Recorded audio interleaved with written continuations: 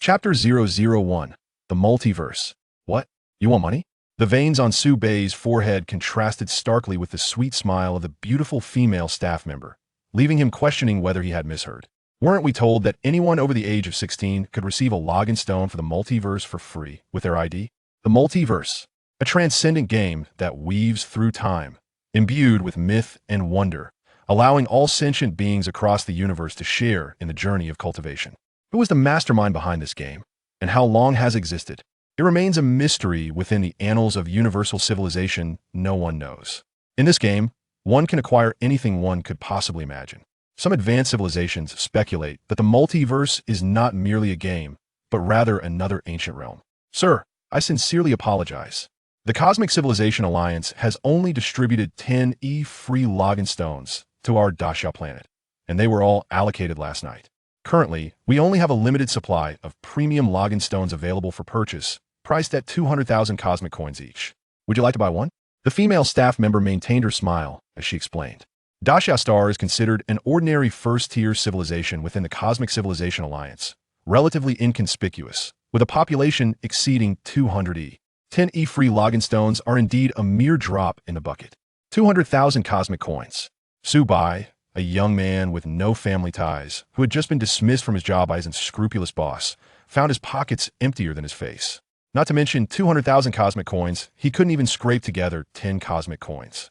Miss, is there truly no way to obtain a free one? Su Bei, still not willing to give up, inquired again. Having lost his job, and with just enough money for tonight's meal, the thought of missing out on the multiverse's login stone made him feel despondent. The desire to end it all crept into his mind. The beautiful staff member replied apologetically, I'm truly sorry, sir, there are none left. However, you may fill out a form to reserve a spot for the next batch of login stones. The Cosmic Civilization Alliance will deliver a second batch of free yellow-grade login stones at the beginning of next month. Fine. Su Bei sighed helplessly. The multiverse was set to launch a new server exclusively for Daxia Star at 8 a.m. the following day. Each newly introduced cultured star civilization only receives one opportunity for server protection upon first contact with the multiverse. Having to wait until next month for a login stone meant he would fall behind everyone else by an entire month. How could he possibly realize his daydream of becoming a CEO in the game, marrying a wealthy beauty, and reaching the pinnacle of life? Sir, while the premium login stone is indeed expensive, it is worth every penny, as there are lottery opportunities once you enter the game. Surely you must reconsider? No, I'm fine, thank you. Su Bei gazed longingly at the dazzling premium login stone within the counter, which sparkled like crystal. The login stone for the multiverse, once blood is drawn upon it, integrates into one's brain, binding them for life. Login stones are categorized into 4 grades: Celestial, Earth, Profound, and Yellow. Yellow grade is the lowest and most common out of every 10,000 individuals. 9,999 use yellow grade login stones. Those who possess a login stone of Profound grade or above, it is said, have the opportunity to win a lottery upon their first entry into the multiverse, potentially gaining significant advantages. As for the even rarer Earth and Celestial grade stones, they are absolute limited editions, exceedingly scarce. These collectible login stones are rumored to harbor hidden treasures within the Profound grade stones, entirely dependent on one's luck. However, to have even the slightest chance of triggering such luck, one must possess a hefty sum of 200,000 cosmic coins. The benefits of possessing Earth and Celestial grade login stones upon entering the game have never been publicly disclosed, but they surely hold extraordinary value. Stepping outside, Su Bei lit a low-quality cigarette with the last of his dwindling funds, observing the line of handsome men and beautiful women queuing to purchase premium login stones. Damn it, how can there be so many people in this world who are both more handsome and wealthier than I am? It's utterly ridiculous. At that moment, a colossal screen in the pedestrian street displayed the same repetitive announcement that had dominated the airwaves for 3 days.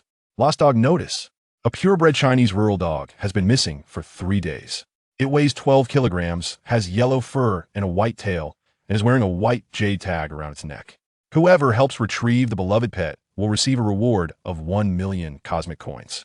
Contact. The individual posting the lost dog notice was undoubtedly affluent. A 1 million coin reward is something an average person would take a decade to earn. Though the substantial reward was enticing, no one had found the dog in the past 3 days. MD, a dog is valued more than a human.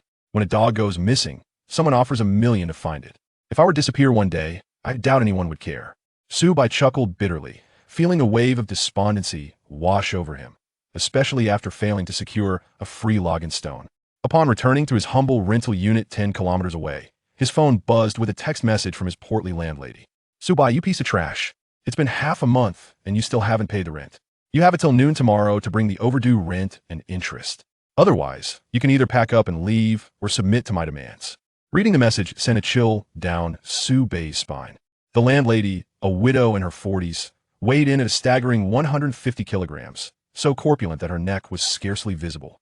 Though Subai was destitute, he was young and strong, with somewhat attractive features, albeit nowhere near the level of the esteemed readers. This had led the landlady to harbor intentions towards him, but Subai had always remained resolute and unyielding. MD, even if he were to be haunted, he would never yield to her otherwise. It would be a nightmare for a lifetime. After deleting the message and reflecting on his dismal life, Subai felt increasingly restless. He went downstairs to the convenience store and used the last 4 cosmic coins to buy a bottle of cheap liquor and a pack of instant noodles. Back in his rental unit, he paired the liquor with the noodles. Having consumed barely half, Subai collapsed onto his bed, intoxicated. Time passed, and in a haze, he faintly heard a barely audible barking sound. Upon waking, he realized it was already 3 a.m.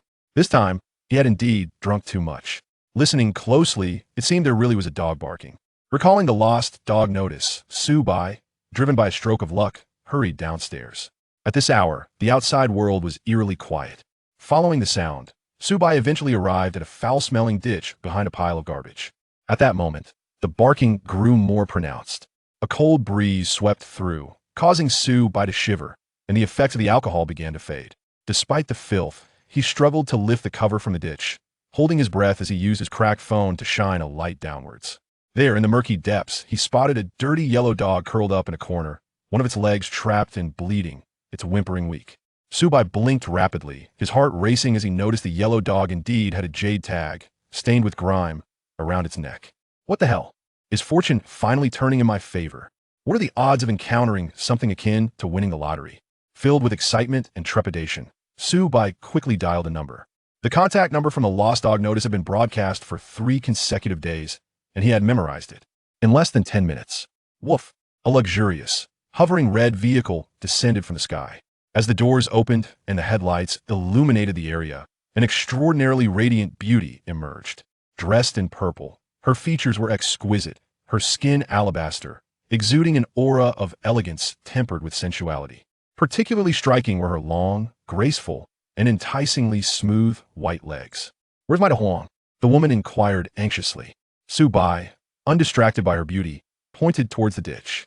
Following the beam of light from his phone, the woman, upon seeing her beloved dog trapped below, leapt into the ditch without hesitation. In just 5 seconds, this delicate and refined woman, unfazed by the mess, emerged from the 2-meter-deep ditch, cradling the injured yellow dog. Damn, she jumped out from that height. Does she possess martial arts skills? Subai was utterly astonished. Concerned for her pet, the woman placed it in the hovering vehicle before preparing to take it to a veterinarian. Subai, feeling desperate, exclaimed, "Miss, you can't just leave like this. What about my reward?" The woman, her focus solely on her ailing dog, replied without looking back, "I rushed out without any money or my phone, but rest assured, I, Mu Wanqing, will not shortchange you. Just give me an account number, and I will transfer the money to you as soon as I get back." Subai immediately shook his head, wary of being taken advantage of. "No way. Either you pay me now, or take me to your home to get the money." With no funds and no job, the potential of receiving a 1,000,000-coin reward was crucial. Subai would not be naive enough to trust her simply because she was beautiful. Over the years, he had been burned far too many times by blind faith. "Take you to my home?" Mu Wanqing raised an eyebrow, her expression one of disdain. "Absolutely not. MD, I helped you find your beloved dog, and you offer me nothing while looking down on me?" Subai felt a surge of indignation. He immediately declared with resolve, "If you won't give me money and refuse to take me with you, then you can leave the dog behind." And you, Mu Wanqing, her heart ablaze with fury, had never before encountered anyone who dared to speak to her in such a manner, especially over a mere sum of 1 million, which cast doubt on her assurances. After a moment of hesitation, she retrieved an exquisite box from within the hover car and tossed it to Subai.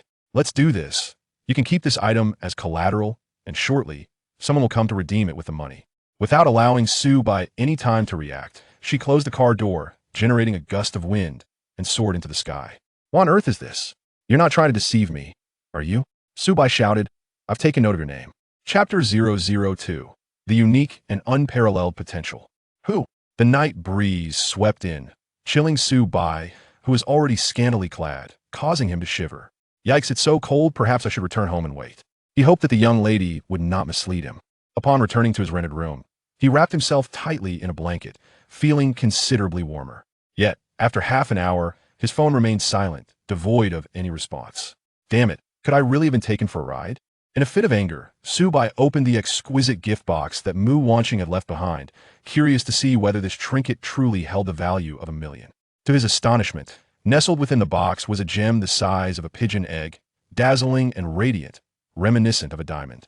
Su Bai's eyes widened in disbelief. The connecting stone of the multiverse? A Xian-level connecting stone? He reached out to touch it, feeling its chilling surface akin to ice, yet he had no time to examine it further. Suddenly, a sharp pain shot through his palm. The connecting stone glimmered, and to his shock, it vanished from his grasp. No way. Could it have activated just like that? This is someone else's property. Ding dong. Welcome to the multiverse. Initiating identity verification. Identity verification successful. Level 1 Ordinary Civilization Resident of the Xia Star, Su Bai, age 19. Unique, unalterable binding completed.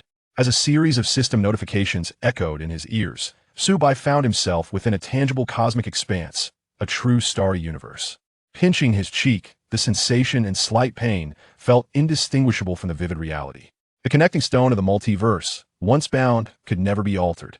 Having inadvertently activated another's connecting stone due to his unfamiliarity, he realized he could not undo this mistake and would have to apologize to Mu Wanqing later.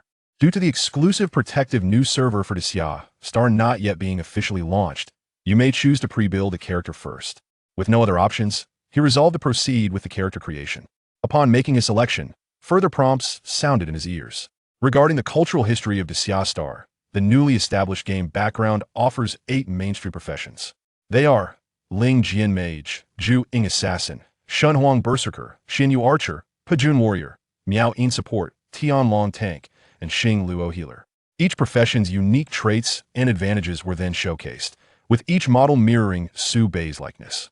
He chose the cool and ethereal Xianyu, the most agile physical ranged output profession. Ding dong. You have successfully chosen the profession Xianyu. Please create a character name. Xian Inu Ma Xiao Nian Shi. Su Bai used his usual flamboyant online alias.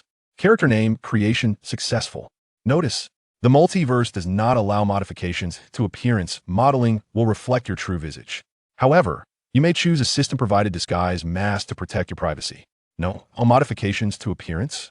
Su Bai had initially hoped to elevate his looks to that of an unparalleled beauty.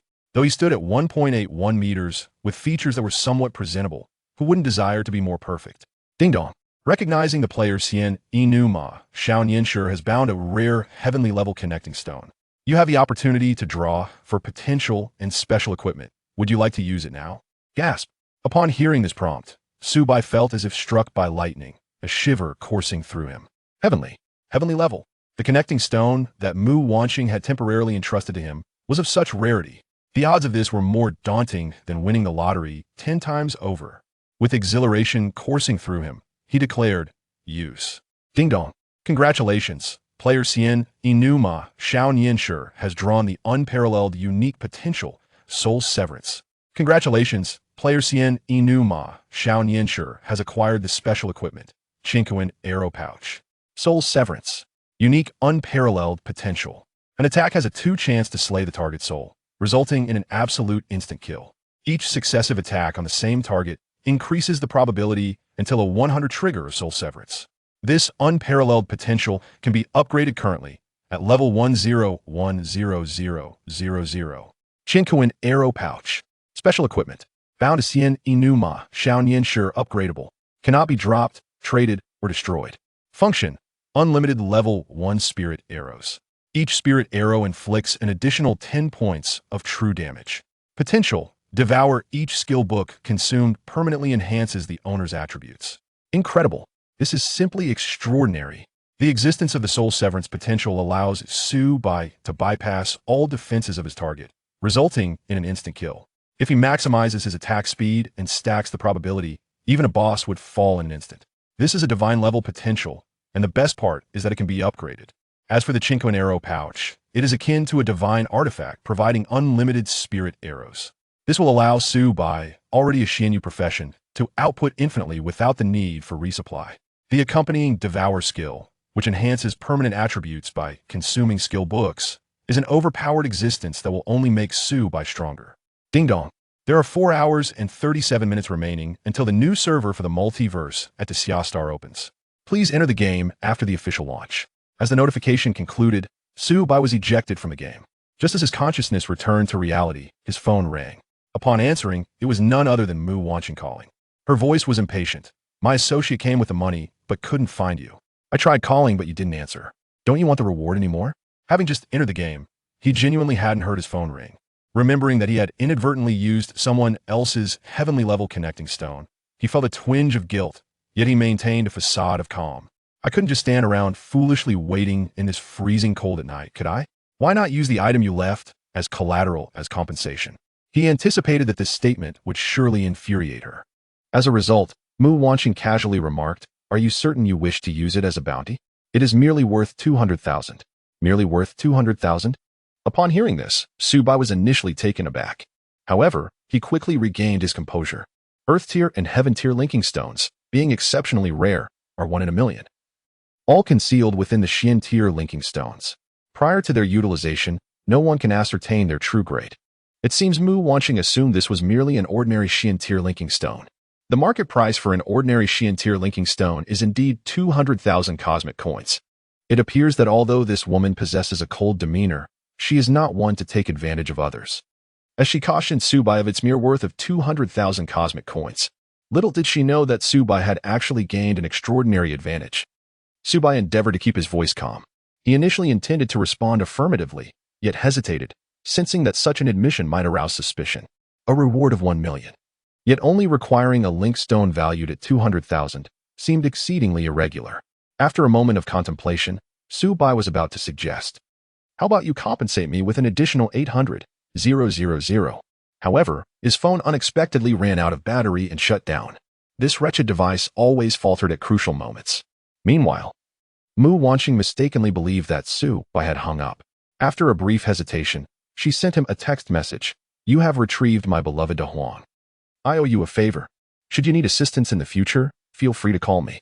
After 5 minutes of charging, Su Bai, finally able to power on his phone, noticed the message from Mu Wanqing. Well, a favor is a favor. In truth, he had indeed taken immense advantage of her. Now endowed with the celestial link stone and the extraordinary potential granted by the universe quiver, Su Bai was so exhilarated that he found it impossible to sleep. He could hardly wait for 8 o'clock to strike, at which point he would plunge into the myriad realms and turn his mundane existence of 19 years around. Chapter 003, Embracing Freedom. As the myriad realms prepared to launch, Su Bai, brimming with excitement and deprived of sleep, felt his stomach rumble with hunger. Yet, he found himself devoid of even a single cent. Drinking tap water proved futile, and in desperation, he decided to reheat the half bowl of instant noodles he had left over from the previous night, hoping to stave off his hunger. After finishing, he remained unsatisfied. So he took a swig of cheap liquor, which ignited a fiery sensation in his throat. At that moment, only a minute remained until 8 o'clock. Now destitute and facing a meal that might be his last, his hopes for a turnaround in life rested solely on this game. As the clock struck 8, Su Bai promptly activated the game through the celestial link stone in his mind. Ding!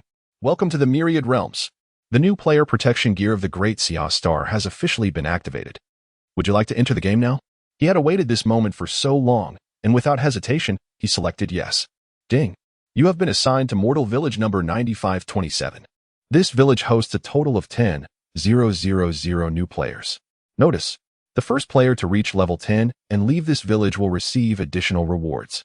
As the announcement concluded, Su Bai found himself in a picturesque village filled with the fragrance of blossoms and the songs of birds. However, before he could fully appreciate the game's breathtaking environment, he felt a sharp pain in his left foot. A hefty individual, weighing over 200 pounds, had stomped on his foot while pushing forward.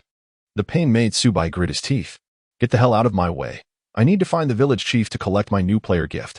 This corpulent man resembled a small mountain of flesh, forcefully parting the densely packed crowd, causing chaos among the throngs of players. Hey, don't shove. Everyone can collect the new player gift. There's no need to rush. Who the hell just touched my chest? Ah, you scoundrel. Why are you grabbing my backside? Get off me, you lunatic. I am human, not the ground.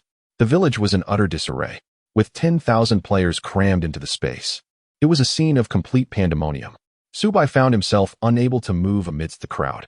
The game had just launched, and the first 3 players to reach level 10 and leave the village were promised additional rewards. Consequently, everyone was vying for those coveted positions. This frantic race to claim the newcomer gift packages from the village chief resulted in an even greater chaos. At this rate, simply obtaining a newcomer gift package would consume a considerable amount of time. Subai's eyes darted about, and in a moment of desperation, he cried out, "Look! A woman running about without any clothes." Yet, not a single soul turned to glance. In the realm of gaming, the pursuit of leveling up took precedence, rendering the allure of women utterly trivial. Seeing his ploy fail, Subai shouted once more, "Everyone look! A golden boss has appeared at the village entrance. Defeating it will surely yield divine artifacts. Where is it? Where is it? Everyone move aside. That boss is mine." His earlier mention of a naked woman had proven ineffective, but the mere mention of a boss ignited a fervor among the crowd. The previously overbearing and brutish figure who had trampled on Subai made his way through the throng like a bulldozer, forcefully carving a path toward the village entrance. Seizing the opportunity, Subai swiftly approached the village chief amidst the commotion created by the rotund fellow, promptly claiming his novice gift package. Of course, he was not the only astute individual. A few other shrewd players also managed to edge their way to the village chief to secure their own packages. They then fell in line behind the corpulent figure, successfully departing the congested village. Damn it! Who was that blithering fool, and where did that B0SS come from? Upon bursting forth, the portly man, upon failing to spot the B0SS, erupted in a fit of rage. However, prioritizing his advancement, he muttered an expletive and immediately set about searching for monsters to slay. Upon emerging, Subai promptly activated the novice gift pack, acquiring a pair of grass shoes, a linen tunic, a wooden bow, and 1,000 wooden arrows. After equipping all items, he took a moment to inspect his attributes. Character: young man on a gallant steed level. 0. Experience. 0 100. Realm: mortal health. 100 hunger. 40 physical attack. 11 magical attack. 2 physical defense. 7 magical defense. 0 movement speed. 10 strength. 5 agility. 5 spirit. 1 constitution. 5 fortune value. 0. Increases luck. The grass shoes and tunic collectively enhanced his defense by 2 points, while the wooden bow contributed an additional point to his physical attack, making his attributes rather dismal. However, it mattered little, for he possessed the potential for soul severance and the cosmic arrow quiver. It was time to embark on an ambitious quest for advancement. Upon exiting the village gate, he beheld a modest number of level 1 frogs, each the size of a mature rooster, wandering in the fields. Subai raised his wooden bow and knocked a simple wooden arrow. With a swift whoosh, he released the arrow, which struck true, achieving a decisive kill. Remarkably, the chance of triggering a soul sever effect, set at 2, activated on his very first shot. Ding! Congratulations on slaying a level 1 frog, earning 5 experience points. Alas, only 5 points of experience were granted, and nothing else. The number of level 1 frogs was finite, and with an increasing throng of villagers emerging, it soon became evident that the supply would not suffice to meet the growing demand. Subai, dismissive of such trivial experience, prepared to depart in search of more formidable foes, having merely tested his arrows moments ago. Can you eliminate a frog in a heartbeat? My friend, let's become allies and form a team. The previously brazen large man, who had only managed to lethargically slay a frog after losing half his health, was taken aback upon witnessing Subai, a practitioner of the Xianyu profession, effortlessly dispatch a frog with a single arrow. After a brief moment of astonishment, he approached with a surprisingly gentle and courteous demeanor. "No need," Subai replied. "I prefer to tackle challenges solo." Having just embarked on the game, equipped with the Zhanpu and Qian Kuan quiver, he had no inclination to team up with others. "Very well, if you hold me in disdain, I shall not insist. May I add you as a friend? Should you acquire any equipment you wish to sell, I assure you I can offer a satisfactory price." The large man maintained a smile, yet Subai's retort was resolute. "I do not enjoy making friends," he stated before walking away. As Subai departed, the large man's feigned smile vanished, replaced by a glint of malice in his eyes. "How dare you disregard my esteemed presence, young man? Should the opportunity arise, I will ensure your downfall." The large man, having discerned Subai's exceptional prowess, sought to befriend him to leverage his strength for leveling up. However, He was unaware that Su-bai held no interest in him whatsoever. Had he not seen Su-bai's ability to eliminate a frog with a single arrow, he would have attacked him without hesitation. Nursing his resentment, the large man noted Su-bai's identifier as he prepared to continue hunting frogs. Suddenly, 3 wooden arrows whizzed through the air, striking him and causing him to collapse to the ground, already in a weakened state. Many players emerging from the novice village were momentarily stunned, astonished that the game had barely commenced and yet a player had already been eliminated. Su-bai discerned the envy glimmering in the eyes of the hefty individual. In reality, he had lived submissively for 19 years. However, when it came to gaming, he yearned for freedom and self-expression. This rotund fellow had previously trampled on him, and, upon witnessing Su-bai's refusal to include him, harbored resentment. Such a person deserved to be dealt with decisively. He resolved to eliminate him once and for all, and should fate decree their paths cross again, he would not hesitate to strike down his foe anew. For those destined to be adversaries, one must ensure their demise is absolute. With a faint red name hovering above him, Su-bai strode away amidst the fearful gazes of numerous players. Meanwhile, the hefty individual, having been vanquished and returned to the novice village, was so incensed that his face turned a deep shade of blue.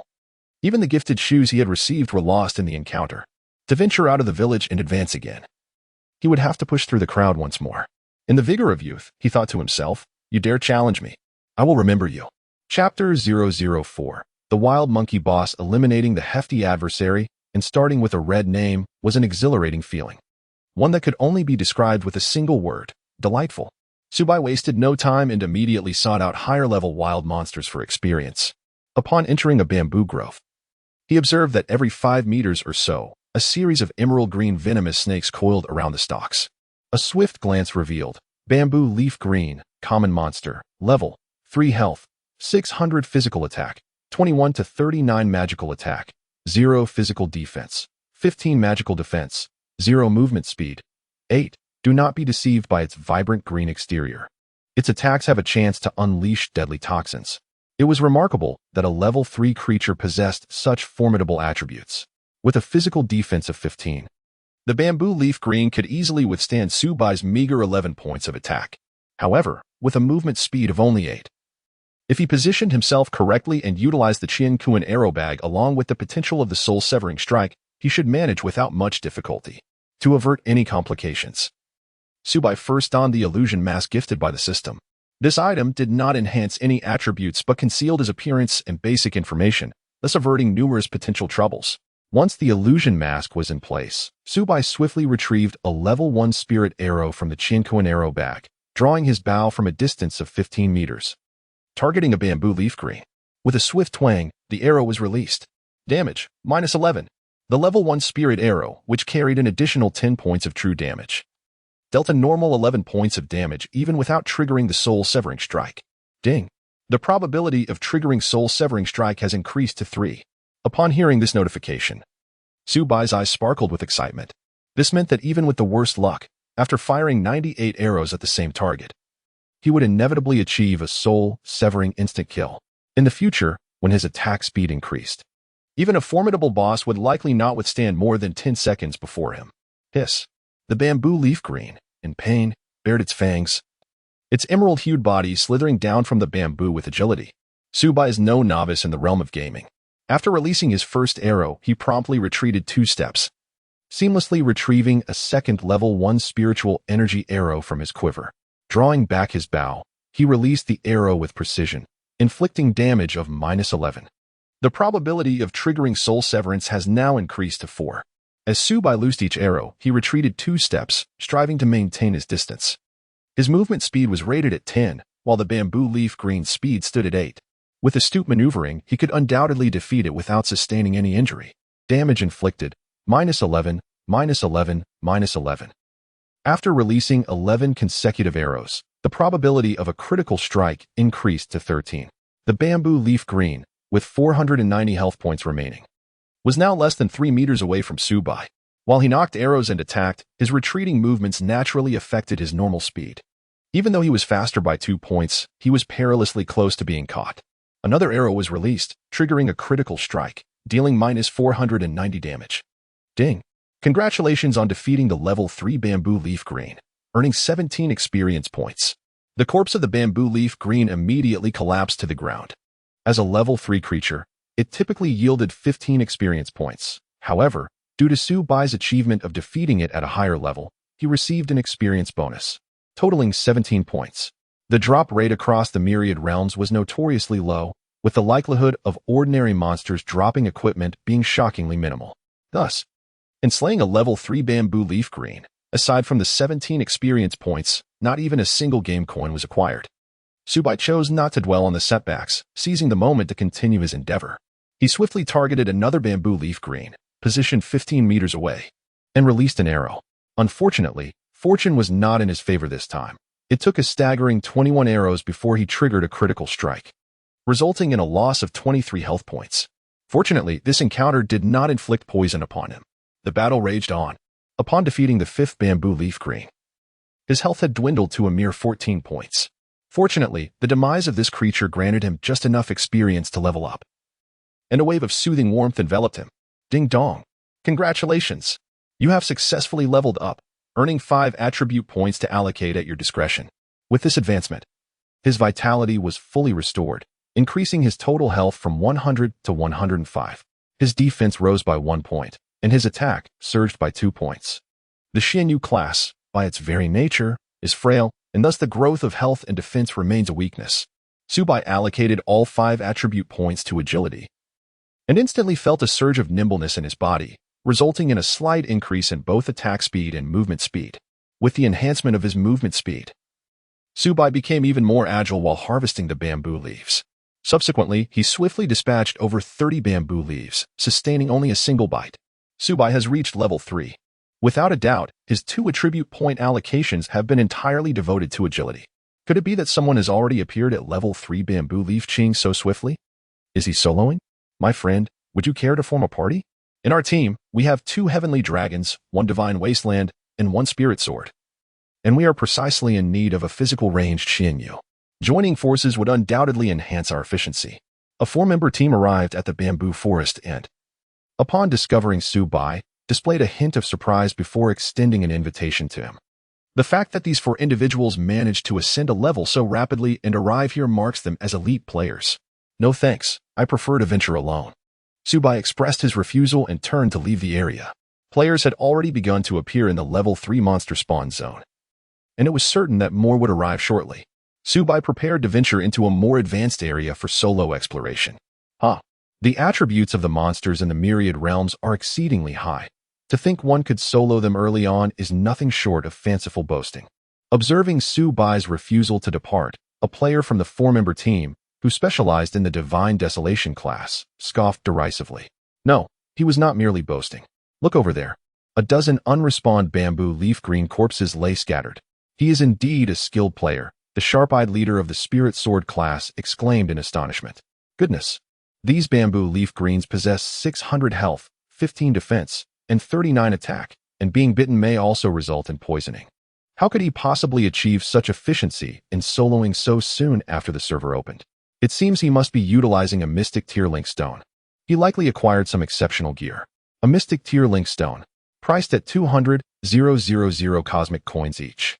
My goodness, wealth is truly advantageous. Captain, tackling these bamboo leaf greens seems a bit daunting. Perhaps we should return to farm the level 2 mountain chickens instead. Indeed, after this group departed, Su Bai ventured into a mountainous region.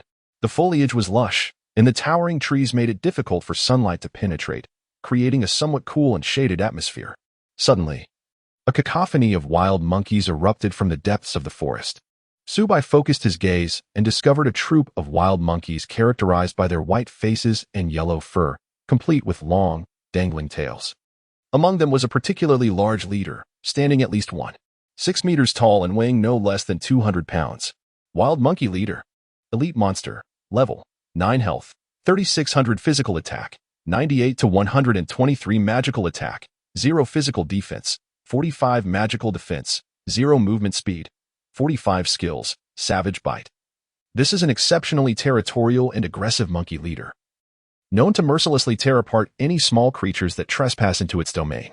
It is advisable to steer clear of this perilous creature. A diminutive boss. Su Bai felt a flicker of warmth in his gaze. Within the myriad realms, One could observe the attributes of monsters that were no more than 10 levels above their own. Although he had encountered a minor boss, upon inspecting its attributes, Subai resolved to refrain from engaging it for the time being. As long as his first arrow did not trigger the Soul Reaper, this wild monkey chief, with its high speed of 45, could swiftly close the distance and eliminate his fragile form. Moreover, it was accompanied by a throng of minions. He decided to wait until he leveled up a few more times before attempting to slay it. Subai, discerning the atmosphere, departed from the area and swiftly arrived at the edge of a serene lake. There, he was captivated by the sight of wandering creatures. Chapter 005. The first piece of equipment along the lake shore, approximately every 10 meters, roamed a creature the size of a young calf. Adorned with a robust shell and possessing a head reminiscent of an insect, diligently grazing on the aquatic vegetation. Louse turtle. Common monster. Level 7 health, 1500 physical attack, 46 to 79 magical attack, 0 physical defense, 80 magical defense, 40 movement speed, 8 skill. Party resistance reduces damage taken by 40. A level 7 louse turtle boasts formidable physical and magical defenses, with substantial health and an innate damage reduction ability. Such a creature would be a sought-after target for others striving to level up, as its resilience makes it a challenging adversary. However, for Subai, it represented the perfect opportunity for monster hunting and experience gain. With a movement speed of only 8, and armed with the slaughter blade and the universe arrow quiver, Subai, for levels above, faced no difficulty in targeting them. Without hesitation, he took action. Drawing his bow, he released a level 1 spirit arrow, which, like a streak of light, struck the insect-like head of a louse turtle. The slaughter blade activated, inflicting damage, minus 1,500. Subai experienced a remarkable stroke of fortune once more. His first arrow triggered a critical strike. The chitinous tortoise let out a mournful cry, its limbs flailing helplessly before it toppled over, lifeless. Ding dong. Congratulations on defeating a level 7 chitinous tortoise, earning experience points. 40. To ascend to level 4, a total of 800 experience points is required. This implies that one must vanquish 20 chitinous tortoises to achieve the next level. The exhilaration of defeating foes beyond one's level is truly delightful. With a flicker of excitement at the corners of his mouth, Subai locked his sights on another level 7 tick turtle and released an arrow with a swift motion. Damage, minus 7. Without triggering the soul-cleaving strike, he could not penetrate its defenses, relying solely on the 10 points of true damage from his level 1 spiritual energy arrow. The tick turtle possessed a damage reduction of 40, resulting in a mere 7 points of damage. The assaulted tick turtle's eyes turned crimson as it let out a low growl, charging menacingly towards Subai, its heavy rocky shell weighing it down. Despite the tick turtle's meager 8 points of movement speed, Subai remained unfazed, continuing to draw his bow and shoot arrows from his position. Damage, minus 7, minus 7, minus 7. Subai did not retreat even a single step. As the lice tortoise approached within a mere 4 meters, the soul cleaver was triggered once more, yielding an impressive 40 points of experience. Ah, an equipment drop has been obtained. Subai's eyes gleamed with a flicker of interest as he noticed that beneath the fallen corpse of the tick turtle lay a pair of dark gray shoes. In the myriad realms, aside from the guaranteed drops from B0SS encounters, the probability of acquiring equipment from lesser monsters was dismally low. Subai excitedly stepped forward and examined the pair of shoes. They were heavy turtle shoes. Quality, none. Physical defense, 7. Magical defense, 2. Note, due to their excessive weight, wearing these will reduce movement speed by 2 points. Damn. A reduction of 2 points in movement speed with such lackluster attributes makes them utterly worthless. Subai expressed his disdain. He was unwilling to sacrifice 2 points of movement speed for a mere 7 points of physical defense and 2 points of magical defense by equipping those shoes. They were better off being sold. However, given their unimpressive attributes, they would likely fetch a paltry sum. Yet, pondering the dismal drop rates across the myriad realms, Subai decided to list the item for auction on the village's consignment platform. Starting price, 200 coins. Since he had yet to leave the mortal village, the equipment would only be visible to the 10,000 novice players within this village. Hopefully, he could sell it for a few hundred coins. He was quite hungry and could order takeout once he had the funds. After listing the item, Subai resumed his battles. The early stages of the myriad realms were exceedingly challenging. While still in the novice village, he couldn't learn any skills, and the monsters were formidable. He had been hunting frogs and had yet to reach level 1. Finally liberated from frog hunting, he formed a party with his level 1 Great Spirit Sword. along with a level 1 tank like the Great War General or Heavenly Dragon. He could also invite long-range classes such as Xianyu, Xingluo, or Miaoyin. Once the party was full with 8 members, they would tackle the level 3 wild boars. Hey, I still need 5 frogs to reach level 1. Can you save a spot for me? Don't steal my frogs. I just need 5 more to level up. Fei Hua Studio was offering paid assistance, providing steady efficiency in farming level 3 wild boars, with 2 spots available. The fee was 500 coins per hour.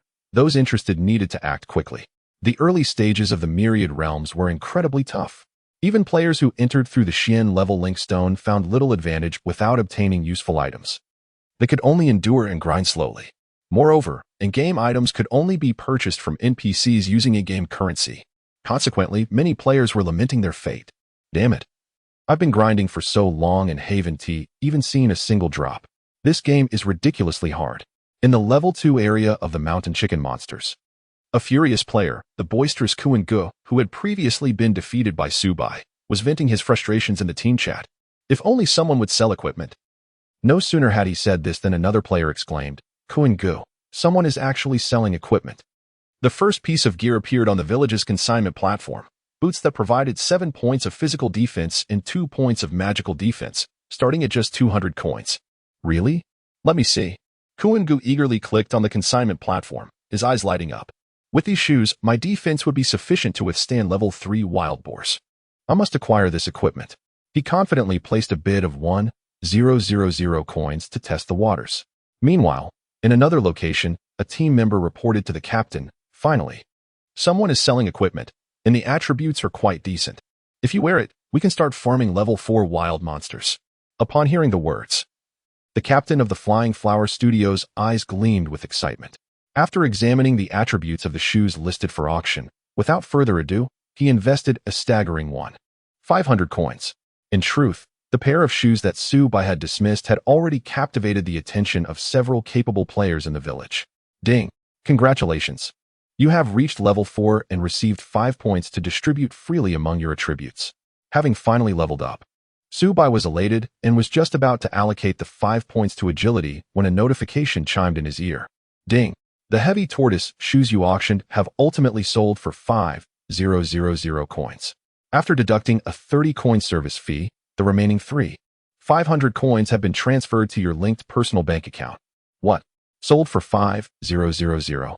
Which unfortunate soul purchased such an unremarkable pair of boots? Truly a generous person. The bank account was directly linked to the game, and Subai quickly checked. Indeed, he found an additional 500 coins in his account. What a delight. He had earned in a single transaction what he would typically make in 2 months. Though the service fee felt a bit steep, with 500 coins deducted. It was a painful loss. With newfound wealth, Subai promptly logged off, indulging in a rare luxury by ordering an extravagant takeout worth 200 coins. Arranging for delivery after midnight. He then immediately logged back on to continue his leveling journey. Meanwhile, Kuan Gu, who had spent 5,000 coins on the heavy tortoise shoes, was energetically rallying his teammates. Let us head out to the level 3 monster zone. In his youthful exuberance, Kuan Gu felt invincible. With an additional piece of equipment, the 250-plus pound Kuan Gu considered himself the most stylish in the village, striding with a sway that made his ample flesh quiver, almost as if he were riding the wind. Chapter 006. The first kill of the boss after reaching level 4, the experience required for the next level doubled, demanding 800 points to reach level 5. This meant Subai would have to defeat 80 lice turtles to level up.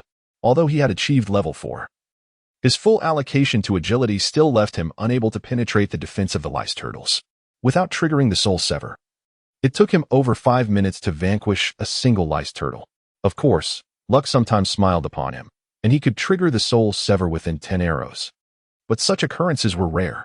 While the soul sever could be upgraded, Subai discovered that each successful trigger would only increase its potential by a mere point. In other words, to elevate the soul sever to the next level, he would need to trigger it a staggering 10,000 times.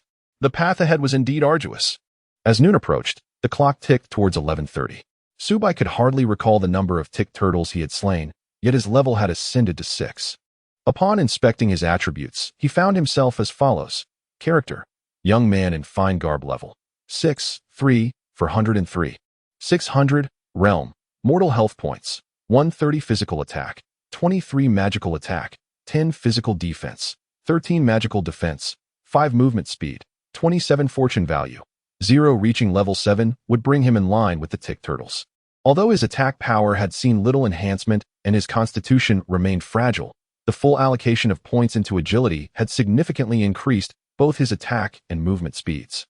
During this time, no equipment had dropped, but he had acquired 3 level 1 rejuvenation pills. Consuming one would instantly restore 100 health points, with a cooldown of 20 seconds. Despite the generous drop rate across the myriad realms, Su Bai's initial inventory, limited to 10 slots, remained disappointingly empty, save for the 3 rejuvenation pills. Now at level 6. His enthusiasm for hunting tick turtles had waned considerably, just as he prepared to slay another turtle to change locations. He was startled by an unexpected alert upon the creature's demise. Ding! Due to your extensive slaughter of tick turtles, you have attracted the attention of the tick turtle mini-boss, which is about to appear. Exercise extreme caution. A boss. Su Bai's eyes sparkled with excitement. At that moment, the once tranquil surface of the lake became tumultuous. The waters swirling with increasing ferocity, waves cascading outward in all directions. In the next instant, a colossal turtle, roughly the size of an automobile and adorned with a massive shell encrusted with coral, weighing no less than 7 to 8 tons, surged forth from the depths. Behold, the larvae turtle chief, elite monster. Level, 9 health, 4,000 physical attack, 111 to 149 magical attack, 0 physical defense, 85 magical defense, 55 movement speed, 20 skills, level 2, hardened resistance, foul breath. After nearly 50 years of existence, the larvae turtle chief typically lurks in the depths of the lake, but when sensing a threat to its kin, it rises from the depths to extinguish any danger. Goodness, the aura of this boss is truly formidable. The attributes of the larvae turtle chief surpass even those of the wild monkey chief. Fortunately, it possesses a mere movement speed of 20. Su Bai currently possesses a movement speed of 27, which is quite promising. Moreover, B0SS level monsters are guaranteed to drop equipment. Equipment translates to wealth. Su Bai, seizing the initiative, drew his bow and knocked an arrow to launch an assault on the small leader of the cicada turtle before it had fully departed from the lake. Damage, -5. The initial arrow inflicted a mere 5 points of damage, yet the probability of triggering the soul-severing potential has risen to 3.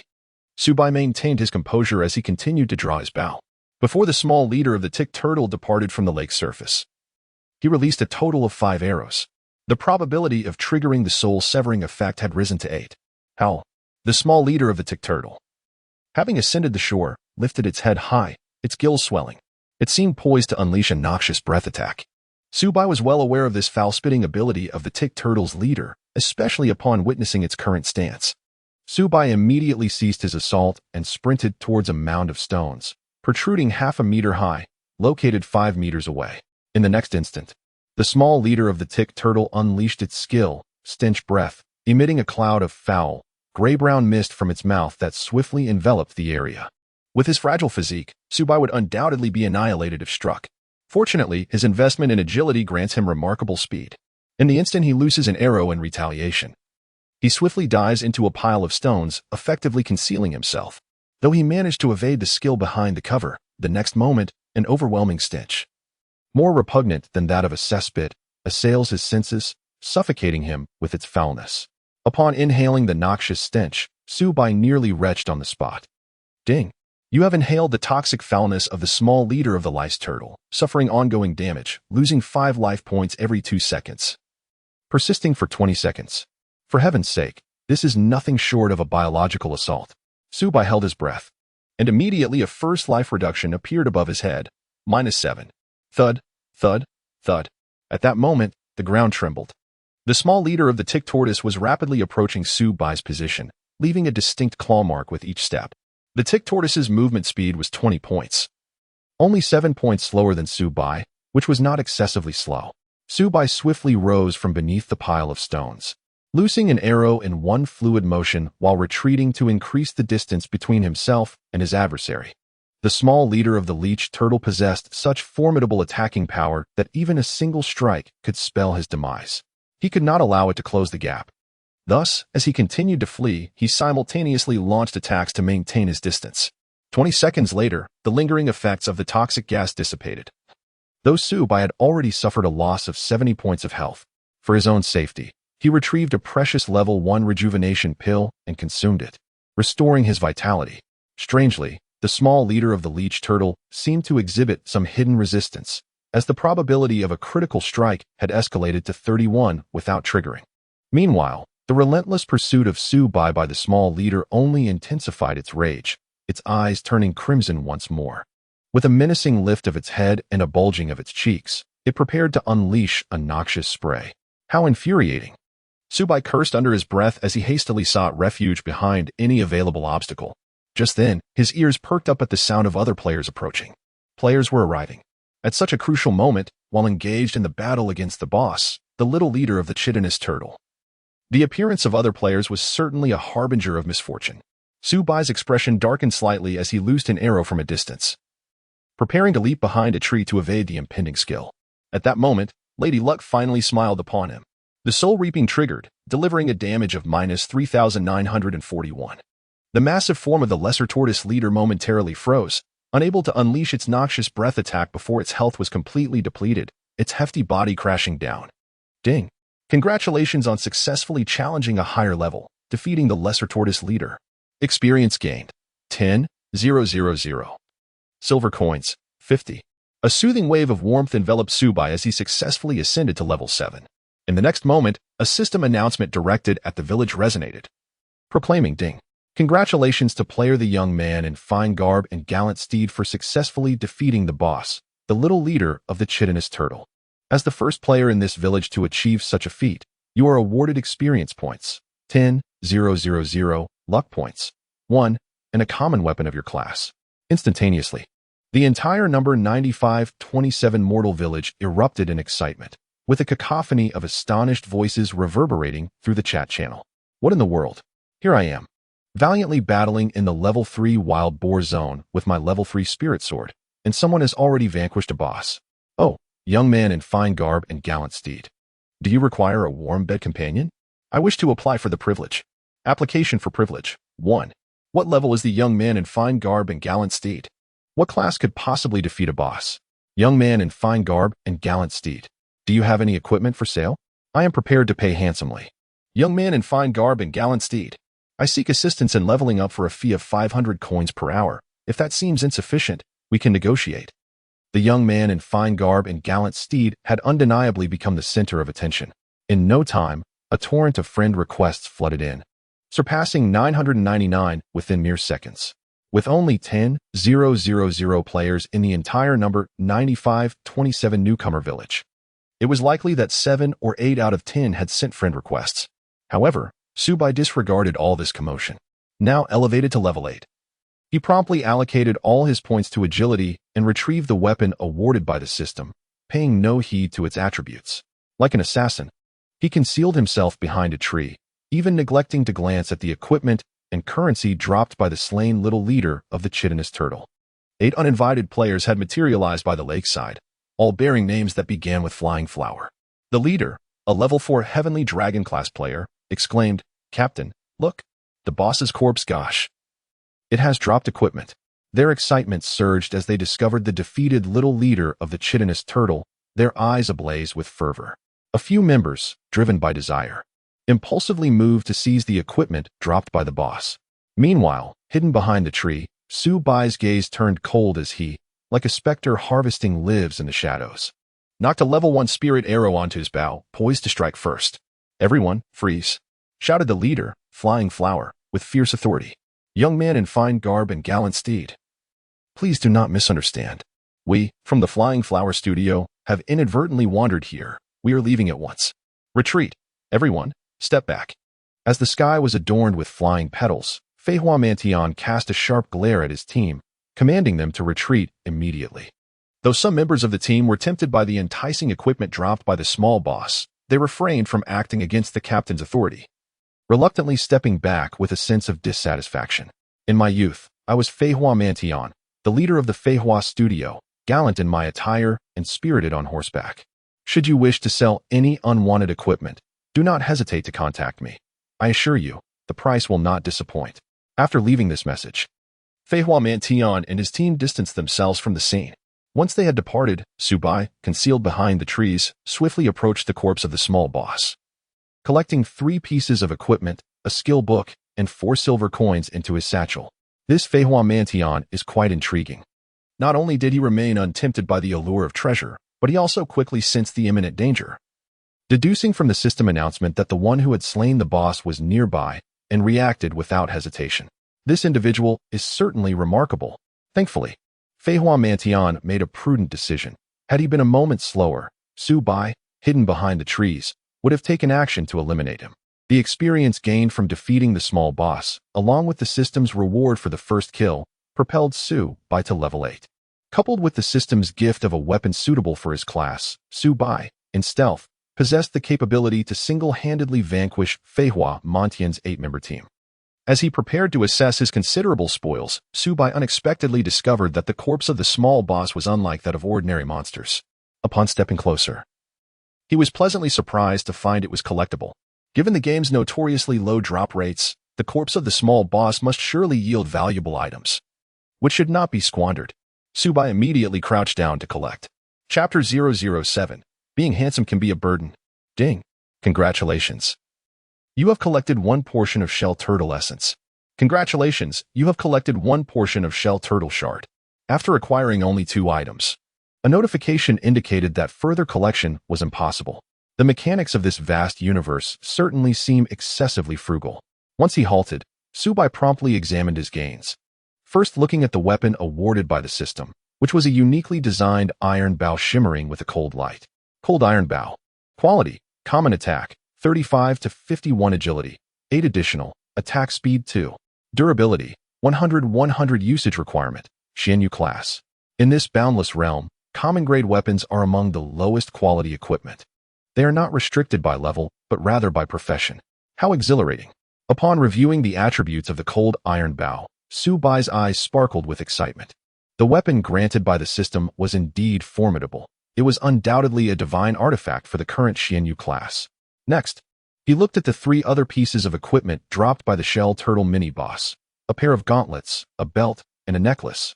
Stonehide gauntlets. Common, physical defense 7. Magical defense 3. Restricted to the Divine Ruins, Breaking Army, and Heavenly Dragon classes.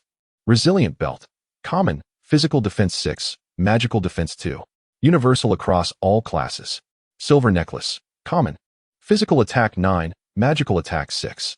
Universal across all classes. What the heck? For the first boss of the village, is this all that drops? All common grade gear. Not even reaching the level of quality items. However, considering the notoriously low drop rates in this universe, Subai felt considerably more at ease. The belt and necklace were usable for him, so he equipped them immediately. There is also a skill book. Subai quickly took it out.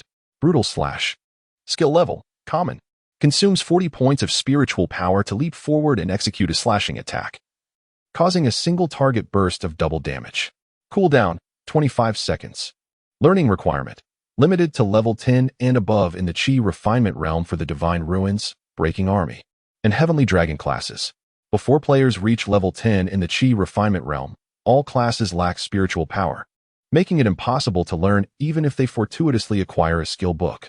Subai had no use for this Brutal Slash. Selling it would be futile as others could not utilize it either. Fortunately, the Qiankuan Quiver could absorb skills, so he decided to let it consume the book. Ding!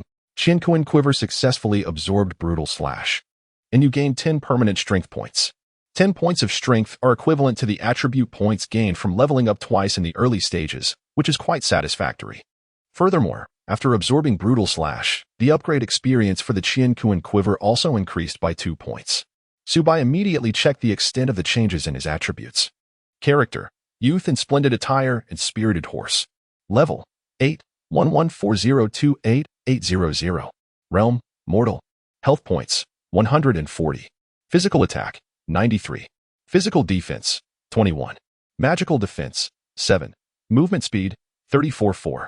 Luck value: 1. With the addition of 3 pieces of equipment and the consumption of a skill book, his attributes surged remarkably.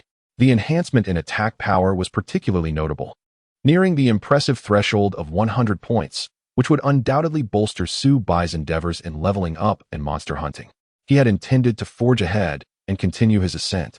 But the insistent pangs of hunger proved too overwhelming to ignore. Subai decided to list his unused handguard on a consignment platform, opting for a bidding format for the sale. This time, he set a starting price of 4,000 coins. Given that a previous pair of worn-out shoes had been purchased by an unsuspecting buyer for 5,000, pricing the handguard at 4,000 is undoubtedly justifiable. After completing the listing, Subai promptly logged off. The timing was impeccable. Scarcely had he logged off when the delivery driver arrived punctually with his extravagant meal. It included half a salt-baked chicken, a bowl of farmhouse rice, a taro casserole, and a plate of Shanghai greens, along with 3 large boxes of white rice. Such indulgent treatment was something Subai, during his working days, would only indulge in during festive occasions. Subai felt a surge of appetite as he picked up the remaining half of a subpar white liquor and took a generous sip, followed by a hearty bite of chicken leg. How delightful! Famished, he polished off 4 dishes along with 3 large boxes of rice in less than 10 minutes, letting out a satisfied belch.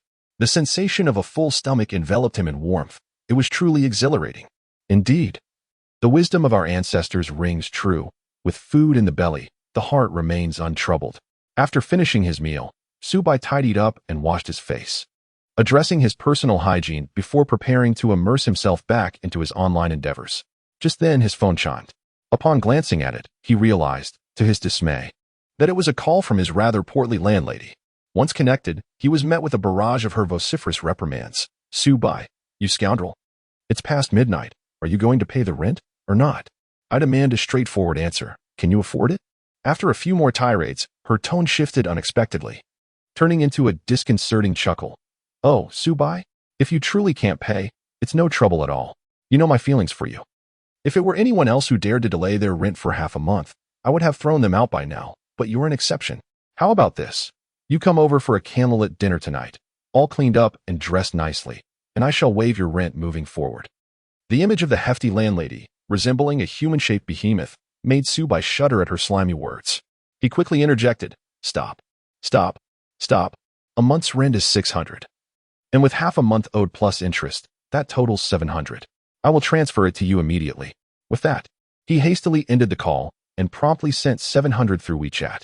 To his surprise, the landlady responded with a sultry glance that sent chills down his spine, nearly prompting him to block her on the spot. Damn it, it's all because of this naturally handsome face of mine. Every woman seems to have their sights set on me. Being good-looking is indeed a burden. This simply won't do. Once I earn more from the game, I must swiftly move to a better place, far from this terrifying landlady for my own safety. Resolute in his decision, Subai logged back into the game. Just as he entered, another notification chimed. Ding. The stone skin gauntlets you listed have sold for 10,000. After deducting a 30 fee, the remaining 7,000 has been transferred to your linked personal bank account. 10,000. The figure left him momentarily speechless. These wealthy magnates truly do not regard money as anything of significance. With the 7,000 now deposited, his account swelled to a substantial 9,600. With continued effort, perhaps he would soon be able to purchase a home of his own. In his excitement, Subai promptly utilized the free teleportation skill available once every 24 hours, intending to take a brief respite before returning to hunt monsters. Upon his arrival in the village, he observed a stark contrast to the initial influx of players. The area had become significantly more spacious. Evidently, everyone was diligently striving to level up as swiftly as possible. Alas, the Xianyu class proved to be exceptionally challenging to play, leaving him without even a single coin to purchase arrows. Is there a benevolent soul willing to lend me some currency for arrows? I could provide an IOU.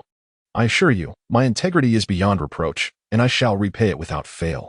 I am willing to buy game currency at a premium rate of 1 silver for 200 coins, and for larger quantities, we can negotiate the price further. For immediate transactions, I am prepared to offer 1 silver for 230 coins. Our esteemed Kuan-gu from SH is also acquiring game currency at 1 silver for 250 coins. At the village entrance, several players vocally solicited contributions, acting as intermediaries for their affluent benefactors. The scarcity of game currency was on par with the rarity of equipment drops, resulting in many players, after enduring such hardships, finding themselves devoid of even copper coins. This plight was particularly pronounced among independent players who chose the Xianyu class. After depleting the 1,000 free wooden arrows provided by the system, they were left without the means to purchase more. With no arrows at their disposal, they were reduced to striking monsters with their bare hands, a fate so dire that even dogs would scorn them. As they struggled to find teammates willing to join their cause, Subai smiled inwardly, grateful for his Chuan arrow pouch, which provided an endless supply of arrows. Ignoring the cries of the vendors, he understood the significant value of game currency in the present context. To sell it for mere money would be an exceedingly foolish act. Chapter 008, Hidden Quest. Subai currently possesses a substantial fortune of 54 silver coins. Among them, 50 coins were earned through the rewards of the B0SS first kill system, while the remaining 4 coins were obtained from the loot dropped after the B0SS demise. Subai first approached the village's apothecary to inquire about available items for purchase. Level 1 Rejuvenation Pill, 50 copper coins each. Level 2 Rejuvenation Pill, 1 silver coin each. How outrageous! In the vast realms of the myriad worlds, the currency exchange is such that 100 copper coins equate to 1 silver coin, 100 silver coins to 1 gold coin, and 100 gold coins to 1 low-grade spirit stone. Subai intended to venture forth shortly to confront the wild monkey chieftain, B0SS. Defeating B0SS grants the highest experience points and the potential for equipment drops. To prepare for any eventuality, he procured 10 level 1 rejuvenation pills and 5 level 2 rejuvenation pills, spending a total of 10 silver coins. Each level 2 rejuvenation pill restores an impressive 200 health points and has a cooldown of 20 seconds. Although Subai's total health was merely 140, he deemed it prudent to acquire a few high-quality elixirs for added assurance. After purchasing the potions, Subai sought out the equipment vendor NC for further enhancements. In the realm of mortals, the equipment on offer was of the lowest tier, providing pitifully minimal bonuses to attack and defense, and the prices were exorbitantly high, with even the most basic piece of equipment starting at 30 silver coins. Subai couldn't help but marvel at the situation, promptly abandoning his intention to purchase equipment. After wandering around the village once more, he discovered a lack of valuable quests. Remaining there would be a mere waste of time, and he resolved to depart the village to continue his quest for leveling up. Just then, a player named Little Clever approached him unexpectedly. "Master, grant me 5 silver coins, and I can provide you with a hidden quest." It was surprising that a player named Little Clever was still at level 0. He must have been aimlessly wandering the village.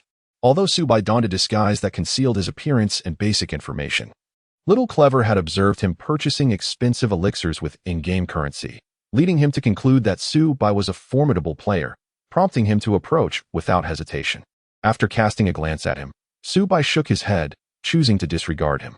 If there truly existed a concealed mission, others would have already seized it, and they would certainly not divulge it to anyone else. Aware of Subai's skepticism, the clever little one insisted, "I am not deceiving you. That hidden task requires 30 silver coins to activate, which I cannot trigger. If you provide me with 5 silver coins, I will guide you to the NC that offers the hidden mission." Subai cast a curious glance at him and inquired, "On what grounds do you assume that I possess game currency to undertake that task, and that I am able to pay you 5 silver coins?" "Because you are the legendary youth, clad in fresh attire and brimming with vigor," the clever little one confidently asserted. "Since the game's launch, I have remained in the village, and through my observations, you are the only individual who has had the means to purchase potions during this time. The drop rates in this game are appallingly low. Only you, having claimed the first kill of the boss, possess the wealth to buy potions and the capability to undertake that task. In truth, I have long wished to reach out to you, having attempted to add you as a friend, but regrettably, you did not accept." This fellow had scrutinized the situation with such diligence that he could deduce his own identity. However, it seemed absurd that someone would squander time in the village merely for the sake of 5 silver coins, searching for those capable of triggering a hidden quest. Regarding the clever little one's explanation, Subai was utterly unconvinced. "Is it truly only for 5 silver coins?" The clever little one nodded affirmatively, indeed. Subai immediately curled his lips into a smile, shook his head, and turned to leave. Great deity, that hidden quest is indeed real. To deceive you would be unthinkable. Observing Subai's swift departure, the clever little one grew anxious. "You can trigger the quest, and then pay me 5 silver coins."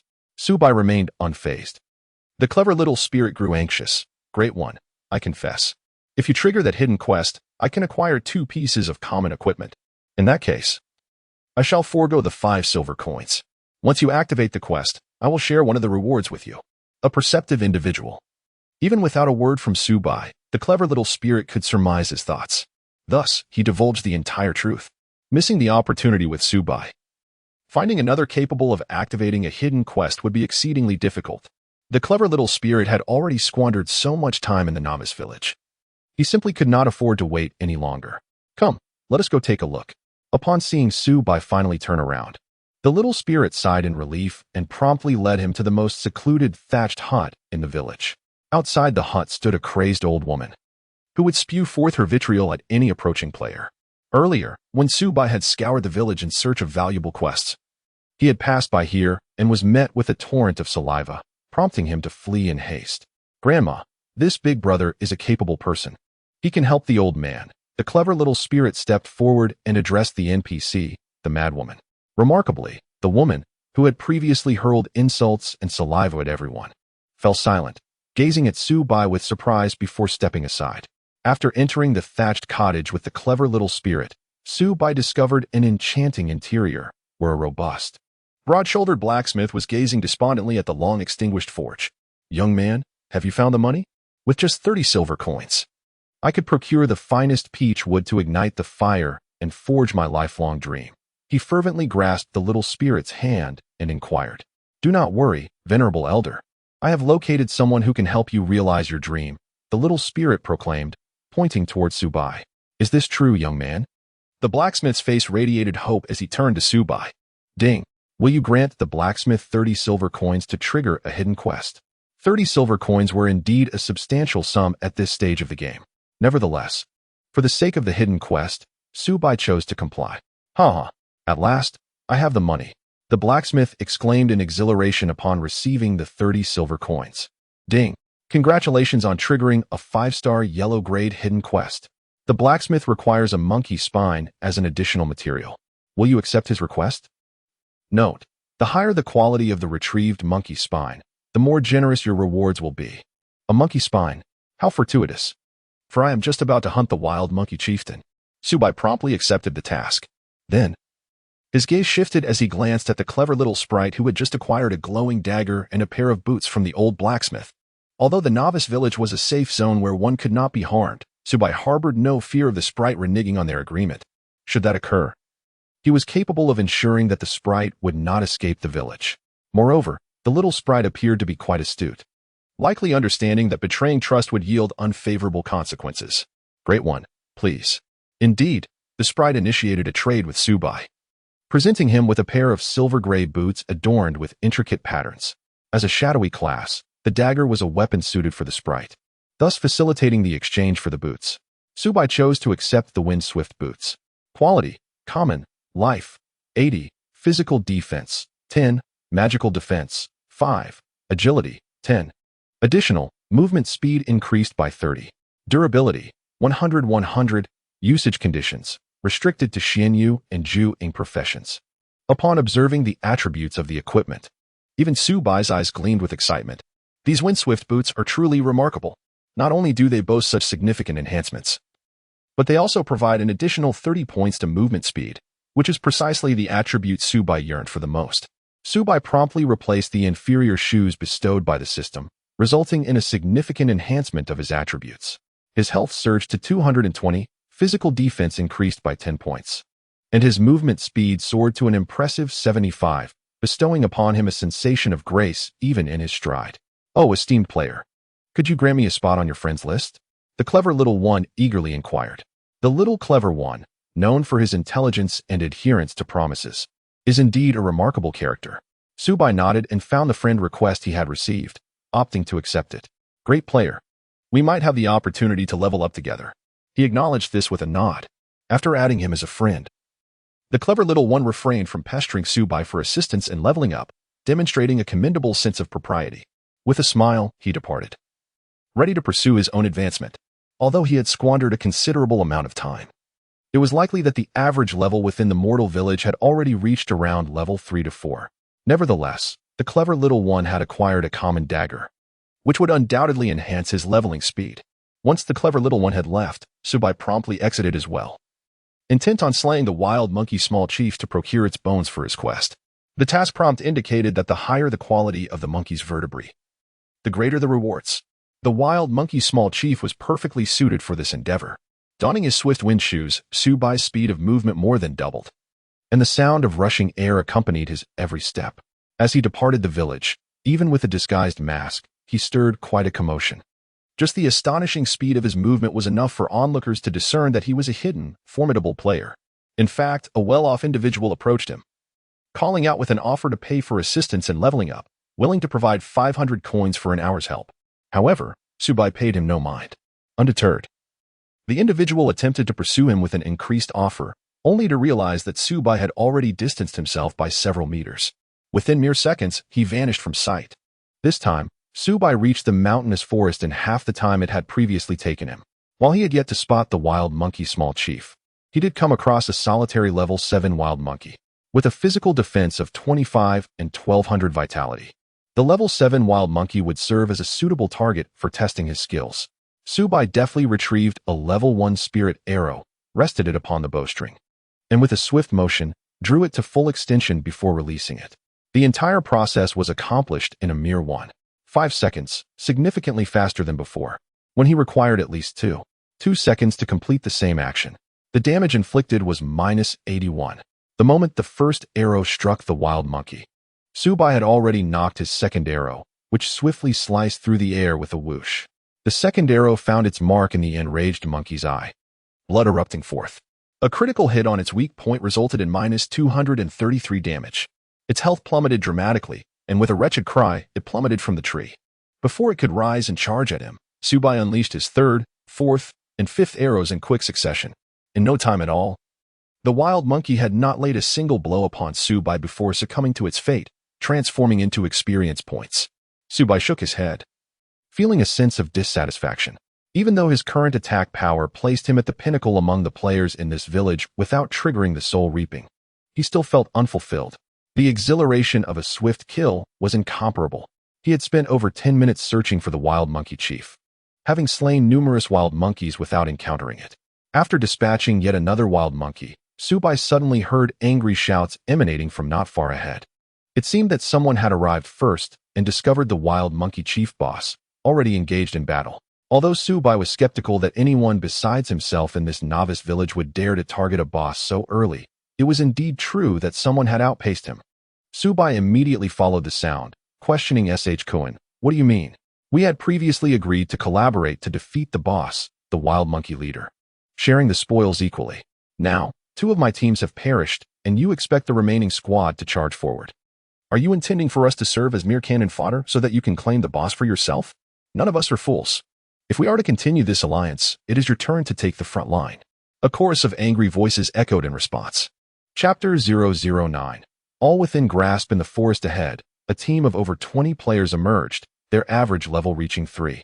With a few elite players at level 4 among them. The 9-level boss, the wild monkey leader, had already been stripped of its minions. It was now under siege. The battlefield was grim, with over 20 player corpses strewn across the ground, all victims of the enraged wild monkey leader. The boss, once boasting 3,600 health points, had been worn down to around 1,000. Just as victory seemed imminent, discord rippled through the ranks. A player named Soming glared furiously at a hefty individual weighing over 200 pounds, none other than Kuin, whom Subai had previously vanquished. Upon discovering the boss, Soming and Kuin had quickly aligned, deciding to join forces. They had employed numerous expendable players to whittle down the boss's health. Initially, everything progressed smoothly. However, as the battle raged on, Soming realized that Kuin was continuously sending his own recruits to the front lines while his own men remained in the back, resulting in a situation where out of the 20-odd players, only 5 were his. The rest were all under Kuin's command. Though they had agreed to share the loot equally after defeating the boss, there lingered the possibility that Kuin might reconsider and attempt to hoard the rewards for himself. Recognizing the troubling shift, Soming ordered his men to withdraw and confronted Kuin. "Brother, your intentions are rather sinister. I, Kuin, am a man of my word. I promise to share equally, and I have no designs of claiming it all for myself." "Fine, as you say, let my men take the front," Kuin replied, his flabby cheeks quivering as he grinned. He then called out, "You few, Tianlong," swiftly replaced Soming's men. "Remember to take turns in the front line. The rest of you, Lingjian, Miaoyin, Xingluo, put in extra effort. This beast has no magical defenses, and you are the main source of damage. As he spoke, he shot a glare at several members of the Xianyu profession, expressing his frustration. A bunch of useless fools. You can't even break through the defense of the wild monkey chief. Did I pay 300 coins per person for you to merely eat and do nothing? After we defeat the boss, your promised rewards will be halved. Upon hearing S.H. Cohen's words, the players of the Xianyu profession, who had been lured into this endeavor, felt a mix of anger and helplessness. The wild monkey chief boasted a physical defense of 45 points, and presently, there wasn't a single member of the Xianyu profession in the entire village capable of penetrating that defense. Brother Dit Songming, are you satisfied with my arrangements? S.H. Cohen chuckled as he approached Dit Songming. Dit Songming nodded, though concern lingered on his brow. We lack sufficient meat shields. The remaining members of Pijun and Tian Long may not last until the wild monkey chief falls. Just as he finished speaking, the two Pijun members assigned to tank the wild monkey chief had already fallen one after the other, with one brutally dispatched by the chief's skill, leaving a gruesome scene. Now, only one Tian Long member remained, stubbornly enduring the onslaught. The wild monkey chief possessed a staggering maximum attack power of 123. At this juncture, even the fully defensive Tian Long could only withstand around 6 seconds in its presence. Brothers, do not worry, S.H. Cohen grinned, his gaze sweeping over the 7 Xianyu players hiding behind, ready to attack. You 7, listen up. Once the Tian Long falls, you will take turns charging in to take the hits. If you die, I will reward you each with an additional 100. After all, since you're not dealing damage, you might as well serve as cannon fodder. Dit Songming felt a deep disdain for S.H. Cohen's words.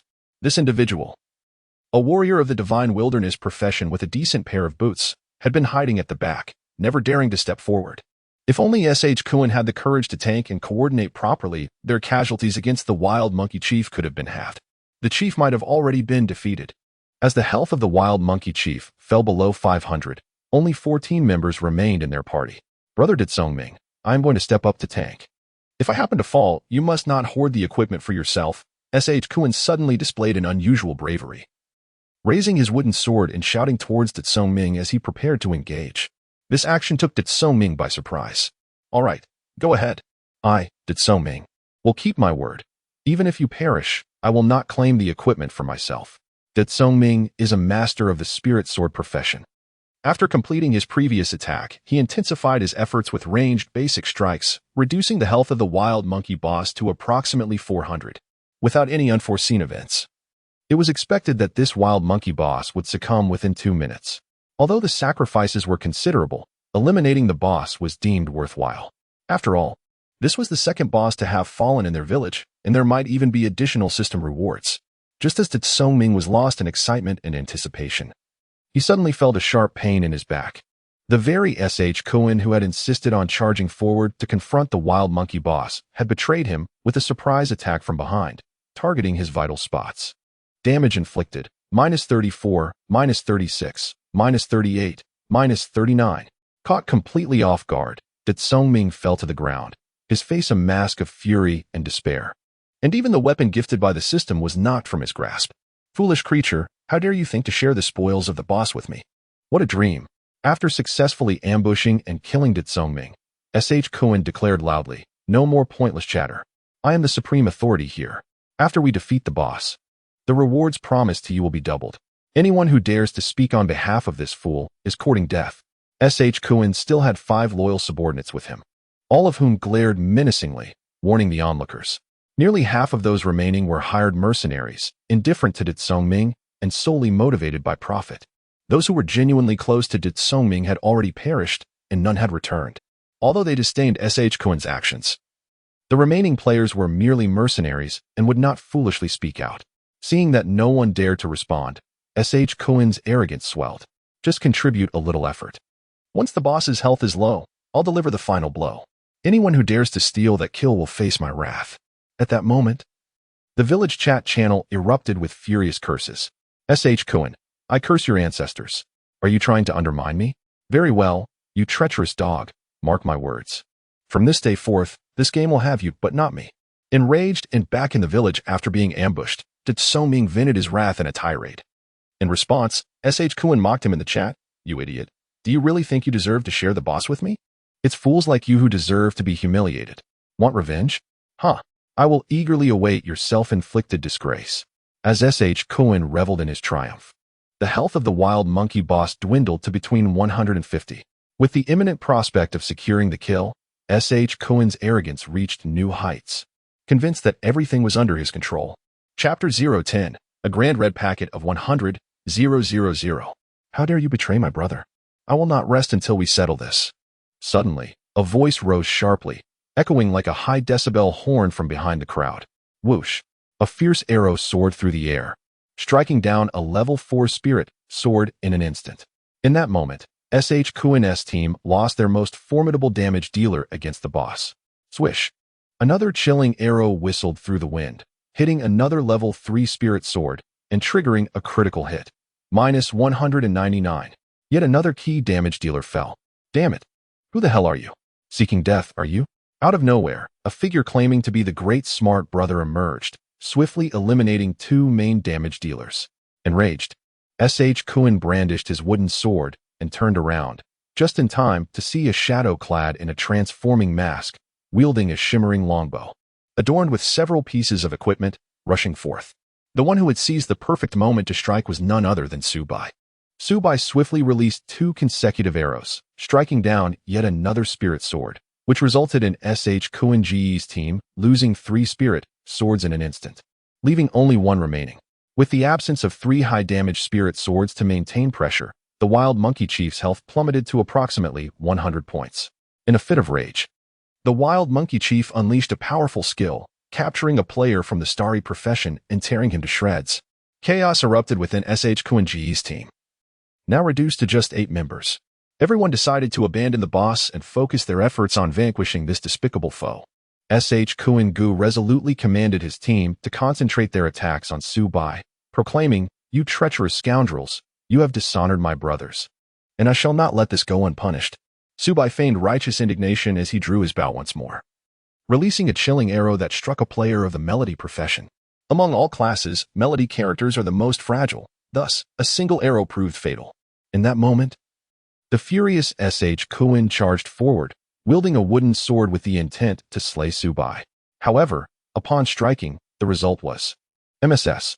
Subai's speed exceeded theirs by more than double, instantly creating a distance of 2 meters between the 2 parties. The remaining lackeys of S.H. Cohen unleashed a flurry of attacks, yet half of them were deftly evaded by Mrs. Only 3 strikes managed to hit Subai, and the resultant damage left them utterly astonished. Damage, -1, -4, -1. Aside from the solitary spirit sword wielder who managed to breach Subai's defenses, the other 2 attacks failed to even penetrate his guard. Subai let out a cold, disdainful laugh, as the bowstring in his hand resonated ominously once more, releasing a lethal arrow that instantly slayed the last spirit sword wielder on the scene. At that moment, the bloodthirsty little leader of the wild monkeys charged forward, mercilessly striking down a member of the Xinglua profession. The ranks of S.H. Cohen's team dwindled further, although the little leader's life force was barely over 100. It was too late for S.H. Cohen and his companions. They had lost the ability to claim victory over him. Damn it, who the hell are you? S.H. Cohen seethed with rage, his eyes ablaze as he recklessly pursued Subai, intent on delivering a fatal blow. Yet, Subai toyed with him like a jester, effortlessly widening the distance between them time and again, before once more unleashing a deadly shot. Who am I? I am the brother of the great sage. Amidst his playful antics, Subai unleashed a flurry of arrows, taking yet another life. This infuriated brother Cohen of S.H., whose eyes bulged with rage, and he erupted in fury. "Cohen," remarked Xiao Feng. The one who slayed him was a youth clad in fine garments, riding a spirited steed. At that moment, a voice rang out, declaring Subai's identity. One of those who had been slain by Subai, through the chaos of battle, discerned his identity and alerted the surviving comrades. "No," he proclaimed, "my sole identity now is that of the brother of the great intellect. You dishonorable wretches, lacking in integrity, have wronged my brother. It is only just that I seek vengeance for him." Subai, with a demeanor both righteous and imposing, acted decisively without hesitation. He apprehended a lackey of S.H. Cohen right then and there. In his youthful vigor, he exclaimed, "You scoundrel! I shall not let you escape my grasp." S.H. Cohen, fully aware of Subai's true identity, seethed with hatred, his teeth clenched in fury. Meanwhile, the wild monkey's young leader had pursued and appeared abruptly behind S.H. Cohen. With a piercing scream, Kuin was captured by the wild monkey's leader, lifted high above the ground. With a thunderous crash, he was slammed down, resulting in a painful impact that left his eyes bulging and blood gushing from his mouth and nose, suffering a loss of vitality. -63. This fellow certainly possessed commendable defensive abilities. Subai was secretly astonished and swiftly took action, eliminating all of Kuin's teammates. At that moment, the wild monkey leader had already pounced on Kuin, sinking its teeth into him. The gruesome scene resembled that of Sun Wukong from Journey to the West, savagely tearing into the man wielding the tiger fist. Kuin emitted a heart-wrenching scream. He was powerless to resist as the wild monkey leader ruthlessly dismembered him, leading to his tragic demise. Such brutality. Yet, I find it exhilarating. Subai, standing 15 meters away, let out a hearty laugh before adopting a serious demeanor. He raised his hand, drew his bow, and released an arrow aimed at the bloodied little leader of the wild monkeys. Damage inflicted, -58. The arrow severed half of its remaining life force.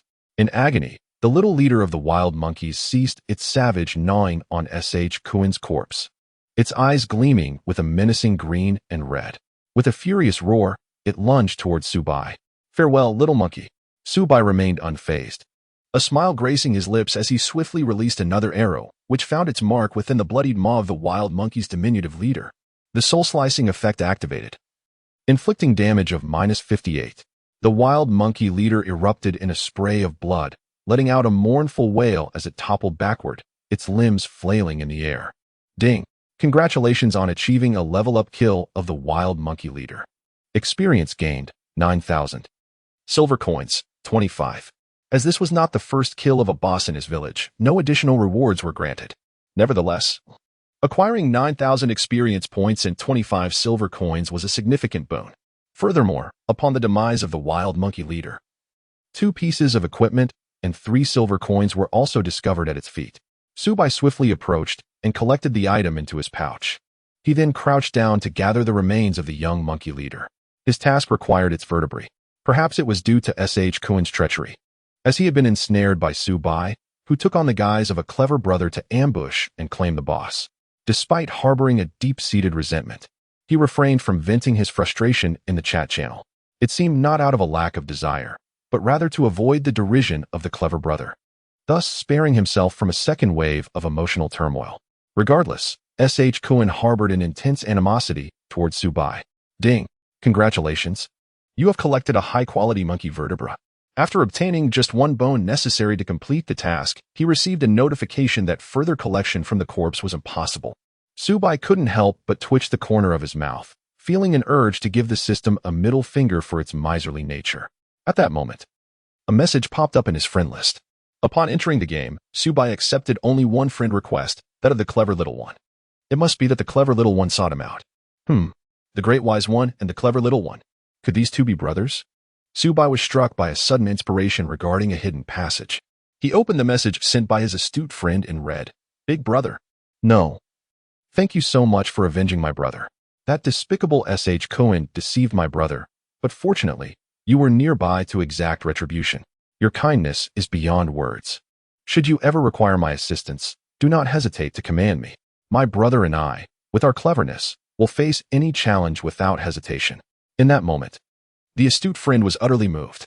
He surmised that Subai, through D, had discerned the profound bond between him and his brother, which prompted Subai to gallantly intervene for his brother's sake. Despite only a brief acquaintance, Subai had demonstrated such loyalty and camaraderie, making him a worthy companion for life. However, in truth, Subai found himself in a rather comical predicament. His friend had overinterpreted the situation. From the very beginning, Subai's intention was merely to eliminate foes and seize the boss. The wild monkey chieftain had long been his predetermined target, even if the subsequent events had not unfolded, and Kuin had not clashed with the clever brother. Subai would have intervened when the wild monkey chieftain was weakened, potentially taking the clever brother along as well. It could only be described as sheer coincidence. At this moment, witnessing his friend's overwhelming gratitude, Subai could only chuckle wryly and inquire, "My astute friend, that..." Before he could finish, the astute friend interjected, "Brother, let us not say anything more. I understand, I truly do. By the way, my brother wishes to add you as a friend. Could you grant him a friend request?" Subai cherished tranquility and preferred not to engage with too many people. Just as he was about to utter a refusal, a clever little voice preemptively chimed in. My brother insists that a generous red envelope must be sent to you as a token of gratitude. A red envelope? A substantial one. Nonetheless, Subai promptly erased the word refuse and instead said, well, since we have crossed paths, we might as well consider ourselves friends. Your brother is naturally my friend as well. It is only fitting that I come to his aid. After speaking, Subai swiftly navigated to the friend requests, locating the one sent by Ditsong Ming, and chose to accept it. My benefactor, I am profoundly grateful to you for avenging my grievances. I, Ditsong Ming, am but a simple man, unable to articulate the depth of my gratitude adequately. I can only express it in the most conventional manner.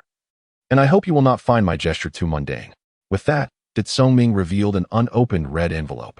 Within the myriad realms, those who have linked their personal bank cards can send red envelopes and transfer funds in the game upon becoming friends. A mere trifle. I truly cannot accept such generosity. Subai swiftly opened the red envelope. Goodness. So many zeros. It amounts to a staggering 100,000. In all his life, Subai had never encountered such a sum of money. To unexpectedly receive a grand red envelope of 100,000 from someone else is simply beyond belief. To my benefactor, should there be any way I can be of service in the future, do not hesitate to command me. I shall refrain from interrupting your advancement for now. After bestowing such an extravagant red envelope, he chose not to intrude further. Nor did he mention any hopes of Subai assisting him in leveling up. The two brothers, Little Clever and Big Smart, truly know how to handle matters adeptly. However, while Subai is a person of tranquility and not particularly sociable, he is not one to take advantage of others. Immediately, he sent each of the two brothers, via email, 10 silver coins. In the current game economy, where monetary transactions are scarce, these coins are invaluable to novice players. With these silver coins, Little Clever and Big Smart would see their leveling efficiency multiply several times over. Indeed, upon receiving the silver coins from Subai, the brothers expressed their heartfelt gratitude with exuberance. Subai simply replied to the two brothers with a courteous no need to be polite, and then ended the conversation. Chapter 011. The Sixth Brother's Divine Skill, Level 1, Earth Manipulation. After vanquishing the wild monkey chieftain, he had yet to examine the two pieces of equipment that had dropped. Hopefully, one of them would be a mundane item suitable for his use. Subai took out the equipment to inspect. The first item was a monkey skin robe, of no grade, offering physical defense of 9 and magical defense of 3. Restricted for use by Ling Jian, Xingluo, and Miaoying. How disappointing. The very first item turned out to be a mere trinket, and one that he could not even utilize himself. Subai felt a wave of silence wash over him as he hastily examined the second item. A spirit bone ring. Quality, common. Physical attack, 13. Magical attack, 9. Additional, increases attack strength by 11. Durability, 100-100. Usage requirement, universal for all classes. Quite remarkable. At last, he had unearthed a common ring that he could personally utilize. Subai promptly equipped it. Instantly, his physical attack power surged slightly, surpassing the threshold of 100 to reach 105. As for the monkey skin cloak, it was of no use to him. He decided to sell it for auction. As per usual, he would employ a bidding auction format. What would the starting price be? Subai contemplated for a moment. This game was certainly not lacking in wealthy fools. He set the starting price at 10,000, unperturbed by the possibility of it remaining unsold. However, the service charge was rather exorbitant, taking away 30, which caused him a twinge of pain. Speaking of which, he already possessed a substantial sum of 109,600. If he continued to exert himself diligently, he would soon be able to gather enough for a down payment on a house. No, he decided to aim higher. He would strive to earn enough for a full payment instead. Subai silently encouraged himself. Today, having just entered the game, he had already amassed a staggering fortune exceeding 100,000.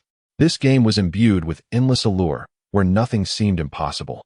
After donning his monkey skin robe, Subai promptly returned to the village to complete his quest. To avoid unwanted attention, he concealed his entire set of equipment before entering the village. After all, at this stage, it was rare for anyone to possess even a single piece of non-system-issued gear. With multiple items in his possession, including the coveted common cold iron bow, it would be nearly impossible to maintain a low profile without some discretion. In no time, Subai arrived at the thatched cottage, where a vibrant fire blazed within. The forge, standing at about 1.5 meters high, roared with flames. The old blacksmith, filled with enthusiasm, swung a hammer weighing around 80 to 100 pounds. The rhythmic clang resonating in the air, sparks flying in all directions. One could only wonder what he was forging. Old man, I have brought the monkey vertebrae you requested. Subai retrieved the monkey's vertebrae and presented it. Ah, the youth of a hero. The seasoned blacksmith set down his hammer and, upon receiving the monkey's spine, examined it with palpable excitement. Splendid, splendid indeed. This is, in fact, a rare monkey king's vertebra. With it, I am one step closer to realizing my dream. Ding. You have fulfilled the blacksmith's request. Due to the exceptional quality of the monkey's vertebrae you procured, the reward has been increased by 50. You have received a quest reward. 15,000 experience points, 15 reputation points, and a common cloak. The sudden grant of 15,000 experience points means I am now only a little over 2,000 points away from leveling up to 9. The thrill of the hidden quest reward is exhilarating. Additionally, I have gained 15 reputation points and a cloak. However, as this is a hidden quest, it surely cannot conclude so simply, can it? As Subai pondered, indeed. The next task was triggered. Young hero, I perceive that you are destined for greatness. The old blacksmith spoke to Subai. Ding. In pursuit of fulfilling his lifelong dream. The old blacksmith seeks your assistance in procuring high-quality turtle shell fragments. Will you accept?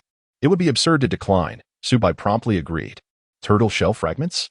Coincidentally, he had gathered a piece of turtle shell when he vanquished the small leader of the turtle creatures. As Subai's eyes sparkled with excitement, he promptly retrieved the shattered shell of the turtle from his package after accepting the task. Elder, might you ascertain if this is the item you seek? The old blacksmith, initially taken aback, soon radiated with enthusiasm, clutching the shell as if it were a precious treasure, even leaping with joy. Splendid, truly splendid. Young hero, I never anticipated that you possessed the very treasure I desired. Now, all the materials I require are at hand. Ding. Congratulations on fulfilling the blacksmith's request. Due to the exceptional quality of the turtle shell you provided, your rewards have increased by 50. You have received 30,000 experience points, 30 prestige points, and a level 1 skill book, Earth Manipulation. In an instant, as the bountiful rewards were bestowed upon him, Subai ascended to level 9, accumulating a substantial amount of experience. He now stood just one level away from reaching level 10 and departing from the mortal village. However, the experience required for the next level was a staggering 57,600 points. How exasperating. If he were to solely engage in slaying minor creatures, without hidden tasks or boss battles, how long would it take to accrue such experience? Having gathered the necessary materials, the blacksmith had already turned his attention away from Subai, eagerly tossing the materials into the fire to resume his forging. Although the blacksmith had ceased to acknowledge him, Subai felt the hidden task was not yet concluded. Thus, he remained there, eager to examine the rewards of his task, namely, the equipment and skill book. Elegant cloak. Quality. Common life. 100 physical and magical defense. 10 physical and magical attack. 10 additional. Luck 2 durability. 100 usage conditions. Universal for all classes. Level 1. Earth Manipulation. Minor divine skill. Consumes 50 mana points, allowing the user to merge with the surrounding earth and traverse freely within 2 meters of mud and stone. Lasting for 30 minutes. Cooldown, 10 minutes. Note, merging with the earth reduces movement speed by 30. Being attacked or attacking will break the earth state. Learning requirements. Must be of the Void Shadow, Xian Yu, or any agile hidden class at level 10 and above to learn. Incredible! Upon seeing the level 1 Earth Manipulation skill book, Subai's eyes widened with excitement. Once he reached level 10, mastering this skill would render him invincible in both combat and treasure hunting. Such a skill is undoubtedly essential for those nefarious individuals who thrive on chaos and villainy. Subai could hardly contain his affection for this skill. It was simply magnificent. Chapter 012. The Master Craftsman Liang. Ding ding dang. The old blacksmith began to strike with fervor, his demeanor transformed. Each swing of his hammer resonating with an immense force akin to thunder, causing a buzzing in Subai's ears. It remained a mystery what the old blacksmith was forging, yet his expression was one of fervent zeal. Although there were no subsequent tasks at hand, Subai chose to linger. Half an hour later, the old blacksmith, brimming with passion, had struck the anvil over 1,000 times. Sweat poured from him like rain, yet he showed no signs of fatigue. Just as Subai began to doubt the absence of further tasks and considered that remaining here was a mere waste of time, the mad old woman suddenly entered. She approached the frenzied blacksmith, exclaiming, "I am hungry. I am starving." "Madam, there is rice in the jar. You can cook porridge if you are hungry." He replied resolutely, "I am at a crucial moment. This is the realization of my lifelong dream, and I cannot afford to falter now." Yet the mad old woman persisted. "No, there is none. There is no rice left." At her words, the old blacksmith's expression faltered, revealing a hint of distress, and his hammering slowed. Upon witnessing this, Subai was suddenly struck by inspiration, sensing the continuation of his mission. "Old man," he said, "I have a piece of meat here. You may take it and cook it." Previously, besides collecting a fragment of the shell of the lice turtle, Subai had also procured a portion of its exquisite flesh. Upon seeing the fresh meat, the crazed old woman could not help but swallow hard, snatching the meat from Subai's hands before hastily darting away, as though she had not savored the aroma of meat for many years.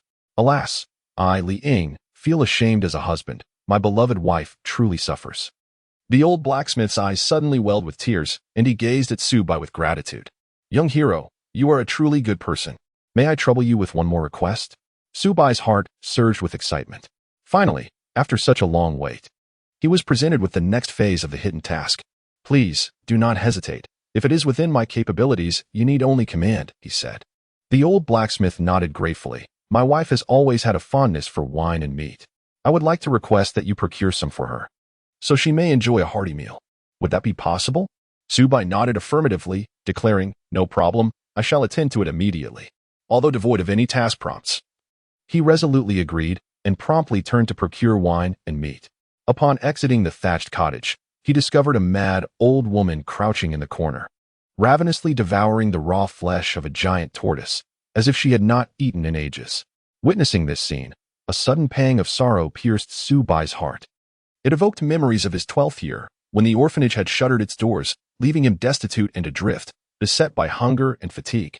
There was a time when his hunger became unbearable, compelling him to scavenge for scraps alongside stray dogs. In that moment, he realized he was not much better off than the old woman. Though this was merely a game, the sight of her consuming raw flesh unsettled him deeply. Subai promptly sought out the village's sole food vendor, NC. After bestowing 10 silver coins upon each of the two brothers, Det Songming and Xiao Jilling, he proceeded with his intentions. Subai currently possesses merely 19 silver coins. A roasted chicken costs 5 silver coins each. A fragrant pig's trotter is priced at 5 silver coins. Half a pound of cooked beef is valued at 5 silver coins. And a small pot of roasted knife liquor is available for 2 silver coins. With a resolute determination, Subai spent all 19 silver coins to procure a substantial roast chicken, a pig's trotter, half a pound of cooked beef, and 2 jugs of potent liquor. He then hurried back. Outside the thatched cottage, the elderly woman who consumed raw meat had vanished. Upon entering, Subai discovered that the old blacksmith had ceased his forging. Instead, he tenderly washed the woman's face, gently wiping away the bloodstains that marred her lips, remnants of her raw meat feast.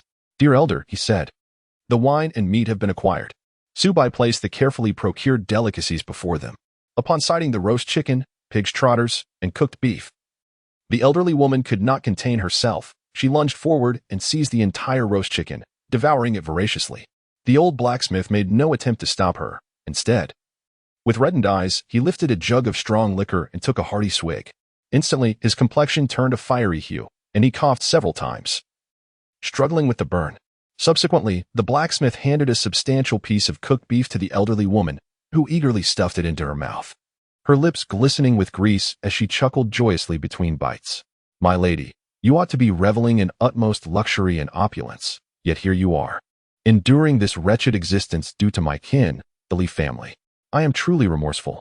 The old blacksmith suddenly broke into tears, leaving Subai, who stood nearby, utterly bewildered. "Youth, perhaps you are my destined companion. I have but one final wish, and I seek your assistance. Would you be willing to help?" Ding dong.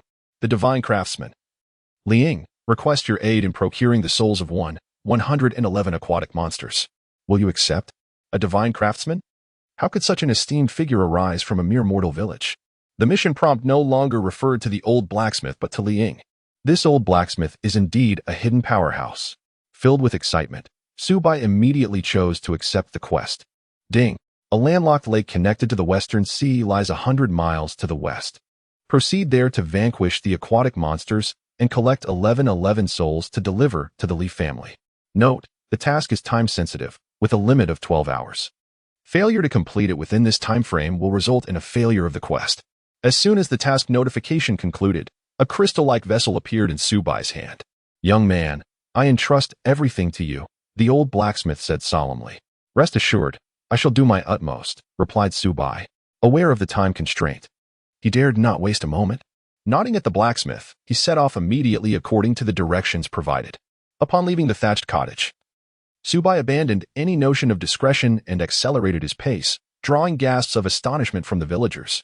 Many attempted to catch up and strike up a conversation, but they could barely touch the hem of his garment. With a remarkable speed of 78 points, Subai was like a gust of wind as he moved.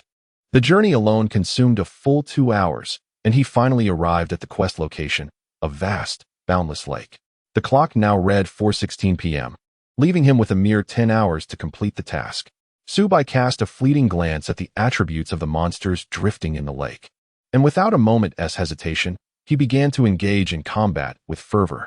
The creatures inhabiting the waters were predominantly of levels 8 to 9, with the occasional formidable beast of level 10. Subai, not one to be particular, made a nearby selection and embarked on his monster-slaying endeavor. Now at level 9, adorned with 6 pieces of equipment, and aided by the Qian Kuan quiver and the potential of soul reaping, he efficiently tackled monsters above level 8. Moreover, he noticed that the probability of triggering soul reaping had increased compared to before. Perhaps this was due to his current 3 additional points in luck. Typically, he would manage to trigger soul reaping within 10 arrows at best, and never exceeding 35 arrows at the slowest. Subai relentlessly battled monsters, and by 8:40 p.m., he had amassed 280 aquatic souls. Unfortunately, not every foe defeated yielded a soul. He initially intended to press on, but as the saying goes, a man is made of iron, while food is as vital as steel. One cannot function well on an empty stomach. His belly had long since begun to protest. After disconnecting briefly to order takeout and attend to nature's call, Subai returned online to continue battling monsters. In less than 15 minutes, the delivery arrived, prompting him to log off immediately. With newfound wealth, Subai indulged himself with an extravagant seafood feast, spending a total of 450 coins. Life is fleeting, and one must seize joy in the present. Having money means one should not skimp on self-reward. Preoccupied with his quest, Subai devoured the seafood platter in a mere 8 minutes. Once satiated and having washed his face, he logged back in to resume his monster hunting endeavors. The landlocked lake area connected to the West Sea should be considered the pinnacle of monster maps in Mortal Village.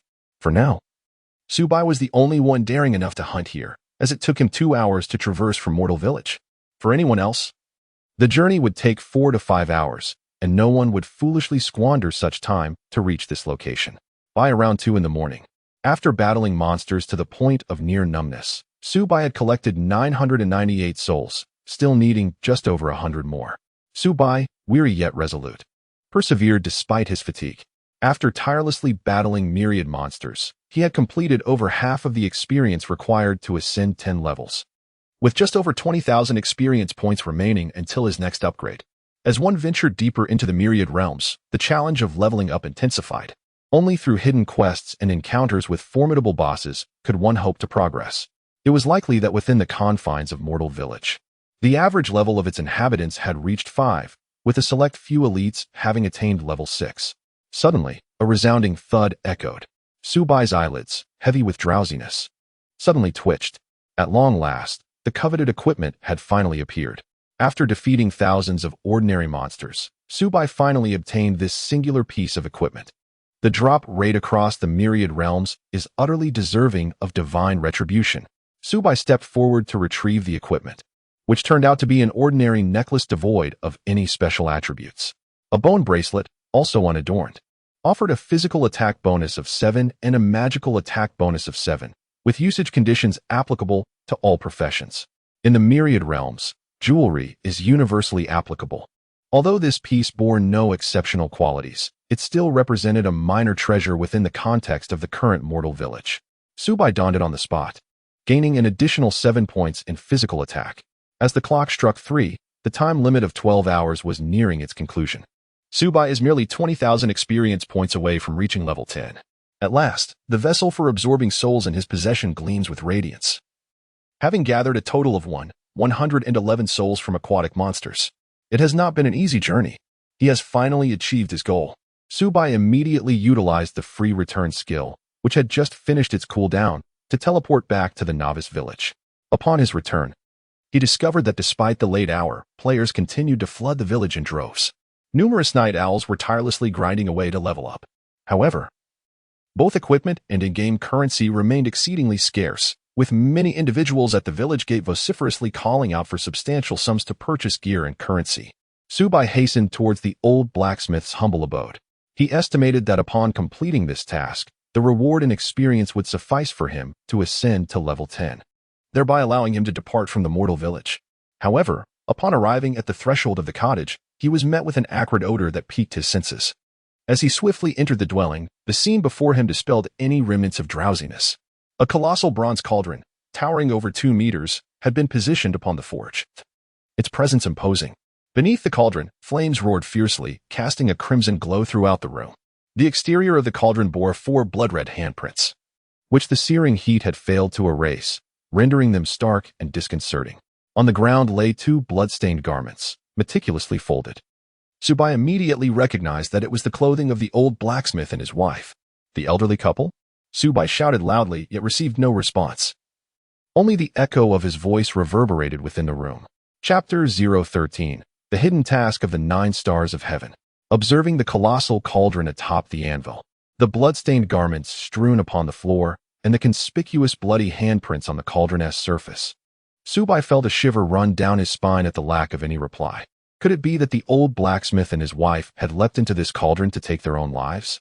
After all, he had seen numerous tales on television of fervent alchemists who, in their madness, ultimately sacrificed themselves for their craft. Suddenly, Subai noticed a stone pressing down on a piece of yellowed, crumpled paper, stained with grime, on the table. He approached and picked it up, revealing a simple message: pour your soul into the cauldron. This was evidently a note left by the old blacksmith for himself.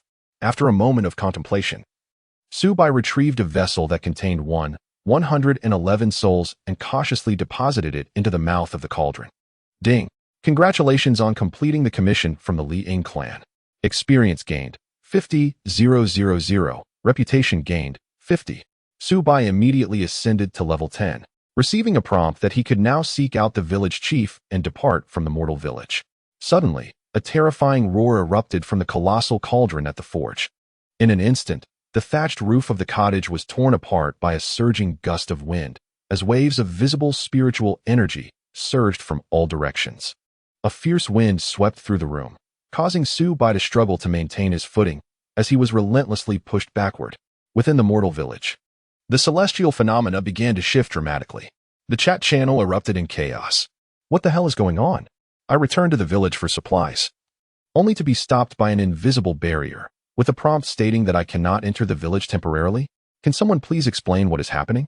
I was just about to hand in a quest to the tofu vendor, and inexplicably, I have been sent away from the village, and now I can't get back in either. What on earth is happening? The uproar continued for a minute before gradually subsiding. The invisible barrier that had prevented everyone from entering the village mysteriously vanished, and everything returned to normal. This left all players utterly perplexed, completely unaware of the events that had transpired.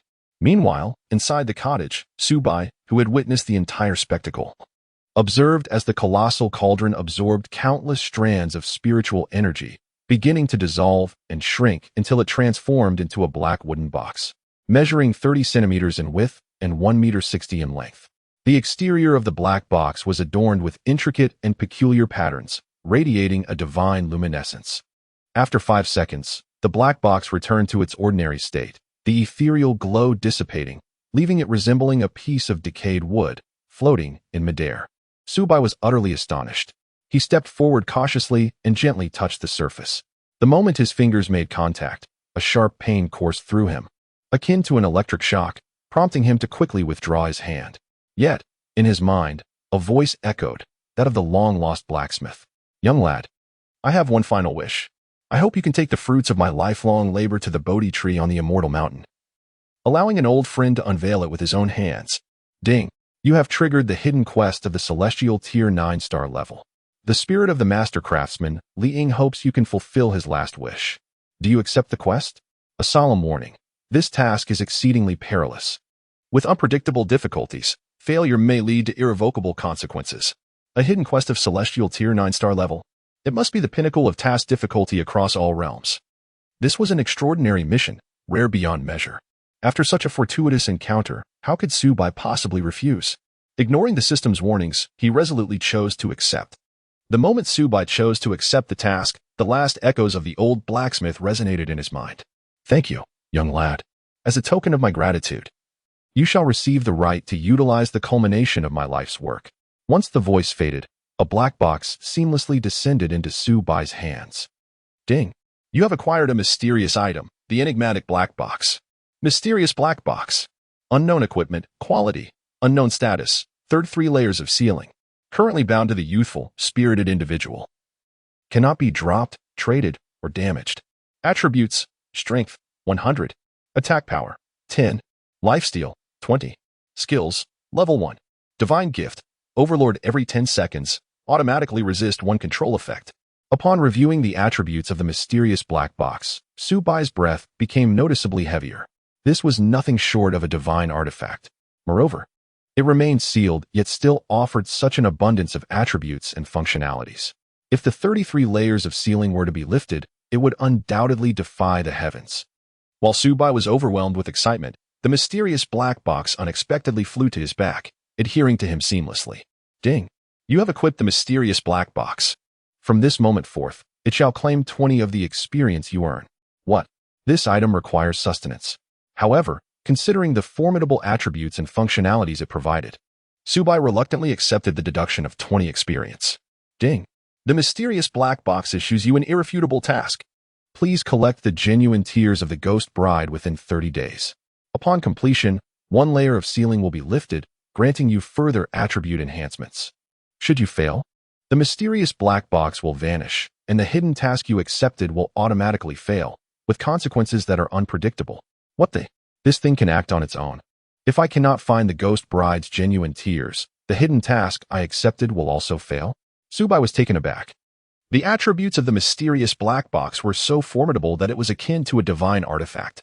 Having acquired it, he could not fathom the thought of losing it. Furthermore, he had no desire to experience the consequences of failure. He needed to obtain the genuine tears of the ghost bride within 30 days. Although there were no explicit hints, the time frame offered him a chance to succeed. Now at level 10, with the extraordinary mysterious black box in his possession, there was little left to be attached to in the mortal village. Subai, burdened by a mysterious black box, made his way to the village chief without delay. The conspicuous nature of the black box on his back drew the attention of numerous players within the village, yet Subai remained unfazed. Addressing the village chief, he said, "Chief, I am prepared to depart from mortal village." The chief, an expressionless elder, nodded mechanically before extending his hand towards Mubai. "Excellent. You are the most promising young man in our village. The path to immortality is elusive, and the vicissitudes of life are unpredictable. I hope that upon venturing into the broader world, you do not lose your true self to temptation." In that moment, a radiant light enveloped Subai. Ding! Congratulations. Player Young and Gallant has successfully reached level 10, becoming the first player to depart from Mortal Village number 9527.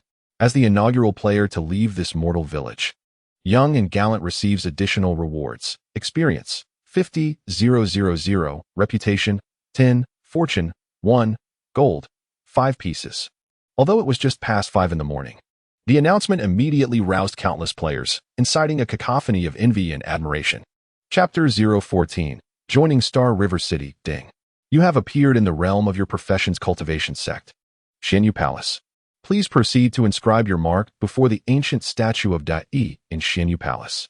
As the prompt resonated in his ears, a flash occurred before his eyes. Subai found himself in a vast and ethereal realm of celestial palaces. The myriad worlds had launched a new server for the Great Xia Star, which was categorized into 8 mainstream professions, each associated with a distinct sect of cultivation. To acquire the skills of a chosen profession and elevate one's cultivation level, it was essential to journey to the respective sect of that profession. Subai is highly likely to be the first player of the Xianyu class in the newly established server of the Great Xia Star to ascend to level 10. Therefore, upon his arrival at the Xianyu Palace, he found himself the sole player present. Following the prompts, Subai soon approached an immense statue that towered to the heavens, an embodiment of strength poised to shoot the sun. This was none other than the statue of Dai. The awe-inspiring craftsmanship and the vast aura emanating from it indeed left Subai in a state of profound astonishment. As he stood beneath the statue of Dai, a cascade of golden divine radiance descended from above, enveloping him in its glow. Ding! You have successfully inscribed a mark within the statue of Dai. From now on, within every 24-hour period, you may return to the Xianyu Palace through this mark. As the first player of the Great Xia Star to inscribe a mark within the statue of Dai, you have been awarded luck points, 3, 1 top-tier Qi refinement pill, and complimentary learning of all skills pertinent to your class in the Qi refinement realm. Haha. Indeed. I am the first Xianyu class player from the Great Xia Star to arrive here. Acquiring 3 luck points is an exceedingly rare and invaluable treasure. Subai excitedly gazed down at the extra elixir in his hand. A Qi refinement pill, a 9-star extraordinary elixir. Upon consumption, it can instantly elevate a level 10 player's cultivation to the Qi refinement realm. In the game, the lowest grade of elixirs is of no rank, followed by ordinary, and then extraordinary elixirs. A 9-star elixir stands as the pinnacle among extraordinary elixirs. Indeed, the rewards from the system are remarkably generous. Without a moment's hesitation, Subai consumed the 9-star superior Qi refining elixir. The moment the pill touched his tongue, it dissolved instantly, enveloping him in a warm and comforting sensation that was indescribably delightful. Ding! Your realm has ascended to the Qi refining stage, enhancing your offensive, defensive, and life attributes by 30. Subai opened his attribute panel to take a look. Character: young man in splendid attire and gallant steed level. 10, 6576, 010, 0000. Realm: Qi refinement realm. Basic attributes increased by 30. Health points: 1730 spirit points, 1500 physical attack, 460 physical defense, 186 magical defense, 29 movement speed, 209 strength, 115 agility, 173 spirit, 150 constitution, 105 fortune value, 52 reputation. 85 such formidable attributes resembled the transformation from a bird's gun to a cannon. However, Subai understood that the substantial enhancement he had experienced was largely due to the mysterious black box that had augmented his attributes. After reviewing his stats, Subai immediately consulted the Great E statue to explore the skills he could currently learn. Skills available for the Qi refinement realm. Xianyu, Level 1, Greedy Wolf Strike. Increases physical damage dealt to non-player and boss targets by 30. Level 1, Mysterious Trap Technique. Consumes special materials to set a concealed trap using unique methods. Deals a slowing effect of 50 and continuous bleeding damage to the target that triggers the trap for 15 seconds. This effect is halved against players and boss creatures. Cooldown: 3 minutes. Level 1, Lightning Barrage Arrow. Consumes 50 spirit points to shoot 10 arrows in rapid succession within 2 seconds. Cooldown: 30 seconds. Level 1, Golden Light Arrow of Revelation. Consumes 50 spirit points to fire a pure yang spirit arrow, illuminating a 10-meter radius for 10 seconds and revealing all invisible entities. Note: this skill cannot force visible the target if it is stronger than the caster. Cooldown: 15 seconds. Level 1, Cloud Piercing Arrow. Consumes 100 spirit points to instantly shoot 8 energy arrows, covering a 10-meter range ahead, causing 5 times armor-breaking area damage. Cooldown: 20 seconds. Level 1, Capture Technique. A unique talent of the Xianyu class, with a 5 chance to capture a level 1 wild monster, taming it as a combat pet. Cooldown: 1 second. Note: this skill requires sealing talismans. There are only 6 skills available for learning in the Qi refinement realm. Subai was unaware of the number of game coins required to master these 6 skills. Nevertheless, he enjoyed the privilege of free learning, which brought him immense delight. Subai diligently acquired all 6 skills in one go. However, among these, 2 skills required special materials. Level 1, Qimin Trap Technique, and Level 1, Capture Technique. It appears that the Xianyu profession is quite costly. Fortunately, it is the only class capable of capturing wild monsters as combat pets, which allows practitioners of this profession to amass wealth rapidly. Oh, and I possess a remarkable Level 1, Earth Technique as well. Subai took it out and immediately began to learn it. In an instant, he found himself armed with 7 skills. Furthermore, due to the mysterious black box that enhanced all skill levels by 1, each skill he learned could unleash the power of a Level 2 ability. After mastering the skills, a prompt appeared before Subai. Ding! You have made preliminary achievements and need to engage in worldly training. Please select an ancient city to serve. The available options are Bahuang, Dali, Feilong, Fengwu, and Xinghe. Notice, once your choice is confirmed, it cannot be altered. Joining different ancient cities grants varying buffs. Please choose wisely. Such a solemn matter. It seems I must contemplate this carefully. Subai immediately examined the various buffs offered by the 5 ancient cities. Joining Bahuang City would grant a permanent increase of 2 to experience points and drop rates from monsters. Joining Dali City would confer a permanent enhancement of 2 to defense. Joining Fei Long City would bestow a permanent boost of 2 to attack power. Joining Fengwu City would result in a permanent increase of 2 to health. Finally, joining Xinghe City would provide a permanent enhancement of 2 to both attack speed and movement speed. Upon noticing the permanent increase of 2 in both attack speed and movement speed from Xinghe City, Subai unhesitatingly chose this city. Ding! You have successfully selected the benefits of Xinghe City, acquiring a permanent enhancement of 2 to both attack speed and movement speed. The notification concluded. In the next moment, Subai's vision blurred, and he was instantly transported away from Xianyu Palace, finding himself within a magnificent ancient city, seemingly floating high in the sky and harmonizing with the stars. The first task upon arriving here was, naturally, to register with the Lord of Xinghe City. Just as Subai was about to take action, a notification chimed. The monkey skin robe you consigned has finally sold for 15,000, after deducting a 30 service fee. The remaining 10,500 has been transferred to your linked personal bank account. The sound of frustration escaped his lips. A fee of 4,500 seemed excessively unjust. Subai felt a pang of regret, yet upon discovering that his card held a staggering sum of 119,550, a smile involuntarily graced his lips.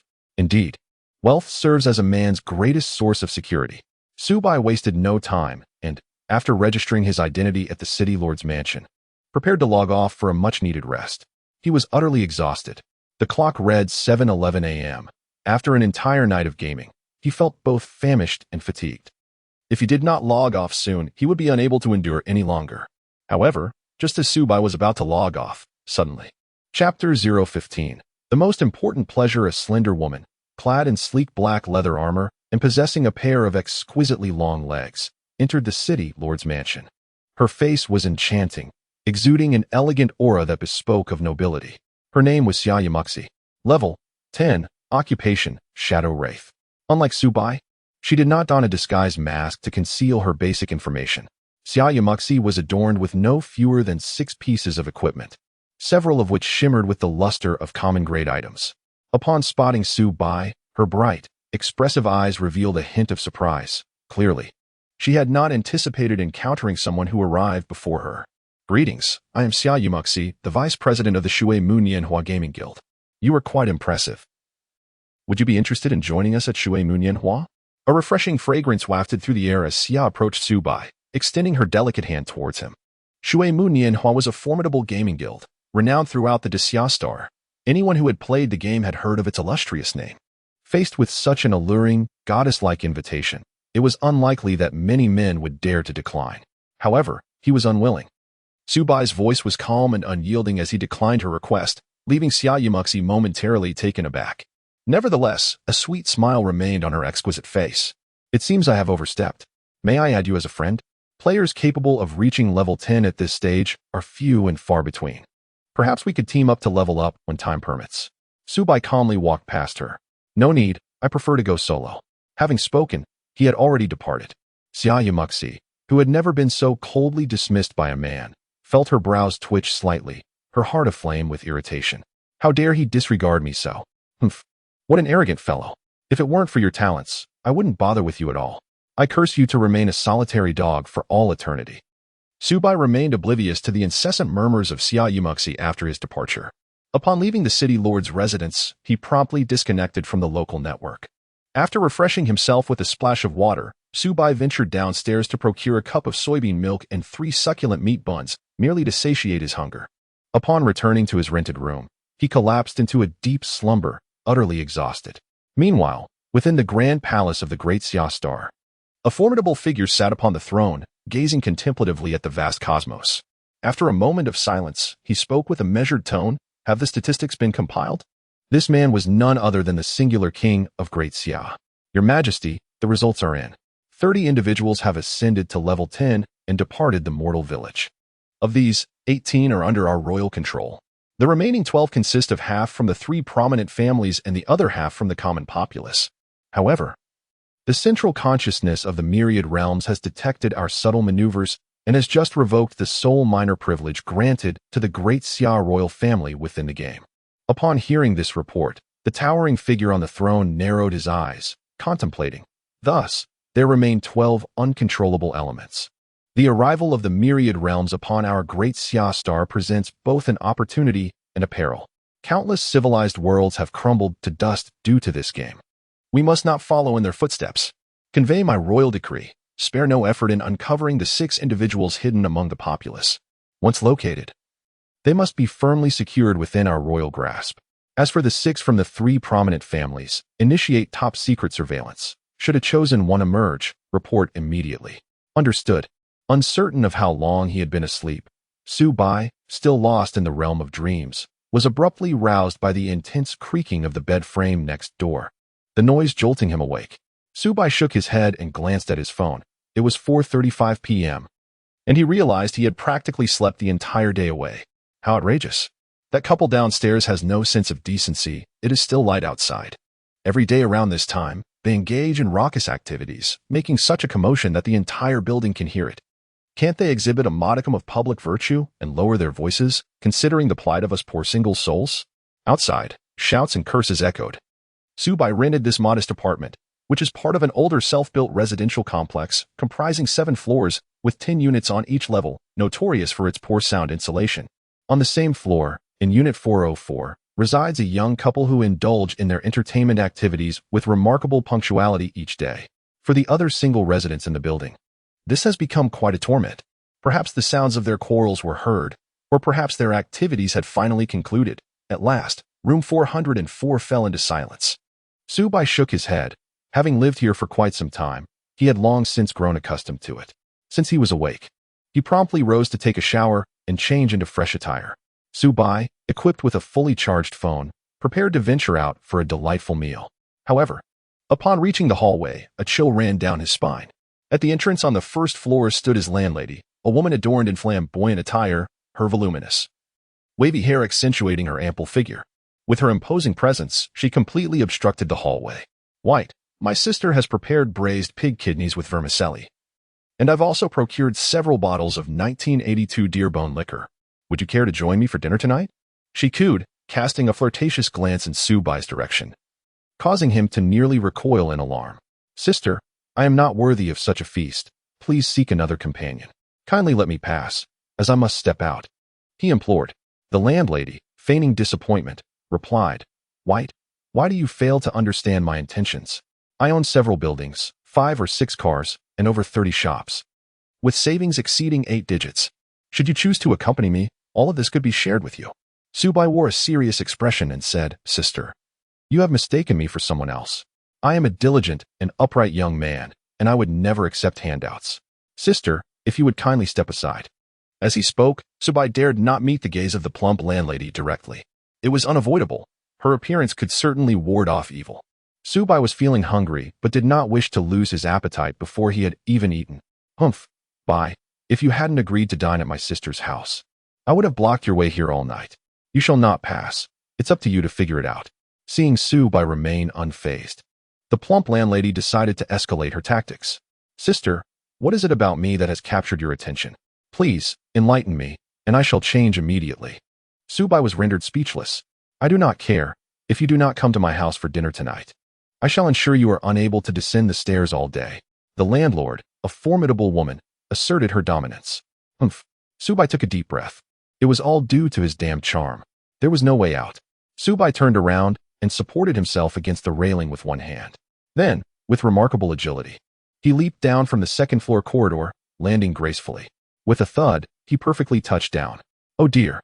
Who could be so lacking in civic consciousness as to carelessly discard used condoms? In a fit of indignation, Su Bai fell in a most unfortunate manner. "Bai, are you all right? How could you jump so high? Quick, let me take you to my home to see a doctor." Upon hearing this, Su Bai, whose feet were aching from the fall, was startled into a swift retreat, executing a nimble roll and fleeing with the agility of a fully powered hovercar. leaving a cloud of dust in his wake.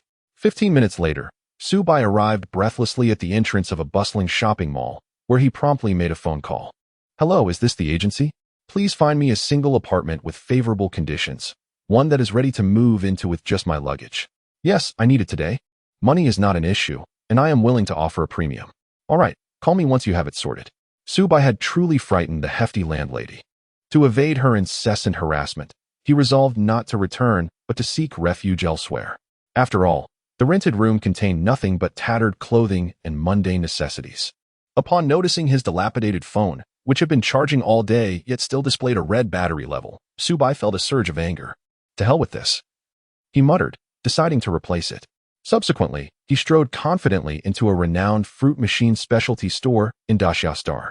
With an air of nonchalance and charisma, he spent 28,000 yuan to acquire the latest model of a fruit machine, promptly inserting his new SIM card. As he surveyed the mall, filled with impeccably dressed and strikingly attractive individuals, he couldn't help but feel out of place, draped in his own lackluster attire. With a determined resolve, Subai seized the latest fruit machine and entered a boutique clothing store. He upgraded his wardrobe extravagantly, spending a staggering 50,000 yuan on 3 exquisite outfits. Indeed, one's appearance can be greatly enhanced by fine attire, clad in a stylish and sophisticated ensemble. Subai, already tall and radiant, experienced an immediate transformation, exuding the charm of a youthful and handsome gentleman that captivated all who beheld him. As he departed, the long-legged saleswoman shyly handed him a note, which contained her WeChat information. Women, after all, merely influence the pace at which one draws their sword and advances.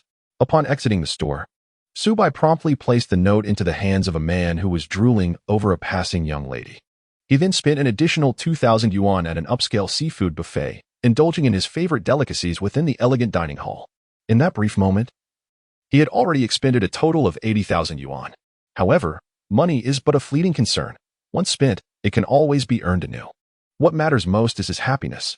At that moment, a call from the real estate agent arrived, announcing that they had found him a premier apartment, set in a picturesque environment with exceptional security, inhabited solely by affluent and attractive young elites.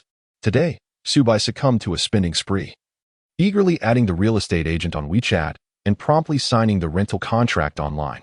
He paid 30,000 yuan for a luxurious apartment, which costs 10,000 yuan per month with a deposit of 2 months' rent, amounting to precisely 30,000 yuan. In an instant, Subai found his bank card dwindled to a mere 10,250 yuan. However, he remained unperturbed. The thrill was paramount. He intended to relish his meal before heading to his new apartment to continue his endeavors. Suddenly, he was enveloped by the exuberant chatter of lively young men and women. "Come, let us raise our glasses in celebration. Our studio's captain has ascended to level 10, becoming the 501st player to leave the mortal village in the Great Siastar region. Our captain is remarkable." The acclaim resonated throughout the hall, as the news of this player reaching level 10 and departing from the mortal village sparked waves of astonishment. Even the manager of the establishment, upon hearing the announcement, promptly declared that their meal would be complimentary, merely hoping for a photograph with the illustrious studio captain. Among the first batch of players to enter the game in Great Siastar, there were over 11 billion participants. And to rank within the top 10,000 was to be counted among the elite, let alone within the top 1,000. Subai was instantly intrigued and turned his gaze towards the captain of the studio. He discovered a young man with short hair, a square face, and adorned with lace-framed glasses, who bore pronounced dark circles under his eyes. In his quest to ascend to level 10 at the quickest pace, this young man had been online for over 30 consecutive hours. Chapter 016. A fortune exceeding 100 million. Is that him? Subai recognized the man before him as Fei Huaman Tian, someone he had encountered once in the mortal village. Within the myriad realms of existence, all players are unable to alter their appearances, being modeled after their true selves. At that moment, aside from the hotel manager, many individuals eagerly approached, seeking Fei Huaman Tian's autograph, eager to connect with a master of the game. Fei Huaman Tian could only smile ruefully, stating, "There is no need for such reverence. I am merely an ordinary player who has been fortunate and diligent.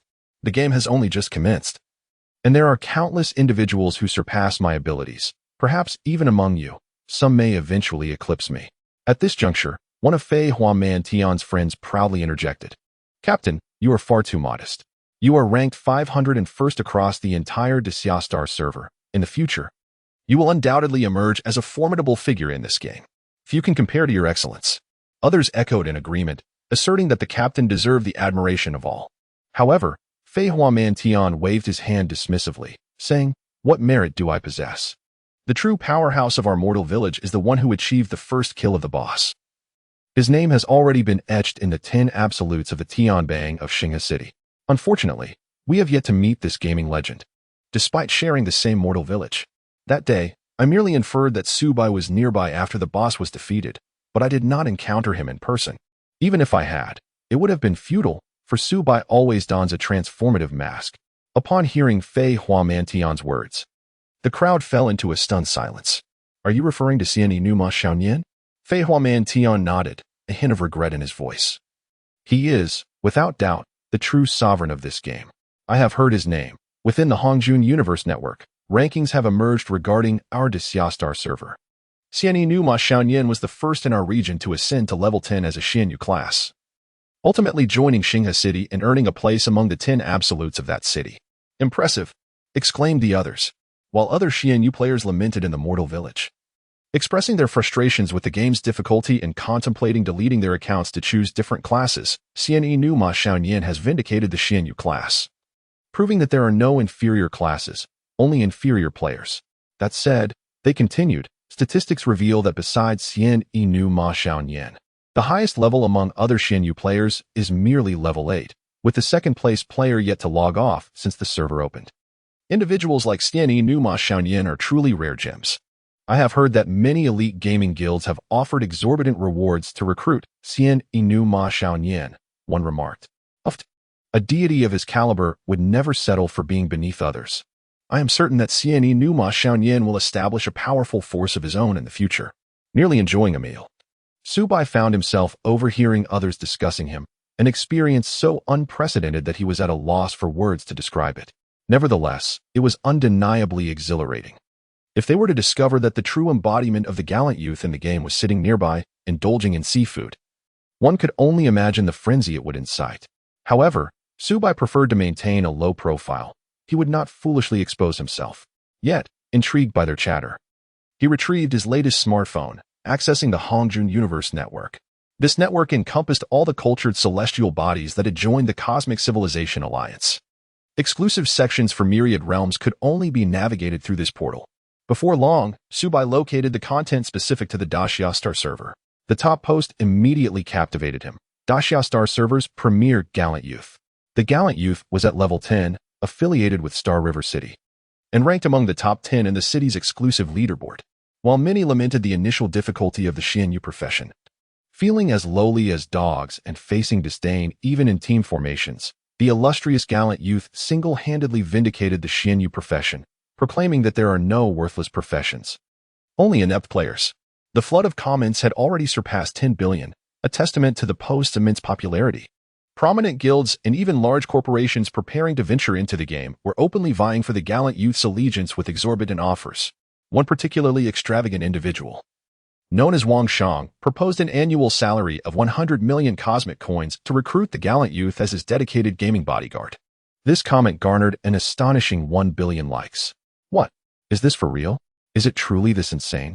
Am I now worth 1 billion? Upon witnessing this, Subai himself was utterly astonished, finding it hard to believe. Nevertheless, he did not allow himself to be swept away by the excitement. In reality, he possessed neither power nor wealth, yet within the game, he had become a figure of significance, valued at 1 billion. However, with great stature comes great scrutiny. The more one finds themselves in such a situation, the more one must exercise caution. Otherwise, should their true identity be unveiled, they may unwittingly invite calamity. After satisfying his hunger and thirst, Subai promptly departed, following the address provided by the intermediary and arriving at a luxurious apartment complex nestled against mountains and beside a tranquil lake. Before even stepping into the community, a group of imposing security guards had already fixed their gaze upon him. Yet, Subai calmly approached the intelligent identity verification area to scan his face. The intermediary had arranged everything for him, including access permissions, offering a seamless service. Upon witnessing Subai successfully navigate the facial recognition process, The stern expressions of the guards swiftly dissipated. It appeared that the quality of security here was indeed commendable, alleviating any concerns regarding safety. Upon entering the community, he was greeted by meticulously landscaped gardens, lush lawns, artificial hills, stone sculptures, pavilions, and a wealth of public amenities and greenery, all exquisitely maintained. Additionally, there were security personnel on duty, patrolling the premises around the clock. In the well-organized parking lot, an array of high-end luxury vehicles lined the spaces, each worth no less than $1 million. Among them, a select few were floating hover cars valued at tens of millions. Goodness! Had he truly taken residence in an elite enclave for the affluent? Subai silently expressed his astonishment. A few minutes later, he arrived at Unit 2 of Building 8. He ascended to the 8th floor via the elevator and approached the door of room 818. The entrance utilized a sophisticated facial recognition system for access. Upon entering, he was greeted by an opulent interior, adorned with exquisite appliances and a grand floor-to-ceiling window facing the serene lake. The layout comprised 2 bedrooms, a living room, a bathroom, and a kitchen. Subai could only exclaim his profound satisfaction with this place. At $10,000 per month, it was undoubtedly worth every penny. Previously, he had even sent the agent a red envelope containing $3,000, requesting assistance in procuring some everyday necessities. Therefore, when he opened the smart refrigerator, he found it brimming with an assortment of fruits, beverages, and beers. Subai retrieved a bottle of beer, uncapped it, and poured himself a glass. Adding a few ice cubes, then relished a sip. It was refreshingly cool and utterly delightful. He then took out a pack of spicy chicken feet from the refrigerator, tore it open, and took a bite. The flavors were a tantalizing blend of sour, spicy, and crisp, a true pleasure. However, the matter at hand was of utmost importance. After indulging for a moment, Subai promptly entered the game, ready to embark on his quest. Chapter 017, Fox Immortal Mountain, Ding Dong. Welcome to the Myriad Realms. As you are the first player to register at the Star River City Lord S Mansion, you have been awarded the exclusive title of 10 exceptional rankings. Barely logged in, he received a notification. Moreover, Subai noticed a dazzling golden sun emblem had appeared on his shoulder. He hadn't received any title while offline, and to his surprise, he was greeted with one upon logging in. Subai examined whether the 10 absolute rankings conferred any attribute enhancements. The 10 absolute rankings. Special title, luck value, 1. Monster killing experience, drop rate increased by 50. An honorary title bestowed only upon the 10 most formidable peak players of Star River City. Automatically re-evaluated every 10 days. Upon disqualification, the title will vanish. This title is quite commendable. A luck value increase of 1, with a 50 boost in monster killing experience and drop rates. Having acquired it, this title shall not be permitted to fade from my possession. At this moment, the vast expanse of Star River City remains eerily desolate. Currently, the players capable of departing from Mortal Village to join the 5 ancient cities are still exceedingly few. Subai first sought out the vendor of elixirs, NC, and expended a hefty sum of 2 gold coins to procure 2 sets of level 1 healing pills. The enigmatic black box bestowed upon Subai a vampiric effect of 20, rendering him devoid of the need for health potions in his future monster hunts, as he would only require spiritual energy. This fortunate circumstance would undoubtedly save him a considerable amount of money. Subsequently, Subai encountered the talisman merchant, NC, an elderly man clad in a Taoist robe, sporting a tuft of white beard. Subai desires to procure special materials that utilize the first level of the Chi Min trap armor technique and the first level of the capture technique. However, only the talismans for the Chi Min trap armor technique are available here, and they are exceedingly expensive. A single first-level talisman demands 2 silver coins. With a clenched jaw, Subai purchased 50 portions, enabling him to employ the art of the mysterious trap 50 times. The profession of Xinyu indeed demands a lavish expenditure. Although he could not acquire the demon-catching talisman, Subai was unwilling to squander any more time and yearned to venture out of the city to level up immediately. However, the white-bearded vendor of the talisman book, NC, called out to him, "Young hero, please hold on." Subai turned around in confusion. The old Taoist remarked, "I observe that your bones possess extraordinary potential. You are indeed a rare talent in the art of talisman crafting." The expression on the other's face, coupled with the smile, bore an uncanny resemblance to a beggar peddling martial arts manuals in a kung fu film. "How about this? For a mere single gold coin, I shall impart to you the fundamentals of talisman crafting. In due time, you will be able to create your own talismans, including the vital demon-hunting talismans, which are indispensable for capturing spirits. The master continued, "Since you claim I am a prodigy in this craft, might you afford a genius a discount on the tuition fee of 1 gold coin?" Subai spoke earnestly. As a result, the smile on the face of the white-bearded NC vanished in an instant, and he raised a finger to point towards the sky. Subai was instantly elated. "Master, you are truly remarkable. Are you offering me a 10% discount?" However, the white-bearded NC immediately bristled with fury, exclaiming, "Get lost. What I mean is, as far as your thoughts can wander, you should roll far away. A discount? Dream on." His agitation resulted in spittle flying onto Subai's face. "How dare you? If there is no discount, then so be it. Why the need to spit?" With a scowl, Subai wiped away the drool and reluctantly paid the hefty tuition fee of 1 gold coin to acquire the fundamentals of talisman crafting. Upon receiving the payment, the old man with a white beard, NC, appeared somewhat more amiable, and with a mischievous grin remarked, "This child shows promise." He added, "By the way, crafting talismans requires yellow paper, a spiritual brush, and the blood of mystical creatures. I happen to have yellow paper and a spiritual brush for sale. Would you care to purchase some?" Damn, why did it feel as though he had been duped into this old man's trap? However, having already spent a gold coin on the exorbitant tuition, he had no choice but to accept his fate. Thus, Subai was swindled out of another gold coin, acquiring 50 sheets of ordinary yellow paper and a peach with spiritual brush. In an instant, his 5 gold coins dwindled down to a mere single coin. It felt as though he had been thrust back to square one overnight. Quite impressive indeed. The more I observe you, the more I find you agreeable. As a token of goodwill, allow me to share a piece of information with you free of charge.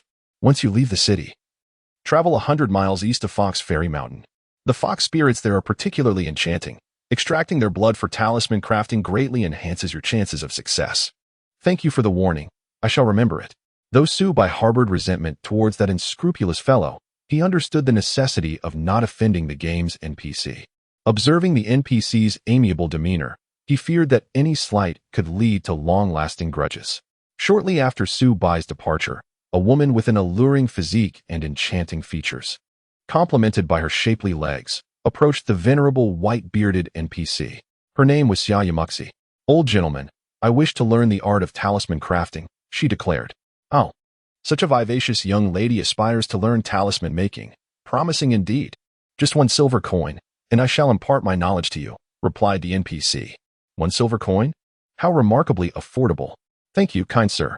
Without delay, Xia Yamuxi paid the fee and swiftly acquired the necessary materials for crafting talismans at a fraction of the cost that Subai had paid.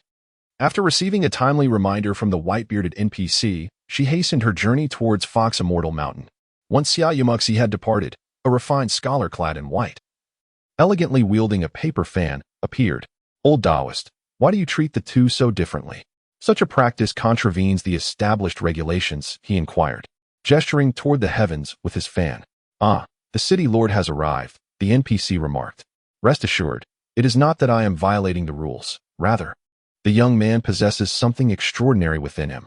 My intention is to facilitate his growth," the NPC explained. The scholar, with a knowing smile, replied, "So, you have taken a liking to this young lad?" The white-bearded NPC exchanged a knowing glance with him, and they both smiled. After a considerable passage of time, Subai finally arrived at the foot of the dreaded Fox Immortal Mountain, as described by the loathsome Whitebeard Inn. Throughout the journey, he encountered monsters of level 10 and above. In order to save time, Subai refrained from engaging in battle, focusing solely on his path ahead. The Fox Immortal Mountain loomed majestically, towering 1,000 feet high, its interior shrouded in a dense canopy of greenery, with white mists rising ethereally. Occasionally, the mournful cries of wild foxes echoed from within. Subai tightened his grip on the cold iron bow and strode confidently into Fox Fairy Mountain. A prompt from the system echoed, warning him of the perilous environment ahead. After taking only a few steps, a soft, enchanting voice pierced through the air. "Young master, I am injured and have been trapped here for quite some time. Could you lend me your assistance?" Before him, approximately 12 meters away, lay a captivating young woman. Her expression contorted in pain as she reclined amidst the grass, seemingly wounded. Her attire was disheveled, revealing her alabaster skin, with at least half of it exposed, including the alluring curve of her bosom that was subtly visible. She beckoned to Subai, calling for help, as though her leg were ensnared by some unseen force. Confronted by such a provocatively adorned maiden in this desolate wilderness, Subai, a typical young man, felt a surge of warmth rising within him. Yet, in this wild and remote area, the sudden appearance of such an enchanting figure could only suggest the presence of a supernatural being. Subai, not a fool, immediately became alert and refrained from approaching hastily. Ding dong. You have fallen victim to the enchanting spell of the alluring female fox demon. Yet your innate prowess has been triggered, successfully resisting her control. The mysterious black box on Subai's back suddenly erupted with a radiant glow, providing him with protection. The once enchanting young woman underwent a drastic transformation, instantly morphing into a creature with a human body and a fox's head, her eyes gleaming with a crimson light. Goodness! Indeed, there was something amiss. She is a fox demon. Subai took a step back, raising his cold iron bow to its full draw, unleashing the first level of the lightning barrage arrow with breathtaking speed. Whoosh! Whoosh! Whoosh! The sharp sound of arrows slicing through the air echoed incessantly as 13 arrows, like blazing fire, rained upon the fox demon. Instantly, vibrant blossoms of blood erupted, accompanied by the creature's anguished cries. Damage dealt, -551, -542, -541, critical hit -1108. Although the soul-reaping effect did not activate, a single skill struck down over 7,000 points of the fox demon's health, resulting in an immediate kill. Ding! You have successfully slain the enchanting female fox demon, earning 150 experience points. However, in reality, Subai received a mere 120 points of experience, as 30 points were mysteriously absorbed by an enigmatic black box. Subai possesses the ability to vanquish the enchanting fox demon with a single skill, not due to its inherent weakness, but rather because of Subai's elevated attributes, coupled with the enhancement of his skill level by 1, granted by the mysterious black box. When he unleashes the level 1 lightning barrage arrow, it effectively manifests the prowess of a level 2 skill. Subai hastened to the side of the alluring fox demon's lifeless body, only to discover that he could not extract any demon blood for his talisman. Instead, he retrieved merely 2 copper coins from beneath her corpse, an indication of her utter poverty. It appears that not every fox demon's remains yield the coveted demon blood. However, the fox demons in this realm are rather peculiar, possessing the ability to transform into enchanting beauties to beguile players.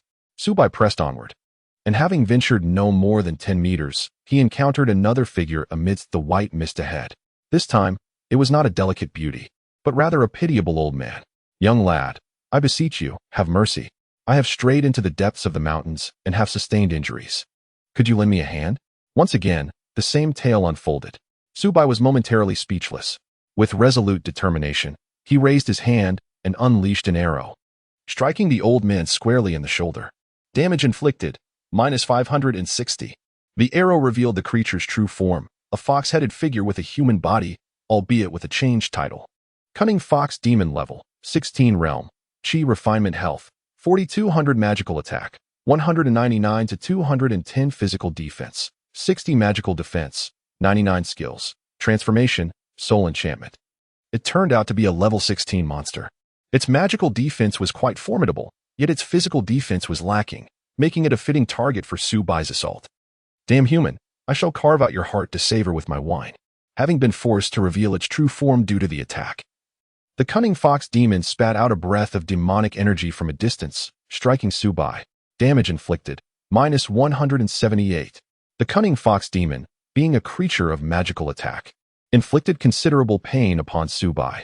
Subai raised his hand to counterattack, unleashing 2 basic attack arrows, along with a level 1, cloud-piercing arrow. The cunning fox demon let out a mournful cry as it fell, instantly vanquished. Furthermore, under the effect of 20 lifesteal, Subai's health was immediately restored to its maximum value. As Subai's eyes gleamed with excitement, he noticed the cunning fox demon that had collapsed, its blood flowing vividly, almost as if beckoning to be collected. He immediately dashed over in delight. However, just as he bent down to gather the blood. Chapter 018. This task is undoubtedly unwise. A sudden, sharp sound pierced the air, accompanied by a pungent stench. From behind Subai sprang 3 red-furred wild foxes, each over a meter tall, launching an assault akin to that of ferocious wolves. Yet, Subai reacted swiftly, abandoning his attempt to collect the demon's blood. He raised his bow and drew the string back, releasing a shot that struck the central red-furred fox. The latent potential of his spirit was unleashed, resulting in an instant kill as the fox let out a mournful cry before collapsing. However, the other two red-furred foxes successfully pounced upon Subai, their sharp claws raking across his chest. Hiss! Subai's lips twitched in acute pain. The lowest pain realism across the myriad worlds had reached a level of 40. Moreover, two damage values leapt from Subai's life bar, -13, -14. Huh, such minimal damage. Are these red-haired wild foxes classified as physical attack-type monsters? Although Subai is a fragile Xianyu, his physical defense reaches an impressive 186 points, rendering him remarkably resilient. Therefore, there is no need for any elaborate maneuvers or fancy footwork. Subai remained motionless, swiftly drawing the bowstring as he faced the two ferocious red-haired foxes. In no time, he dispatched them all. However, he only gained a meager amount of experience and a few copper coins. These three creatures were rather stingy. After resolving the issue with the red-haired wild fox, Subai approached the cunning fox demon to begin collecting its blood. Ding! Congratulations! You have collected 3 portions of spiritually infused fox demon blood. With the fox demon blood in hand, Subai promptly extracted yellow paper and a spiritual brush, preparing to craft the demon hunting talisman. The demon hunting talisman is a level 1 talisman, and as Subai had only recently acquired the art of talisman crafting, the system indicated that his success rate for creating the talisman was a mere 45. Quite disheartening indeed. Nevertheless, Subai commenced the crafting process. The first attempt resulted in failure. The second attempt met the same fate. He wasted 2 sheets of yellow paper and 2 portions of demon blood. Good grief. Could I possibly be this unlucky? Subai silently cursed under his breath. After taking a deep breath, he commenced the creation of his third talisman. Ding! Congratulations on successfully crafting a level 1 demon hunter talisman. You have received 5 level 1 demon hunter talismans. As you are the first player in Star River City to successfully create a talisman, you have been awarded a luck value, 1. Remarkably, this also grants a reward of luck value. As a result, Subai now possesses a total of 9 luck points, of which 3 are derived from his equipment and title. Subai resumed his pursuit of the fox demons.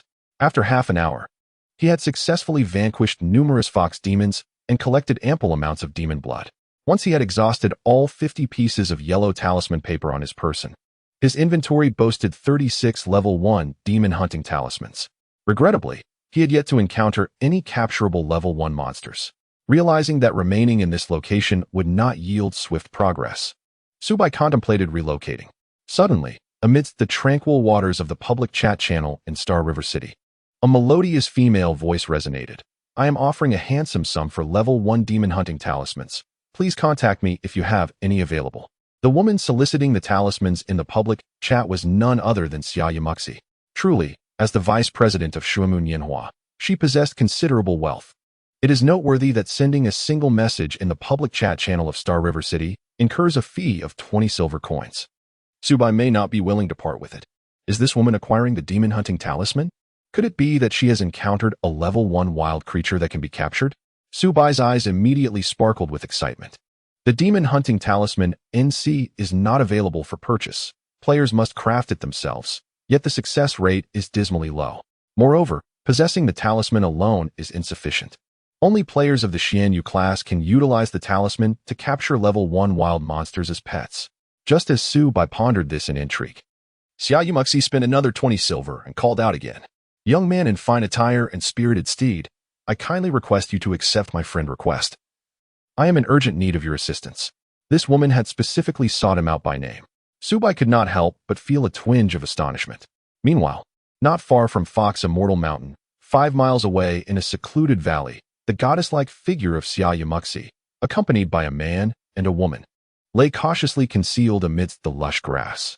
Vice President, has the young knight in fine attire not yet added you as a friend?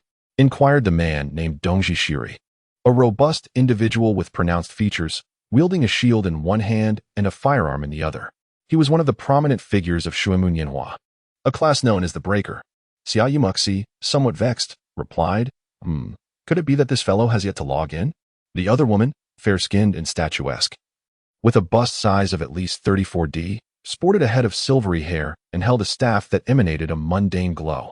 This woman was named Chilo Yumo, a healer of the celestial star profession. As a superlative healer, reaching level 10 at such a pace was a testament to Qiulua Yuma's formidable prowess. One of Shuemu Nianhua's elite. Only the Xianyu class can capture wild monsters. This setting is truly absurd, Qiulua Yuma exclaimed in frustration. At that moment, a rare level 1 wild monster emerged from the depths of the valley where they lay in hiding, a young Maba monkey. Level 1, capturable. This is a rare juvenile Maba, which, upon maturity, possesses immense strength, capable of tearing apart tigers and leopards with ease, making it a fearsome creature. Below, a small Maba monkey with white fur, a cherubic face, and dark limbs was voraciously devouring a small python. Despite its diminutive size, it exuded an air of ferocity. To Xiaoyumoxi and her companions, this little Maba monkey appeared as a treasure, tantalizingly within reach. Should they succeed in capturing it, it could very well become the first pet in the Daxia Star region, holding tremendous value. However, despite the allure of the young Maba monkey, Xiaoyumoxi and her companions dared not act recklessly. For not far off, an adult Maba monkey loomed, standing over 2 meters tall. Its black and white fur bristled like steel needles, radiating danger. Its powerful arms and tail could easily crush stone and mud, capable of rending even tigers and leopards asunder. Scattered on the ground nearby lay the dismembered carcass of a ferocious beast, a grim testament to the adult Maba monkey's prowess. This creature was undoubtedly a terrifying boss, as Xiaoyumoxi and her companions could not even assess its attributes, indicating its level exceeded 20. It was at least a foundational realm beast boss. We cannot confront this boss, but if we can divert its attention, there remains a chance to capture the young Maba monkey. The only issue is that we lack a level 10 Xianyu. What level is our highest Xianyu in Shuemu Nianhua currently? As the autumn leaves whispered, Qiulua Yu glanced at Xiaoyumoxi and inquired. Xiaoyumoxi, with a light sigh, rested her forehead in contemplation, stating, level 8. It seems I shall not be able to depart from the mortal village until tomorrow. Upon hearing this, Dongji Shiri furrowed his brow in frustration, exclaiming, damn it. After such difficulty in encountering this level 1 treasure, I find myself unable to act. How infuriating. At that moment, Xiaoyumoxi's top features suddenly brightened, and with exuberance. She exclaimed, Xian Inu Ma Xiaoyan has accepted my friend request. Upon hearing this, both Dongji Shiri and Qiulua Yu were filled with delight. Xian Inu Ma Xiaoyan, could you possibly lend me a hand? I have discovered a level 1 wild creature that requires capturing. Rest assured, I shall not let your efforts go unrewarded. I am prepared to offer you compensation, Xiaoyumoxi urged eagerly. Subai was secretly astonished. He had not misjudged the situation. Xiaoyumoxi had indeed encountered a rare and elusive creature in the wild. How was it that he himself had not come across such a marvel? Subai inquired. What can you offer me? Xiaoyomu directly responded, if you can assist me in capturing it successfully, I will reward you with 100,000 yuan, or 5 game coins. What do you say? Upon hearing this, both Dongji Shiri and Qiulua Yu exchanged glances, their eyebrows slightly raised. The remuneration was exceedingly generous. Nevertheless, considering the value of the first pet, they chose to remain silent and refrained from expressing their opinions. If successful, the worth of the first pet would far exceed this compensation. Subai spoke in a calm tone. No, I require both 100,000 yuan and 5 gold coins, in addition to a piece of ordinary equipment from the Xianyu profession. Furthermore, regardless of the outcome, you must compensate me with these. If you agree, I shall come. If not, then 88. Upon hearing Subai's terms, Xiaoyumoxi tightened her crimson lips and subsequently relayed his demands to Dongji Shiri and Qiulua Yu. The expressions of Dongji Shiri and Qiulua Yu shifted drastically upon receiving the news. How outrageous. This arrogant young man, dressed in finery, truly lacks discernment. Our Shuemu Nianhua is bestowing upon him a monumental favor by enlisting his services. It is a privilege for him. Does he truly believe that just anyone is worthy to assist us? And to audaciously demand so much? Thinking himself important simply because he is the first to reach level 10 in Xianyu? Should the opportunity arise, I shall certainly teach him a lesson. Qiulua Yuma's delicate brows furrowed slightly. After a moment's contemplation, she remarked, the first pet is indeed worth this price. We may agree to his terms, but only if he succeeds. Should he fail in capturing it, we will only provide him with 1 gold coin as a travel fee. Are you mad? For just 1 measly Xianyu to come here and demand such compensation? Dongji Shiri retorted angrily. Enough.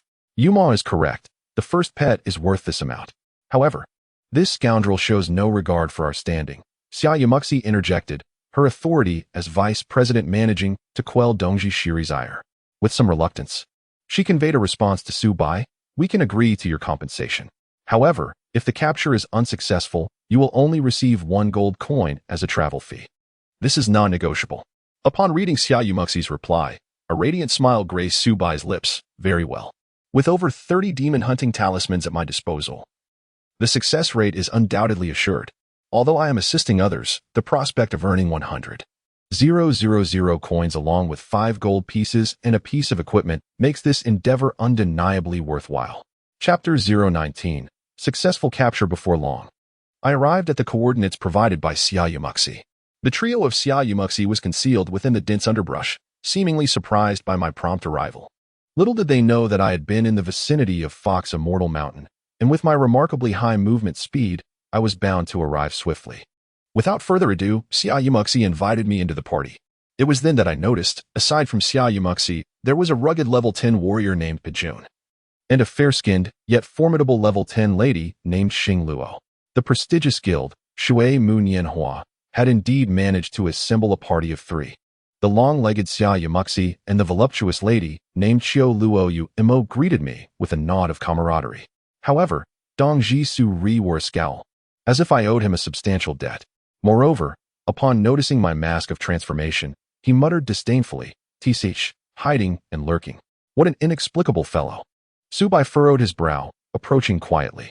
The small macaque below was the target that required his assistance in capturing, as Xiamu Yu noted within the team. Observing how well they concealed themselves and dared not make a sound, Su Bai also took careful steps forward. Peering through the foliage, he beheld a level 1 juvenile macaque feasting on snake meat. Suddenly, a resounding noise erupted from the nearby rocks. It was at that moment that Su Bai realized the presence of a formidable boss, the ferocious B0SS Big Monkey, not far away. No wonder Xia Yumuxi and her companions were hiding so deeply. In our youthful exuberance, we shall take the responsibility of diverting the attention of that B0SS Big Monkey, while you seize the opportunity to capture it. However, I possess only 4 demon hunting talismans, granting you merely 4 attempts at capture, regardless of the outcome. We must retreat immediately afterward. We are unable to ascertain the attributes or level of this B0SS Big Monkey, thus we cannot predict how long we can keep it occupied. In any case, caution is paramount.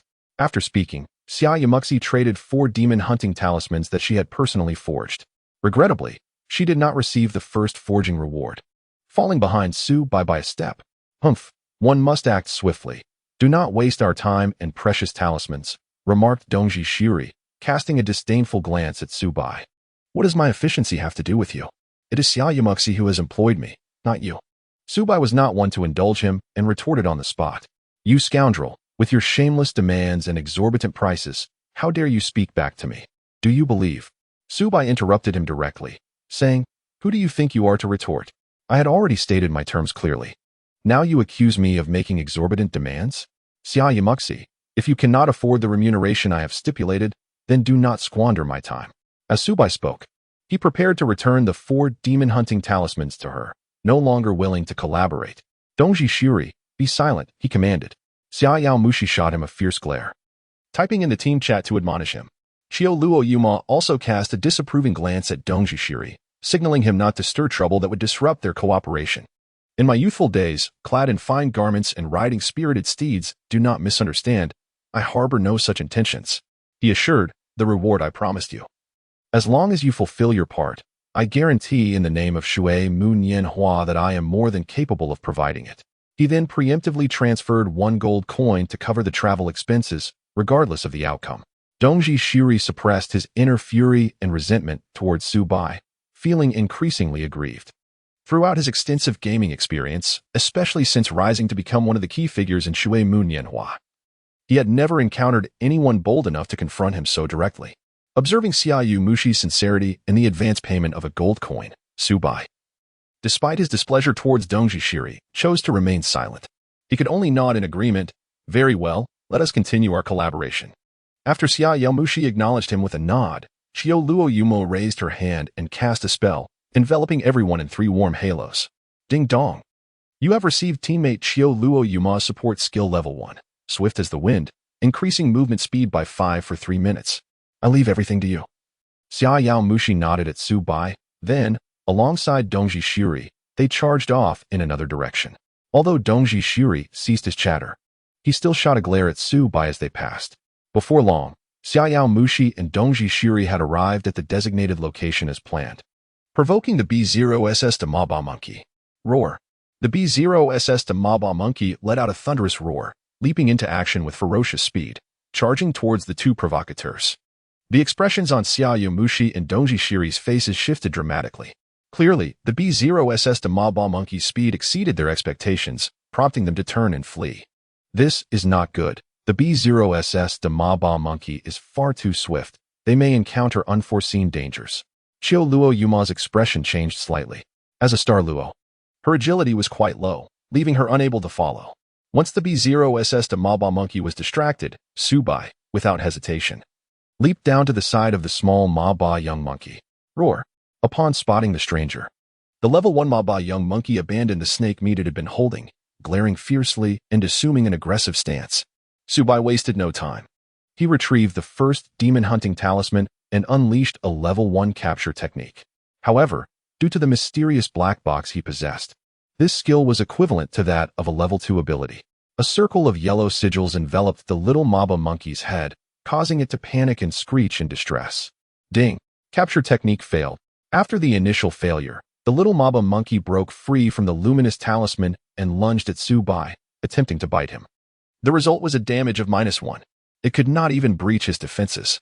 Su Bai remained unperturbed as he retrieved a second demon hunting talisman, determined to continue his pursuit. However, the outcome was once again a failure. Moreover, this irritable little monkey grew even more furious, climbing up Su Bai's leg in an attempt to bite his face. Are you trying to mar my handsome visage? I rely on my looks for a living. Get off me. Su Bai retaliated with a resounding slap, sending the young horse monkey tumbling and inflicting a damage of -28. Subsequently, he produced a demon-catching talisman in an attempt to ensnare it once more. It was the third attempt, yet still, he faced failure. The success rate of this capture was indeed disappointingly low, even with Su Bai benefiting from a luck value of 9. At that moment, a hurried warning echoed from his teammate, Xia Yamaxi. The boss great horse monkey is returning. Young man, clad in fresh garments and riding fierce steeds, exercise caution. If necessary, retreat. However, Dongji Shiri bellowed within the team, retreat? Nonsense.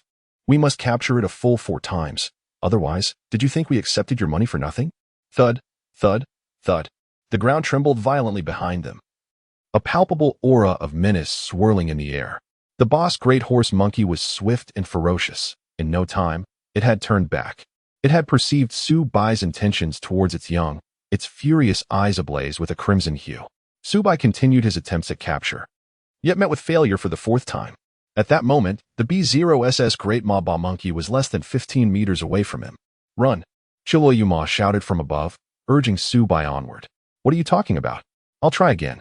After utilizing the demon hunting talisman gifted by Xia Yamaxi, Su Bai retrieved 2 of his own and pressed on with his capture attempts.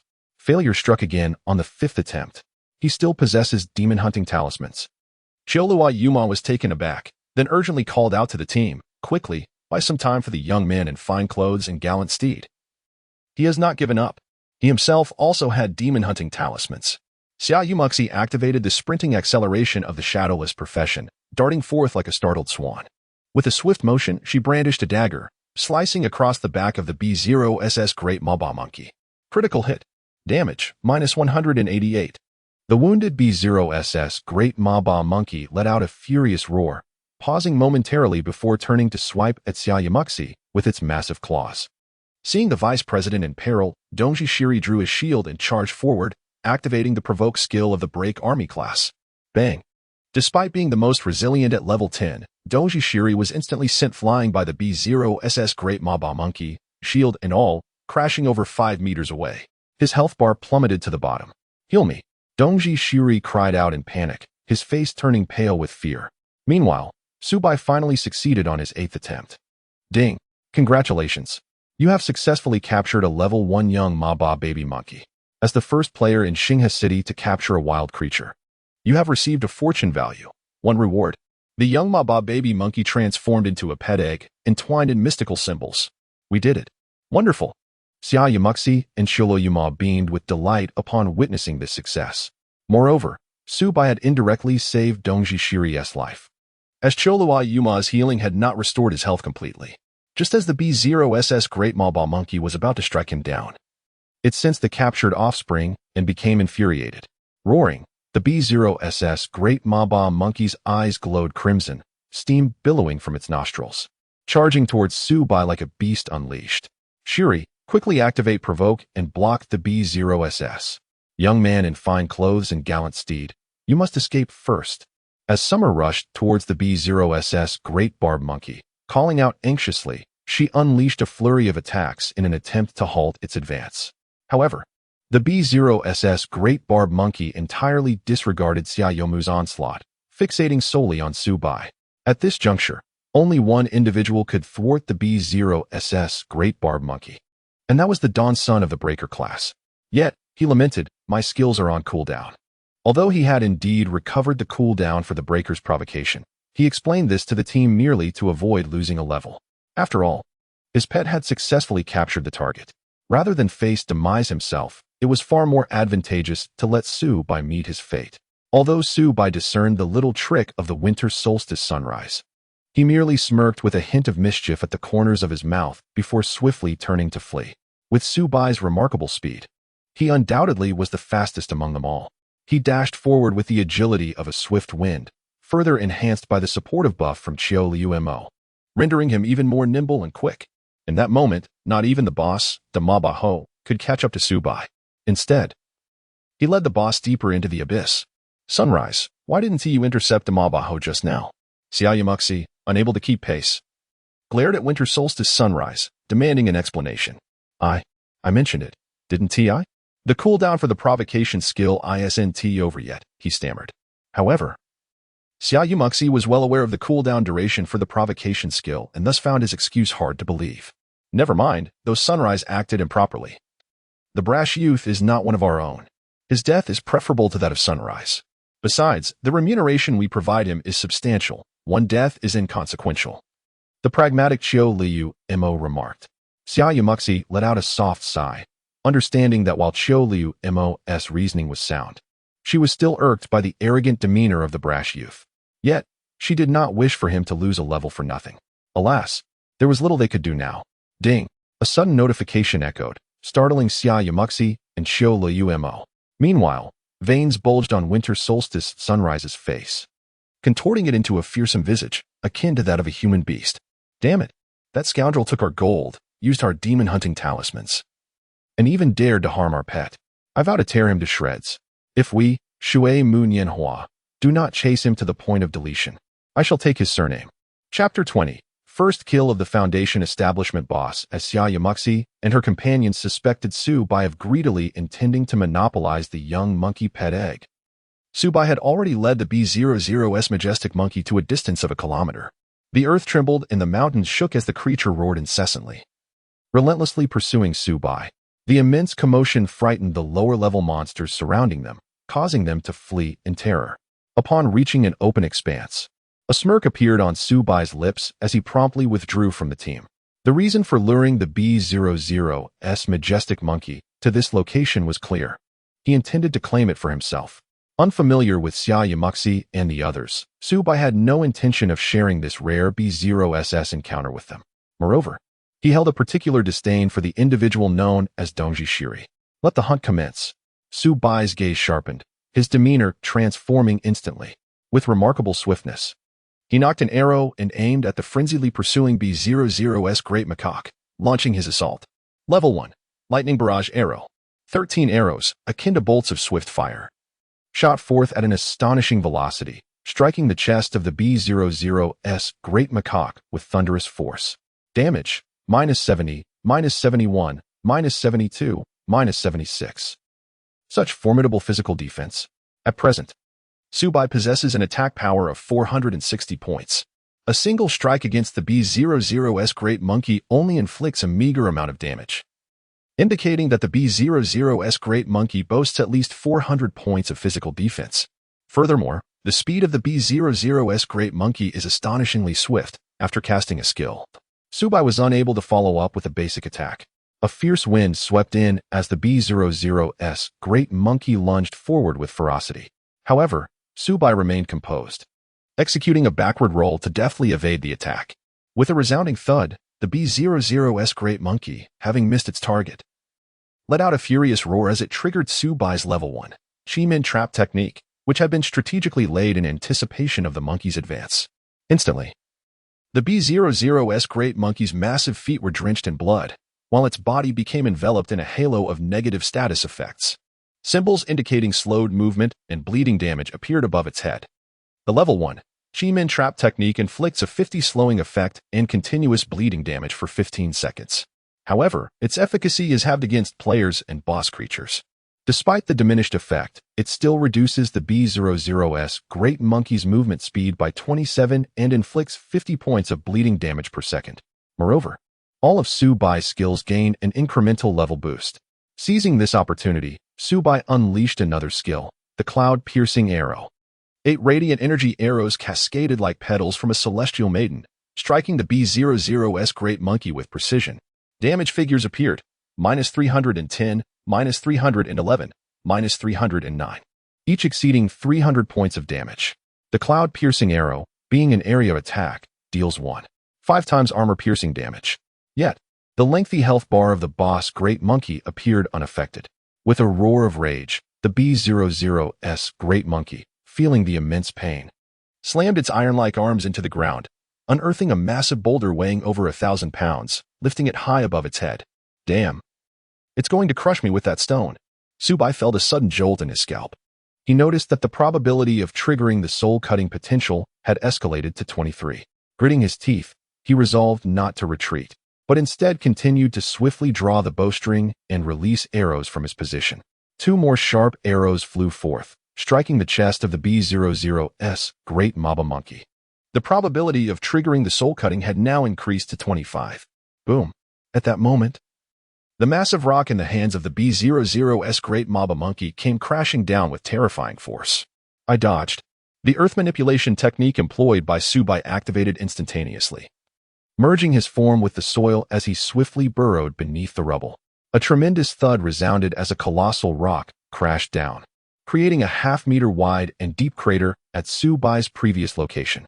However, the earth manipulation technique allowed him to delve approximately 2 meters deep, rendering the B-00's great macaque's stone-throwing assault ineffective, leaving not a scratch upon him. Furthermore, to Subai's astonishment, he discovered that even while submerged beneath the rubble, he retained the ability to perceive the outside world. A fierce howl erupted as the B-00's great macaque, frenzied, approached above him, seemingly sensing his presence below, and began to pound the ground with great force. At this moment, Subai remained unhurried to emerge, awaiting the cool-down of his lightning arrow and cloud-piercing arrow. Subai promptly dispelled the earth manipulation technique from 10 meters away and emerged. To ensure his safety, he first cast a Chi-Min trap technique beneath his feet. Roaring like thunder upon witnessing Subai's emergence, the B-00's giant macaque lunged at him with the ferocity of a tiger. Subai remained composed, decisively unleashing a swift barrage of arrows. 8 beams of arrow energy struck sharply at the B-00's great monkey, elevating the probability of triggering the soul sever to 33. He followed up with a lightning-fast volley of 13 arrows, akin to bullets erupting from a machine gun, which rained down upon the B-00's great monkey.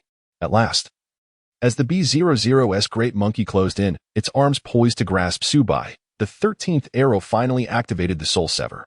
With a ferocious grimace, the B-00's great monkey, its menacing fangs bared, seemed intent on tearing Subai apart.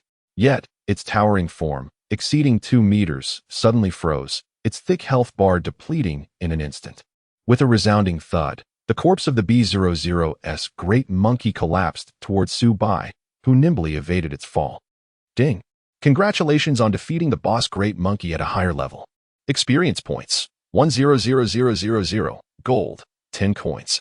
As you achieve the first kill of the Foundation Realm boss. A special system announcement for Star River City has been triggered. Would you like to hide your name? Discretion is the true path to greatness. Subai preferred to quietly amass wealth, fully aware of the adage that the early bird gets the worm. He promptly opted to conceal his name in the announcement. Ding!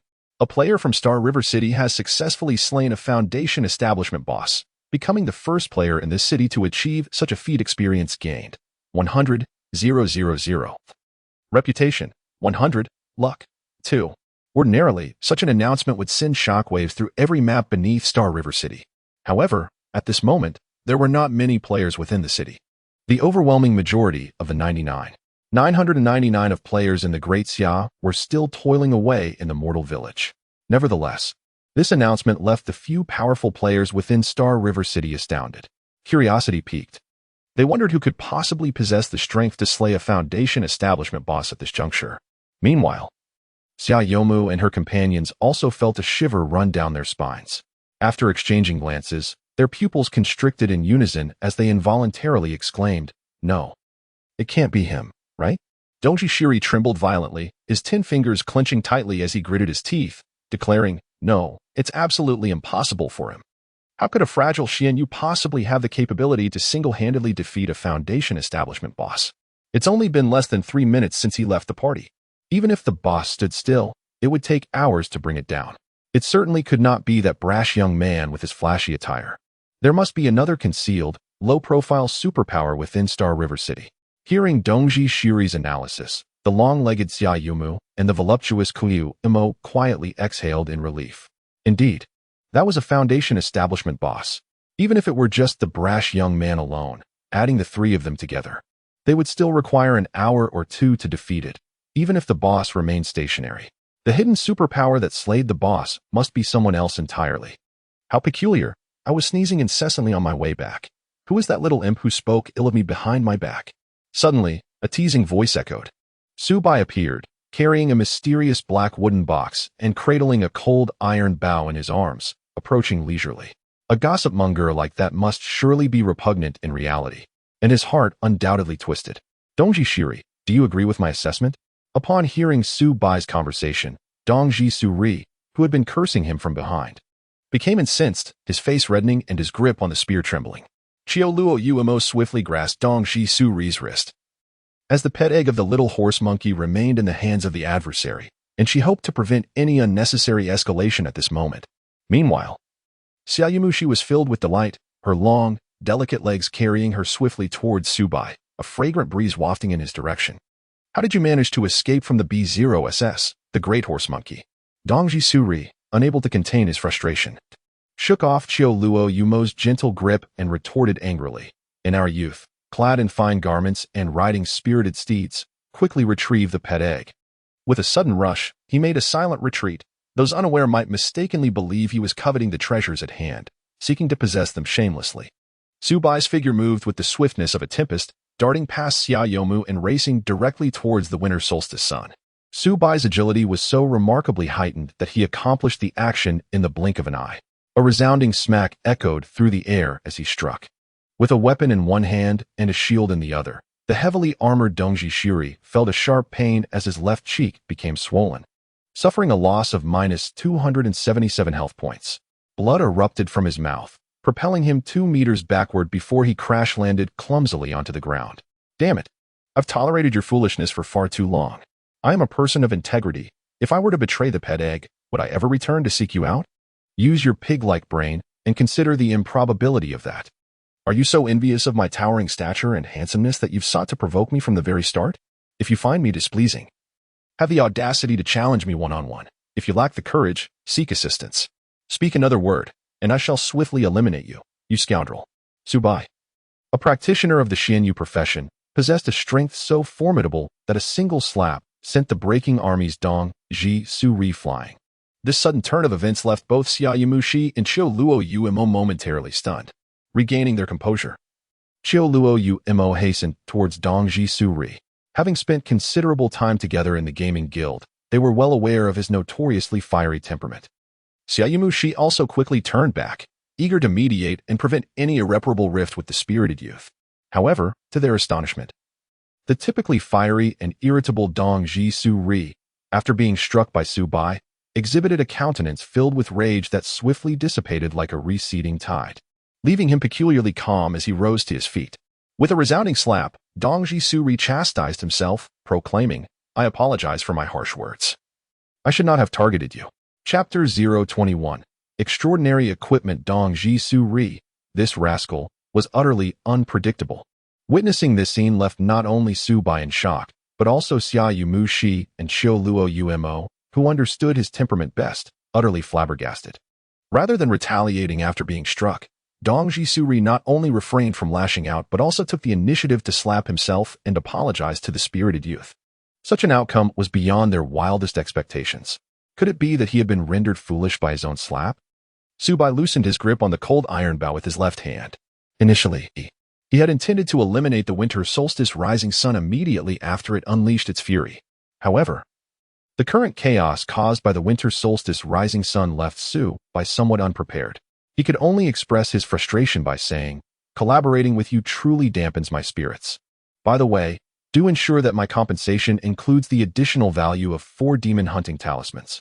Subai pointed at Xiao Luo Umo and said, "She has indeed seen it. To capture the little Maba monkey, I employed 8 demon hunting talismans, while you only provided me with 4. Xiao Luo Umo was momentarily taken aback, then turned to Xiaoyu Mushi and replied, "Indeed. Very well, each demon hunting talisman is worth 50 silver coins, totaling 2 gold coins. Let us proceed with the transaction." Xiaoyu Mushi initiated the trade with Subai, offering 6 gold coins along with a pair of Xianyu profession gauntlets. Subai placed the pet egg onto the platform, completing the transaction. Upon receiving the pet egg, Xiaoyu Muxi couldn't help but smile with excitement, promptly transferring 100,000 to Subai. In an instant, he received 6 gold coins, a piece of equipment, and the sum of 100,000. A flicker of joy stirred within him. After receiving his reward, Subai felt no inclination to engage in further conversation and turned to leave. Once Subai departed, Xiaoyu Muxi and Xiao Liu turned their gazes towards Dongji Shiri simultaneously. Would you like to know why I, who have always been fearless, just showed a moment of hesitation? The reason being that the hidden powerhouse who achieved the first kill of the foundational realm boss is none other than him. Dongji Shiri candidly revealed to Xiaoyu Muxi and Xiao Liu, "During my time in the mortal village, I undertook a minor hidden quest, which granted me a unique skill that allows me to view the basic information of monsters and even players upon receiving an attack." In his youthful days, he had already reached level 12. Upon hearing this, both Xiaoyu Muxi and Xiao Luoyu's eyes quivered with astonishment. The young man, who previously joined their team at level 10, had ascended to level 12 in mere minutes. This confirmed that the player whose name was concealed by the system was indeed him. If I lack absolute confidence in defeating this young man, I shall refrain from provoking him, lest we invite a formidable enemy to our guild, Shui Munyanhua. Of course, I would strongly advise the vice president that if there is a viable strategy, it would be best to persuade this young man to join our guild. Once we become brothers within the same guild, the incident of him striking me would become trivial, easily overlooked. Xiaoyu Muxi gracefully approached Dongji Shiri, gently patting his shoulder with her delicate hand, praising, "Shiri, you truly are a great asset to our guild." She then turned to Xiao Liu, saying, "Sister Imo, I entrust you with the task of inviting this young man to our guild." Xiao Luoyu, however, slowly shook her head. "I may not be able to accomplish this. Perhaps only the president or she herself could effectively recruit such a rare talent." Xiaoyu Muxi nodded slightly in agreement. "Very well. I will personally discuss this matter with the president."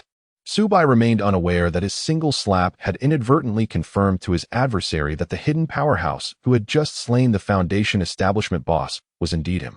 After parting ways with Xiaoyu and the others, Subai retreated to a secluded spot to assess his gains. Although 20% of the experience from defeating the boss, the Great Maba Monkey, was siphoned away by the enigmatic black box, Subai still ascended 2 levels, reaching level 12. Furthermore, upon the demise of the Great Maba Monkey, he had acquired a total of 21 silver coins and 2 pieces of equipment. Subai first examined the gauntlets bestowed upon him by Xiaoyu Muxi. Scaled gauntlets.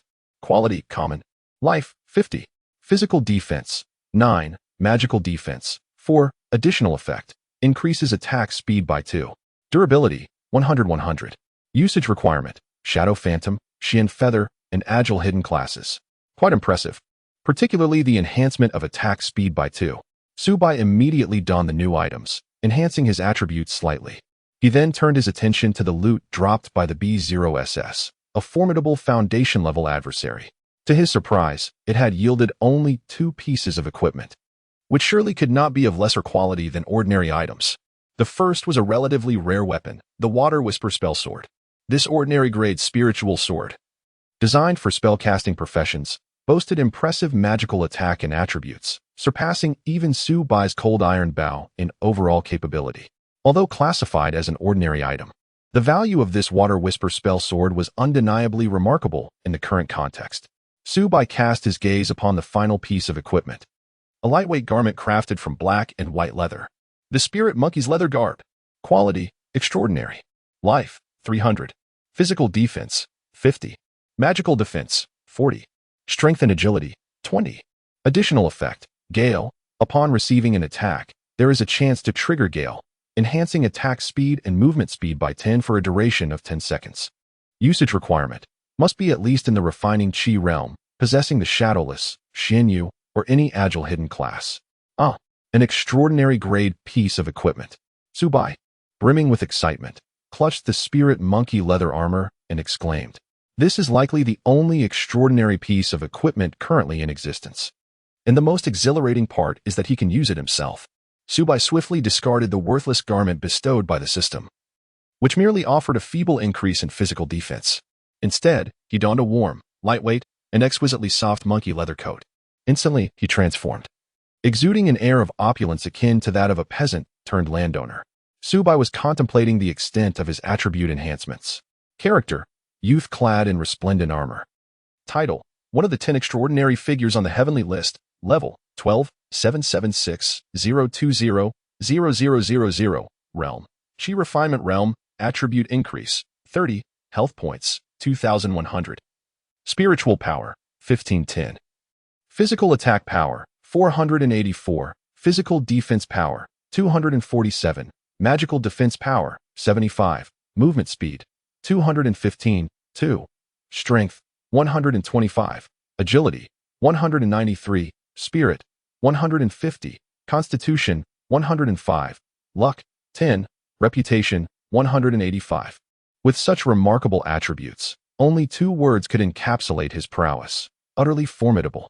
Although Su Bai is a fragile Xianyu, his current offensive and defensive health, along with his 4-dimensional attributes, distinctly places him in a league of his own among all professions. Undoubtedly, a significant portion of this advantage is attributed to the enigmatic black box.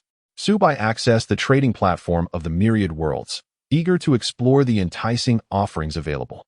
Although he had departed from the mortal village and joined the Star River City, he could still peruse the listings of extraordinary equipment and items from the Daxia Star Service region, as well as the various purchase requests.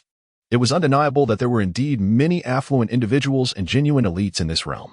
Su Bai was astounded by several purchasing inquiries. Numerous individuals were willing to offer 500,000 coins for various ordinary weapons. There was even a person named Wang who was prepared to pay 1 million for weapons of divine rarity and above. Alas, the Shuane spell sword is a weapon of the spirit sword profession. Otherwise, he would have sold it without hesitation. The price of game currency had soared to 50 coins per silver, and many affluent players were actively acquiring game currency. After perusing the various purchasing requests, Su Bai gleaned that this Shuane spell sword was worth at least 500,000 coins in the current market. 500,000 coins. A figure once unimaginable to Su Bai had suddenly become within reach upon entering the game. The twists of fate in life are indeed astonishing. Su Bai once again checked for any quality equipment suitable for his use currently available for sale.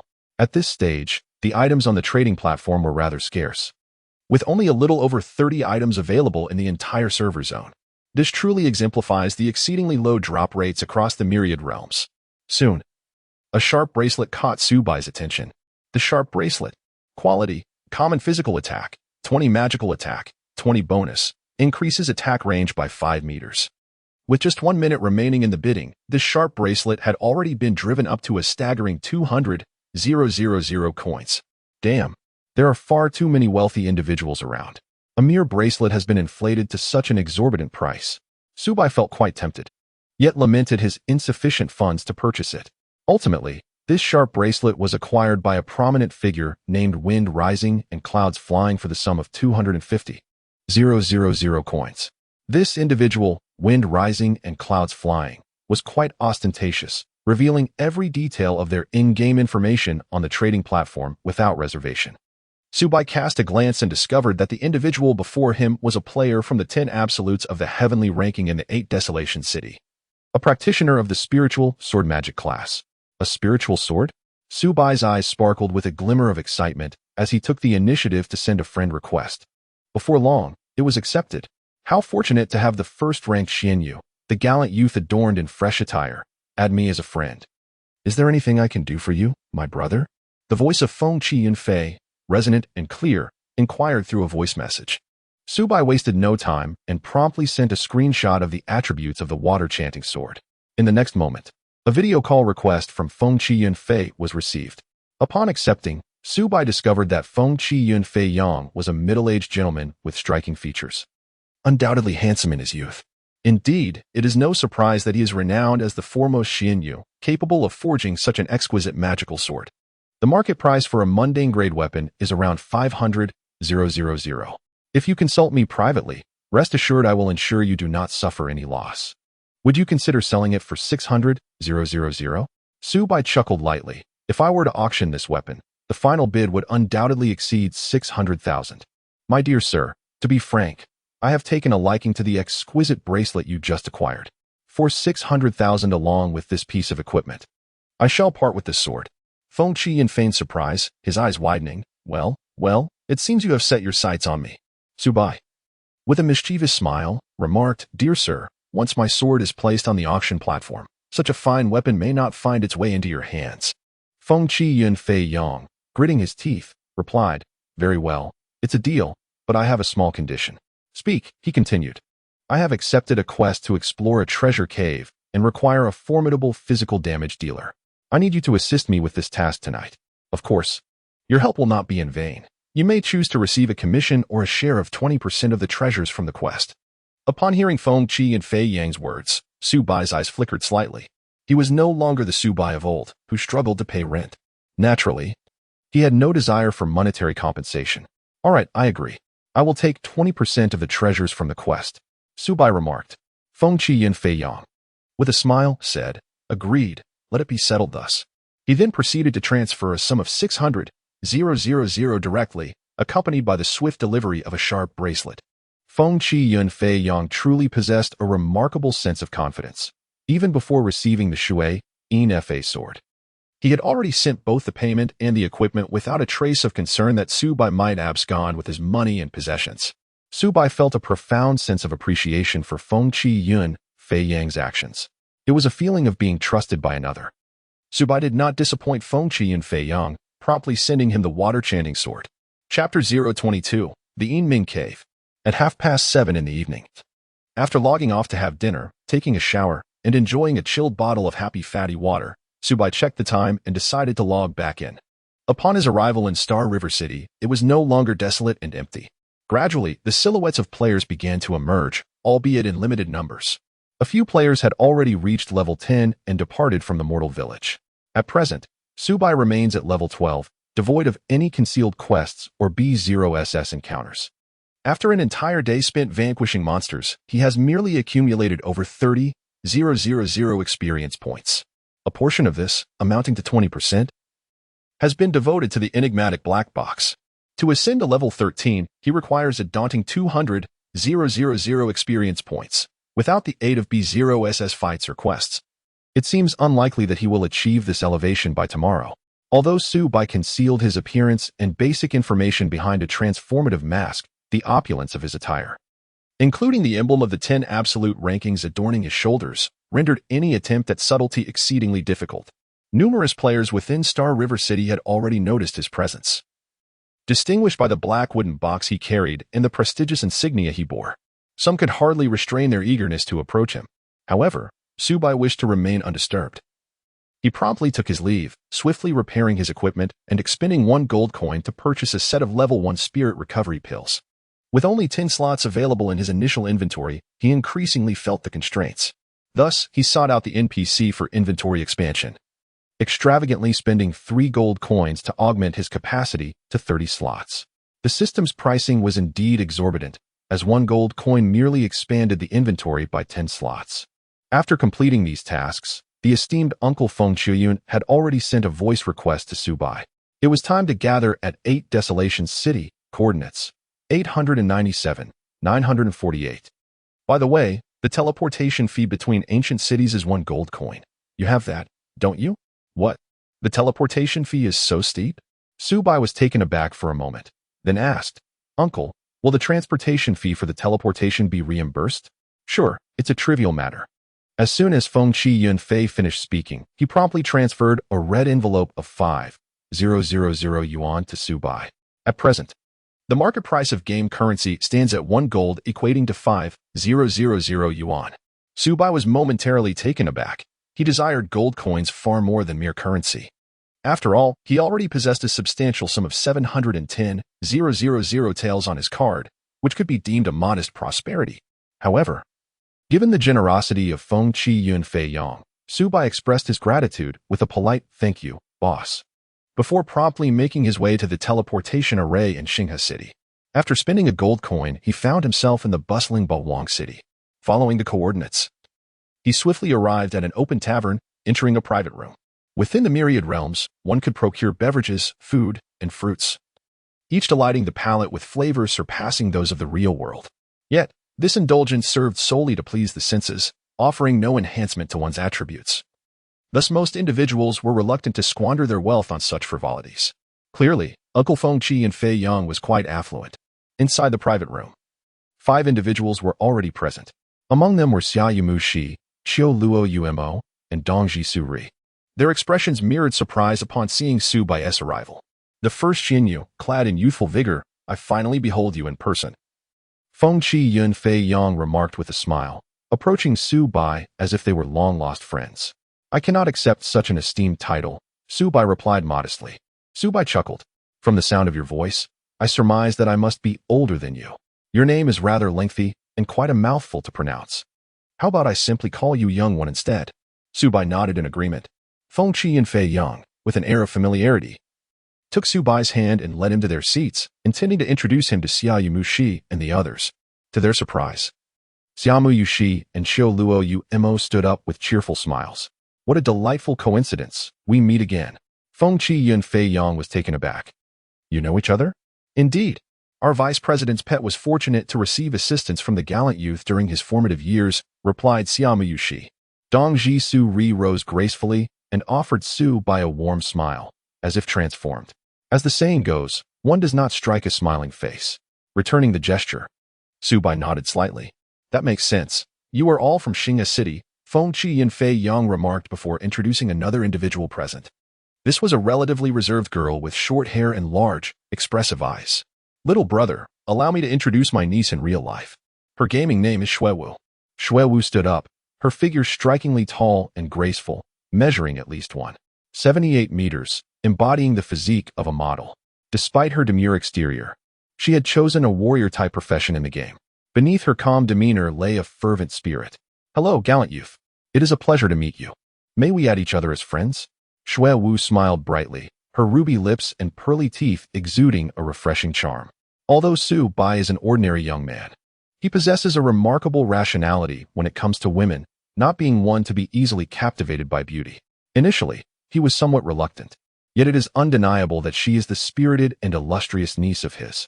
Thus, he felt obliged to extend this courtesy. Very well, I shall add you. Subai generously took the initiative to send a friend request to Xuewu. After she accepted, she smiled and nodded before taking her seat once more. In our youthful days of gallant attire and spirited horses, we were all from Xinghe City. You must not show favoritism. Could you not extend to me a friend request as well? Qiu Luo Umo rose, her ample bosom swaying alluringly as she flashed a charming smile at Subai. Subai furrowed his brows slightly. Due to the presence of Dongji Shiri, he harbored a certain aversion towards the individuals from Water and Wood years. At that moment, 2 figures entered from outside, a man and a woman, hand in hand, presumably a couple.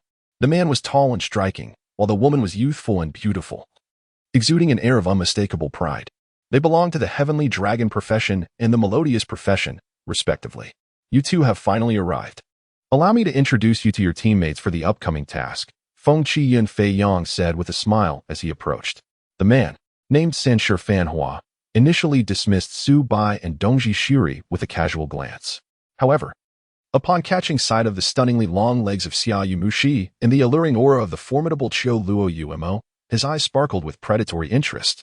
He unabashedly admired the figures of the two women.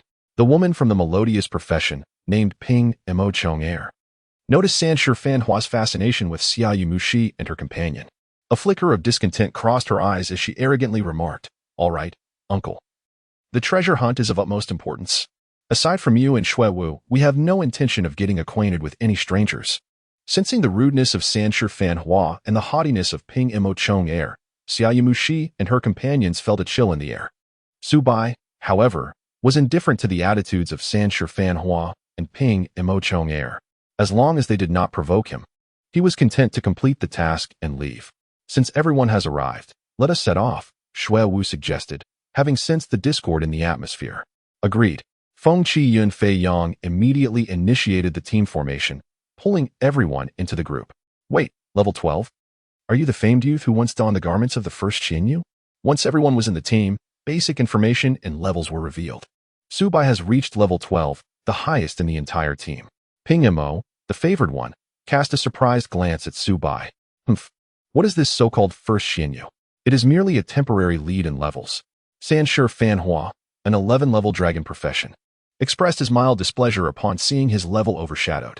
As he spoke, he unceremoniously pulled Ping Mo into his embrace, his hand audaciously reaching for her alluring figure. While his hands were indiscreet, his gaze deliberately lingered on Xiaoyu Mushi and Qiu Luo Umo. Winter Solstice Su Ri felt an involuntary tightening of his grip on his weapon, ready to erupt, but he refrained, held back by a subtle shake of the head from Xiaoyu Mushi. The quest to explore the treasure cave was somewhat distant, and traveling would undoubtedly consume a considerable amount of time, so it was imperative that they set off now. Feng Qi Yun Fei Yang shot a glare at San Fanhua and spoke up. Feng Qi held a certain authority, and after his admonishment, San Fanhua chuckled and composed himself. Within the myriad realms of the universe, after departing from the mortal village, the game's map shifted between day and night, even exhibiting seasonal climate changes. Once night fell, the experience gained from wild monsters and the drop rate would surge by 50. However, their attributes would simultaneously enhance. After leaving Bahuang City, it took Su Bai and his companions nearly 3 hours of travel to approach their quest location. There was no other choice. During the night in the game, monsters were more abundant and densely packed, all of which would aggressively attack players. The team led by Su Bai has undoubtedly reached a pinnacle level in the current context. As they engage in battle against monsters while traversing the path, their journey consumes a considerable amount of time.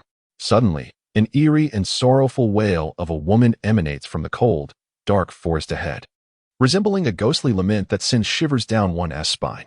A player of timid disposition might well find themselves paralyzed with fear in such a place. According to the quest prompt, the entrance to the treasure cave lies within the ominous forest known as the Yiming Tomb. To gain access, they must defeat the wailing woman of the ghostly woods and procure the key to the tomb. The excited wind rising and cloud flying pointed towards the source of the haunting cries within the forest. Su Bai, who had remained mostly silent throughout their journey, felt a flicker of intrigue at these words. Could the clues he seeks regarding the ghostly bride's true tears be hidden within this haunted realm? Upon entering the ghostly forest, a chilling gust of wind enveloped them, causing everyone to shudder involuntarily. The haunting cries echoed eerily among the trees. The formation had Winter Solstice at the forefront, followed closely by Snow Dance, while Summer Yumu wandered near Su Bai, Wind Rising and Cloud Flying, and Autumn Falling Umo. The rear guard, with a malevolent glint in his eyes, occasionally cast glances at the two women, Summer Yumu and Autumn Falling Umo. In the game, the most formidable class in terms of physical defense is the Breaker, while the strongest in magical defense is the Celestial Dragon.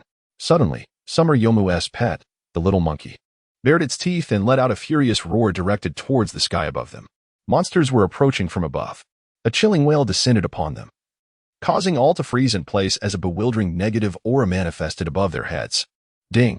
You have been enchanted by the wailing woman's ghostly voice and are unable to react for 3 seconds.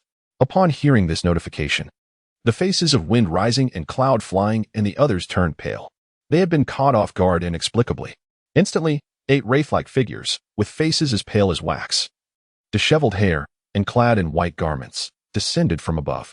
Having fallen victim to the confusion spell, a horde of wailing women surged down, threatening to bring about casualties even before the quest had begun. just as the team began to feel a sense of impending doom whoosh. A formidable array of radiant energy arrows, arranged in a splendid fan-like formation, shot forth towards the 8 wailing specters. At that moment, only Subai remained unaffected by the haunting whispers of the spirits, thanks to his enigmatic black box, which autonomously negated a control skill every 10 seconds. As the arrows were unleashed, they struck the 8 wailing specters, with 2 arrows triggering a lethal potential that instantaneously vanquished 2 of them. The remaining 6 wailing specters emitted anguished cries as they suffered damage, each displaying a reduction of -200. Though the damage was modest, it propelled the 6 specters backward. Such formidable defenses. Subai furrowed his brow, astonished that even without triggering the soul reaping, the damage dealt by the cloud-piercing arrow skill was so minimal against them.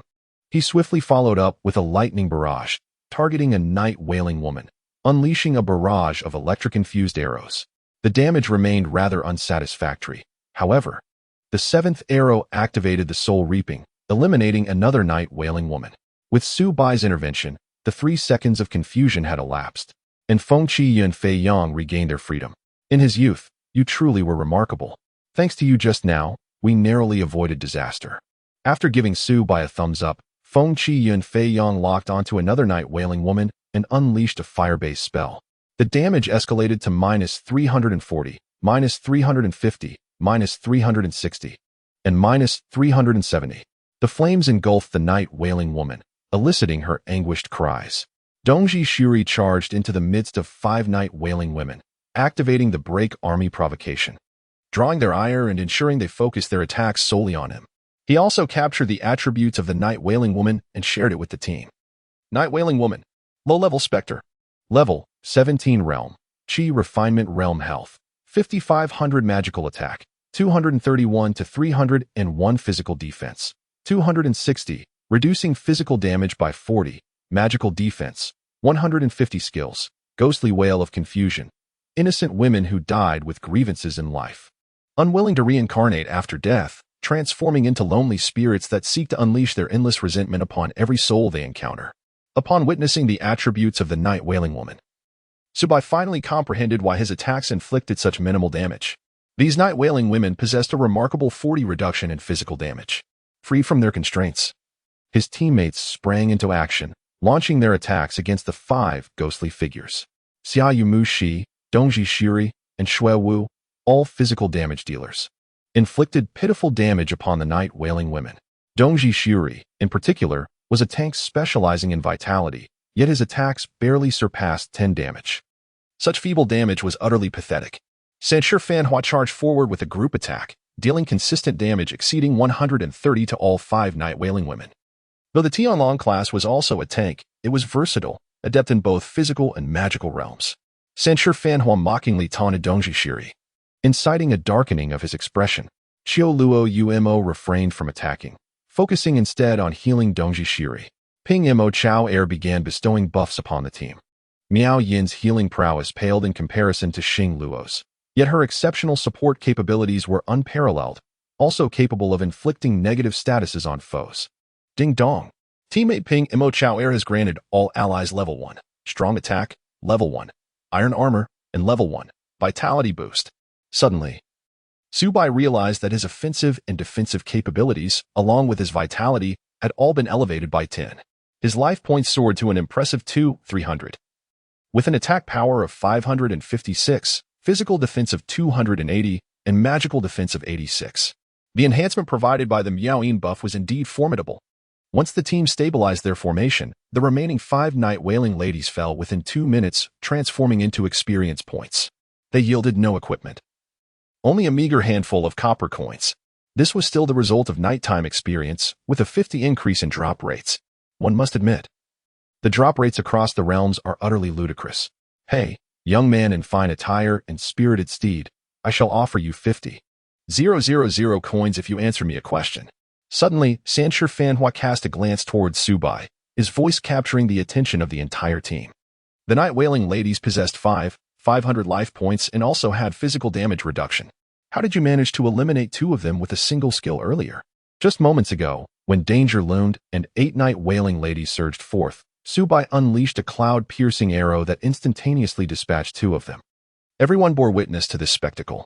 In truth, it was just Sanshi Fanhua who was curious. Feng Qi and Fei Yang was equally intrigued.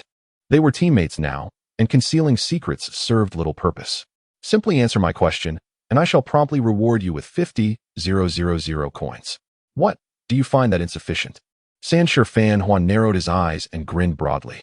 Fanhua, everyone possesses their own secrets. Inquiring into another's private matters is quite impolite. You should know when to refrain. Shui Wu, with her graceful demeanor, stepped forward and shot a glare at Sanshi Fanhua. Ha ha ha, Shui Wu, I was merely jesting. The young man in fine attire is the foremost expert. Surely, he would not mind, would he? Sanshi Fanhua remarked with an exasperating smile. Oh, truly?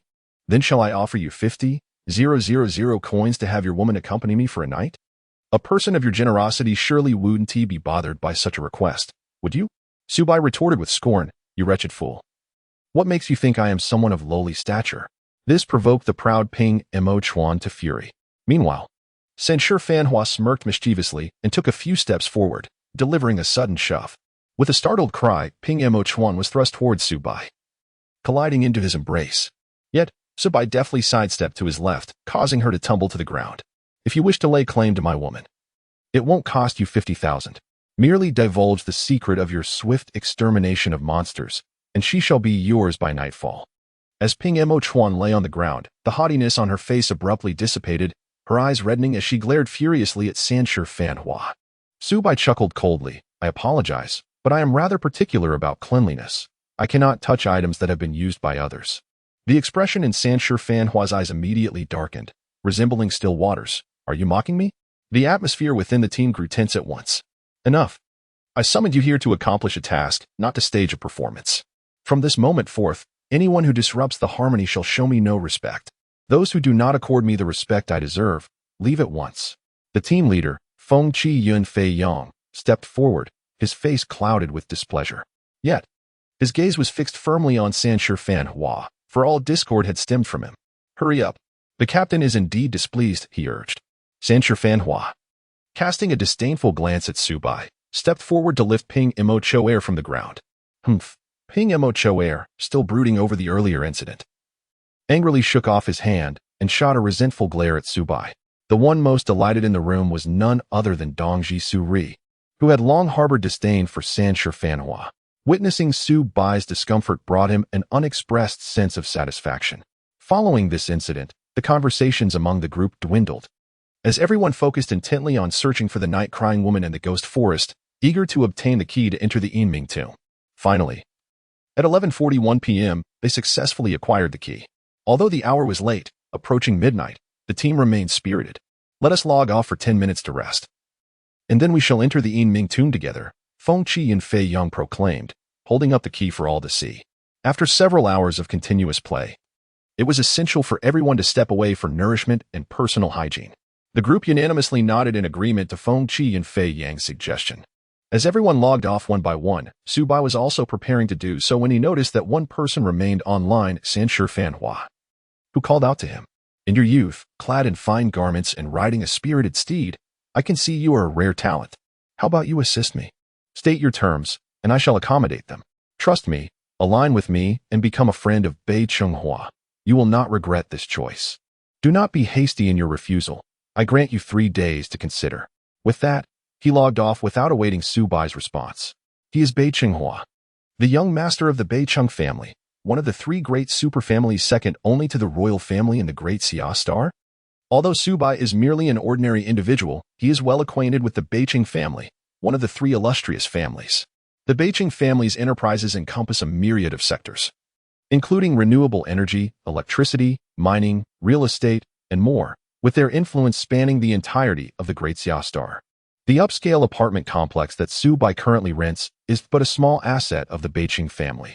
The Bei Cheng family is known for its notorious young scion, Bei Chenghua, who frequently graces the headlines with his escapades and often appears in various online trending topics. It is no wonder that Subai finds the grandeur of the 3 realms somewhat familiar. He had not anticipated the significant stature of this individual. However, someone like Bei Chenghua, a quintessential second-generation aristocrat, holds a certain reverence for Feng Qiyan, indicating that the latter's background is equally remarkable. Reflecting on this, Subai furrowed his brow, recognizing that in reality, he is merely an ordinary individual. Maintaining proximity to figures like Feng Qiyun and Beijing Hua within the game may not bode well for him. It seems prudent to complete the treasure cave exploration task and depart sooner rather than later. In the depths of his thoughts, Su Bai mused quietly. After logging off, he visited the restroom, and upon washing his hands, he casually consumed a light snack and a chilled bottle of beer. The brief interlude of 10 minutes slipped away in an instant, and he logged back on once more. Everyone was punctual. All 8 members had gathered. Subsequently, they made their way into the heart of the ghost forest, ultimately arriving at an ancient tomb, marked by a nameless colossal stele.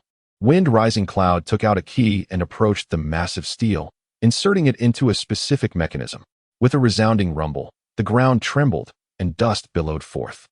Behind the ancient stele, an entrance emerged, measuring 5 meters in height and width, descending ominously into darkness. A chilling breeze emanated from within, resembling the entrance to a fearsome abyss. "Let us proceed," declared the captain, Wind Rising Cloud, addressing Su Bai and the others. Chapter 024. The first layer of the Nether Tomb. Following the entrance to the Nether Tomb, Dongji Su Ri and Sanshir Fan Hua took the lead, with the group trailing closely behind. The staircase within twisted downward, akin to a passage leading to the underworld, shrouded in darkness so profound that one could not see their own hand in front of their face. Just as Su Bai prepared to utilize the breaking concealment golden arrow for illumination, several ethereal green ghostly flames abruptly ignited along the sides of the staircase, illuminating the gloom. The ghost flames cast a cold, eerie light, extending their visibility to approximately 20 meters, beyond which all was obscured in shadow. Moreover, these ghostly flames moved autonomously, acting as lanterns for Su Bai and his companions, trailing them as they ventured deeper.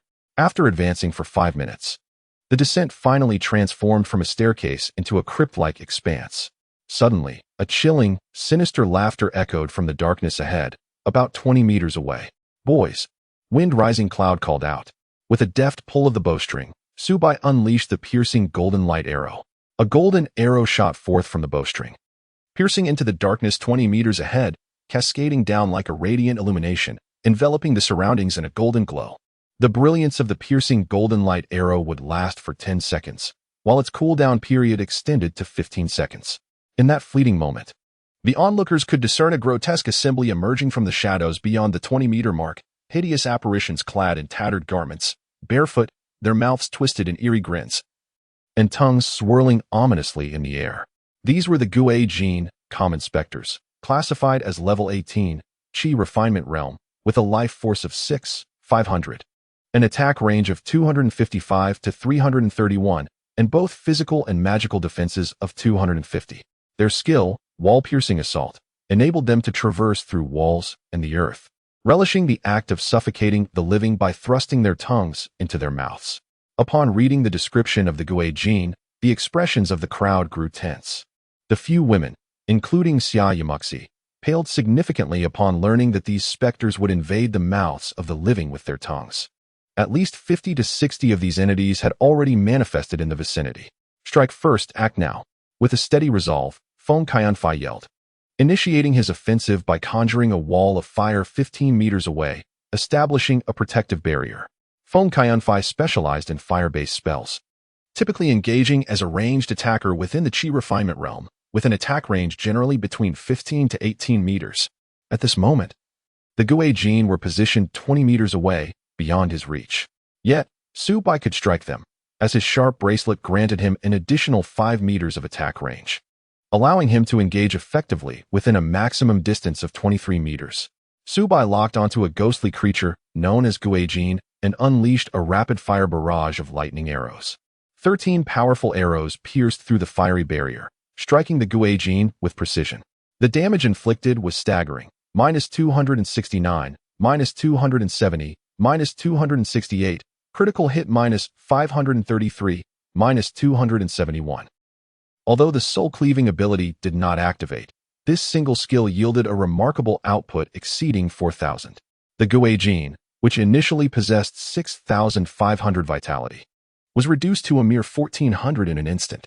Cackling ominously, the commotion triggered by Su Bai's attack alerted the other Gui Jin, who surged forward en masse. As the horde breached the firewall, they all suffered from the searing flames, enveloped in wisps of white smoke.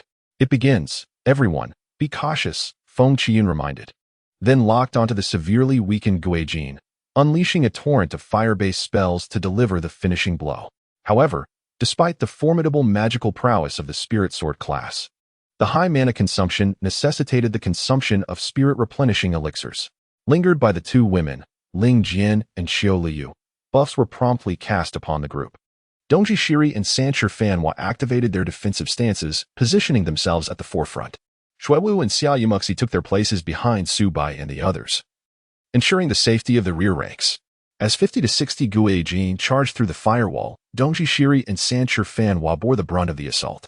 Both were equipped well, particularly Sancher Fanhua, who was only a few pieces away from a complete set of gear, such as the power of financial prowess. The onslaught of Guijin inflicted a torrent of damage upon them. Notably, Sancher Fanhua's defense surpassed that of Dongji Shiri, bolstered by superior equipment and a higher level. With a vitality of 1300, he sustained over 400 damage in the initial wave. Dongji Shiri, focused entirely on vitality, boasted a total life force of 1500. However, despite his higher health, his defense lagged. In the face of the first wave, he suffered a staggering loss of over 750 health, more than half of his total. Shiri, quickly use a potion. Your health is dropping too rapidly for me to keep up, Xiao Luoyu urged, locking onto his avatar to cast a healing spell. Little one, step up and help share the burden, Xia Yumuxi called out, directing her pet, the little horse monkey, to charge forward. Now at level 8 and standing at 1.5 meters tall, the little horse monkey rushed in to assist Dongji Shiri by drawing away 2 Guijin. The pressure was still overwhelming. The responsibility of guarding the rear fell to you. Snow Dance wielded a formidable greatsword, her long legs moving swiftly as she accelerated to reinforce the front line. Faced with an onslaught of numerous ghosts, Su Bai unleashed his full firepower, raising his hand to release another volley of cloud-piercing arrows. 8 energy-laden arrows surged forth, piercing through the air like bolts of lightning, cutting through the horde of ghosts that threatened winter solstice and the illustrious 3 generations. The damage inflicted was uniformly devastating, each strike surpassing 1,000, creating a breathtaking spectacle as countless ghosts howled in agony. Among them, 3 arrows triggered the soul-severing effect, instantly vanquishing 3 ghosts. The cloud-piercing arrow stood as Su Bai's most potent area attack skill at that moment. It appeared that the probability of triggering the soul-severing effect against non-boss level monsters was particularly high, as if boss creatures possessed some hidden resistance. Su Bai contemplated quietly, swiftly drawing a level 1 spirit arrow and unleashing it with the swiftness of wind and fire, maintaining a pace of 1 arrow per second. Even without triggering the soul slash, he could consistently inflict over 270 damage per shot, with critical hits soaring to above 500. There was no alternative. The Ghost Gene was a level 18 creature with formidable defense. Uncle Wind Rising and Cloud Flying also served as a primary source of damage, wielding the Water Chanting Sword. Each of his fire-based skills dealt over 300 damage. Moreover, as a seasoned veteran, Uncle Wind specifically targeted the Ghost Gene that Su Bai had left with low health, executing the finishing blows. Together, they swiftly depleted the Ghost Gene's health. One after another, the creatures fell, transforming into experience points. For the moment, everything remained stable. As both Winter Solstice Rising Sun and 3 Generations of Prosperity, the 2 robust tanks, were consuming healing potions. Behind them, Chila Yuma and Pingmo Pet were providing healing support. Just as Xia Yumuxi was contemplating stepping away from Su Bai's side to engage the Ghost Gene and enhance the team's damage output.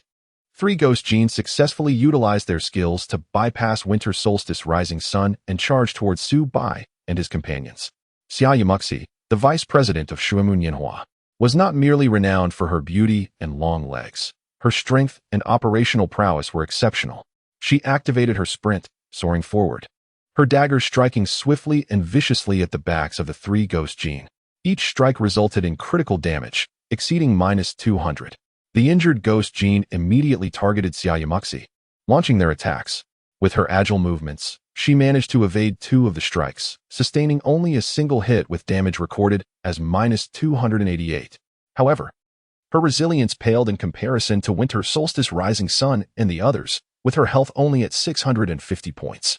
Enduring 2 more attacks would spell her doom, prompting her to hastily retrieve a rejuvenation pill and consume it.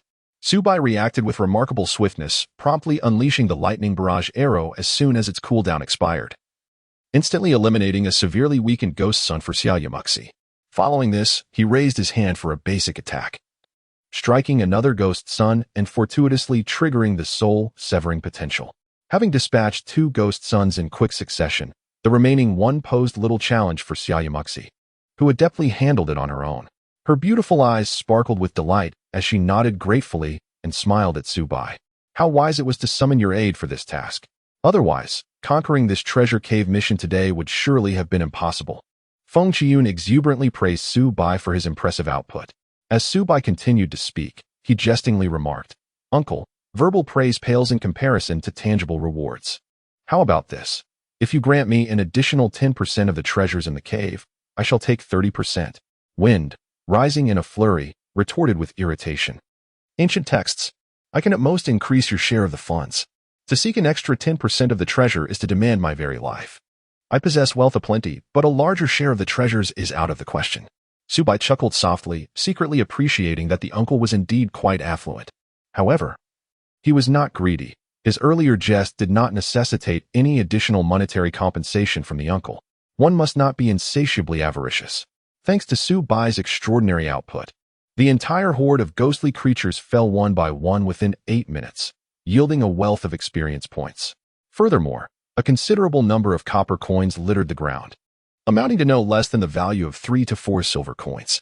It seemed the drop rate of monsters here surpassed that of the outside world. While they were clearing the battlefield, the demure young lady, Shui Wu, suddenly beamed with excitement. She had discovered a piece of equipment. Shui Wu promptly shared a screenshot of the item in their team chat. It was a pair of unremarkable boots, possessing average attributes, yet in the current scarcity of gear, it was indeed a commendable find. These boots could be utilized by Ling Jian, Miao Yin, and Xing Luo. The uncle, Feng Qiyun Fei Yang, had already spent a significant sum on a pair of ordinary boots and deemed these unworthy. He suggested that Qiu Luo Umo and Ping Moching RRL decide the rightful owner. Ultimately, Ping Moching RRL scored 65 points, while Qiu Luo Umo achieved 66 points, thus narrowly securing the unremarkable boots. Ping Moching Air, who lost the RL points, sulked and stamped her foot in frustration. After distributing the spoils, they took a moment to recuperate before continuing their exploration. Following 3 consecutive waves of ghostly creatures, Subai and his companions arrived at a subterranean chamber reminiscent of an altar. At the center of the chamber stood a floating Namu coffin. Beneath the coffin knelt several devout apparitions clad in white feathered garments, holding human skin lanterns, utterly still. Feathered ghosts. Elite level phantoms. Level 19 realm. Chi refinement health 11. 000 attack. 355 to 411 physical defense. 350 magical defense. 300 skills. Ghost pounce. Recovery. The feathered ghosts, elite phantoms of the underworld, serve as the loyal servants of the first layer guardian, Wang Xiang, in the nether realm. Only by defeating them can one earn the right to challenge Wang Xiang. The 4 kneeling feathered ghosts were akin to 4 miniature bosses.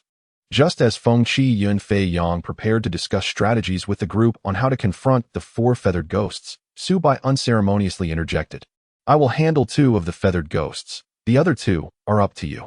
As soon as he spoke, to their astonishment, Subai had already locked onto the 2 on the far left, drawing his bowstring taut. Chapter 025, Boss Wang Xiang. I cannot believe it. Are you jesting? Young man, these are 4 miniature bosses, after all. As the wind surged and clouds billowed, the old man's eyes widened in astonishment, mirrored by the expressions of those within the group. However, Subai had already taken action. He raised his hand and unleashed a devastating arrow of cloud dispersal, its power akin to the shattering of gold and stone, surging forth to strike the 4 feathered ghosts. The damage was uniformly substantial, 400. The previously motionless quartet of feathered ghosts, suddenly afflicted, simultaneously turned their heads, revealing grotesque and terrifying visages. Subsequently, they locked their sights upon Subai, resembling demons in their intent. Subai remained utterly unperturbed. After leaving behind an enigmatic trap, he swiftly drew back his bow, the lightning-quick arrows aimed at a feathered ghost. The sound of the cold iron bow echoed like the relentless fire of a machine gun, resonating continuously. Damage inflicted, -221, -220. Upon the 9th arrow striking true, The soul-slicing effect was triggered. Ding! Congratulations to team member, the young warrior clad in fine garments, for achieving a 100 personal damage contribution in the vanquishing of the feathered ghost. Gained 50 experience points and 10 prestige, with merely 2 skills. Subai had obliterated a minor boss, leaving the onlookers in stunned silence. However, the other 3 feathered ghosts were already charging towards him. Quickly, Shiri and Fanhua. Each of you intercept a feathered ghost. Though it seemed implausible, Feng Qiyun immediately raised his voice to alert the others. Reacting swiftly, Dongji, Shiri, and Sanshur Fanhua brandished their shields and surged forward, each confronting one of the feathered ghosts. Only one feathered ghost charged ferociously toward Subai. Subai remained remarkably composed as he drew his bowstring taut, unleashing a rapid succession of basic attacks directed at the oncoming feathered ghost. Damage dealt, -223. The probability of triggering the Soul Sever had accumulated to 17. The feathered ghost activated its Ghost Pounce skill, transforming into a swirling gust of ominous wind that surged forth. Subai released another arrow, then raised the cold iron bow to shield himself. Bang! The feathered ghost transformed into a formidable gust of dark wind, striking Subai and enveloping him in a chilling wave, causing immense pain in his chest as he was propelled backward. A notification appeared above his head, -531 damage. It was not that Subai wished to evade the attack, but rather that the feathered ghost's speed was overwhelming, coupled with the precision of its targeting skill, leaving him no choice but to endure the blow. Among his companions, only Dongji Shiri and Sanshur Fanhua could withstand a few hits from such a powerful foe, aside from Subai himself. However, although the feathered ghost had knocked Subai back, it fell victim to the Chiman trap he had laid, entering a state of deceleration. Perhaps due to its ghostly nature, it did not exhibit any bleeding status. Seizing this opportunity, Subai quickly regained his footing. He drew his bow, attacking while strategically repositioning himself. He unleashed one arrow, then a second, and a third, raising the probability of the soul-severing effect to 20 before the feathered ghost caught up to him. The feathered ghost was a level 19 minor boss. Its speed was astonishing, and Subai found it challenging to kite it effectively. Were it not for the Chiman trap that reduced its movement speed by over 20%. He would have been overwhelmed in the brief moments between his shots. Damage taken, -199. This time, he only suffered damage from the feathered ghost's basic attack, rather than a skill, resulting in a loss of 199 health points. Under the enhancement of buff, Subai possessed a health value of 300. Coupled with a lifesteal effect of 20, he still maintained over 600 health points after enduring another attack. What thrilled Subai even more was that after this assault, the Wind Fury passive of his agile monkey leather armor was triggered. He felt a surge of wind enveloping his body, increasing his movement and attack speed by 10 for a duration of 10 seconds. Seizing the moment of Wind Fury, Subai unleashed another basic attack, then distanced himself before firing yet another shot. Just as he prepared to continue kiting the feathered ghost, he was astonished to see that after releasing his second arrow, his health of 300 was instantly restored to full. This triggered the soul-reaping effect, resulting in the immediate annihilation of the feathered ghost that still had over 9,000 health points. Thanks to the lifesteal of 20, Subai's health was completely replenished. Ding!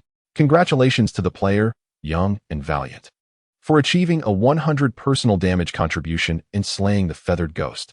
Gained 50 experience points and 10 reputation, having slain 2 feathered ghost mini-bosses, though in a team mode.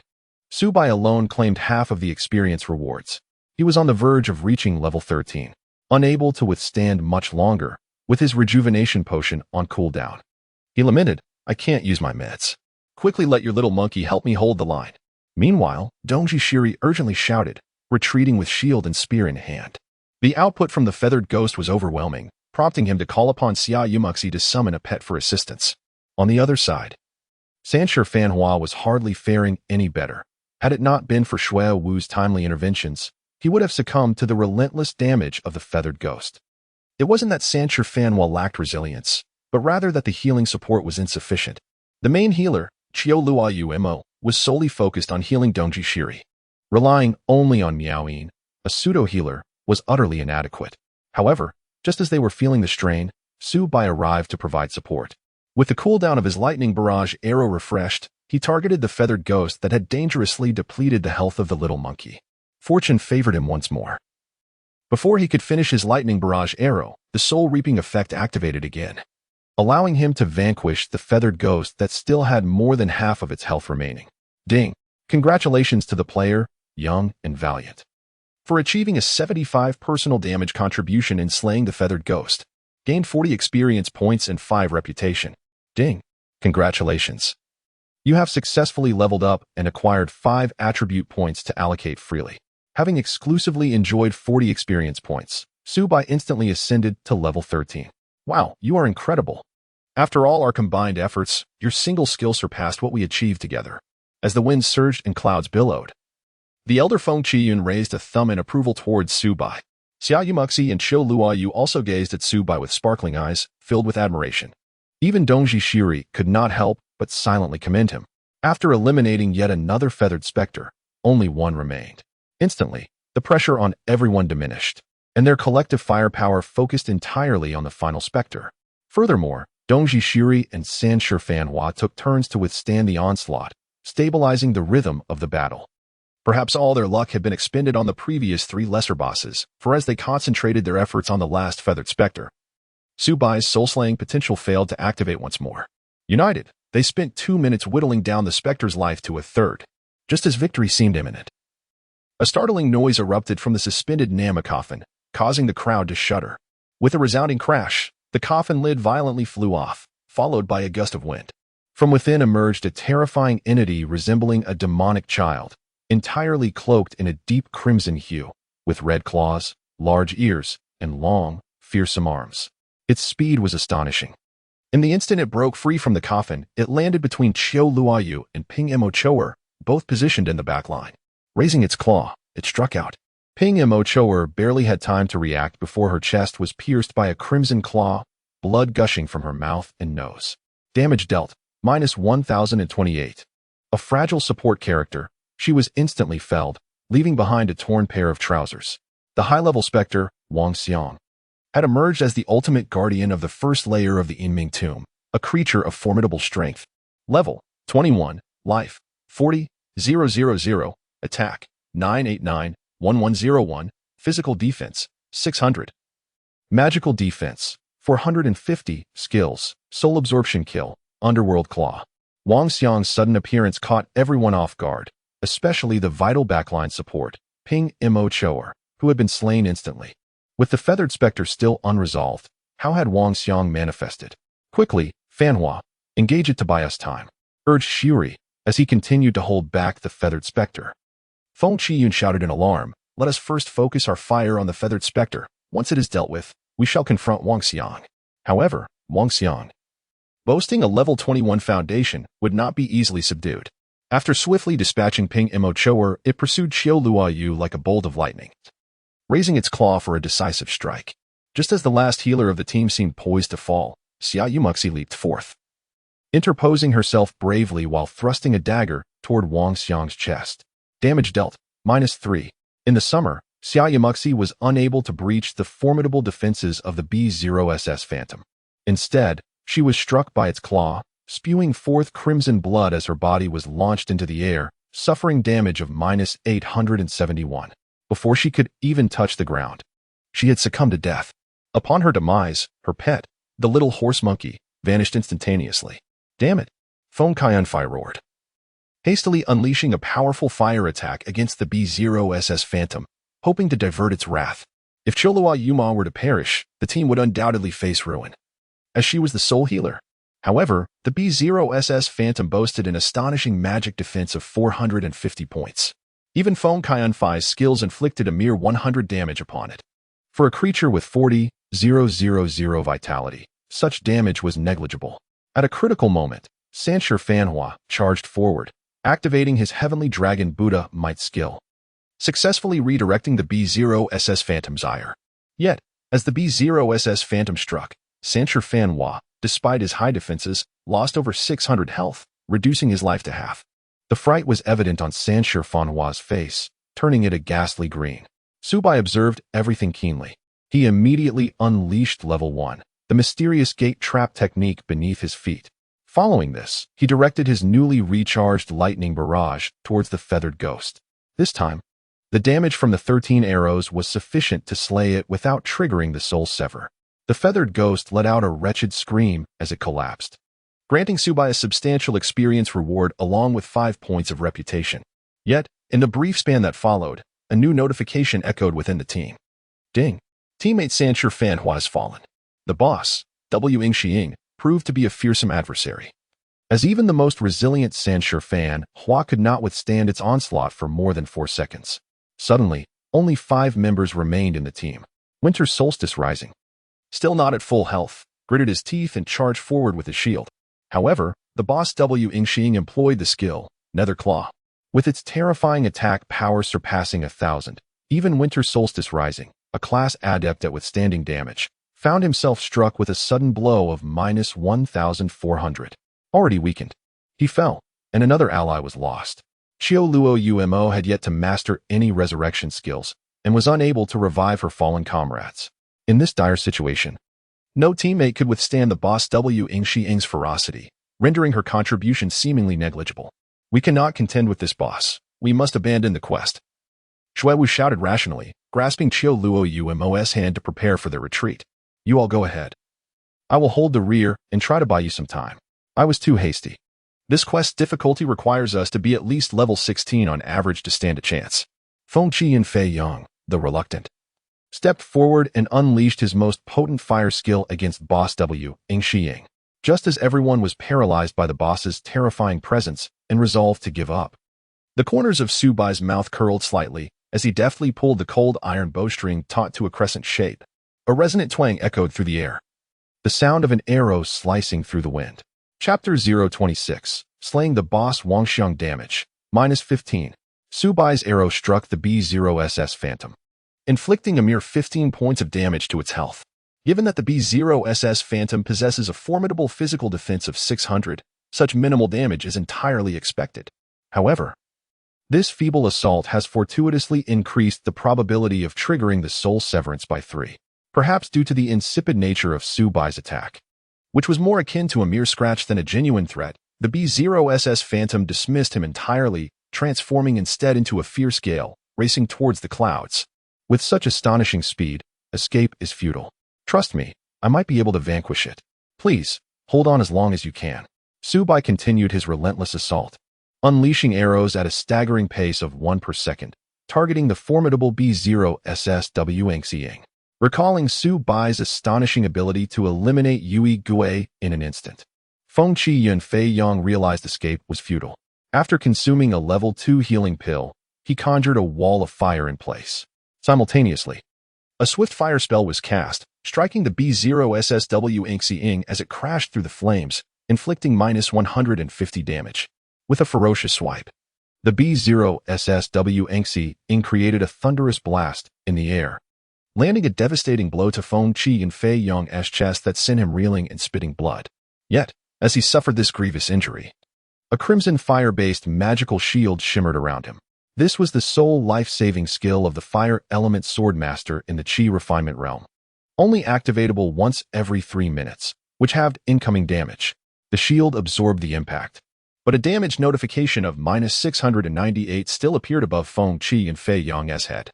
Upon hitting the ground, he was left with merely a single point of health, narrowly escaping death even with the fire shield as protection.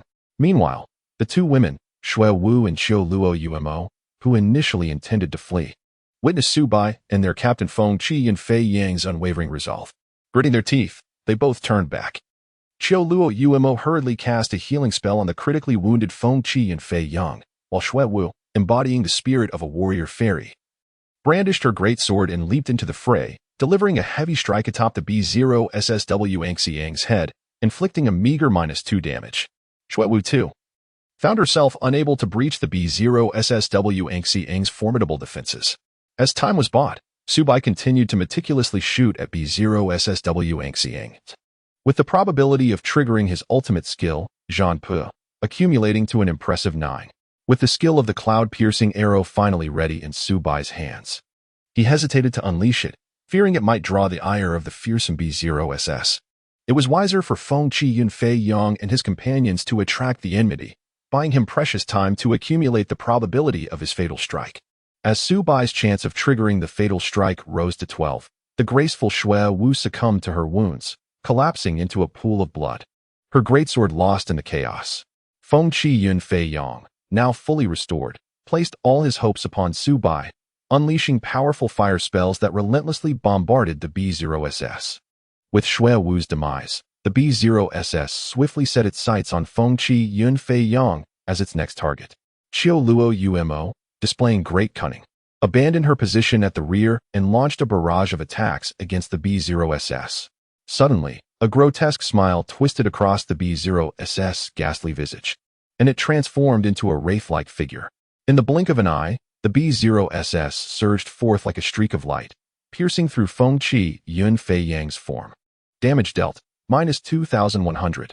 This was the B0SS' other skill, Soul Drain. Damn it! Feng Qi Yun Fei Yang could only utter a single curse before collapsing, dropping a pair of ordinary boots. You ugly creature, come at me.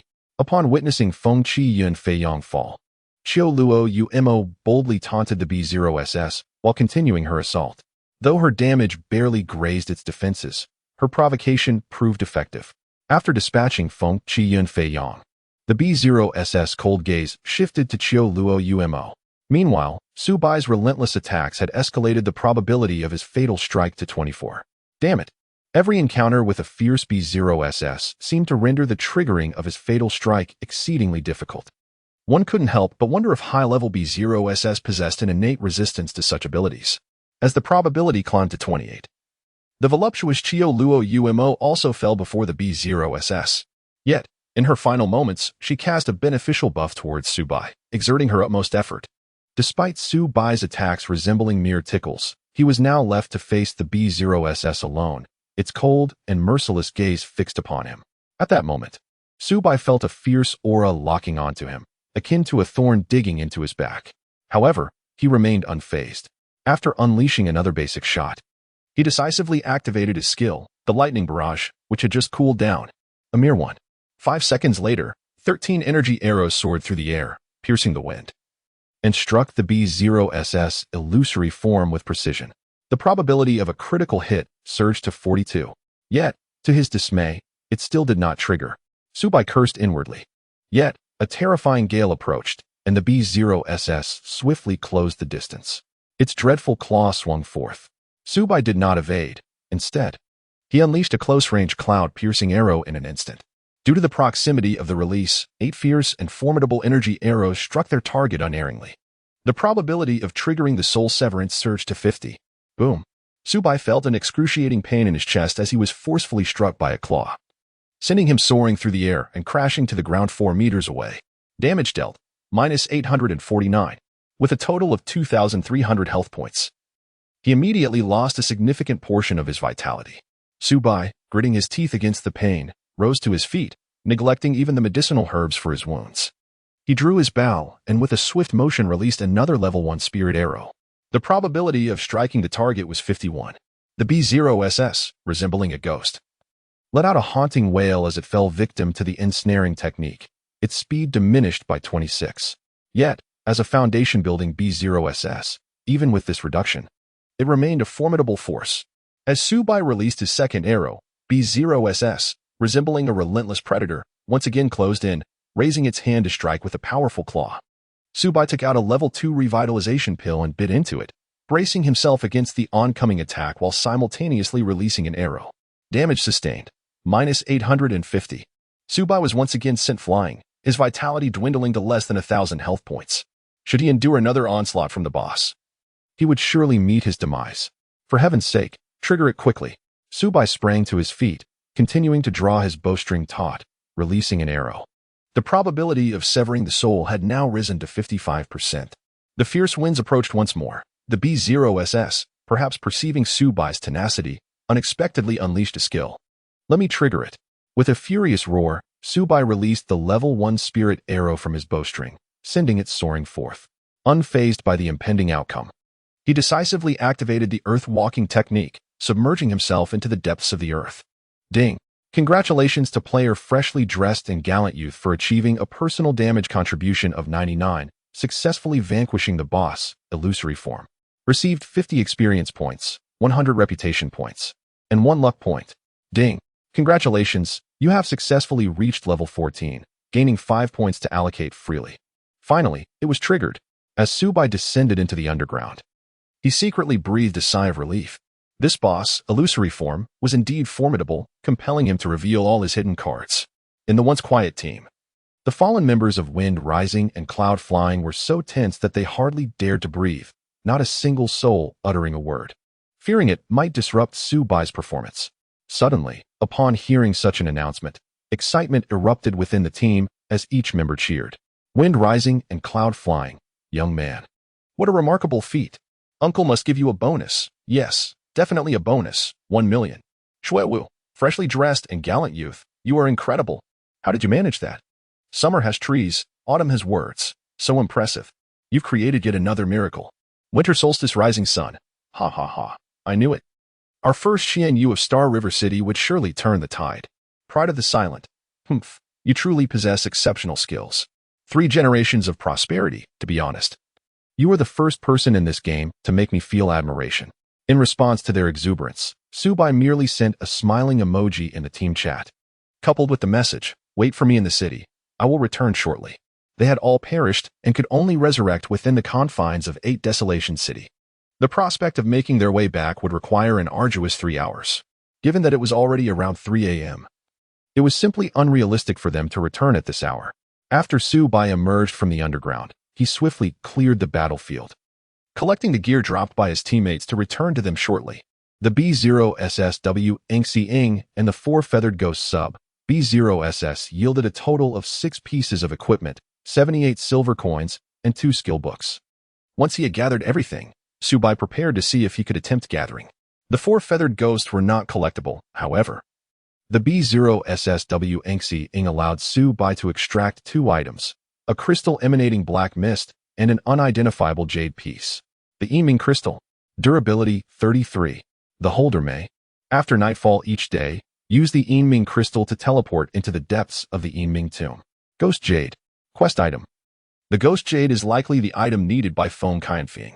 The Yiming Crystal truly caught Subai's eye, and he promptly stowed it away in his pack. After completing his task, Subai glanced at the altar, where a fissure had opened, revealing an entrance to the 2nd level of the Yiming Tomb. He resolved to return alone for a solo venture tomorrow night. Having made his decision, Subai chose to return to the city, where Feng Qianfeng and the others awaited him in the bustling Bawang city. Upon his arrival, their eyes sparkled with excitement. Subai returned the gear that had dropped upon their deaths one by one. Apart from the Yiming Crystal, he traded all the other items that had been dropped to Feng Qianfeng.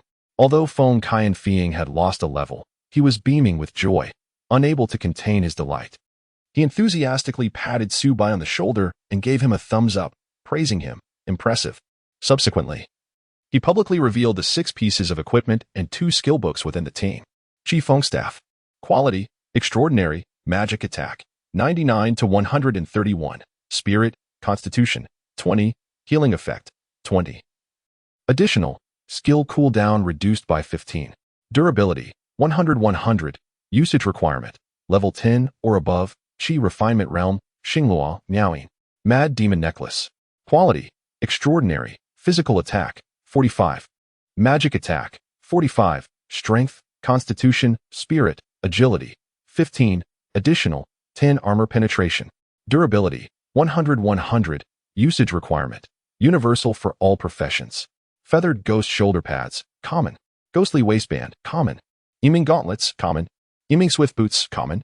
Skill Books, Fiery Torrent. Piercing Arrow. Chapter 027. The uncles advised 2 pieces of extraordinary equipment for pieces of common gear, along with 2 skill books, left everyone feeling parched with excitement, especially the Chi Feng Staff and Mad Demon Necklace. The value of these 2 pieces of equipment was certainly in the million range, and they were currently highly sought after and difficult to acquire. Without the slightest hesitation, Subai presented this exceptional equipment to Feng Qi and Fei Yang, earning the admiration of all present for his character. The 4 ladies Shui Wu, Xiaoyimu Shi, Xiao Luo Umo, and Ping Mo Cheng'er regarded Subai with newfound respect, not only due to his extraordinary strength in single-handedly defeating the boss, Wang Xiang, but also because of his undeniable charisma.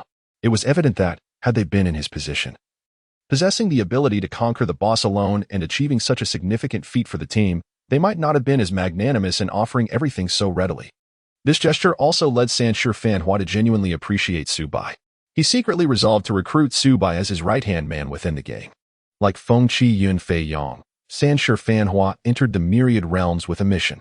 The contributions made by Subai during their youth were well recognized by all. Therefore, I propose that he be allowed to choose 2 items of his preference. Does anyone have any objections? Feng Qi Yun Fei Yang glanced at everyone before speaking. Xuewu nodded with a smile. While Xiaoyu Mushi and the others also expressed their agreement, even Sanshi Fanhua and Ping Mo Ching Er concurred with the suggestion. In your youth, you made significant contributions. Choose whatever you desire, and we shall not object, Feng Qi Yun Fei Yang said sincerely, looking at Subai. In that case, I shall not hold back. Subai broke into a grin and opted for the madman's necklace and the skill book, piercing arrow. Both of these items were of great utility to him. Subai promptly replaced his bony necklace. His attributes surged dramatically. His actual life reached 2270. His attack power soared to 588, and his physical defense climbed to 268. Had it not been for the absence of the damage reduction skills from the Breaking Army and Heavenly Dragon, this fragile Xuanyu would have been sturdier than a tank class. Subai has begun to learn the skill of the piercing arrow. Level 1, Piercing Arrow. Available for practitioners of the profound feather profession above level 10. Consumes 100 points of spiritual energy, requires 1 second of charge time. Releases a powerful penetrating energy arrow with an attack range of up to 80 meters. Any target struck will experience a knockback effect. The potency of this skill is determined by the caster's base attack power and strength. Cooldown, 10 seconds. How exhilarating. With the piercing arrow available every 10 seconds and a range of 80 meters, along with its controlling knockback effect, the only drawback is the high energy cost.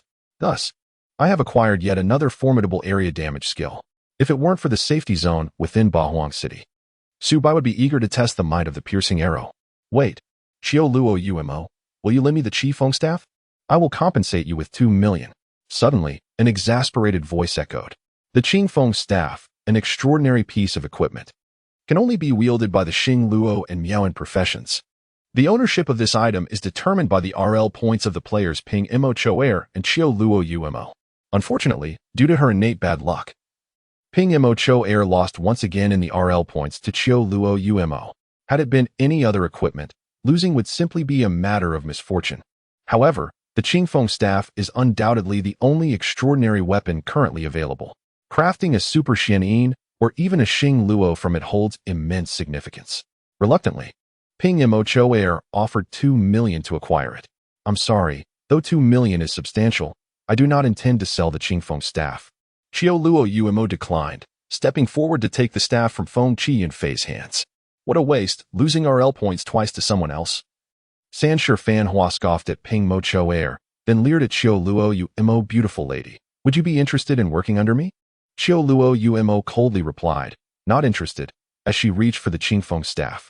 Then it seems this staff is beyond your reach. Sanshi Fanhua teased with a smirk. What do you mean by that?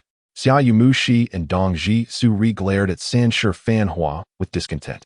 Sanshi Fanhua chuckled and immediately sent a voice request.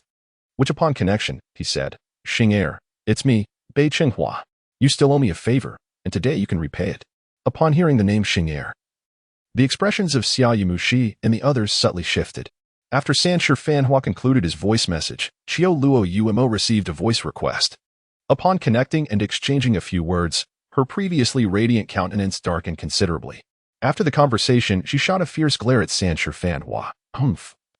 The Qifeng staff is yours. Witnessing this scene, Subai was taken aback. The influence of the 3 generations of prosperity was indeed formidable. After dispatching a voice message, it astonishingly compelled Qiu Luo from Shui Munyan Hua to relinquish the Qingfeng staff willingly. Simultaneously, Subai's curiosity piqued. Whom had the 3 generations of prosperity addressed in that voice message? With a sly glance directed at Qiu Luo Umo, 3 generations of prosperity's gaze lingered upon her pair of pristine curves, uttering in a peculiar tone, Dear ample beauty, if you truly desire this Qingfeng staff, depart from Shui Munyan Hua and assist me in my endeavors. Should you choose to accompany me, the staff shall remain yours. And you may request anything you desire from me in the future. What say you? With a frosty expression, Qiu Luoyumo retorted, no need. I shall never abandon Shui Munyanhua. Observing the evident regard that 3 generations of prosperity held for Qiu Luoyumo, the countenance of Ping Mo's beloved turned sour. Ah, if that is the case, then there is little that can be done.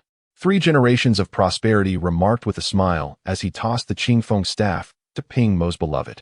Given that this was Qiu Liu Mo's own decision, the team captain, Feng Qiyun Fei Yang, chose to remain silent on the matter. After distributing the items, Feng Qiyun Fei Yang addressed the group. Please wait here for a moment. I shall go to report the achievement of exploring the treasure cave. The rewards I obtain will be shared with you as previously agreed. The ghostly jade bestowed upon Su Bai was, in fact, a tool for task completion. Shortly thereafter, Feng Qiyun Fei Yang returned, his expression tinged with regret. He addressed the group, lamenting, what a pity. We only managed to conquer the first level, and for our efforts, we received merely the minimum reward. I have earned a bounty of 100 gold coins. As per their prior agreement, Feng Qiyun Fei Yang then distributed 20 gold coins to Su Bai, representing a 20 commission. Subsequently, he exchanged the respective shares of gold coins with Xia Yimushi and Sanshi Fanhua. At this stage of the game, currency was exceedingly scarce, and for the affluent players, gold coins remained the most coveted resource. Su Bai was thoroughly pleased with his acquisition of 20 gold coins, and his anticipation for the Yinming Tomb Palace grew even greater.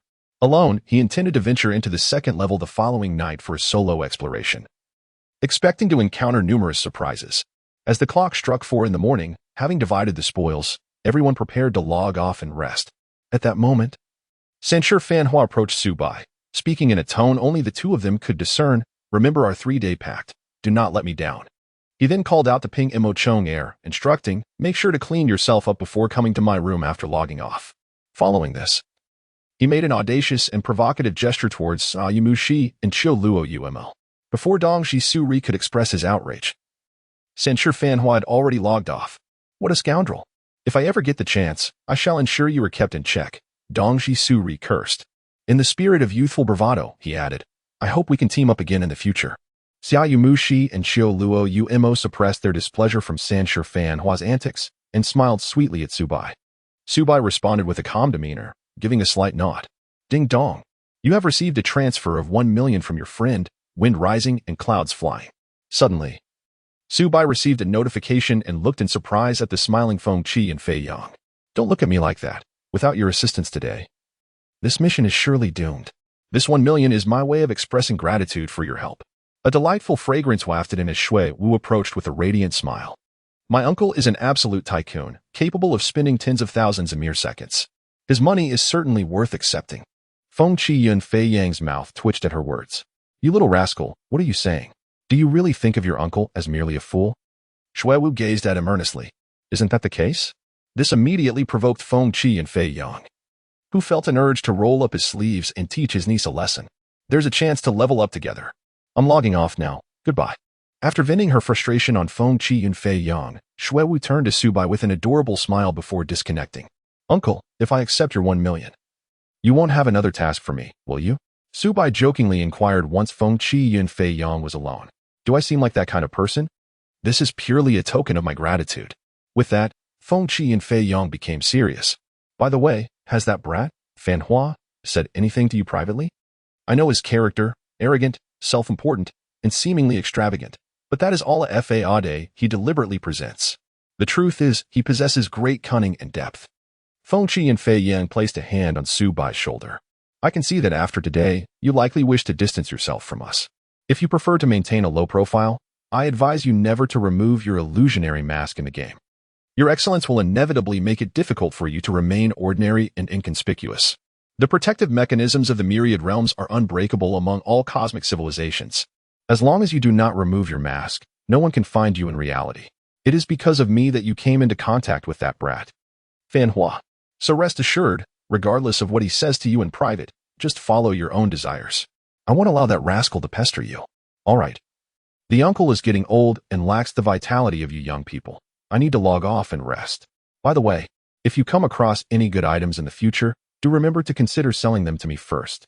With a wink, Feng Qiyun Fei Yang waved his hand and logged off as well. Watching the uncle log off, Su Bai smiled gently. He could tell that Feng Qiyun Fei Yang also wished to assist him, perhaps even become his greatest ally in the game. Yet, the uncle held his pride and principles, never forcing others into anything. Subai chose not to dwell on the uncertainties of the future. For the time being, his sole desire was to revel in the joyous freedom of gaming, to amass greater wealth, and to acquire more exquisite equipment. Chapter 028, An Unprecedented Humiliation, Part 1. Available balance, 1, 710, 200. Upon logging off, the sight of the substantial sum of 1.71 million in his bank account left Subai momentarily dazed. The game All Realms had bestowed upon him an abundance of opportunities in just a few days. It had nearly transformed his destiny. He was no longer confined to the squalid conditions of a budget apartment and had achieved a preliminary sense of financial freedom, an unimaginable prospect in his former life. After setting aside his phone, he indulged in a comforting hot shower, followed by a satisfying meal of instant noodles and a sausage. Content. Subai made his way to the balcony, sipping beer while enjoying the gentle breeze. As he gazed at the vibrant nightscape of the early morning hour, a smile graced his lips. Once he finished his beer, Subai retreated to his warm and cozy room, cradling his phone as he drifted into slumber upon his bed. It was around 3 p.m. when the shrill ring of his phone roused him from sleep. A glance at the caller ID instantly filled him with a sense of dread. It was none other than his formidable former landlord. Subai hung up immediately, wishing to disregard the matter. However, just after ending the call, the other party dialed again. Even after hanging up once more, the incessant calls persisted. Subai, overwhelmed by annoyance, could only answer the call. Is there no end to this? You owe me no rent. So why do you continue to harass me? Ugh, am I the one bothering you? Do you truly think of yourself as something special? I have plenty of money to spare. I could easily hire a multitude of young men with chiseled abs to keep me company. To the point. You certainly have some nerve. Not only did you vacate the premises without notice, but you also left the place in complete disarray, as if it had been ransacked. I believe I treated you quite well. If you no longer wish to rent my property, that's fine. But there is no need to deliberately leave it in such a state to inconvenience me. Let's skip the pleasantries. The state of the house requires a cleaning fee. And there is damage to the furniture as well. You owe me at least 4,000 yuan. Pay up immediately. I will report you to the authorities for even a single penny less. Subai was taken aback. There was nothing of value in the rental apartment, and he had no inclination to return and rummage through it, nor had he ever actually gone back. However, the tone of the landlady did not suggest deceit. I have not returned. Do not wrongfully accuse me. Subai calmly stated, if you wronged me, just wait and see. The female landlord, in a fit of rage, hung up the phone. Shortly thereafter, she sent over several photographs. The room where Subai previously resided has been utterly ransacked, with even the furniture overturned, as if it had been plundered. What defense do you have left? Surely, I wouldn't be so foolish as to deliberately leave the rental in such disarray to extort you. The angry landlady's voice message resounded with fury. Subai's heart suddenly jolted, and an unsettling suspicion flickered through his mind. Is someone searching for me? Subai calmed his voice, stating, I did not do it, but I can give you the 4,000 yuan you mentioned. In truth, aside from the landlady's apparent infatuation with his handsome appearance, she had indeed treated him fairly well. Despite frequently being unable to pay rent, she had never evicted him. Otherwise, he would have long since found himself sleeping under a bridge. Thus, offering her 4,000 yuan felt like a suitable form of gratitude. After speaking, Subai promptly transferred the money. Well, you've been doing quite well lately, the landlady remarked with a smile in her voice message. You used to struggle with rent. Yet now you can easily part with 4,000 yuan. All right, let us consider this settled. At that moment, a hurried ringing of the doorbell echoed from outside. Being an orphan with no friends, and having only just moved in the day before, Subai wondered who could possibly be looking for him. However, recalling that his rented room had been ransacked, an inexplicable sense of alarm washed over him. He picked up his phone, intent on checking who was at the door, when suddenly, a loud bang reverberated through the room. The front door was violently forced open. Four imposing figures with cold, menacing gazes stormed inside. Upon witnessing this scene, Subai's complexion paled, and he hastily grabbed a stool from the bedroom, simultaneously sending a voice message to the landlady. Please call the police. There are bad people here to kidnap me. I am. His message was cut short, never to be sent, as the bedroom door was kicked open. Realizing the imminent danger, Subai, in an instinctive act of self-preservation, swung the stool at the first intruder. With a resounding crash, the stool shattered under the brute force of the man's fist. The intruder glanced coldly at Subai before extending his left hand, seizing Subai's collar as if he were a mere chick. Are you Subai? His tone was chillingly indifferent. Who are you? And what do you want with me? Subai managed to stammer. Bang. The cold-eyed brute delivered a heavy punch to Subai's chest, leaving him gasping in pain. Are you Subai? You bastard. Subai inwardly cursed, yet he also comprehended that these individuals were not to be trifled with. A wise man avoids immediate peril, thus, he could only nod in acquiescence. Simultaneously, he cast a penetrating glance at the visage of the burly man with large eyes. Subai has always been someone who repays enmity with enmity. My young master is looking for you. Upon hearing Subai's acknowledgement, the burly man with large eyes set him down, gripping his hands like a vice, and began to lead him outside. 3 other cold-eyed men followed closely behind. Just as they reached the entrance, a group of 6 patrolling security guards appeared, all wielding electric batons, blocking their path. Who are you? And what do you intend to do with our owner? Release him at once. A surge of joy coursed through Subai's heart. The security personnel of the community had arrived in a timely manner. However, scarcely had this thought taken root when, bang, bang, bang, bang. 6 robust-looking security guards were swiftly and violently incapacitated by a formidable man, each left foaming at the mouth. The individuals who had come to take Subai away were not ordinary. They were merciless enforcers. Witnessing this, Subai was engulfed in panic. Who was the young master they spoke of? Could it be the illustrious figure from the prosperous North City? That seemed implausible. He could not possibly know of Subai's true identity. The 4 burly men were indeed formidable characters, effortlessly forcing Subai out of the community and into a hovering vehicle. Half an hour later, they brought him to an opulent and refined garden villa. Upon entering, a resounding thud echoed through the air. Subai was unceremoniously thrown into a grand hall by a brawny man with large eyes, his body marred by numerous scratches and bloodstains. Within the hall, seated elegantly before a rotating crystal dining table, was a striking young man clad in white. 3 beautiful maids attended to him as he indulged in afternoon tea. The young man crossed his left leg, his polished black shoes gleaming, exuding an innate air of aloofness. Have you taken my sister's login crystal? He inquired, casting not even a glance at Subai, his tone indifferent. Upon hearing this, Subai suddenly realized. Is it Mu Wanqing? The young man is Mu Wanqing's brother?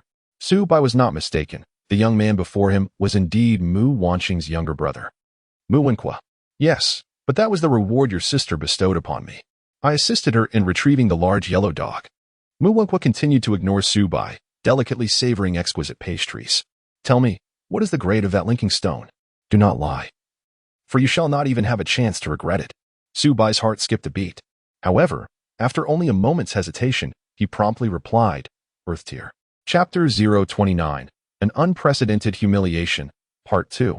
Upon hearing the term Earth Tier, Mu Wenqua immediately set down his milk tea and cast a genuine glance at Subai for the first time. What have you obtained through the Earth Tier connection stone in the game? What profession have you chosen, and what level are you at now? Though Subai felt a tumult of anger and resentment as he found himself at the mercy of another, he could only suppress his emotions internally. Nevertheless, he vowed to seek vengeance. I want an ordinary weapon in the lottery. I am a spirit sword practitioner, currently at level 10. And I have transitioned to the water-type spirit sword. I am now affiliated with Star River City. D. Ice and Fire Young Master. Currently ranked 80-81 within Star River City. Subai had perused the rankings of Xinghe City and fortuitously recalled a certain individual. His profound impression of the Ice Fire Young Master stemmed from the fact that this person had persistently sought to be acquainted with him, sending over 100 friend requests within the game. Mu Wenqua promptly produced a mobile device, accessing Hongju Network to delve into the Daxia Star server of the Myriad Realms, specifically to investigate Xinghe City. After a mere 10 seconds, he indeed discovered the presence of the Ice Fire Young Master within the rankings. With a low-tier connection stone in hand and a mediocre weapon at his disposal, he had managed to attain a meager ranking of over 8,000 in the ancient city, a rather pitiful achievement. The 5 great ancient cities displayed the top 10,000 rankings. From this day forth, you shall be a part of Shuemu Nianhua, and you will serve my interests. Do you comprehend?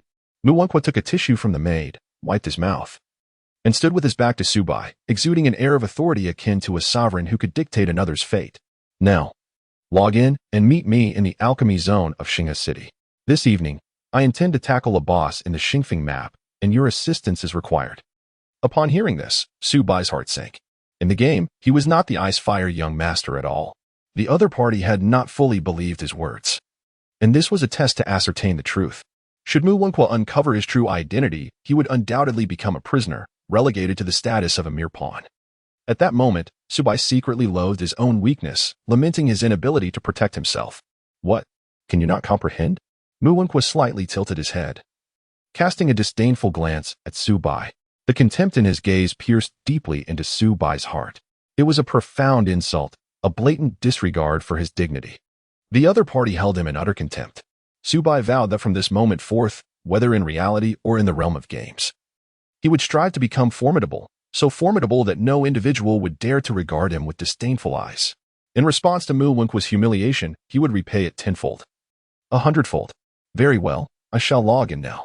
Subai had made up his mind. Upon entering the game, he would first seek out Feng Qi and Fei. And if that proved unfruitful, he would turn to Sanshir Fanhua. When he had amassed sufficient strength, he required a sanctuary imbued with energy. He intended to make Mu Wenqua pay a price. Just as Subai was preparing to log in, the delicate sound of high heels echoed in a rhythmic cadence. Subsequently, a woman of noble demeanor, her hair elegantly styled and clad in a pristine white dress, entered with an air of icy grace. It was Mu Wanqing, with whom Subai had previously crossed paths. Wenqua, what mischief are you up to now? She inquired, her brow furrowed in displeasure. In broad daylight, allowing your subordinates to inflict harm, and even forcibly taking away someone who found a Huang. Upon noticing the prominent five-finger imprint on Subai's face, her expression hardened further. Sister, this lowly individual has taken advantage of your Earth-tier linkage stone. You are well aware of its rarity and immense value, he retorted. I merely brought him here to serve us at Shui Mu Nianhua. How is that mischief? Mu Wanqing, her temper flaring, replied, enough. He helped me locate to Huang, the sole remnant left to us by our mother. I owe him a debt of gratitude. The access to the linkage stone was granted by my consent. Let him go. And do not trouble him again. The fragrance of Chanel wafted around her as she approached Subai, offering an apology. I am sorry. It was my brother's folly that caused you distress. Although Subai was seething with anger within, his countenance remained as tranquil as a placid lake. He gently shook his head and replied, It is nothing. This is 1 million, a token of my apology for my brother's rudeness. Mu Wanqing wrote out a check for 1 million and placed it in Subai's hands. Butler, please escort him out, Mu Wanqing commanded, and as her words fell, a neatly dressed elderly woman with white hair stepped forward to lead Subai away. As Subai was preparing to follow, Mu Wenqua coldly chuckled, I did not consent. Do you truly dare to leave? What, has your sister's word lost its weight? Mu Wanqing's delicate features contorted with anger. Fine, fine, who said you were my sister? Allowing him to depart should be permissible, right? After all, he is merely a worthless water-type spirit sword. My life is neither enhanced nor diminished by his absence. With that, she dismissively stated, All right, you may leave now. The words you may leave from Mu Wenqua pierced Subai's heart deeply, yet he could only feign indifference. The elderly housekeeper, with her white hair, cast a surprised glance at Subai before leading him away. Half an hour later, at the airport, the housekeeper remarked, It's best to leave this city. My young master is quite willful, and remaining here will surely prove to be tumultuous for you. Subai remained as tranquil as a still lake, uttering not a single word as he accepted the boarding pass and prepared to embark. At the moment he turned, the elderly housekeeper, her hair as white as snow, imparted a cryptic message. Young man, this world is both beautiful and unjust. You must swallow your grievances and anger. For next time, there may not be a young lady to rescue you. In the eyes of my young master, you are but an insignificant ant. I realize this may bruise your pride, yet one must possess self-awareness. With that, the silver-haired housekeeper turned and departed. However, Subai's left hand clenched tightly, embedding his fingers into flesh, staining the $1 million check a vivid crimson. At that moment, his phone buzzed with a message from an unfamiliar number. Surrender the $1 million that does not belong to you. Come and meet me. From now on, you will be my dog. Not everyone is worthy to serve Mu Wenqua as a dog, understand? Upon reading this message, Subai inhaled deeply, crumpling the $1 million check into a mere wad of paper. You want me to be a dog? Ha ha ha. The Mu family, such a formidable clan, and Mu Wenqua, such an impressive figure. Today's events shall not be forgotten. Subai will remember. Subai dismissed the ticket purchased for him by the elderly woman with white hair, discarding it carelessly. He then turned and procured a ticket to another city. At 5 p.m., upon exiting QZ Airport, Subai swiftly checked into a discreet hotel that did not require identification. Mu Wenqua, in the realm of reality, I may currently appear as an insignificant ant in your eyes. Yet, within the confines of the game, I can transform into the formidable overlord that you must revere. You are set to confront the boss, and I shall promptly extend my assistance to you. Subai's eyes brimmed with boundless resentment as he immediately entered the myriad realms. Chapter 30. The Overlord has arrived. Within the bustling Star River City, 3 days had passed since the game's launch. The previously sparse presence of players had transformed into a burgeoning crowd, where the flow of humanity was palpable. Suddenly, a resounding voice echoed through the paid chat channel, broadcasting to all players in Star River City. Shuemu Nianhua is earnestly seeking talented individuals, requiring a minimum level of 10 and no fewer than 4 pieces of equipment. Those accepted shall receive generous compensation.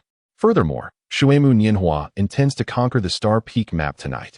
To avoid any unnecessary disturbances, we kindly ask all players to refrain from lingering in the Star Peak map this evening.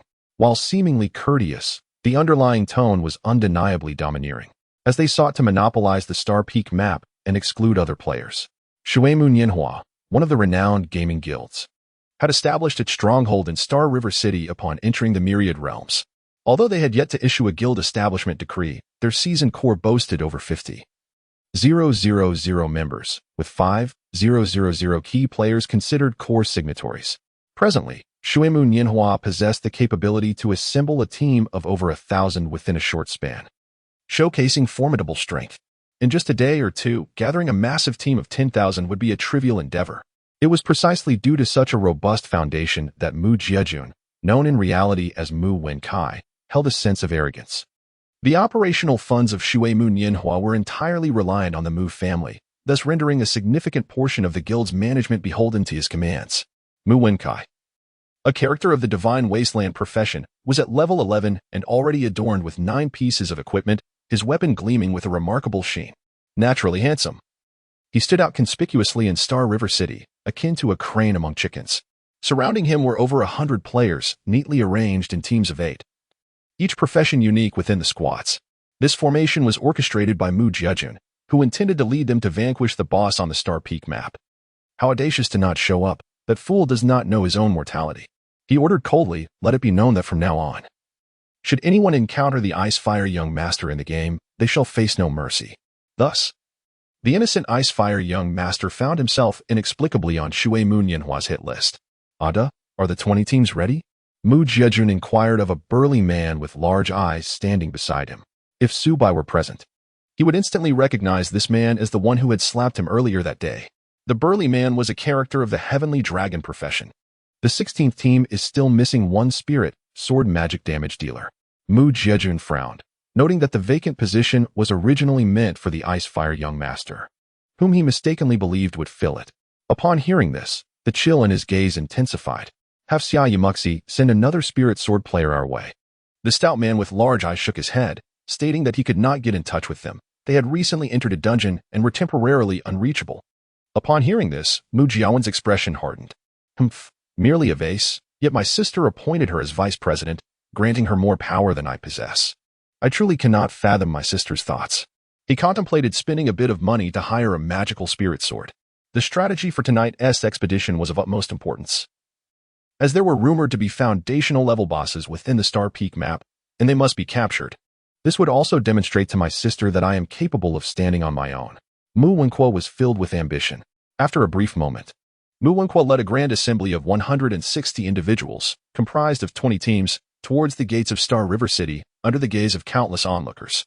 At this stage, few could freely lead such a large group for leveling. As they passed, they attracted myriad gazes, prompting numerous players to instinctively step aside, creating a broad path for them. It was as though Mu Wenqua and his entourage were monarchs in procession. Energized, Mu Wenqua reveled in the awe-filled stares that surrounded him.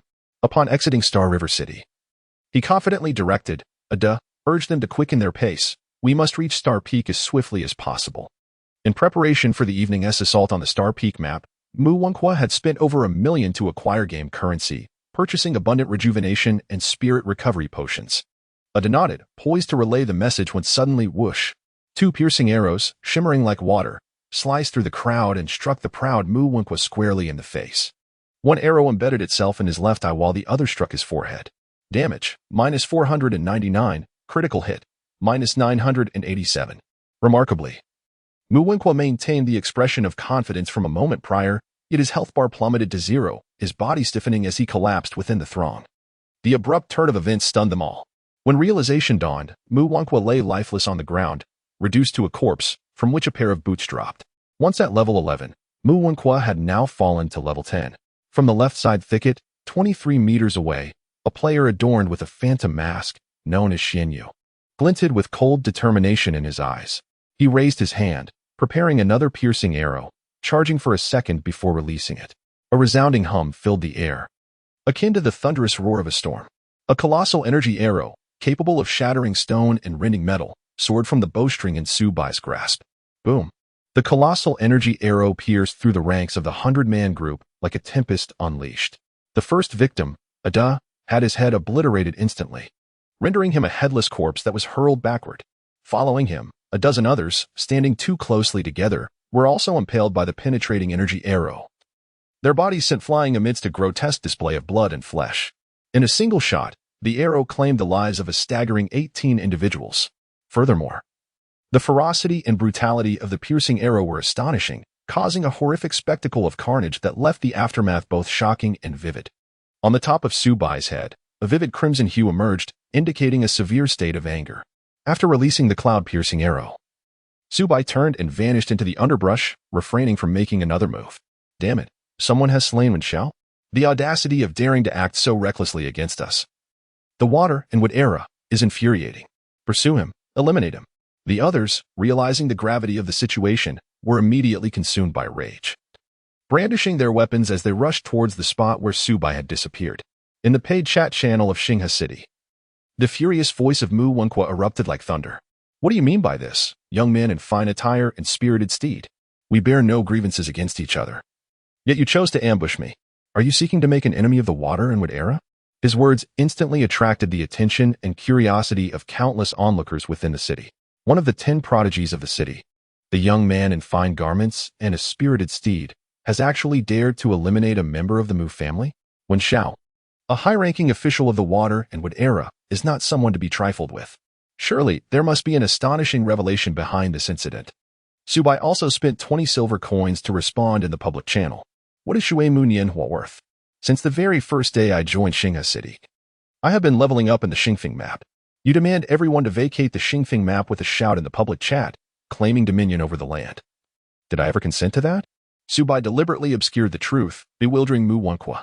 Within the resurrection point of Xinghe City, Mu Wenqua's handsome face twisted with rage. The audacity of the youth in splendid attire to publicly utter such words was a direct affront to him, showing utter disdain for Shui Mu Nianhua. He remained unaware that the youth in splendid attire had been leveling up in the Xingfeng map. Had he known, he would not have made such a boastful declaration earlier. However, given the situation, to admit defeat would tarnish the reputation of Shui Mu Nianhua. Thus, he resolved to remain steadfast. Listen well, youth in splendid attire, tonight I, Shui Mu Nianhua, shall lay claim to the Xingfeng map. I will lead my team forthwith to the Xingfeng map. Let's see what you can do. Soon, Mu Wenqua returned to the city gate and reclaimed the boots that had been dropped by his subordinates during the earlier encounter. Did you not catch up to him? Mu Wenqua inquired of the 100 men before him. The collective response was a shake of heads. A bunch of useless fools. Mu Wenqua shouted in anger. Subai moved with remarkable swiftness, executing 2 basic attacks before seamlessly transitioning into a skill known as the piercing arrow, and without a moment's hesitation, he turned and departed. This left the underlings of Mu Wenqua utterly incapable of pursuing him. At that moment, a throng of onlookers had gathered at the city gate, all eager to witness the spectacle. The murmurs of the crowd only served to darken Mu Wenqua's expression further. Some even whispered, "Look, the youth in splendid attire is truly formidable. He has made the young master Mu too afraid to venture out of the city." Such comments made Mu Wenqua grit his teeth in frustration, yet he was not foolish. After being eliminated by 2 arrows, he had already grasped the extent of Subai's outrageous offensive power. Ada, instruct all the shadowless in our group to cloak themselves and scout within a radius of 20 meters around us. Should we spot the youth in splendid attire, we must strike first, he commanded. In the vast realms of existence, the attack range for remote classes at the Chi refinement stage typically spans between 15 to 17 meters. Although the youth in splendid attire possessed terrifying offensive capabilities, as long as they maintained a safe distance of 20 meters and detected him in advance, he would be unable to launch a surprise attack. Furthermore, even the most potent attacks from the Xian Yu class would falter against a well-prepared opposition. After taking these precautions, Mu Wenkuo refused to believe that a mere Xian Yu could take down their multitude. Anyone who dares to offend our water and wood youth shall be pursued relentlessly, no matter the distance, Mu Wenkuo proclaimed, his voice resonating with authority. Positioned at the heart of his 100-strong entourage, flanked by 5 breakthrough warriors and 5 heavenly dragons, he formed an impenetrable wall of flesh for protection. The memory of being slaughtered by Su Bai's 2 basic attacks still lingered in his mind. Once their group had moved 100 meters from the city gate, the atmosphere remained eerily tranquil. 16 shadowless, with impeccable precision, scoured the vicinity within 20 to 30 meters of their starting point, ensuring absolute security. This allowed Mu Wenkuo to unconsciously relax his demeanor, prompting him to address the entire chat channel once more. Hey, youth in splendid attire, aren't you quite the hotshot? Where have you scuttled off to? I am about to lead my team to the Star Peak map, and I wonder if you dare to show your face and pretend to be impressive. Just as Mu Wenkuo's taunting words concluded, an unexpected red dot appeared within their ranks. A figure, crowned by a radiant crimson hue, emerged as if a harbinger of death itself. The brawler has arrived. With his mastery of earth manipulation, Su Bai materialized directly within Mu Wenkuo's ranks, raising his hand to unleash a barrage of energy arrows. Chapter 031, The Personal Massacre Show, Part 1. Clang. The soul-stirring sound of the bowstring echoed, accompanied by 8 thunderous energy arrows that erupted amidst Mu Wenkuo's team. Instantly, the air was filled with wails and cries of despair. Numerous horrifying damage numbers, exceeding 1,400, surged forth, sending shivers down spines. Even Mu Wenkuo, shielded by 5 fierce warriors and 5 formidable tankers, was not spared from this onslaught. Su Bai appeared suddenly and unexpectedly, unleashing a devastating area attack that instantaneously claimed the lives of over 40 individuals. The fallen lay lifeless on the ground, their faces frozen in terror. As their equipment scattered about, I was taken aback. Mu Wenkuo, his complexion resembling that of liver, collapsed onto the cold earth, having been reduced to level 9 after this encounter. Remarkably, he dropped 2 pieces of equipment. He could scarcely fathom that Su Bai, a player of the notorious Crimson name in the Xian Yu class, could stealthily infiltrate their ranks and unleash a cataclysmic area attack akin to an explosive detonation. After Su Bai's volley of the cloud-piercing arrow claimed over 40 lives, he swiftly unleashed another, having regained its cooldown. By the time Mu Wenkuo and his companions realized what was happening, the cloud-piercing arrow had fully charged in a mere second, erupting forth like a detonating charge. With a resounding roar, the energy arrow surged through the air, akin to an enraged dragon breaching the sea, creating a tempest of sound and fury. In that singular shot, 26 more were felled, their bodies sent soaring into the air before crashing down lifelessly. With just these 2 skills, Su Bai had dispatched nearly 70 foes. Meanwhile, his own health bar had turned a deep crimson, verging on violet. Damn, in the prime of youth, clad in splendid garments and riding with fervor, you are utterly insufferable. The other players, now aware, numbered 87. While they trembled at Su Bai's formidable display of power, the vulnerable Xian Yu had unwisely positioned himself within their ranks, presenting an opportune moment to eliminate him. Players from the classes of Divine Wilderness, Breaking Army, and Heavenly Dragons surged forth, activating their charged skills, their blades, spears, and staves aimed squarely at Su Bai. The Spirit Sword, Xian Yu, and Miao Yin, among others, simultaneously locked onto Su Bai to initiate their assault. Meanwhile, the previously defensive members of Zhu Ying swiftly converged like a pack of wolves, encircling him with great speed. Su Bai had once again eliminated their leader, Mu Wenkuo. If he were to escape this time, Mu Wenkuo would undoubtedly wreak havoc upon them. However, as their fury reached its zenith and they charged at him, Su Bai merely smiled mockingly. In a display that left them in utter disbelief, he vanished into the earth, disappearing from sight. Every attack, every skill completely ineffective. What sorcery is this? Can the Xian Yu profession even perform such an earth-burrowing skill? I am Xian Yu. How come I lack this ability? The men of Mu Wenkuo were left in a state of panic, all rendered speechless. They fixated on the spot where Su Bai had vanished, at a loss for how to proceed. Su Bai's earth movement skill has a cooldown of 10 minutes, yet its effects endure for 30 minutes. He boldly appeared at the heart of the enemy's formation, executing 2 close-range area attacks, having meticulously timed the cooldown of his earth movement skill. As the members of Mu Wonqua stared in disbelief, a swift and chilling arrow whizzed through the air, instantaneously eliminating a player from the Spirit Sword class. Vanishing into the ground, Subai reappeared eerily 23 meters away, his gaze as frigid as ice. With a mere flick of his hand, he dispatched another Spirit Sword adversary. Then knocked another arrow to unleash yet another attack, claiming another foe from the Spirit Sword ranks. The magical assault from the Spirit Sword class posed the greatest threat to Subai, making it prudent to eliminate them first. How could this young man, clad in resplendent attire and brimming with youthful fervor, evade capture with such elusive grace? After him. Eliminate him. Upon spotting Subai, the members of Mu Wonqua erupted in furious shouts, their eyes ablaze with rage as they pursued him relentlessly. However, Subai merely smiled coldly, drawing his bowstring once more to fell another enemy from the Spirit Sword class before decisively retreating. The powerful charging skills of the enemies, such as Shun Huang, Pejun, and Tian Long, had all been lured out and wasted. Now they could only rely on their legs to chase him. Moreover, the charging skills of melee classes are limited by distance, typically ranging from 5 to 7 meters. Given Subai's exceptional agility, as long as he managed the distance adeptly, no melee fighter could reach him.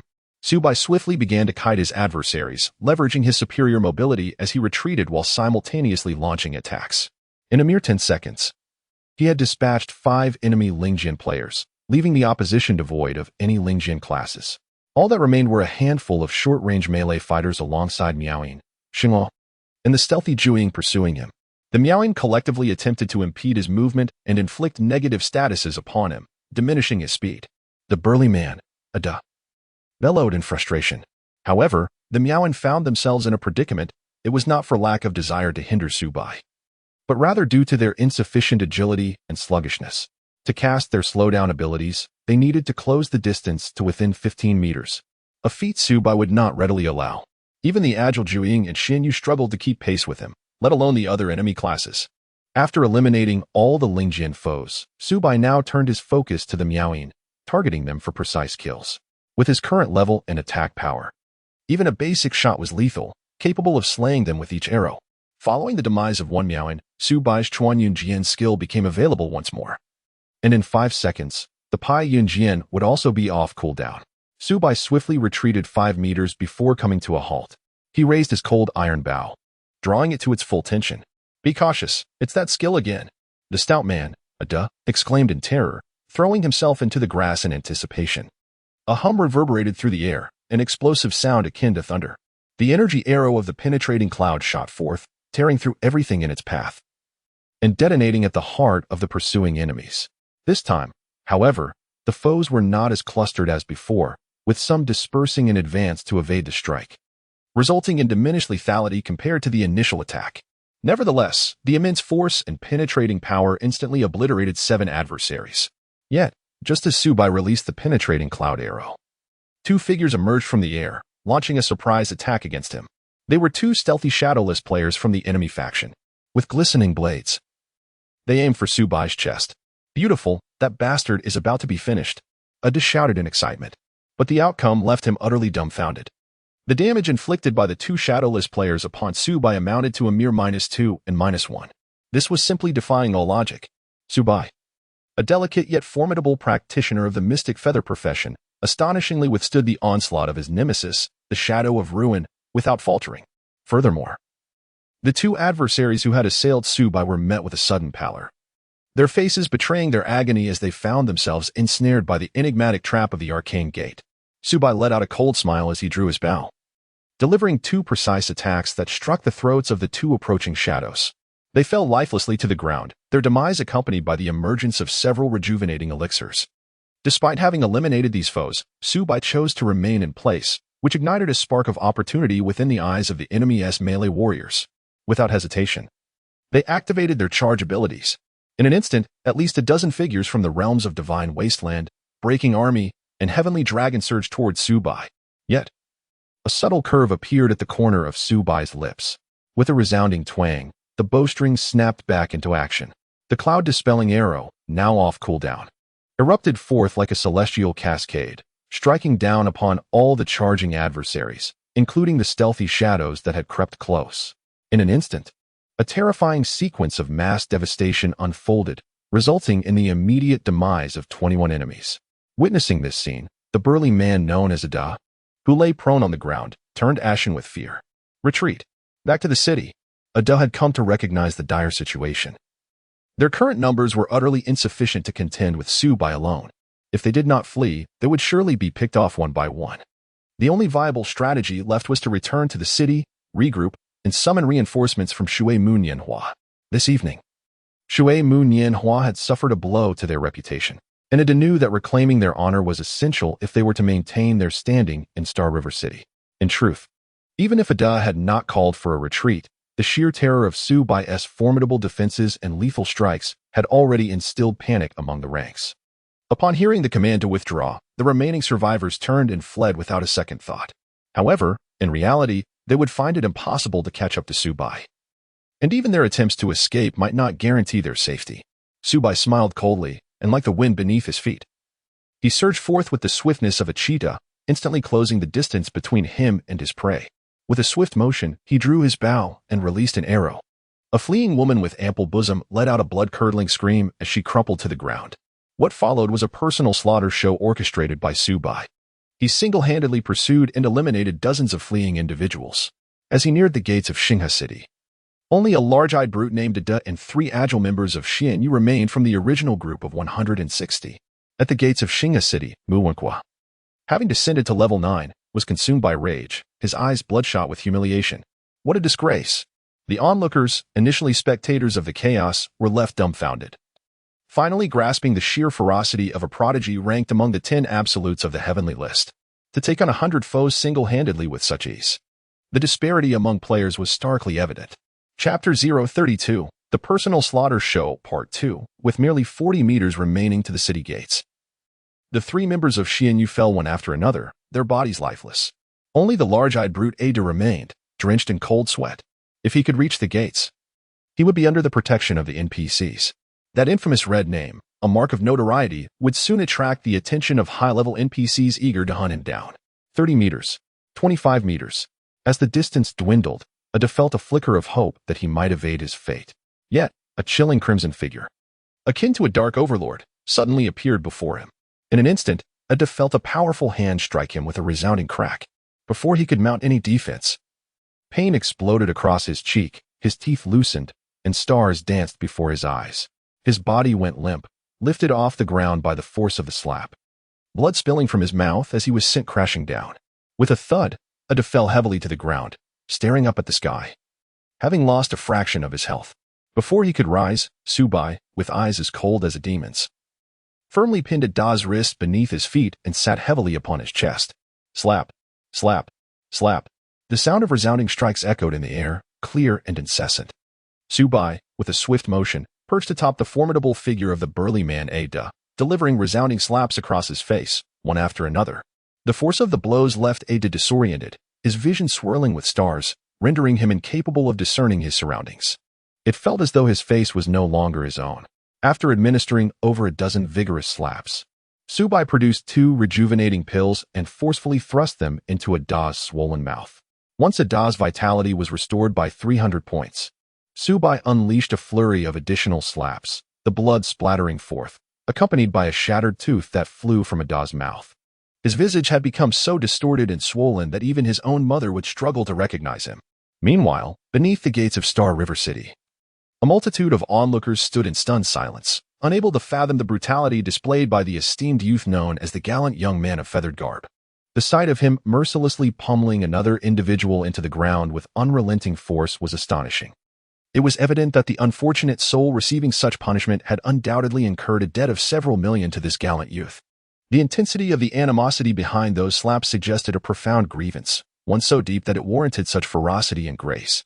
The manner in which he struck was so captivating that it tempted even some bystanders to join in and test the sensation themselves. As the crowd, eager for gossip, began to murmur animatedly, some had the foresight to record the entire spectacle on video. In the city gates vicinity, Mu Wenhua, witnessing his loyal bodyguard being so ruthlessly assaulted in the game, felt his face flush with a mix of rage and humiliation. The adage one must consider the master when striking a dog rang true. The gallant young man of feathered garb was not merely humiliating Ada, but was, in essence, striking at Mu Wenqua's own dignity. Incensed, Mu Wenqua declared, "Let us all unite to eliminate the gallant young man of feathered garb. I shall reward 50,000 for anyone who can bring him down." The promise of such a bounty ignited a fervor among the onlookers, their eyes gleaming with excitement. Mu Wenqua's subordinates, invigorated by the prospect of the reward, surged forth with newfound determination. "I am Mu Wen, leader of the Shuemu Nianhua clan. I hereby issue a formal bounty. From this moment onward, anyone who can slay the gallant young man of feathered garb, provided they have a screenshot as proof, may approach me to claim a reward of 50,000. I shall not renege on my word." In his fury, Mu Wenqua broadcasted this proclamation across all channels, and the declaration reverberated through Star River City like a clap of thunder. 50,000. This is certainly not a trifling sum. It could very well cover a down payment for a house. Instantly, a throng of players surged forth from the confines of Galaxy City, clamoring and rushing out with fervor. Witnessing this spectacle, Subai rose to his feet and brought his foot down heavily upon the last remnants of life of Ada. With a howl, Ada's face, already rendered grotesque, contorted in agony, veins bulging as he emitted a heart-wrenching scream. Remarkably, it was Subai's decisive kick that led to his untimely demise. Subai has, with great reluctance, avenged the slap he received earlier in the day. Yet, this is far from over. It is merely the beginning. Mu Wenqua, do not let our paths cross in the wilderness. Each encounter will lead to your demise. It would be wise for you to remain hidden within the city walls. In my youth, adorned in fine attire and mounted upon a spirited steed, I was a man of my word. Subai had also joined the paid channel, and after uttering a single phrase, he activated the earth movement technique and descended into the ground. The throngs of frenzied players immediately lost all trace of him. Damn it! How dare he humiliate me like this? In his youth, clad in fine garments and riding a spirited steed, he thought, "You wait. I shall not rest until I have vanquished you." Mu Wenqua, infuriated, bellowed in rage, his inner turmoil akin to a Buddha emerging into the world. An hour later, having fallen to level 9, Mu Wenqua discreetly led a group of companions to quietly depart from the bustling west gate of the Star River City. During the preceding hour, he had sent his men out of the city one by one to level up, even allowing Ada to leave. Yet, the relentless pursuit by the spirited youth had not resumed. This suggested that the youth was likely lying low, seeking a place to level up. Although this speculation seemed plausible, the elusive capabilities of the spirited youth made Mu Wenqua regard him with trepidation. Mu Wenqua had no desire for revenge. He would like nothing more than to flay the spirited youth alive. However, the opponent's earth movement technique was more elusive than the stealth of a shadow, rendering him virtually untraceable, and numbers proved futile in such a chase. Thus, he was compelled to abandon the pursuit that would require immense resources and manpower. Having dropped to level 9, Mu Wenqua, though hesitant to venture into the Star Peak map that night, was determined to find a place to level up and restore his rank. Once outside the city, he mingled among the crowd, his nerves taut, fearing the sudden appearance of Subai. Suddenly, a deafening arrow's cry pierced the air. Damn your ancestors. The curse had barely left his lips when, in a fit of rage, he was struck down by an arrow to the head, collapsing to the ground in a state of indignation. Subai had been waiting for him to emerge so that he could strike once more. Mu Wenqua, believing that a smaller entourage would allow for a discreet departure from the city, thought he would go unnoticed. However, Subai was a man who remembered both kindness and enmity. This was far from over. Tonight was merely the beginning. Subai swiftly eliminated Mu Wenqua and his entourage, collecting the spoils of their defeat before promptly departing using earth manipulation techniques. This time, he was truly leaving, intending to venture to the Yinming tomb to level up and engage in notorious deeds. He could not afford to linger around Mu Wenqua, wasting precious time. However, after dispatching Mu Wenqua once more, it was quite possible that the latter would be too frightened to leave the city that night. Within the myriad realms, once one departs from the mortal village and their level falls below 8, they are forcibly returned to the mortal village for reformation. It was likely that Mu Wenqua would refrain from taking further risks. Chapter 033. The emergence of the white zombie Mu's private estate. Crash. In the hall, the enraged Mu Wenqua, having logged off in a fit of fury, was smashing bottles and utensils, venting his overwhelming wrath.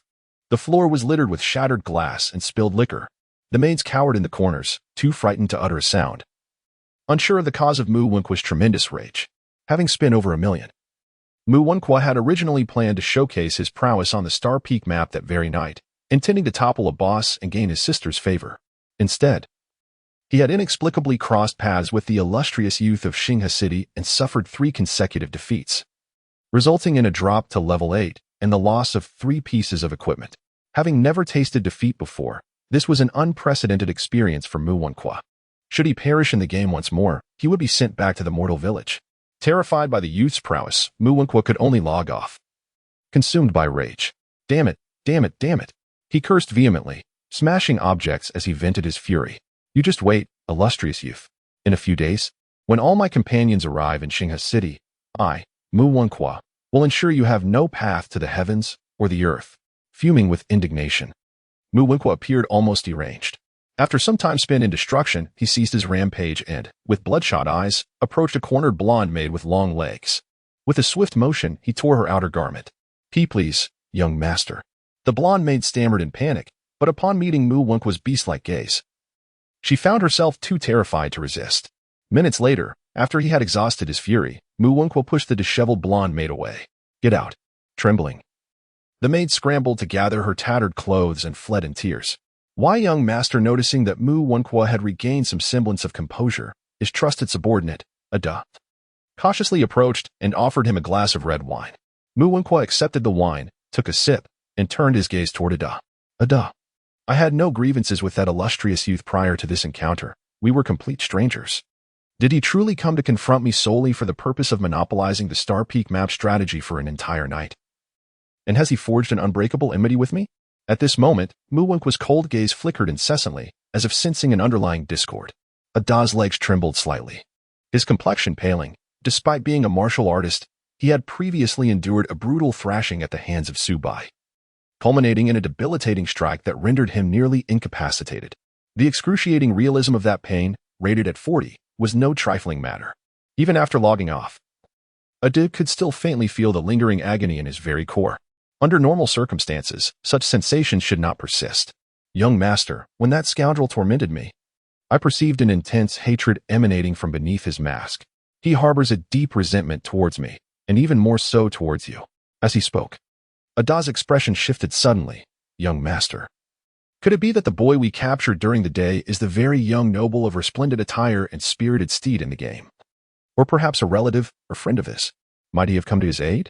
Upon hearing this, Mu Wenqua's eyes widened with realization. Ada, swiftly employ every means at your disposal to recapture that Subai. Understood, Ada nodded, promptly turning to depart. After his exit, Mu Wenqua made another call. Please assist me in verifying the identity of the ice and fire young master within the game.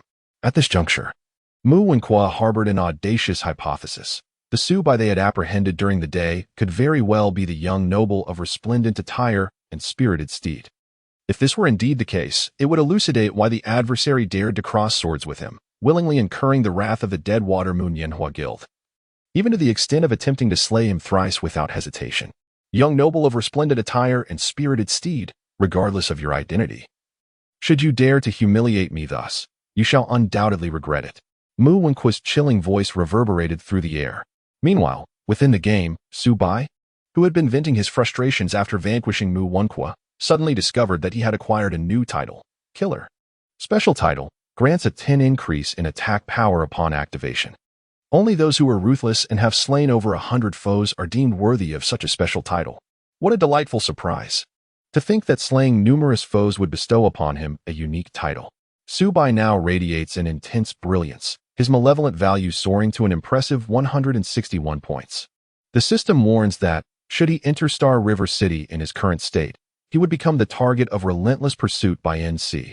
Fortunately, Subai had prepared for this eventuality. When he decisively eliminated Mu Wenqua and his companions, he had already exhausted all 34 of his gold coins. He successfully expanded his inventory to a capacity of 100 slots and stocked up on level 2 healing elixirs and various supplies. As it stands, Subai could forego returning to the city for several days without significant concern. However, acquiring the title of Killer has sparked additional thoughts within him. Earning the title after over 100 kills begs the question, what prestigious titles might await him after 1,000, 10,000, or even 100,000 kills? Regardless, having already made enemies with Shui Mu Nianhua, whose guild boasts numerous members, he can certainly employ them for his future endeavors. As for the enmity he has stirred with Mu Wenqua today, he has momentarily alleviated his frustrations, though he is aware that Mu Wenqua might suspect his true identity. Subai had anticipated this concern. Therefore, upon departing during the day, he refrained from accepting the plane ticket that Mu Wanxing, the stewardess, had procured for him, choosing instead to travel to the more distant QZ. Furthermore, prior to boarding the aircraft, he withdrew a significant sum of cash and even discarded his original phone number. Through this experience, Subai has come to understand that until he possesses sufficient power in reality, he must exercise patience and ensure that he remains elusive to others. As Subai was poised to extract the Enming crystal for his passage into the Enming tomb, a video request unexpectedly emerged in his friend notifications. Upon viewing the sender, he realized it was Xia Yumuxi. Xia Yumuxi, the vice president of Shui Munyanhua, was hastily seeking him, undoubtedly due to prior events. There was little to discuss. Subai terminated Xia Yumuxi's application and set his friend list to prohibit communication, ensuring that he would not be disturbed for the time being.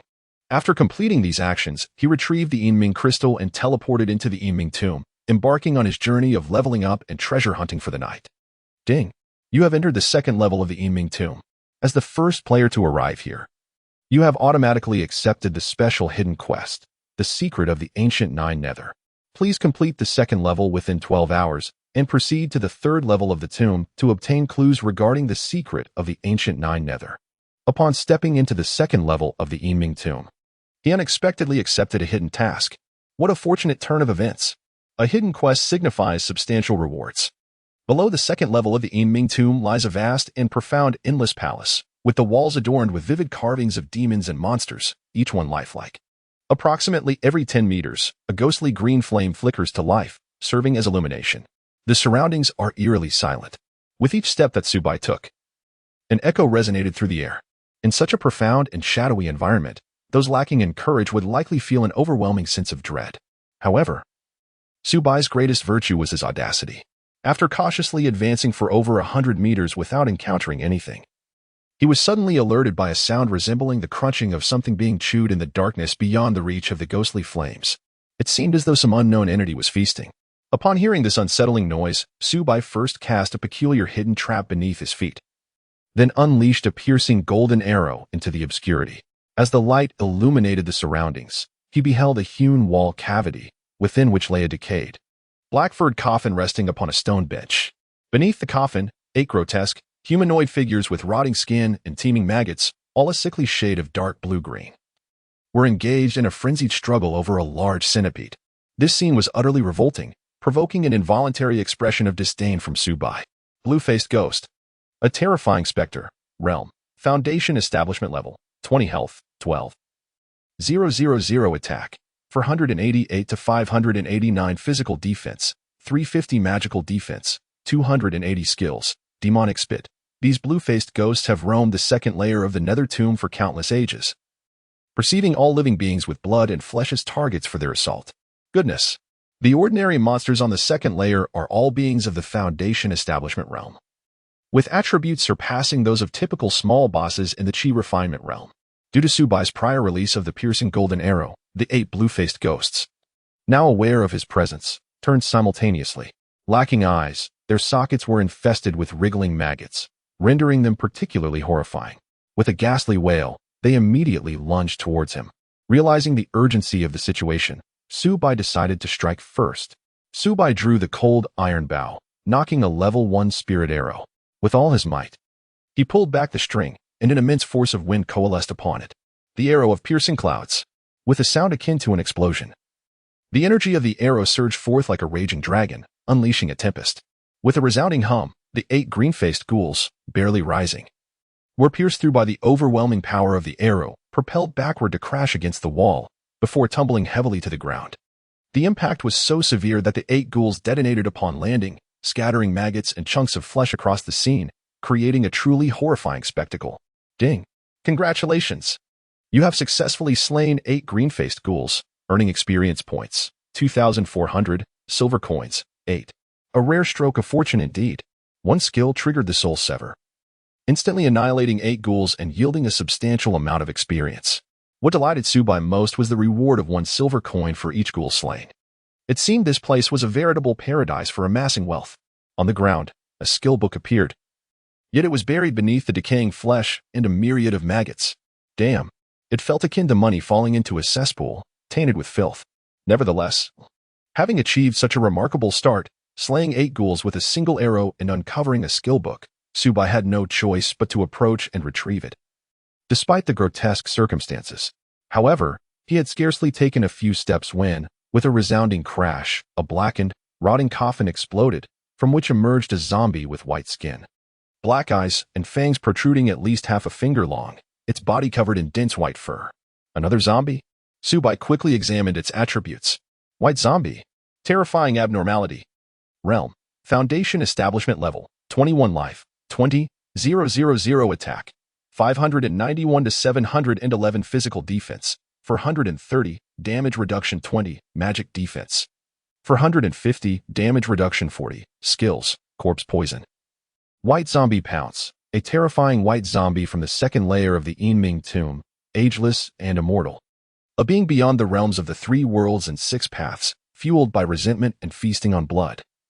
It will hunt down all intruders until death. I can't believe it. A small boss has appeared right at the beginning. This is absolutely exhilarating. I relish it. Subai's eyes gleamed with brilliance, as if beholding a breathtaking beauty in the absence of garments. B0SS. Even a minor B0SS signifies the inevitable emergence of treasures, which translates to a fortune in gleaming silver. Subai certainly does not harbor any fondness for it. Chapter 034. Extraordinary. Set the mouth and nostrils of the white zombie erupted with a potent stream of white vapor, exuding an utterly repugnant stench. Subai took the initiative, launching a barrage of lightning arrows from a distance of 23 meters. 13 bolts of energy, crackling with electric fire, struck the chest of the white zombie with precision. Damage inflicted, -218, -220, -219, critical hit, -448, -217. The white zombie boasted an impressive physical defense of 430 points, alongside a 20 reduction in physical damage. Even with Subai activating the title of Berserker, which granted him an additional 10 attack power, the maximum damage inflicted in a single hit, barring a critical strike, was merely 220. This figure included an extra 10 points of true damage from the first-level spirit arrow. A single volley of lightning arrows had reduced the white zombie's health by slightly over 3,000 points, yet it still retained more than 16,000 in vitality. Infuriated by the pain, the white zombie let out a furious roar, denying Subai the opportunity to unleash a second arrow. In an instant, it transformed into a fierce gale, charging towards him with its skill, the white zombie's pounce. The speed was astonishing. Subai was unable to evade in time. He could only raise his cold iron bow to block the impending strike. Consequently, he was struck by the white corpse's formidable skill, causing him to stagger backward uncontrollably for over 5 meters. Damage dealt, -886. Subai immediately lost a significant portion of his vitality. Without hesitation, he retrieved a level 1 and a level 2 rejuvenation pill, consuming them to restore 300 health points. Seizing the opportunity while the white zombie was ensnared by the arcane trap technique, which temporarily reduced its speed by 26. Subai raised his hand and unleashed the cloud-dispelling arrow. 8 energy arrows shot forth with the swiftness of lightning. 4 struck their target, while the remaining 4 missed. The white zombie let out a furious roar as damage indicators flashed above its head. -543, -548, -539, -545. Had he released all 8 energy arrows at close range, this skill could have inflicted over 4,000 points of damage to the white zombie. After Subai released the rain of arrows, he decisively retreated while simultaneously unleashing a basic attack. Damage dealt, -218. The white zombie was ensnared by the arcane trap and had expended its skill for a close-range ambush, rendering it unable to catch the incredibly agile Subai. Consequently, the white zombie could only roar in frustration, enduring the assault helplessly. As Subian retreated while engaging in combat, he employed a kite-flying tactic to manipulate the distance between both parties. His passive ability, Soul Sever, had accumulated to a staggering 26. The relentless pursuit of the white zombie, unable to catch up with Subai, abruptly halted. Its throat began to swell ominously, and its cheeks appeared grotesquely inflated. Witnessing this, Subai felt an inexplicable tightening in his chest. The white zombie possessed another skill, corpse poison. Surely, this skill would not be expelled from its mouth, would it? With a loud retch, the enraged white zombie bared its fangs, unleashing a foul, putrid stream of viscous, dark liquid that shot forth like a piercing arrow. Subai, wary of overstepping, swiftly invoked his earth manipulation technique, vanishing into the ground in an instant. A hissing sound echoed as the corpse poison, though spent, fell to the earth, corroding the ground into a deep pit and releasing a noxious white smoke. Fortunately, Subai's quick reflexes allowed him to escape underground. Had even a trace of the corpse poison touched him, the consequences would have been dire. Subai secretly exhaled a sigh of relief. Once the cooldown for Lightning Arrow was complete, he dispelled the earth technique from a distance of 23 meters. The moment he revealed himself, he unleashed the skill, Lightning Arrow, in an instant. The barrage of 13 arrows from Lightning Arrow was the most effective skill to stack the Soul Sever passive. Indeed, by the 8th arrow, the Soul Sever passive had already been triggered. The white zombie let out a mournful howl as its fur-covered body shattered, transforming into a pool of putrid blood. Ding! Congratulations! You have successfully slain the white zombie, earning experience 50,000, gold 1, reputation 10. What a thrill! Although the white zombie was merely a foundation stage minor boss, the rewards were exceedingly generous. Slaying one granted 50,000 experience, 1 gold coin, and additional reputation rewards. Subai had a premonition that within the second layer, there would be numerous white corpses, presenting him with a lucrative opportunity. Moreover, each white corpse he vanquished would yield an impressive 50,000 experience points. Even though a mysterious black box would claim 20 of his earnings, he realized that by defeating just 5 more, he could ascend a remarkable 15 levels. Subai couldn't help but smile broadly. He approached to see what the white zombie had dropped. Goodness, the drop rate was truly stingy. After all, it was a minor boss, yet it had yielded no equipment, only a skill book and a small chest. Suppressing his nausea, Subai retrieved the skill book and small chest from the pool of blood, then approached the skill books dropped by the green-faced ghost. He forced himself to endure the discomfort as he picked them up, shaking off the maggots and bits of flesh. 2 skill books and a small chest, his haul was quite satisfactory.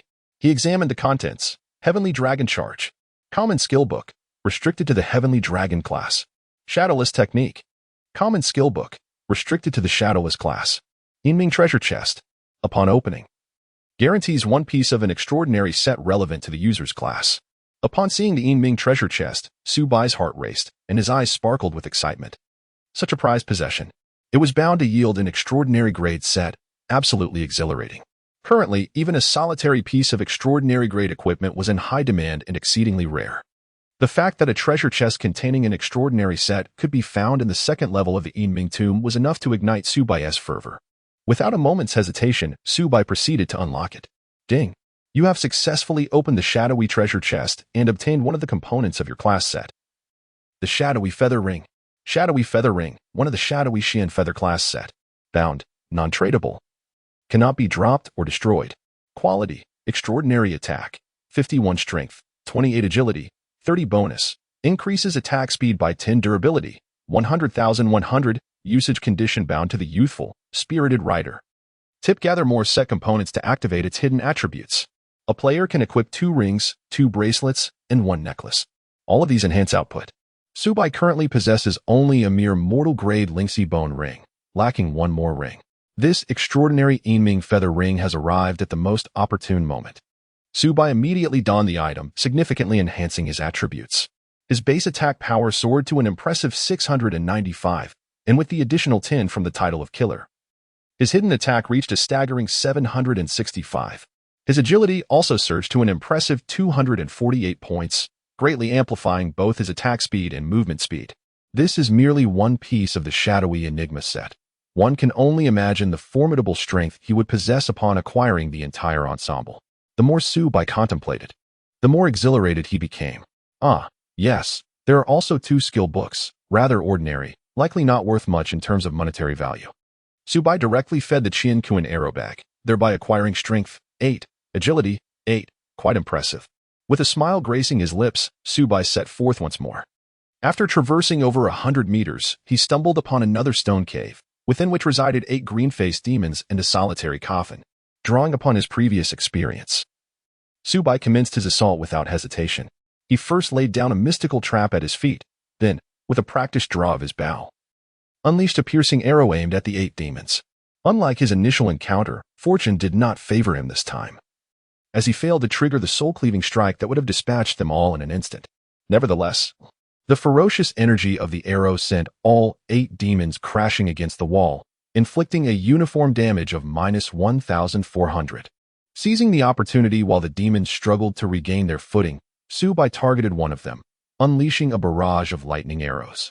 The damage read, -596, -597. Critical hit -1,190, -600, critical hit -1,200, -601. Although he did not achieve the soul-cleaving strike, these 2 skills severely weakened one of the demons. The passive ability of the Xianyu class, known as Greedy Wolf, grants a remarkable 30 damage increase against non-player and boss targets, which elucidates the significant damage Subai dealt to the green-faced demons. After Subai executed an additional move, the cloud-piercing arrow, the severely weakened green-faced ghost let out a harrowing shriek before collapsing. The health of the remaining 7 green-faced ghosts had also dwindled to below 10,000. The green-faced ghost possessed a skill known as Demon Spit, akin to the corpse poison of the white zombie, though its range was limited to approximately 4 meters. Utilizing his remarkable speed, Subai maintained a safe distance of 18 meters from the green-faced specters, within a mere 3 minutes. He deftly led all 7 specters to their demise, accruing 2,400 experience points and 8 silver coins as a reward. Once the last specter fell, a resounding crash heralded the emergence of a formidable white zombie from its coffin, exuding an intimidating presence. However, Subai was well prepared, having meticulously managed the cooldowns of all his skills, eagerly awaiting its arrival. Subai initiated with a swift and dazzling lightning arrow, intending to follow it up with the cloud-piercing arrow skill. To his astonishment, an extraordinary stroke of luck occurred. Before he could fully unleash the lightning arrow, the 4th shot triggered the soul-severing potential. Ding! Congratulations! You have successfully slain the white zombie, earning experience, 50,000, gold, 1, reputation, 10. This was truly exhilarating. Engaging with boss-class monsters, this was the fastest soul-severing activation he had ever experienced. As the white zombie fell, transforming into a pool of liquid, it revealed a skill book and a shadowy treasure chest. Subai hurriedly picked them all up. The skill book was yet another worthless common skill, meant to be fed to the Qiankuan quiver, and this time he gained 8 points in constitution. Subai once again opened a shadowy treasure chest. Ding! You have successfully opened the shadowy treasure chest and obtained one of the pieces of the profession set, the shadowy feather bracelet. Shadowy feather bracelet, one of the components of the shadowy profound feather profession set. Bound, non-tradable, can drop or be destroyed. Quality, extraordinary attack, 50 strength, 27 agility, 29 bonus. Increases attack speed by 10 durability, 100,100, usage condition bound to youthful exuberance. Note: collecting more set components will activate hidden attributes. Subai happened upon an empty slot for a bracelet, and with great excitement, he adorned himself with it. Ding!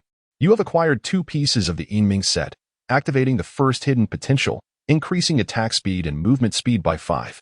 Upon hearing this notification, Subai was overwhelmed with joy. To activate a potential with just 2 pieces collected, imagine what would happen once he gathered the entire set. As Subai's excitement grew, he wasted no time and eagerly continued his quest to acquire the complete set of the Enming armor. He vowed not to log off until he achieved this goal. Chapter 035, The Video Controversy. Just as Subai immersed himself in the depths of the Enming Tomb's second layer, joyfully battling for the coveted armor, a battle video captured the attention of countless viewers on the forum dedicated to the Daxia Star server of the Myriad Realms. The title of the video read, "The young hero of First Xianyu, galloping on a steed, defies all odds by slaying hundreds." The video showcased Subai single-handedly annihilating the formidable team of Mu Wenqua, comprising over 100 players, and was recorded in its entirety before being uploaded to the forum. Upon the video's release, it sparked an immense reaction.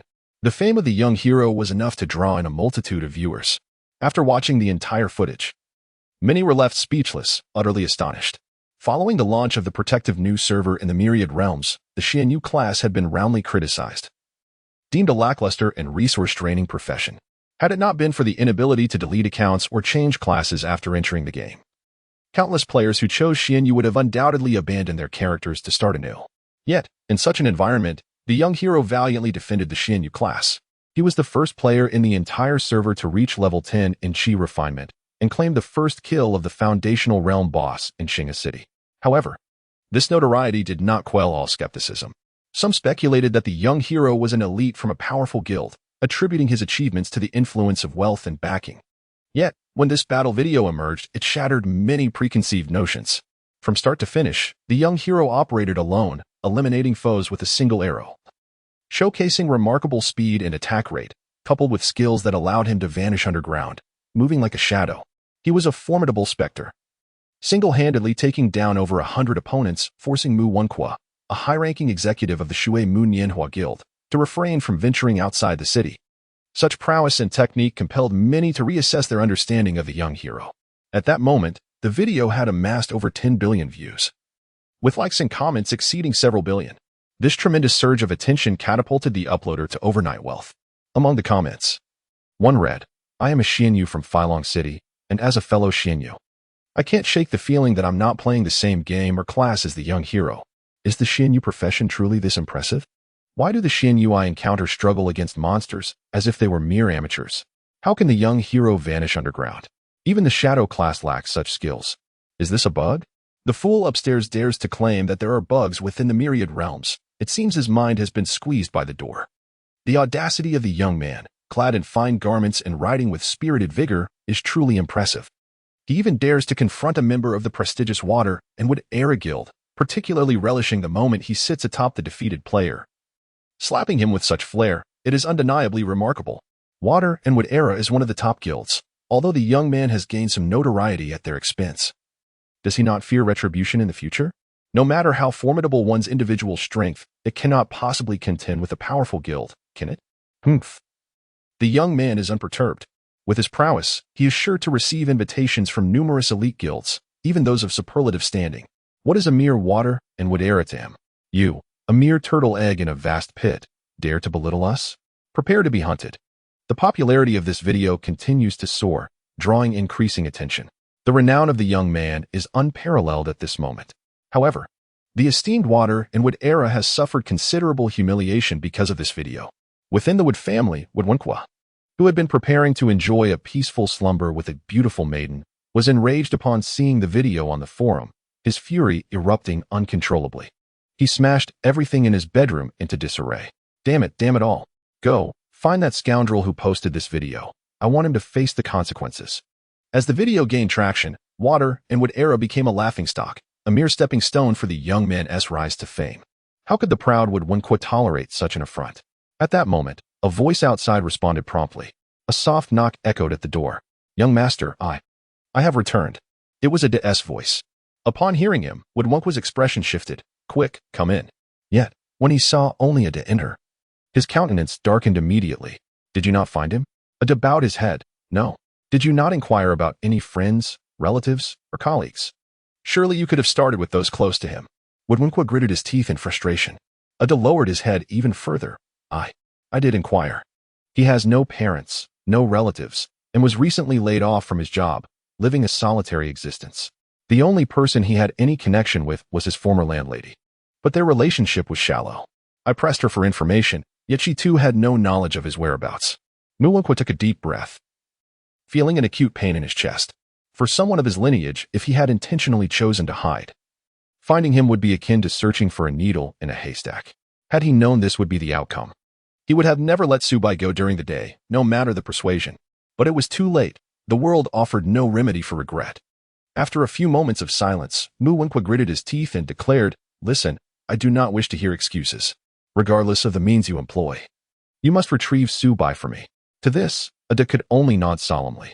At that moment, with a loud bang, the bedroom door swung open, and in strode a woman with a fiery presence, yet an air of cold elegance, none other than Mu Wanqing. With a resounding slap, she struck Mu Wenqua, sending him reeling.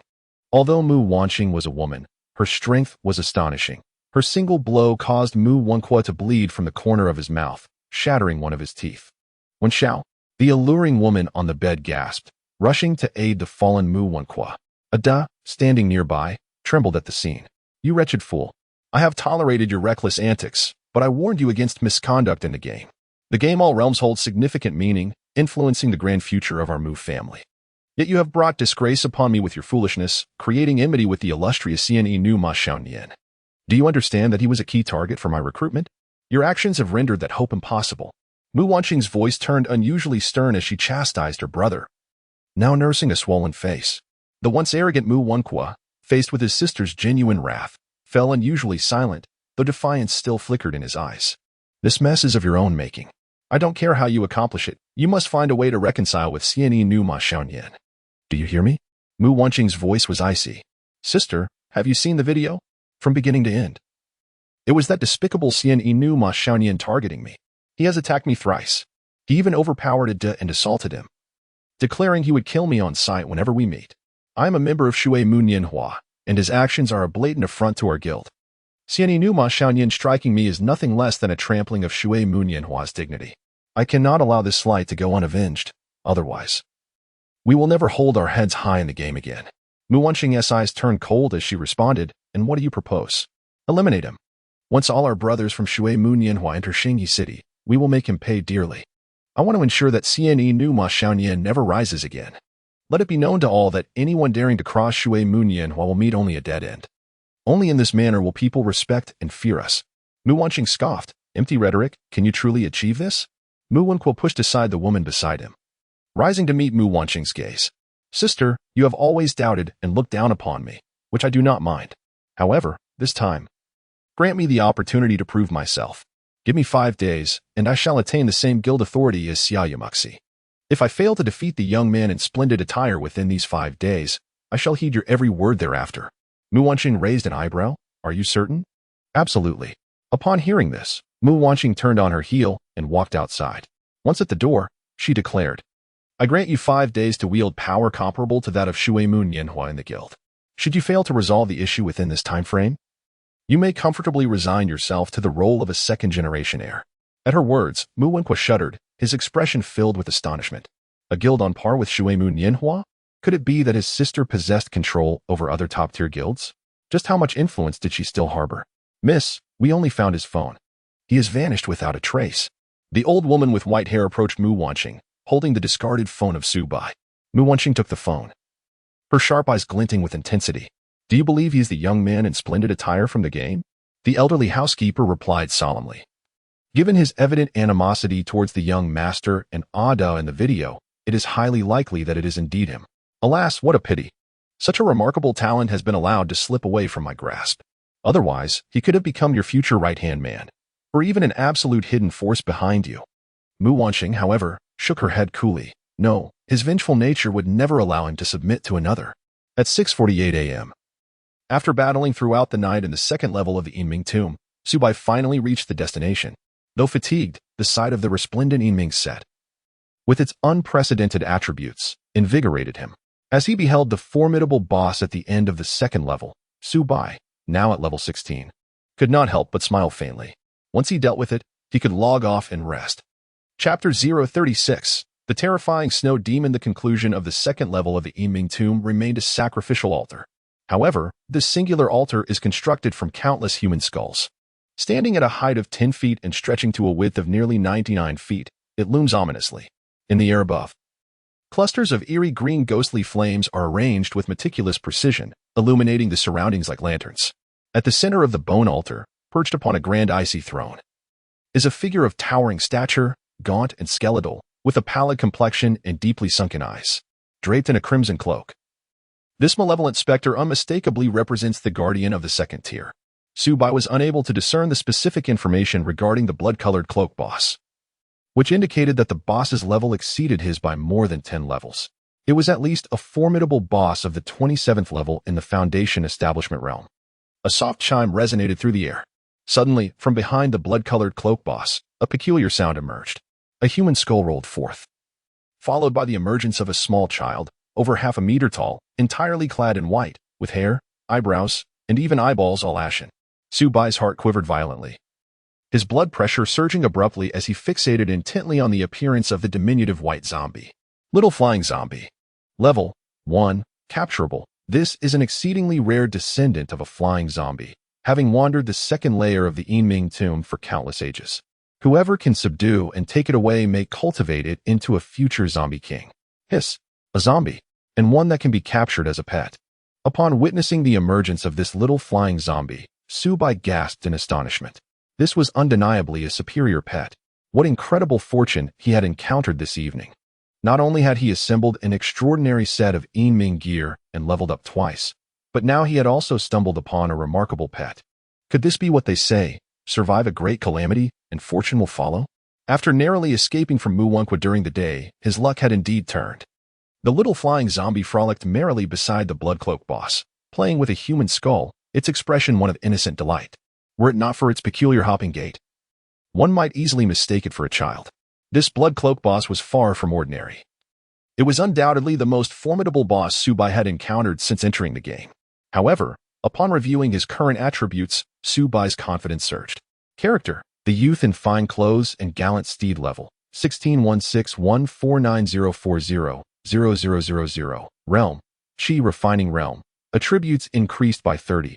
Health points: 3999 spirit points, 2830 physical attack, 1119 physical defense, for 78 magical defense, 251 movement speed, 363 strength, 173 agility, 332 spirit, 185 constitution, 198 fortune, 13 reputation, 455 reaching level 16, and donning a complete set of extraordinary enigmatic gear had dramatically enhanced Subai's attributes.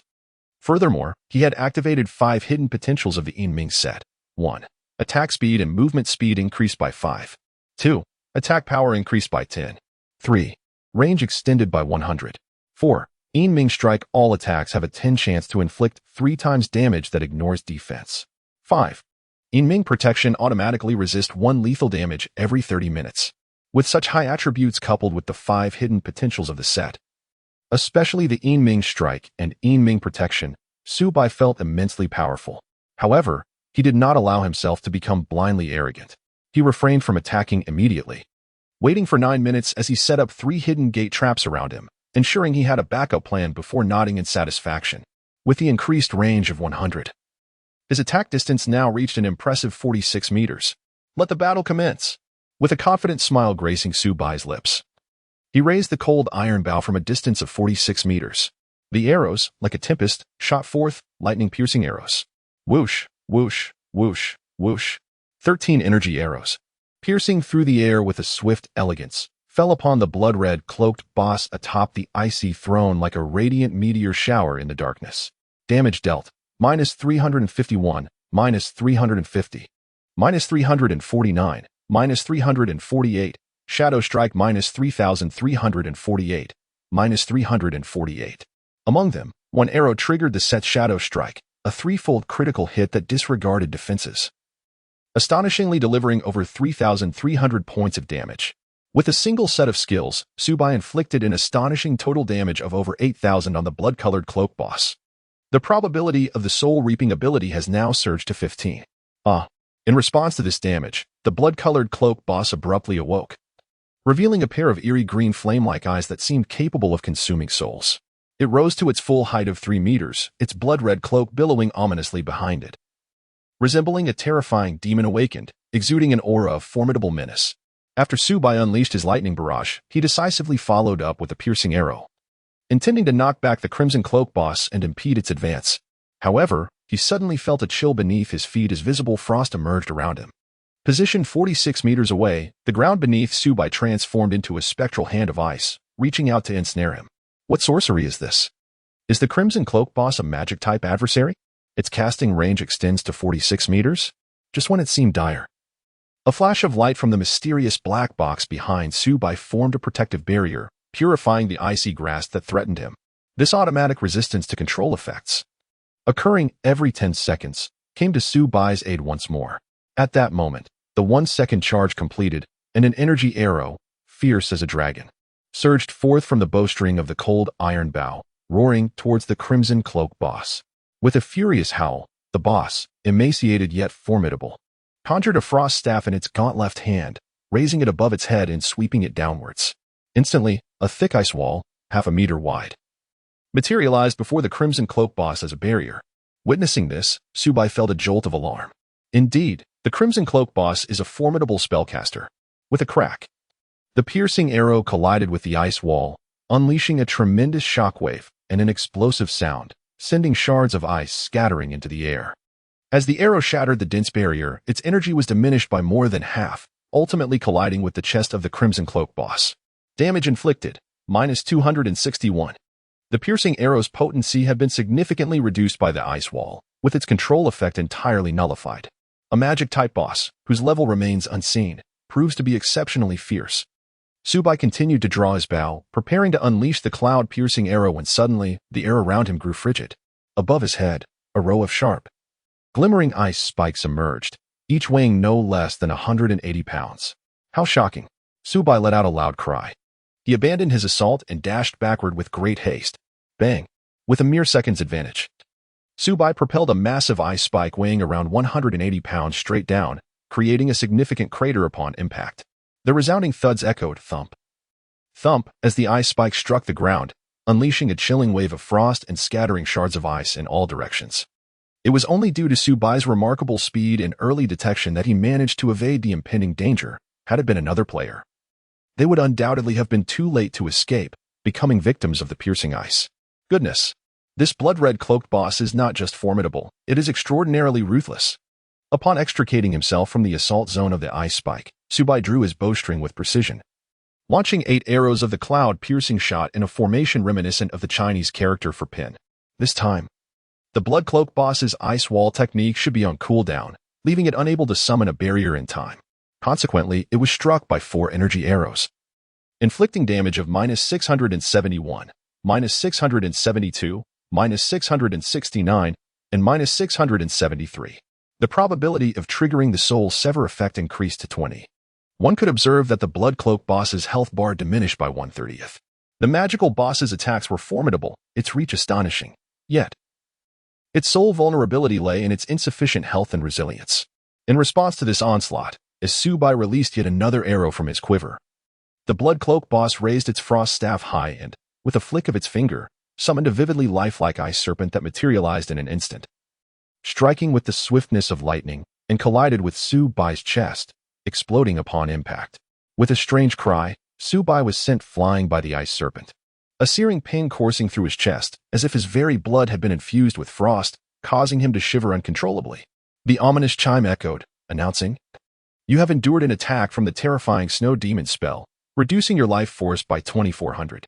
Your movement and attack speed will decrease by 30 for the next 15 seconds. How formidable is this creature? If I were to endure another strike, would it not spell my doom?" Subai was taken aback, with his 3,999 health points.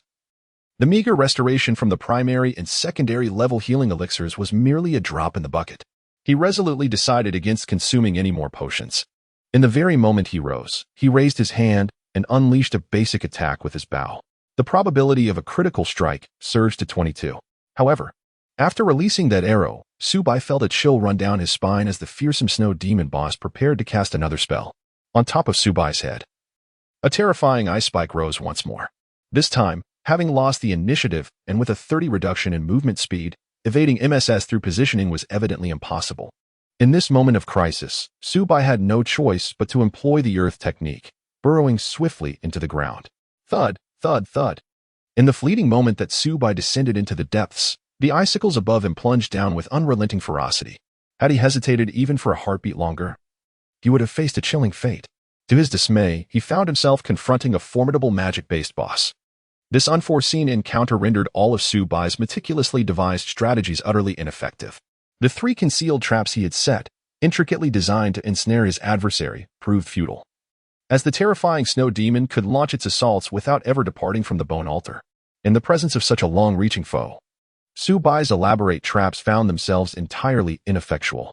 Subai was awaiting the cooldown recovery of the lightning barrage, a skill with a cooldown period of 30 seconds. However, the cooldown for the earth manipulation technique extended to a staggering 10 minutes, making it impossible to exploit its benefits again within that time frame.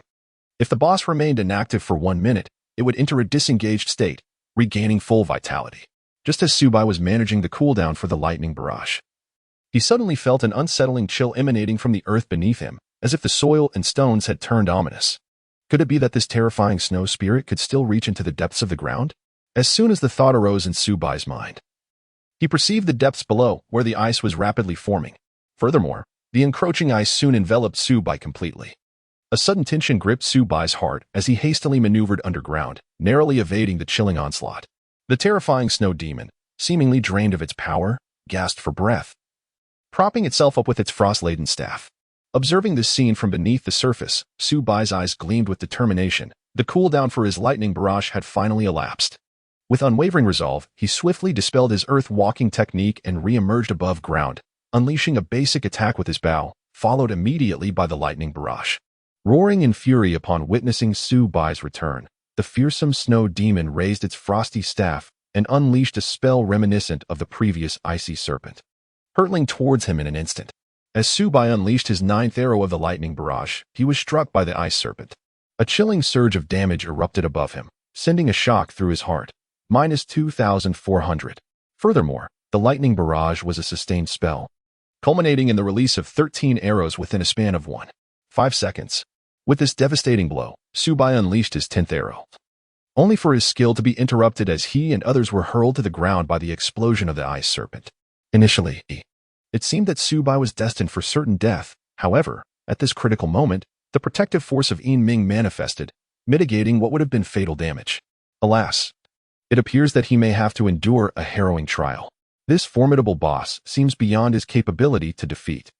A sense of foreboding washed over Su Bai as he realized he could no longer withstand the impending assault from the terrifying snow demon. The outcome was soon revealed. Ding. Congratulations, you have successfully vanquished the terrifying snow demon. Experience points, 300, 000, gold, 5, reputation, 100. Fortune smiled upon Su Bai, as his 10th arrow unexpectedly triggered the soul-severing effect. The century-old snow demon, towering at 3 meters, let out a mournful wail before its pure white form disintegrated into ice and snow, scattering into the air. In its demise, a small pile of silver coins and several pieces of equipment emerged, among which stood a bow-shaped artifact radiating a cold, ethereal glow with a metallic sheen. A weapon has manifested, and it is a bow? Su Bai, filled with excitement, nearly let out a loud cry. Chapter 037, The Exceptional by Xiao Chun. In a sudden rush of exhilaration, Su Bai sprinted forth, swiftly gathering all the items dropped by the terrifying snow demon boss into his satchel. Of particular significance was a magnificent bow, entirely adorned in a lustrous silver hue, exuding a golden texture and emanating a delicate mist reminiscent of ice and snow. This was the Moonlit Frost Bow. Quality, extraordinary attack, 199 to 268 strength, 40 agility, 45 special effect. Frost. Every successful strike reduces the target's attack speed by 30 and movement speed by 20 for a duration of 10 seconds. Effects against boss are halved and cannot stack. Durability, 100,100 usage requirement, limited to those of the Xian Yu class above level 10 in Qi refinement. This extraordinary bow not only amplified Su Bai's attack, strength, and agility significantly, but it also inflicted a reduction in both attack and movement speed upon every enemy hit. This bow was truly a treasure among treasures. For Su Bai, the Moonlit Frost Bow was nothing short of a divine artifact. With it in hand, he was now capable of effortlessly overwhelming any short-range class, skillfully kiting opponents to their demise. Su Bai was utterly enamored with the Moonlit Frost Bow, instantly relegating the longtime companion, the Cold Iron Bow, to insignificance as he equipped the strikingly elegant Moonlit Frost Bow. Upon donning this exquisite weapon, Su Bai's base attack power soared to an astonishing 1467, rendering it a formidable force in the current stage of the game. It was a veritable weapon of mass destruction. Ding! Your weapon, the Moonlit Frost Bow, has automatically ascended to the top of the Xian Yu class weapon rankings. Would you like to display your name publicly? A system notification echoed in his ears. No, keep the name hidden. Su Bai harbored no desire to become a coveted prize in the eyes of others, constantly being scrutinized. Concealment was the most prudent course of action. Upon examining the other equipment dropped by the formidable snow demon, he encountered a mundane magic ring, an ordinary melee armor, and a common belt that could be equipped by both Shadow and Xian Yu. It was likely that after the snow demon yielded the Moonlight Frost Flower, it had exhausted all its fortune, resulting in the rest of the equipment being of inferior quality. However, it mattered little, for the Moonlight Frost Flower was, for now, invaluable. Su Bai now dons an extraordinary set of dark, ethereal armor, complemented by an exceptional weapon, the Moonlight Frost Blade. It is possible that he stands as the foremost equipped player in the Great Xia region. Aside from the enigmatic black box and his elegant cloak, all of his previous gear has been replaced, though Su Bai no longer requires these items. The equipment he has discarded is undeniably of the highest caliber available to players at this stage, rendering it highly desirable. Without hesitation, Subai listed all his items on the trading platform, eager to convert them into currency. Ding! Due to the abundance of items you have submitted for auction, you have been automatically classified as a VIP customer. The system invites you to participate in tonight's inaugural welfare auction event open to all players. For this initial welfare auction, only a 10 service fee will be charged on sold items. Will you participate? Is there such a fortunate opportunity? Only a fool would decline. It is essential to note that opting out would incur a hefty 30 service fee. Ding! To celebrate the milestone of the Dacia Star Protection Zone reaching 10 million players and leveling up to level 10. The system will launch a welfare auction event for all players tonight at 8 p.m. This event will reduce the service fee to 10. And the system will also auction off 100 random mounts and pet gift packs. For further details regarding the event, you may visit the exclusive forum for the Dacia Star Protection Zone. The sudden announcement resonated throughout the server, instantly captivating the attention of all online players. This was indeed a momentous and joyous announcement. Upon hearing this announcement, Subai was momentarily taken aback. A mount. This is truly splendid. Subai's movement speed is among the finest in the game, yet he still finds it lacking, lamenting the considerable time wasted traversing the map. If he were to acquire a mount, he could significantly reduce the hours spent running about. With 100 mount gift packages available, Subai must devise a strategy to secure at least one. However, he refrains from hastily examining the specifics of this welfare auction event. Instead, his eyes gleam with excitement as he gazes in a particular direction. There, a level 1 little flying zombie is cunningly concealed behind the Grandice edifice. Come out. Little one, I've got something delightful for you to play with. Subai retrieved a dozen hunting talismans, approaching the little flying zombie with the demeanor of a nefarious uncle attempting to lure a child. The little flying zombie emitted a warning growl towards Subai, yet it carried an undertone of endearing ferocity. Without wasting words, Subai approached and threw a demon hunting talisman at the little flying corpse, invoking the capture technique. Ding! Capture technique failed. Little flying corpse's hostility towards you increased by 5. Sensing Subai's ill intentions, the little flying corpse suddenly leaped forward, opening its tiny mouth to reveal 2 small, ghastly fangs, attempting to bite him.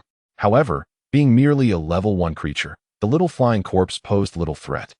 Subai deftly shifted to the side, evading the little flying zombie's attempt to bite. He then raised his hand and unleashed another capturing technique. Ding! Capture attempt unsuccessful. The little flying zombie's hostility towards you has increased by 5. Subai remained unperturbed, for within his possession lay 135 demon hunting talismans, and he was resolute that he could subdue this diminutive flying zombie. However, after 10 minutes elapsed, having consumed 50 first-level recovery pills for sustenance and expended 120 talismans, his previously calm demeanor began to waver. I cannot believe this, he exclaimed in frustration. With 13 points of fortune and a second-level capture technique, he had used 120 talismans without a single success. This was utterly preposterous. Meanwhile, the small flying zombie, having been the target of Subai's attempts 120 times, now glimmered with a fierce red light in its pair of white corpse eyes. Its movements grew increasingly sharp and menacing, as if it yearned to sink its teeth into Subai. With only 15 talismans remaining, should he fail once more within these attempts, Subai would be left in despair. Alas, in a moment of frustration and agitation, Subai inadvertently found himself bitten on the left wrist by the small flying zombie, causing him considerable pain. Already in a foul mood, he retaliated with a sharp slap, striking the creature across the face. The sound echoed as it was sent sprawling to the ground. The life bar atop the small flying zombie plummeted to a critical level, nearly resulting in its demise from Subai's single strike. This alarming turn of events caused beads of cold sweat to form on Subai's brow. It would be a tremendous loss to accidentally slay a rare and desirable pet he had finally encountered. Despite being left severely weakened by the blow, the small flying zombie, with its defiant white eyes, leapt back up, still intent on launching another attack. Subai consumed a level 1 spirit recovery pill, replenishing 100 points of spiritual energy, and then cast the capture technique upon it. Accustomed to continuous failures, Subai was preparing to evade the small flying zombie's assault and ready another demon hunting talisman when suddenly a chime resonated. Congratulations! You have successfully captured the rare level 1 small flying zombie. The demon hunting talisman effectively bound the small flying zombie, transforming it midair into a silver-white, fist-sized eggshell. Has it truly succeeded? In a moment of bewilderment, Subai found himself holding a pet egg of the diminutive flying zombie, which instantly sent him into a jubilant leap of excitement. At long last, he had succeeded.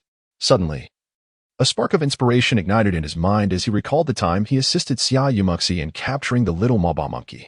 Initially, they had encountered failure. Yet after he had delivered a sharp slap to the creature, subsequent attempts proved successful. Could it be that weakening the target before attempting to capture wild pets would enhance the likelihood of success? It seems that should he encounter another wild pet in the future, he might consider first subduing it before making his move, suppressing his initial conjecture. Subai promptly bit his finger, allowing a drop of blood to fall upon the pet egg of the little flying zombie. Ding! You have successfully formed a contract with the pet little flying zombie. Congratulations on acquiring the rare pet little flying zombie. Please bestow upon it a name.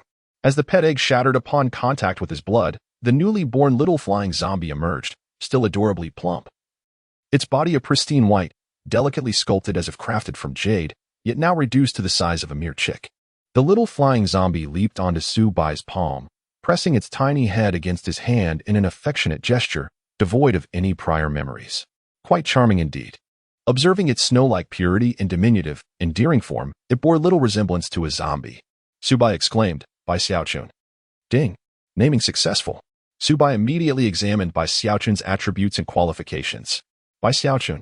Flying Corpse Anomaly. Qualification. Rare Potential. Perfect Level. 0 Life. 200 Attack. 41 Physical Defense. 20 Magic Defense. 20 Skills. Unawakened.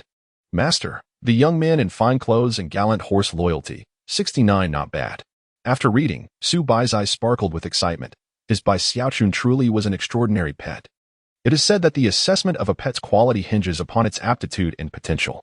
The classifications of pet aptitude are ordinary, average, rare, uncommon, and unparalleled. As for potential, it ranges from mediocre, good, excellent, perfect, to peerless. Bai Xiaochun's aptitude is classified as rare, and its potential is deemed perfect, making it a truly exceptional pet, 1 in a million, were it not for his overwhelming fatigue and exhaustion at the moment. Subai would have been eager to take Bai Xiaochun for an upgrade immediately. Bai Xiaochun, you should rest well for now. Once I have recuperated, I shall return to take you for an upgrade. Subai gently flicked the plump cheek of Bai Xiaochun, then placed him into the pet space before logging off. After logging out, Subai first took a refreshing shower, followed by a hearty breakfast, and subsequently chose to check out, battling against his drowsiness. He hailed a taxi and arrived at a somewhat secluded inn, where he booked a new room. The proprietor was a kindly middle-aged man with spectacles, exuding an amiable demeanor. Subai retrieved 1,500 yuan in cash and handed it to the bespectacled old man, hoping he would procure some inexpensive, street market-style clothing for him. The surplus was meant as a gratuity. However, the old man quickly shook his head, returning 1,000 yuan to Subai, stating that as a visitor from afar, life outside one's home can be challenging. He declined the tip and accepted only 500 yuan, asserting it was sufficient to purchase several outfits. Observing the old man's genuine kindness, Subai felt compelled to take back the 1,000 yuan and expressed his gratitude. The old man seemed to possess a commendable character, and perhaps Subai could extend his stay here for a while longer. Chapter 038. Where did you go to rob the boss? He had no idea how long he had slept. Subai was roused from his slumber by the tantalizing aroma of delectable dishes. Authentic cured pork, HN's fiery chili peppers, and tender, fresh winter bamboo shoots. Subai swallowed hard. He could be considered a seasoned foodie, as he could discern the aromas of various dishes simply by their enticing scents. It was only the authentic cured meat combined with HN chili peppers and genuine winter bamboo shoots that could produce such an appetizing fragrance. Having slept for an entire day, he was unaware of the time. Judging by the light outside, it was likely afternoon. The absence of a mobile phone was indeed inconvenient. It seemed he would have to find a way to acquire a new one. The tantalizing aroma has awakened the glutton within Subai's belly, suggesting that the uncle with glasses is busy cooking at home. Subai rose, intending to first cleanse himself in the bathroom. Knock, knock, knock. Xiaohua. Have you awakened? The clothes I purchased for you are at the door. You may change and freshen up before joining us for dinner. It was the voice of the bespectacled gentleman. The name Xiaohua was an alias crafted by Subai. Such generous treatment? Does the gentleman and also provide meals? All right, thank you, sir. Subai responded briefly before opening the door to bring in the new clothes that the uncle had purchased for him. There were 3 outfits in total, suitable for both indoor and outdoor wear. Although they were inexpensive, they emanated a subtle fragrance reminiscent of freshness and sunlight. Had the uncle washed them for him and let them bask in the sun? This realization warmed Subai's heart slightly. As an orphan, he felt a rare sense of warmth for the first time. This was the first instance someone had washed his clothes for him. After neatly placing the garments on the bed, Subai promptly entered the bathroom to freshen up. However, upon gazing into the mirror, he was perplexed to discover two small, scarred bite marks on his left wrist. What on earth? When did he sustain this injury? Suddenly, a vivid memory flashed through his mind. While capturing by Xiaochun in the game, he had once made a mistake and inadvertently received a bite from it. It seemed to be in precisely that spot. Could it be that bizarre? A bite in the game resulted in a similar wound in reality? Subai shook his head, sensing that he might be overthinking the matter. Perhaps the injury was merely a result of some accidental scrape. Thus, he chose not to dwell on it further. Once he was ready, Subai donned a fresh attire that, while quite ordinary, was clean and tidy. Upon wearing it, he exuded an aura of youthful vitality and exuberance. Upon stepping out, he noticed a time-worn mahogany table in the hall, where 4 sets of chopsticks and bowls were neatly arranged alongside 3 dishes and a soup. There was a tomato and egg soup, sauteed cabbage, stir-fried vinegar pork with winter bamboo shoots and chili, complemented by a plate of pickled radish strips. Although simple, the dishes were vibrant in color and rich in aroma, showcasing the culinary prowess of the cook. The 4 uncomplicated dishes were a feast for the senses. Having slept for an entire day, Subai could not help but swallow hard in anticipation. "Xiaohua, please take a seat," he called out. The bespectacled uncle approached with a steaming pot of white rice, inviting Subai to join him. "Uncle, does your hospitality include meals?" Subai chuckled and remarked, "Oh, how naive you are. It is my father's kindness that prompts him to invite you to dine with us, believing you have faced hardships outside." At that moment, a bright and lively voice rang out. A vibrant young girl, around 17 years of age, emerged, clad in a school uniform that accentuated her fresh and charming demeanor. She was the only daughter of the gentleman named Huang Kiki, currently in her 2nd year of high school, and an excellent cook. These 4 dishes were her creations. "Kiki, what nonsense are you spouting? Go fetch your mother to join us for dinner." The bespectacled gentleman chided his daughter with a stern glance, before smiling and beckoning Subai to take a seat. The imprint of a slap on Subai's cheek had yet to fade entirely. His accent revealed that he was not a local, and his lack of customary greetings made him appear as if he had encountered some misfortune.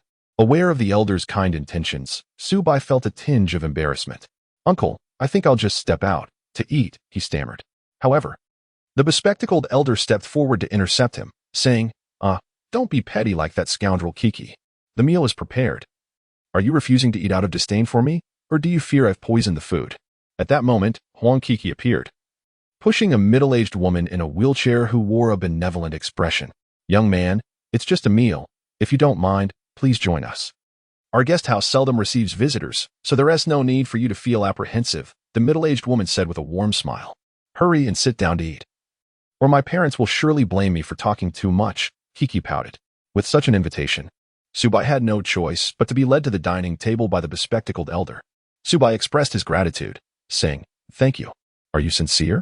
If so, could you assist me by washing a dish later? I have arranged to join my classmates for a dungeon raid across myriad realms, and time is of the essence." Huang Kiki, known for her forthrightness, replied candidly. Upon hearing her words, the bespectacled uncle and aunt immediately cast a disapproving glare at their daughter. "All right." Subai nodded in agreement. "Look, he has consented to help me with the washing. I certainly did not coerce him," he remarked. "Thank you." Huang Kiki, filled with joy, ladled a generous bowl of rice for Subai. This child, the bespectacled uncle and aunt shook their heads, indicating that they would handle the dishwashing after the meal. "What dungeon are you referring to?" Subai casually inquired during dinner.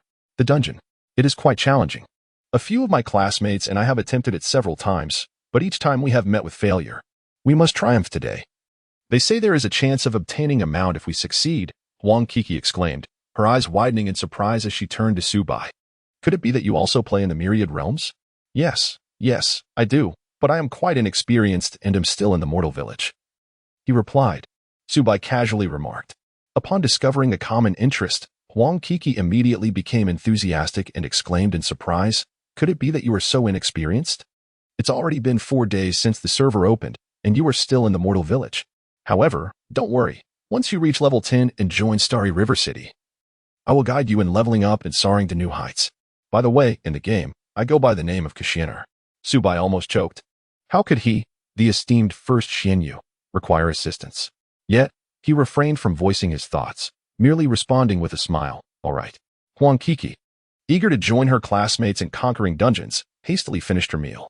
After reminding Subai to add her as a friend, she rushed back to her room to log in. Undoubtedly, Huang Ki's culinary skills were exceptional. Subai thoroughly enjoyed the meal, consuming 3 large bowls of rice, yet only reaching a modest state of satiety.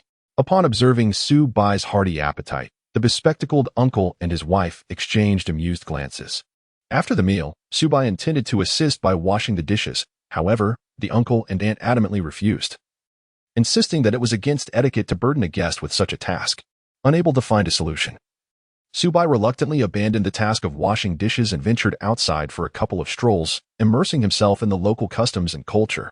He chanced upon a modest mobile phone shop and purchased a simple smartphone. Noticing that the time had already crept to 5:51 p.m., Subai promptly returned to the guest house. In addition, he handed the bespectacled old man 2,000 yuan, stating it was for an extension of 10 days' rent. Although the daily rate for the guest house was merely 100 yuan, Subai's generous payment led the honest old man to offer him a refund. Subai remarked, "Uncle, consider the remaining 1,000 as the meal expenses for these 10 days. The flavors of your dishes are truly exquisite, and I wish to continue enjoying them." "Ah, Xiaohua, eating is hardly a matter of concern. How could I possibly accept your meal expenses?" The uncle insisted on returning the money. It was only when Subai declared that if the uncle did not accept the 1,000 yuan, he would feel too embarrassed to partake in their culinary offerings that the uncle finally acquiesced and accepted the money. Having settled the matter, Subai retreated to his room and promptly logged online. Ding dong. Welcome back to the Myriad Realms. May your gaming experience be delightful. It seemed that due to logging off, Subai had been forcibly ejected from the Yinming tomb.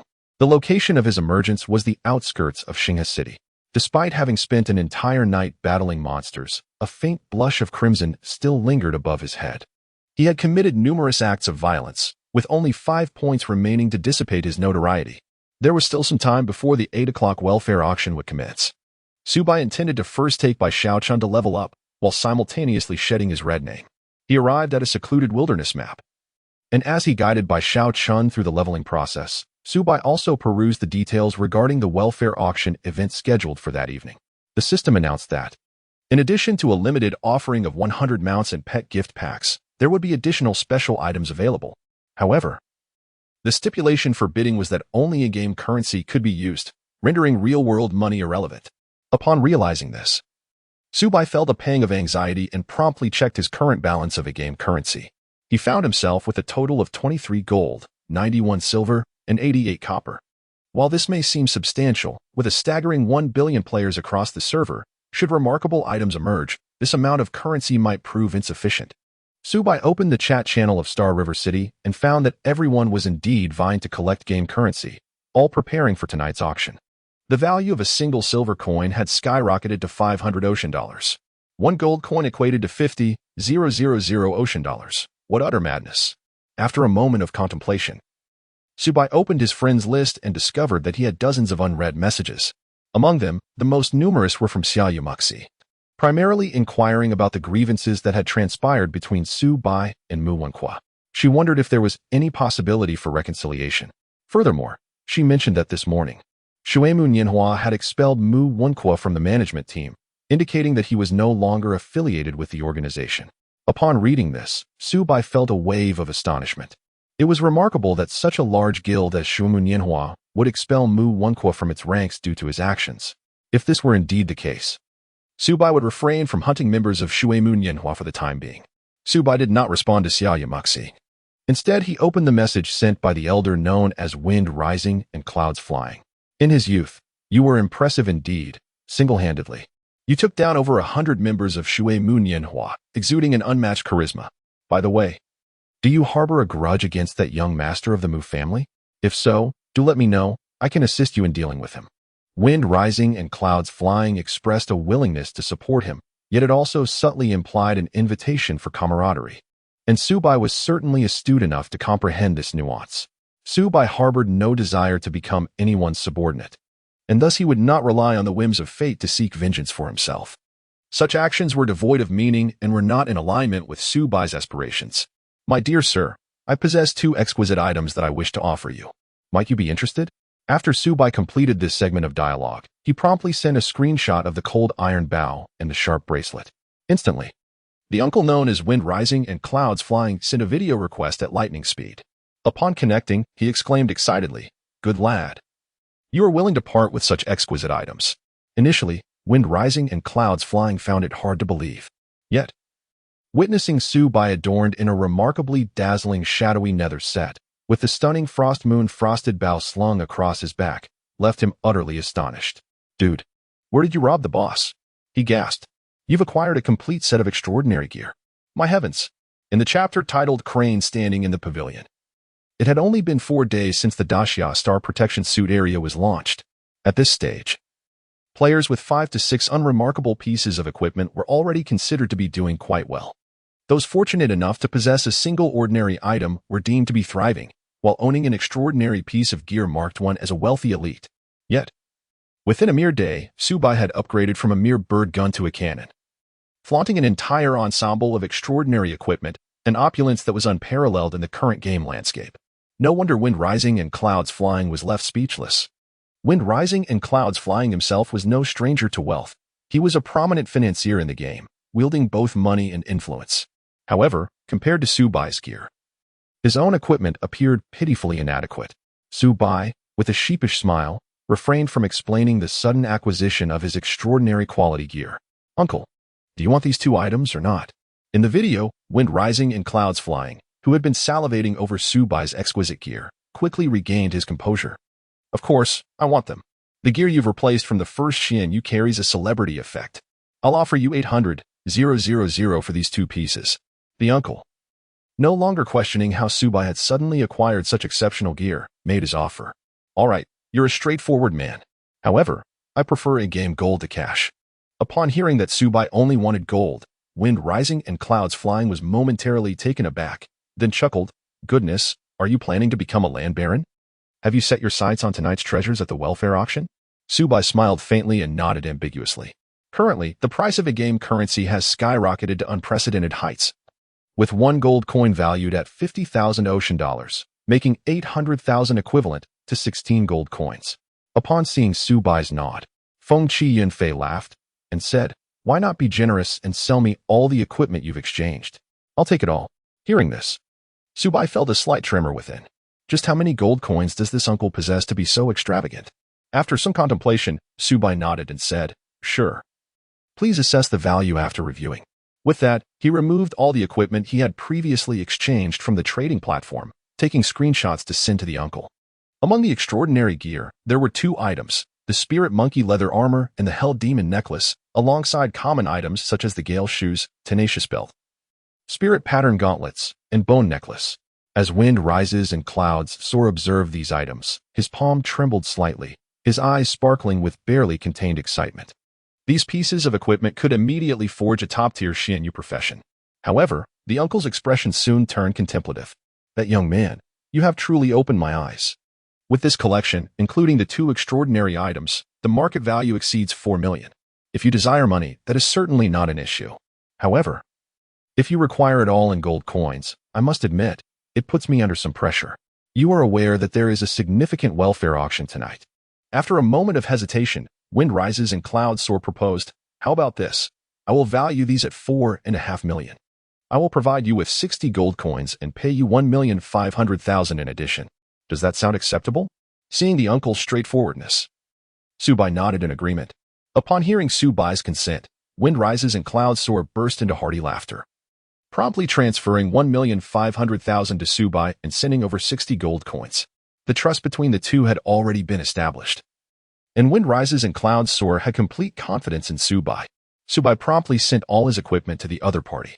Upon receiving the gear, Feng Qi and Fei Yang was elated and exclaimed, "What a good lad, truly generous. With such splendid equipment, you haven't forgotten about the old man. Consider me indebted to you for this favor. Should you require any assistance, do not hesitate to reach out. I must prepare for my next dungeon run, so I shall take my leave for now." In the current stage of the game, equipment holds value yet remains elusive. It is not merely a matter of possessing gold or currency to acquire gear, especially quality items. Thus, Feng Qi and Fei Yang felt a deep sense of gratitude towards Subai. Subai smiled and nodded, concluding the video call. In an instant, he found himself endowed with a staggering sum of 3.11 million, accompanied by a bounty of 83 gold coins.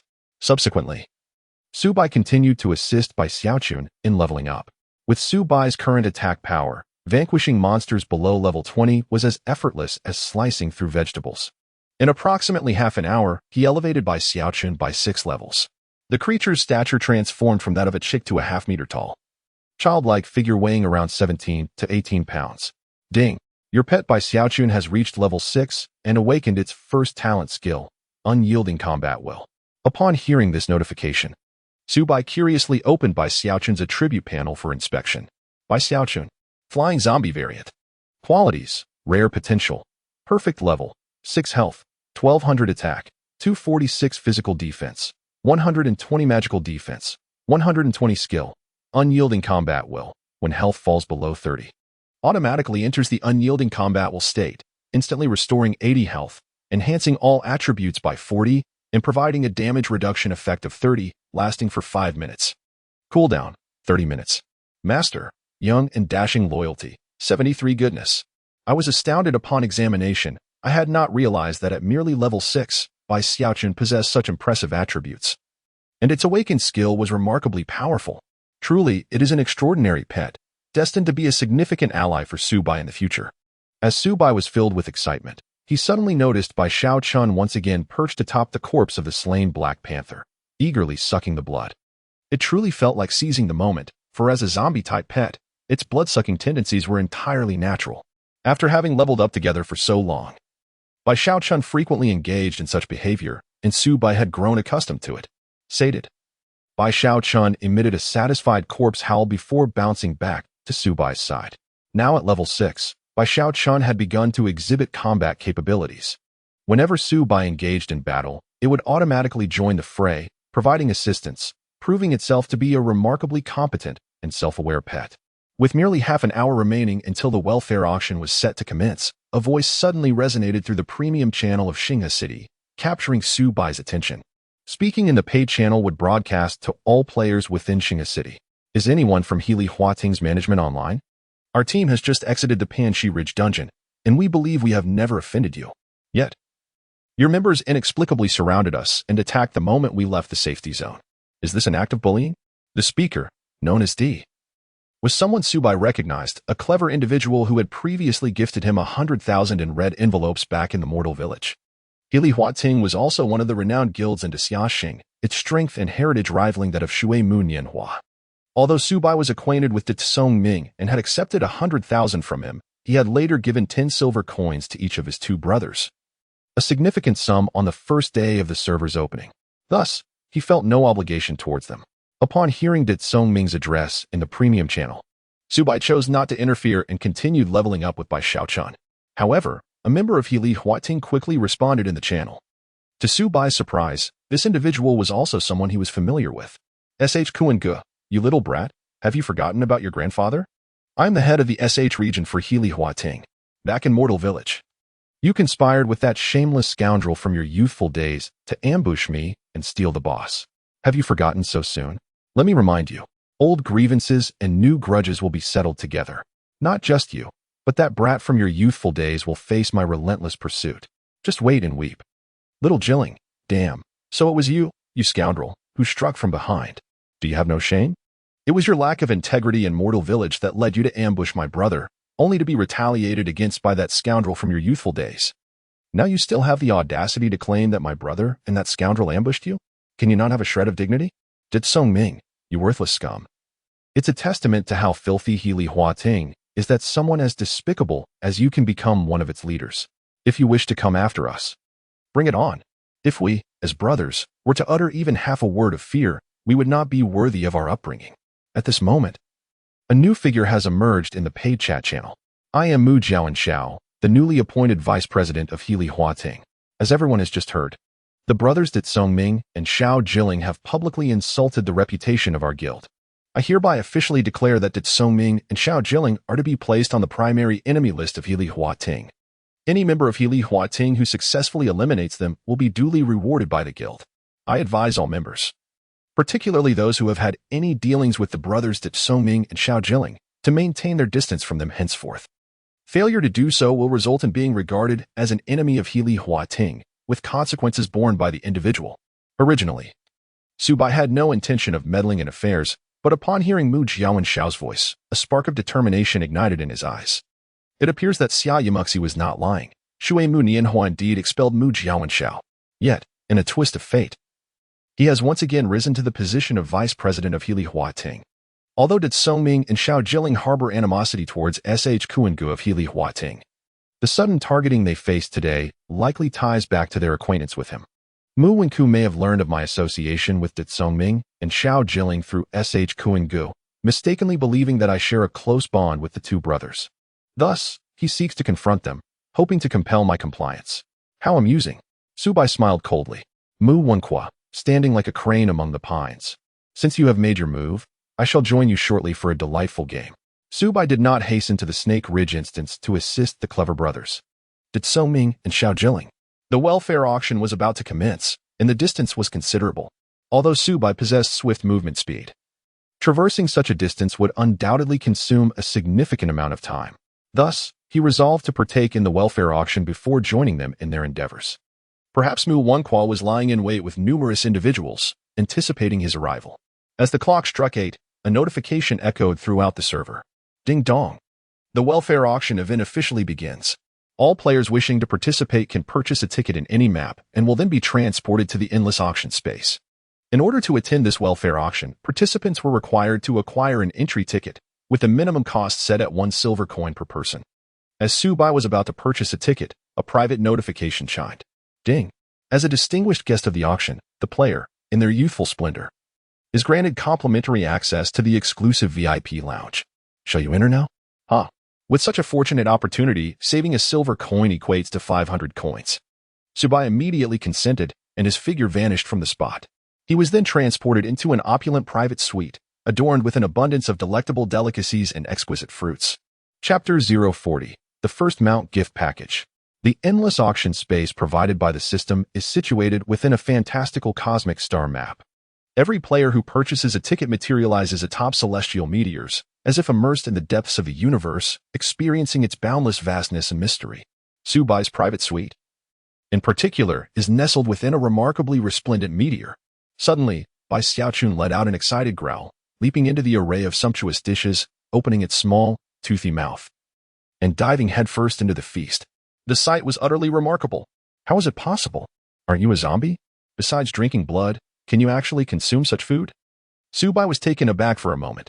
He hurriedly seized the most precious few jars of fine wine, lest they be squandered by Bai Xiaochun. A zombie indulging in the culinary delights of humanity, how contemptible. Su Bai, rendered speechless, cast a glance at Bai Xiaochun while pouring himself a glass of fine wine. He savored a sip, which was truly exquisite, sweet, fragrant, rich, and smooth, leaving a lingering aftertaste that tantalized the palate. This was undoubtedly the finest wine Su Bai had ever tasted in his lifetime. It is worth mentioning that the food and beverages from the myriad realms, though devoid of any attributes, provide an unparalleled sensory delight that is simply irresistible. Suddenly, a resounding symphony of gongs and drums echoed from the depths of the cosmic starry river. With that, darkness dissipated and radiant light descended from the heavens, revealing a magnificent celestial avenue that extended to the horizon. Following this spectacle, a dazzling, iridescent phoenix, its wings spanning over 100 meters, soared gracefully down the celestial path. Amidst a flurry of enchanting lights, the resplendent phoenix transformed into an extraordinary goddess, adorned with a feathered crown and ethereal garments of 7 colors. Greetings to the players of the Great Xia Star. I am the Phoenix Fairy from the heavens above. Today, I shall preside over the welfare auction. It is uncertain whether this Phoenix Fairy is an NC, but her beauty is captivating, and her demeanor is unparalleled. Each smile and frown exudes the aura of a celestial being. Countless male players were entranced by her enchanting visage, while even female players found themselves drawn to her stunning appearance, achieving a universal appeal. As Su Bai indulged in his exquisite wine, he momentarily lost focus upon beholding the Phoenix Fairy. Without further ado, let us commence the welfare auction. I hope the players of the Great Xia Star seize this opportunity wisely, as such occasions arise only once in each new server. The first item up for bid is a pet gift package, starting at 1 gold coin, with each subsequent bid requiring a minimum increase of 1 silver coin. As the Phoenix Fairy's words echoed in the air, a radiant glow emanated from her palm, transforming into a miniature, majestic silver wolf that subsequently sealed itself into a square gift box. Witnessing this, all players were taken aback with astonishment. Did this imply that the pet gift package could yield a silver wolf as a companion? Currently, in the Great Siastar server, there are only 2 pets available, both of which have bids of 10 million for purchase. However, the owners, Vice President Shui Moon Yinhua and Yin Huang of the 10 absolute rankings of Dali City, have not chosen to sell. It is evident how precious a single pet can be. 2 gold coins. To think one could snatch a limited pet gift package for merely 2 gold coins is sheer folly. I bid 5 gold coins. 5 gold and 10 silver. 5 gold and 20 silver. 6 gold.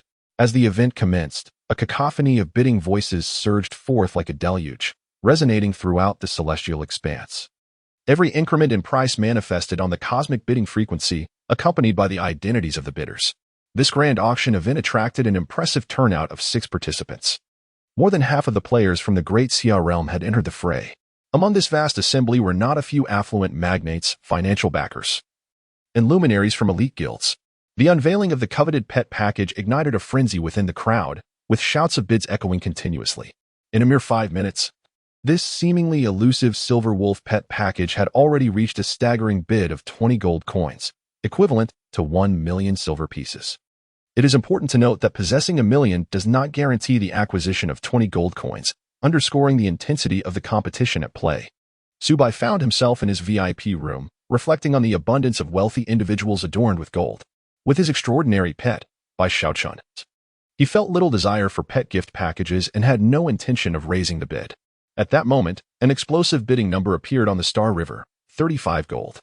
Ladies and gentlemen, might I implore you to grant the Starry Sky Guild a favor and allow me to acquire this pet gift package? The bid had surged by 15 gold coins, and the one calling out the 35 gold was none other than the illustrious vice president of the Starry Sky Guild. Chuaikin himself was renowned as one of the top 10 in the heavenly rankings of Fengwu City, a figure of considerable fame. The price of 35 gold was already quite steep, and given that the bidder was the esteemed Chuaikin of the Starry Sky Guild, it was unlikely that anyone would raise the bid further. 35 gold, going once. 35 gold, going twice. 35 gold, going thrice. Congratulations to player Chuaikin for winning the first pet gift package. As the voice of the celestial phoenix fairy, Ling Yin, resonated, she elegantly pointed with her jade finger, causing the pet gift package to materialize in a flash, akin to a shooting star, into Chuaikin's hands. The system automatically deducted 35 gold coins from Chuaikin's inventory. In no time, countless players began to shout, "Chuaikin, please unveil the gift package. We wish to see what pet you have received. We are eager to know if it is the silver wolf pet. Please, esteemed one, reveal it to us." Responding to the waves of eager voices, Chuaikin did not disappoint. He swiftly disclosed the pet he had acquired. It was not a silver wolf, but rather a striking golden and formidable little tiger. It appeared that the brilliance conjured by the celestial phoenix fairy was merely an illusion, failing to represent the actual pets that could be obtained. Following this, another gift package was to be auctioned, this time a mount gift package. A friendly reminder, ordinary mounts only increase movement speed and do not assist their masters in battle. After the celestial phoenix fairy's announcement, another glittering gift box appeared in her delicate hands. The starting bid was set at 1 gold coin. The mount was precisely what Subai sought on this venture. As others began to call out bids of 1 gold, 2 gold, Subai took a sip of fine wine, savoring it for a moment before he boldly entered a bid of 40 gold coins. Instantly, the atmosphere transformed, akin to the shimmering expanse of a starry river. A youthful figure, clad in vibrant attire and riding with fervor, proclaimed, 40 gold. The moment this announcement resonated, the previously fervent clamor of bidding fell abruptly silent. Firstly, the individual making the bid was none other than the renowned First Xianyu, a formidable player known for single-handedly vanquishing over 100 adversaries. Secondly, his audacious increase of 40 gold coins left many in sheer astonishment. Well, is it truly the case that deities possess such formidable prowess? At this juncture, it seemed that few could readily produce such a sum of 40 gold coins. Subai's remarkable move instantly astonished countless individuals. Indeed, during his youth, this fellow was either silent or strikingly formidable. His prowess was simply awe-inspiring. I could hardly bear to bid merely 40 gold. In a lavish private room, a distinguished gentleman, known as the Wind and Cloud Uncle, remarked with a sense of admiration. Naturally, you are the esteemed elder, composed and cunning, while he is a vibrant youth, passionate and radiant. It is only natural that his every action captures the attention of the masses. Meanwhile, as snowflakes fell, Uncle Shui, while lamenting, also expressed his admiration for Subai. In another opulent private chamber, the cunning Bei Chenghua wore a devilish smile, methodically deleting the 40 gold pieces he had intended to bid. Truly, he is the talented individual I have set my sights upon, possessing remarkable resolve. Very well. I shall yield to you. Initially, Bei Chenghua had intended to bid 40 gold as well, but upon witnessing Subai's bid, he chose not to contest. After all, he still harbored aspirations of enlisting Subai for his own purposes. The bid of 40 gold coins from Subai once again positioned him as the center of attention. For a moment, no one dared to raise the stakes. After all, a person's reputation casts a long shadow, and no one wished to offend him. Moreover, 40 gold was already a substantial sum. 40 gold, going once. 40 gold, going twice. The enchanting fairy Kaifeng was on the verge of finalizing the deal. 40 gold, going for the third time. Just as it seemed the hammer would fall and the prize would be secured by Subai, an unexpectedly discordant bid appeared on the Star River broadcast. 40 gold and 1 silver coin. Young man of splendid attire and spirited horse. Did you think you could claim the top mount in the entire server without my consent? S.H. Kuen's taunt was laden with sarcasm, and his increment of a mere silver coin was the minimum allowable increase.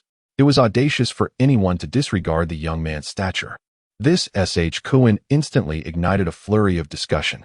Yet, the players within Star River City were well aware of the backstory. Not long ago, S.H. Kuen had openly insulted the young man in a paid channel, specifically naming him. Furthermore, S.H. Kuen had now cornered 2 of the young man's friends, who were suspected to be in the dungeon of Snake Ridge. Subai smirked coldly as he raised the bid to 41 gold. Before long, another bid emerged. 41 gold and 1 silver. This time, the bidder was once again S.H. Kuengo. Subai's smile grew increasingly frigid as he raised the bid to 45 gold coins, adding 4 coins in a single stroke. This action not only showcased Subai's affluence, but also revealed his simmering anger. Goodness, 45 gold coins. What wealth! However, this sum was still insufficient to secure the first mount. 45 gold and 1 silver, chimed in Mu Wenqua, who interjected with a mocking tone, deliberately provoking Subai. Instantly, the atmosphere in the auction hall thickened with tension, palpable to all present. Damn it, 50 gold. Today, this first mount shall be mine. Do you 2 clowns think you can compete with me? Are you even worthy? Subai's face was flushed with genuine anger as he raised the bid to 50 gold, even inputting derogatory comments into the Star River broadcast. This display made everyone acutely aware that the youthful, passionate figure was truly incensed. 50 gold. Such an exorbitant sum, far exceeding the typical value of a mount. Even if it were the first of its kind, being publicly insulted by Subai in front of over 60 individuals was something Mu Wenqua could hardly endure. His intention to provoke Subai to the utmost was unwavering, and he signaled for S.H. Kuen to continue the bidding. However, just then, he received a voice message. Don't follow him. He is setting a trap for you. Yet, S.H. Kuen had already called out his bid, 50 gold and 1 silver coin. Upon hearing this bid, Subai smiled with satisfaction and ceased to raise his offer. 50 gold and 1 silver coin, going once. 50 gold and 1 silver coin, going twice. When the celestial phoenix fairy began the countdown for confirmation, and Subai remained silent, Mu Wenqua's face darkened instantly. 100 mount packages, with the typical value of a single mount package capping at 45 gold, and 40 gold considered standard. If luck were on one's side, one might even secure a mount for 35 gold. To acquire the mount package at the astronomical price of 50 gold and 1 silver coin, only to reveal a common mount that merely increased speed, would be an undeniable loss. Moments ago, witnessing Subai's flustered and enraged demeanor and his subsequent insults on the Star River broadcast had delighted Mu Wenqua immensely. Yet, he became composed too late after receiving the warning.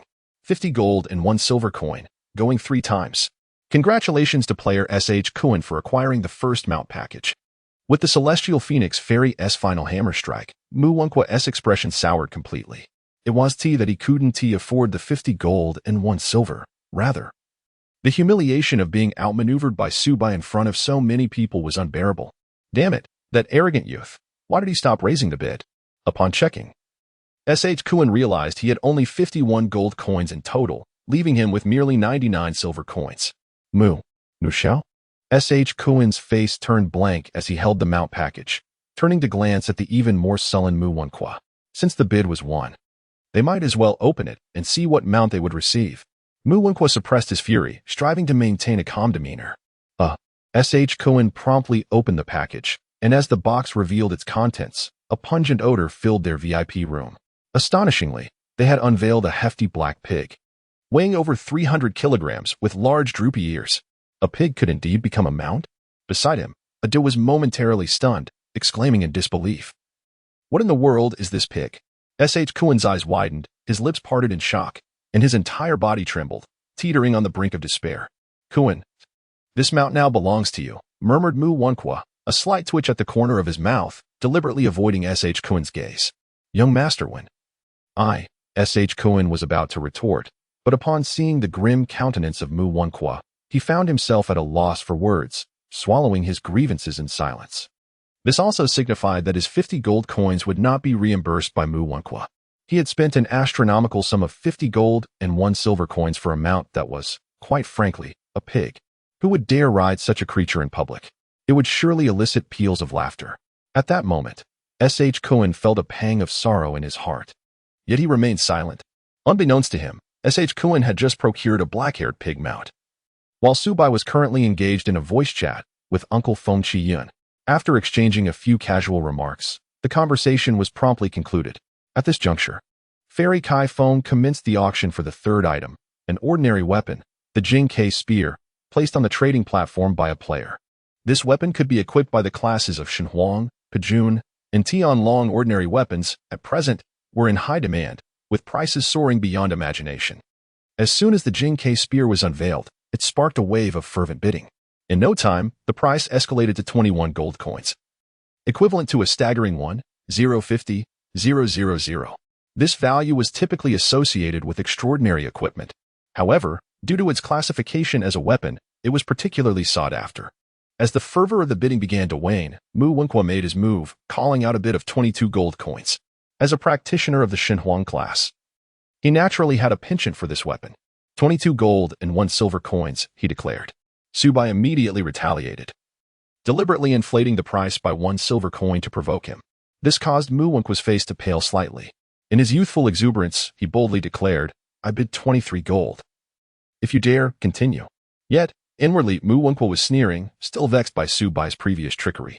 He resolved that if Subai dared to add 1 more silver coin, he would withdraw, allowing Subai to suffer the consequences.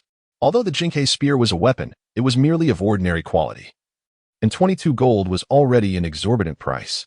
To his surprise, Subai's voice fell silent.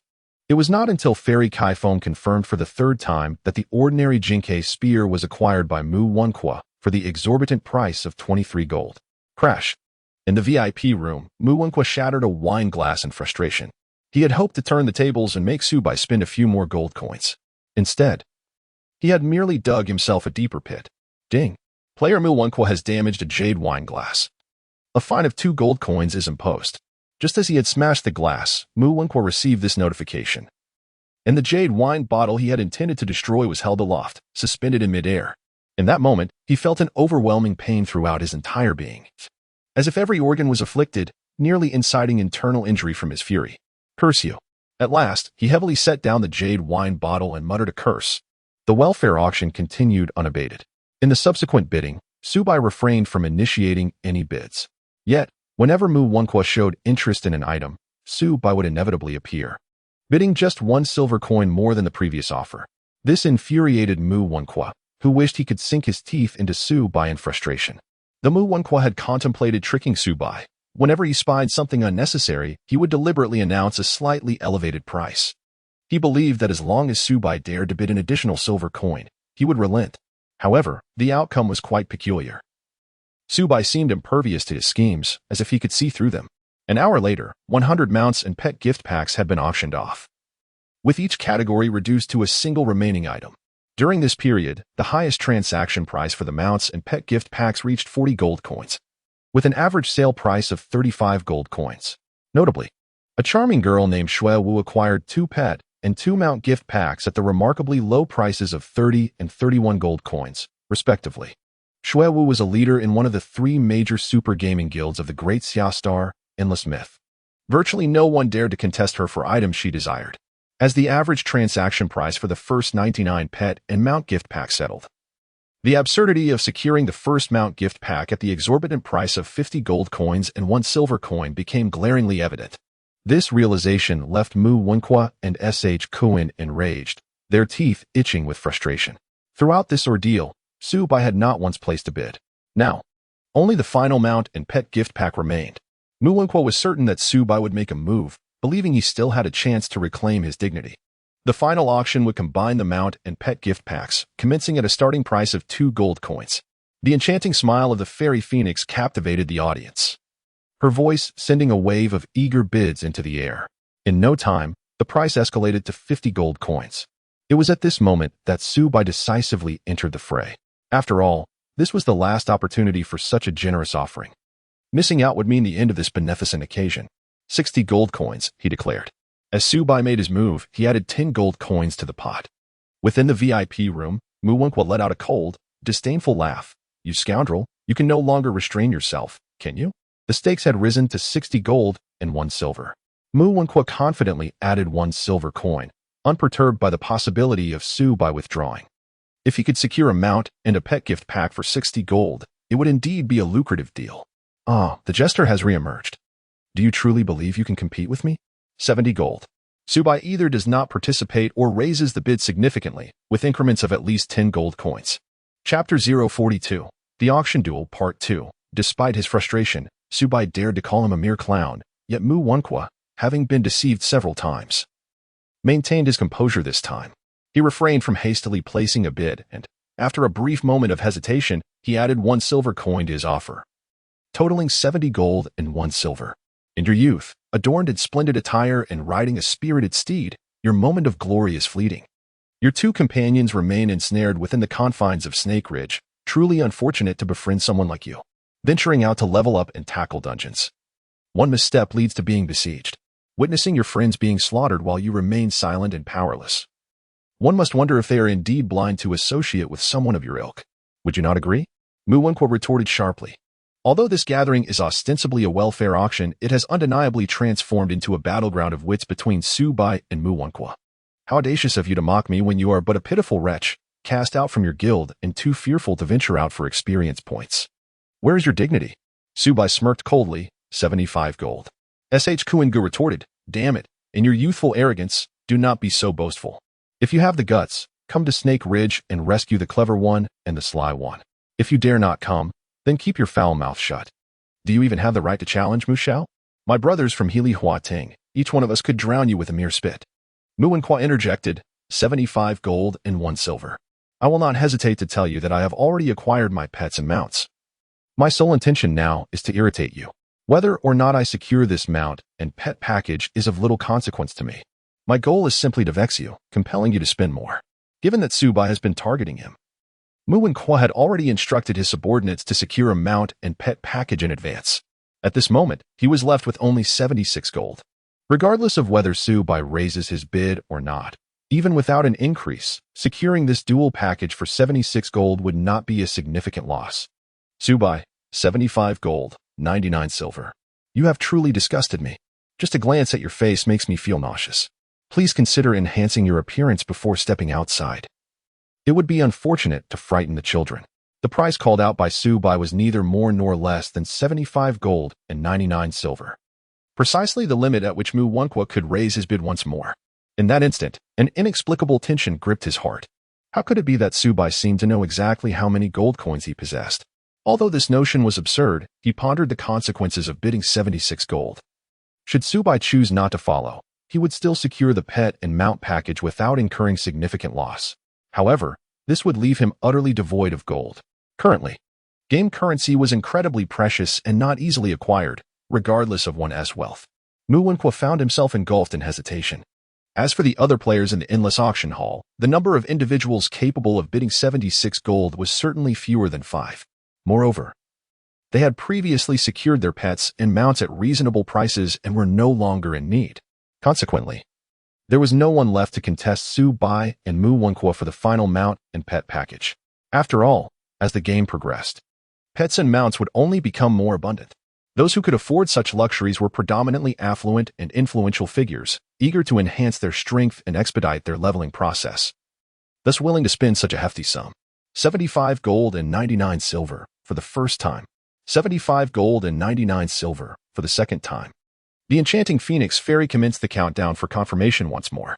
Su Bai refrained from further mocking Mu Wenqua, instead listening intently as the Fairy of Colorful Phoenix commenced her countdown.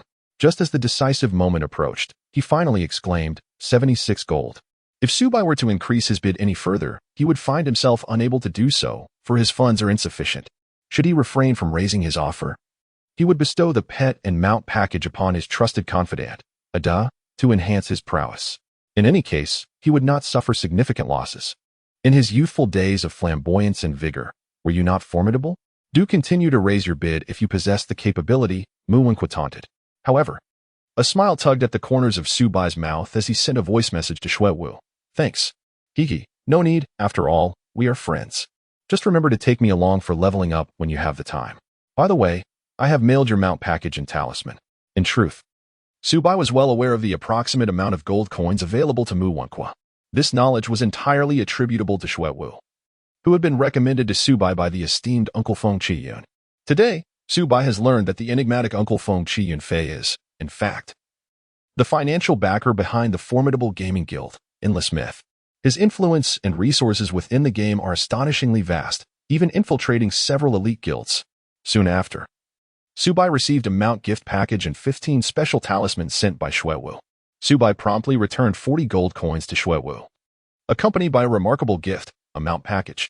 Upon opening, there is a 60 chance of obtaining an ordinary mount, a 20 chance for a good mount, a 10 chance for an excellent mount, an 8 chance for a perfect mount, and a 2 chance for a unique mount. Additionally, he received the Righteous Aura Talisman. Once utilized, this talisman grants a righteous aura, ensuring that for the next 3 hours, any active kills will not incur any evil points. This Righteous Aura Talisman was also a product of the welfare auction, procured by Su Bai through Xue Luo.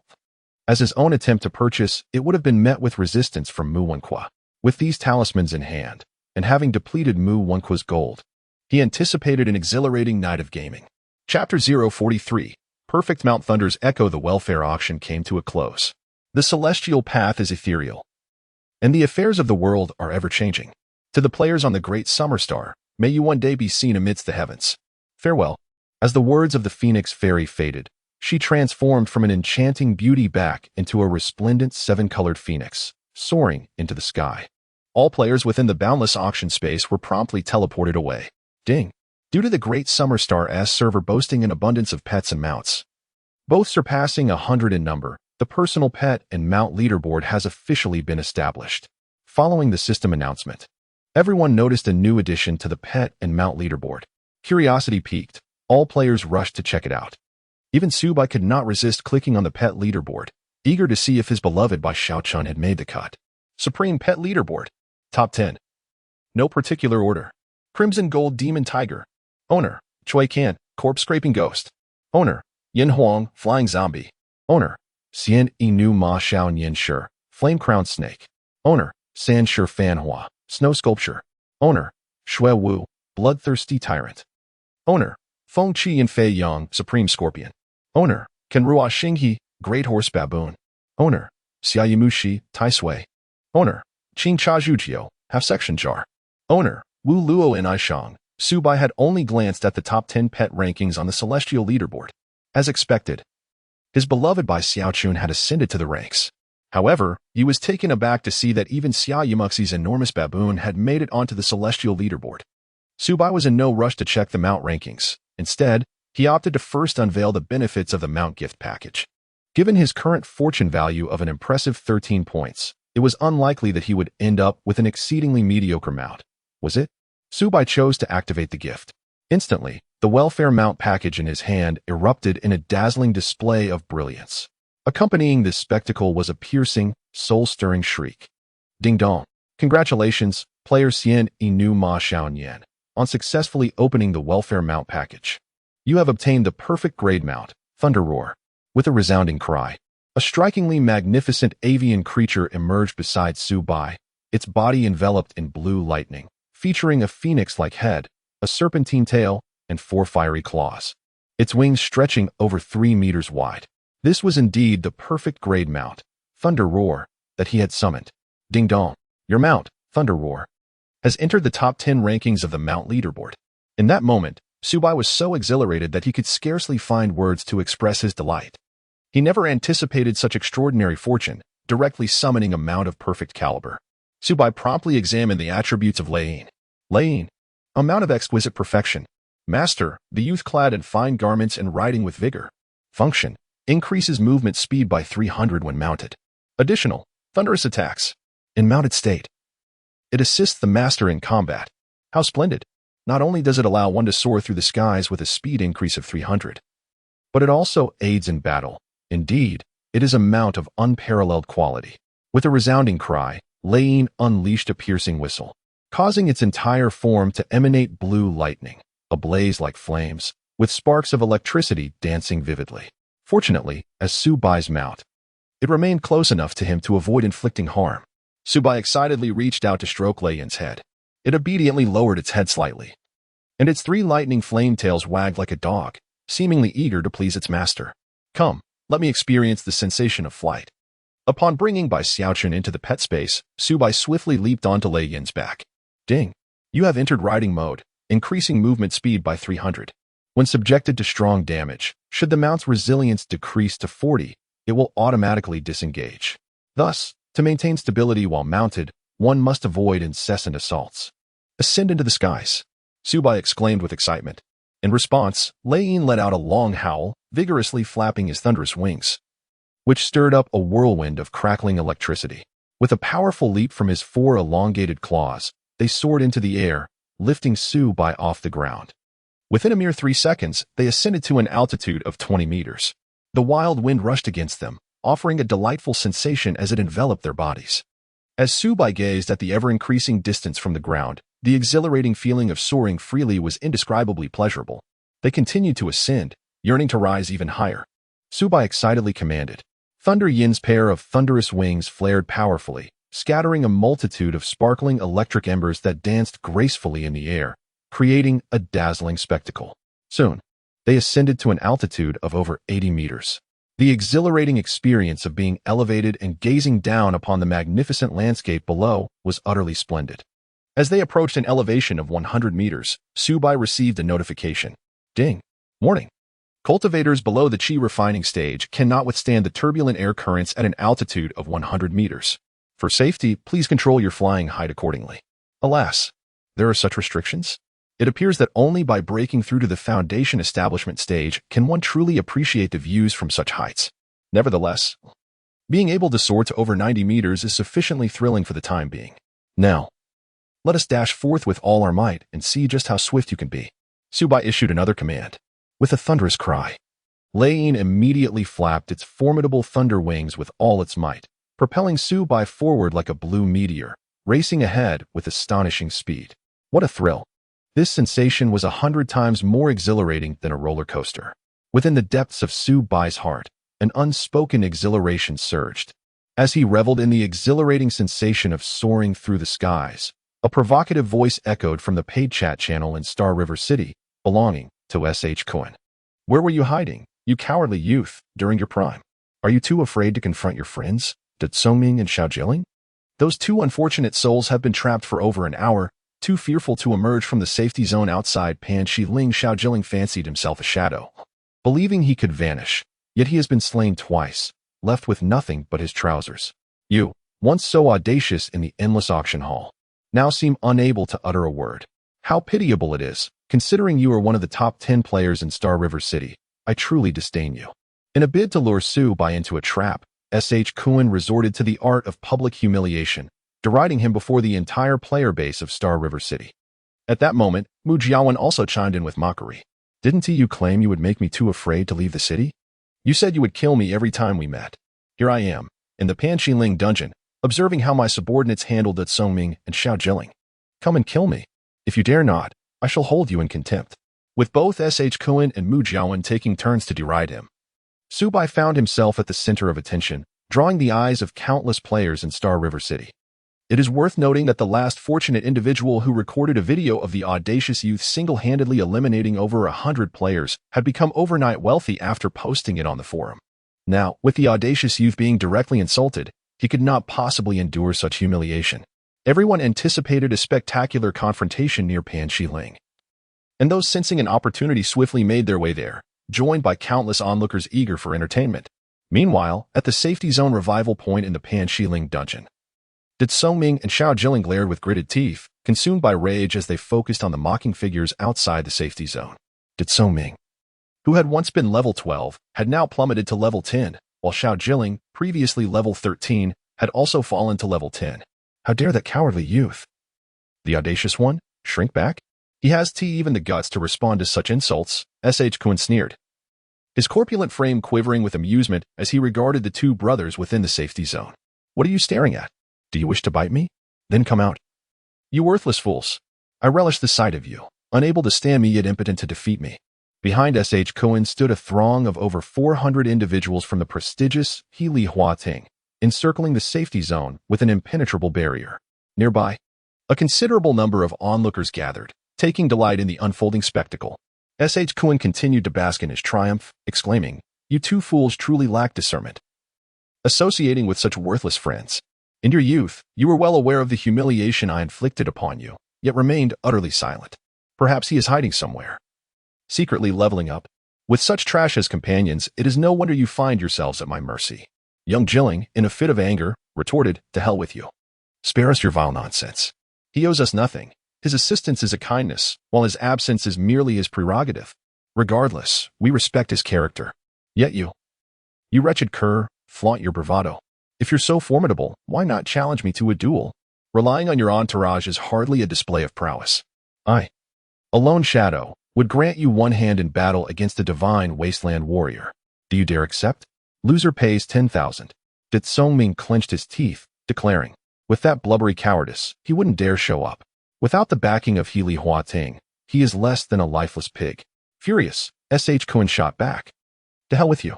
I fear no mere shadow. Come, let's duel now, as you proposed, with the loser forfeiting 10,000. To his astonishment, the opponent agreed. Young Jilin felt a surge of elation. With so many witnesses, anyone who reneged would be dishonored. Very well, today I shall teach you a lesson, you inexperienced pup. Everyone, step back and witness how I dominate. S.H. Kuan instructed his cohorts to withdraw, clearing a space of approximately 10 meters. Let the games begin. Let us see who faces defeat. Young Jilin activated his invisibility, vanishing from the safety zone. Moments later, a shimmering arrow shot forth, illuminating the space above S.H. Kuan's head. The concealed young Jilin was now less than 3 meters from S.H. Kuan, but his form was instantly revealed. Fool, just like your brother, destined to be played with. S.H. Kuan smirked malevolently. A barrage of attacks then descended upon the startled young Jilin, obliterating him on the spot and sending him back to the resurrection point. In the Pan-Snake Ridge instance, death meant the only resurrection available was at this very point, rendering a return to the city impossible. This was the very reason Did Song-Ming and young Jilin found themselves trapped here. How shameless! Did Song-Ming exclaimed, his envy boiling over. You scoundrel, I spit on you. Upon resurrecting, young Jilin discovered he had dropped to level 9, trembling with rage. He never anticipated S.H. Kuan's utter lack of integrity. His public promises were as worthless as air. Shameless, utterly shameless. He cursed.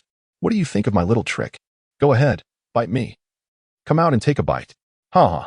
Brother S.H. Kuan revels in his triumph. Although his character is utterly reprehensible, those around him, who do not possess his arrogance, feel a sense of shame upon witnessing his behavior. Yet, no one dares to utter a word.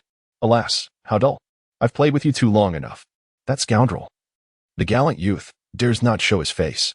Grandfather has leveled up. Brothers, take turns guarding these two fools, ensuring they never think of leaving this place. This is the fate that awaits those who offend me, S.H. Kuan. After declaring this, he strode towards the sullen-faced Mu Jiawen. Mu, I reckon the gallant youth has been intimidated and dares not appear. How about we venture into a dungeon to level up in the meantime? Unable to wait for Su Bai's appearance, Mu Jiawen was in a foul mood. However, he could not afford to waste time idly. After being defeated by Su Bai thrice, He had only just reached level 10, which was already somewhat behind. Moreover, the pet he had purchased at a high price needed to level up to become a capable ally. Very well. Mu Wenqua nodded grimly. Meanwhile, the numerous onlookers, waiting in anticipation for the gallant youth's arrival, were left thoroughly disappointed when he did not show. They had expected an exciting confrontation, only to find their hopes dashed. Just as everyone had concluded that Subai would not dare to come and prepared to disperse in disappointment, a piercing shriek suddenly resonated through the air, shocking all who heard it. Countless heads turned upward, only to behold a strikingly magnificent bird, crackling with lightning, carrying a man clad in exquisite gear, wielding a frost-white bow. Mu Jiaowen, S.H. Cohen, were you not calling for grandfather? Grandfather has arrived. In midair, Subai perched upon the back of Lei Yin, unfurling the moonlit frost blade in his grasp. In an instant, he unleashed a devastating rain of arrows, sending forth 8 energy-laden projectiles that tore through the air with the ferocity of a tempest, crashing into the throngs gathered at Crane's pavilion. A chorus of anguished cries erupted, each echoing with a brutal damage of 2,800. In a mere heartbeat, over 40 individuals from the Crane's pavilion collapsed under the weight of a single skill. The aftermath was a scattering of equipment and elixirs across the ground. Such annihilating power, a single skill obliterating more than 40 foes, left every witness in stunned disbelief, as if struck by lightning. Chapter 045, a carnage that dared no one to leave the safety zone. What manner of demonic damage is this? Even Break Army and Heavenly Dragon have been dispatched in an instant? The formation disbanded, urging everyone to refrain from clustering together. Xianyu, Lingjian, Xingluo, Miao Yin's brethren, mark him and unleash your skills to bring him down, shouted S.H. Kuan in a mix of fury and alarm as he directed the members of Crane's pavilion to retaliate. However, his booming voice inadvertently drew the attention of Subai, who, high above, easily pinpointed his figure amidst the crowd. Fool, can't you communicate within your team without shouting? The corner of Mu Wenqua's mouth twitched as he stood just 2 meters away from S.H. Kuan. With Subai having identified him, escape was no longer an option. Found you. With a sly smile curving at the corners of Subai's lips, he exuded an alluring charm. The crescent moon-shaped frost in his hand transformed into a full moon, while the energy of the whirlwind arrow surged, rapidly coalescing. Quick, protect Mu Xiao. Ada. The most loyal confidant of Mu Wenqua immediately called upon a legion of warriors, the Breaking Army, who swiftly surrounded him, forming a human shield. They shielded Mu Wenqua with unwavering determination. Yet, despite this, Mu Wenqua felt an unsettling chill creeping down his spine. Suddenly, a thunderous roar erupted as the whirlwind arrow, charged for but a fleeting second, tore through the air with an unstoppable force. An awe-inspiring spectacle unfolded before the witnesses, leaving them utterly dumbfounded. They watched as Subai unleashed this ferocious energy arrow, akin to a cannonball, into the throng of the Crane standing tall. The path of the whirlwind arrow cleaved through all it encountered, sending players flying in all directions, creating chaos. In an instant, a 2-meter-wide, several-meter-long vacuum was carved through the crowd of over 400. Mu Wenqua and his 20 protectors were hurled into the air, their heads displaying damage numbers of -2,500 or more. Before they could even touch the ground, they transformed into lifeless corpses. None were spared. At this stage, finding a player in the entire Daxia Star region capable of surviving a 2,500 damage hit was a rare feat, numbering less than 50. The arrogance on S.H. Kuan's face froze as he gaped in disbelief at the heap of fallen bodies before him, including Mu Wenqua himself. Fortuitously, S.H. Kuan stood just outside the lethal 2-meter radius of the whirlwind arrow, narrowly escaping harm. Around him, all the onlookers were left in a state of shock. Was this truly the prowess of the first-class Xianyu? One skill unleashed such devastating damage, leaving no one unscathed. In less than 4 seconds since his appearance, the young hero had executed merely 2 skills yet annihilated nearly 70 players from the Crane standing tall. It was utterly terrifying and ruthless. Meanwhile, within the safety zone's resurrection point, Di Songming and Xiao Jilling were overwhelmed with emotion, tears of astonishment brimming in their eyes. They were not only awestruck by the young hero's might, but also deeply moved by his unwavering loyalty. Having found themselves in dire straits, their former teammates, fearing repercussions, distanced themselves from the threat posed by Crane standing tall. Yet, in such a precarious situation, the young hero charged in single-handedly to rescue the 2 brothers. This act of valor left them profoundly touched. From that moment forth, they vowed to serve the young hero in the game, pledging their unwavering loyalty. The air split with a piercing sound. A cold arrow, akin to a chilling frost, darted through the air in an instant, striking the forehead of Sh Kunj. Critical hit, -2,700. With a single strike, Subai dispatched the expressionless Sh Kuan-go, who fell like a lifeless pig, rigid and unyielding. Incompetence? Are you all mere incompetence? He bellowed. Focus on that youthful figure, brimming with vigor and pride, and bring him down. After being slain once, the now level 9 Mu Wenqua erupted in fury at the resurrection point, unleashing a torrent of curses. At that moment, a one-sided massacre was unfolding before their eyes. Subai, mounted on Thunder's roar, soared at an altitude of 46 meters, loosing arrows that instilled terror, each one descending like a bolt of lightning. With every arrow released, he claimed the life of a member from Healy Hua Ting. Below, the several hundred individuals of Healy Hua Ting were thrown into disarray. The melee classes Shen Huang, Pajun, and Tian Long were rendered utterly impotent, becoming mere targets with no means to counter Subai's aerial assault, enduring the onslaught without recourse. The assassins fared somewhat better, as they could at least cloak themselves, enjoying a temporary reprieve from danger. Meanwhile, the spellcasters of Healy Hua Ting, Xianyu, Lingjian, Xing Luo, and Miaoyin found themselves in an even more precarious predicament, as their skills and basic attacks fell within a range of merely 17 to 21 meters. Subai gracefully perched upon his majestic steed, Lei Yin, perfectly positioned at the utmost reach of his attack range, soaring 46 meters above the ground. This strategic placement rendered all the long-range combatants of Healy Hua Ting utterly incapable of reaching him, let alone forcing him to dismount. How astonishing! This dashing young warrior, clad in exquisite attire, possessed a remarkable flying mount, enveloped in flames of blue lightning, truly a sight to behold. It is no wonder he is among the 10 formidable figures of the celestial rankings. Have you noticed? His attack range extends well beyond 40 meters, rivaling that of a sniper rifle. This audacious young man could effortlessly eliminate foes at will, while the members of Healy Hua Ting found themselves utterly powerless against him. It was nothing short of outrageous. With an extraordinarily extended attack range, coupled with devastating damage output, this young warrior was virtually invincible. The onlookers surrounding the spectacle gasped collectively, their astonishment palpable. Many players had already secured advantageous positions to record the entire event. The sharp twang of arrows echoed through the air, each sound marking the fall of an enemy, lifeless and cold upon the ground. In mere moments, Subai had dispatched over 140 members of Healy Hua Ting. Remarkably, due to the protective talisman he wielded, he had yet to attract any notoriety for his actions. How could this be? Was this young warrior utilizing cheats? With his flying mount, extraordinary range, and terrifying power? Inside the safe zone, Sh Kuan-ji lamented, his face a mask of despair. Mu Wenqua's countenance darkened, a storm brewing within. Sh Kuan-ji, you braggart. Weren't you boasting a moment ago? Now you cower in the safety of the resurrection point? How is it that your so-called elite guild falters in the face of this divine being? One man is mercilessly besting hundreds of you, and you lack the courage to step outside the safe zone. It's truly laughable. Henceforth, let Healy Hua Ting be known as the Turtle King Guild. At this moment, the clever and triumphant De Tongming reveled in his satisfaction, hurling insults at Sh Kuan-ji. The latter's face contorted in rage, teeth clenched, rendered speechless. Meanwhile, Xiao Jilin, seizing the opportunity amidst Subai's onslaught against Healy Hua Ting, had stealthily slipped away, busily collecting the spoils dropped by the fallen adversaries. With chaos reigning in Healy Hua Ting, no dedicated Xianyu players were left to monitor Xiao Jiling's movements. Nu Xiao? Ada bit his lip in concern, casting a worried glance at the visibly agitated Mu Wenqua. I was too hasty. How fortunate he is to have acquired a flying mount. My meticulously laid plans are rendered obsolete. Mu Wenqua took a deep breath, feeling the sting of defeat once more at the hands of Subai. The anger that had marred his expression began to fade, gradually giving way to a semblance of calm. Kuan, have the brothers retreat. Let us not be slaughtered needlessly. Ada, inform the 1,000-man ambush station 10 miles away to disperse and level up.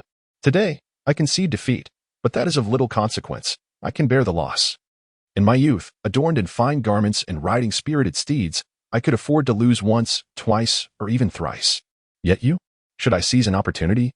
Your singular defeat will render you forever unable to rise again. We shall see. Mu Wenqua understood that he was currently powerless against the youth astride his flying mount.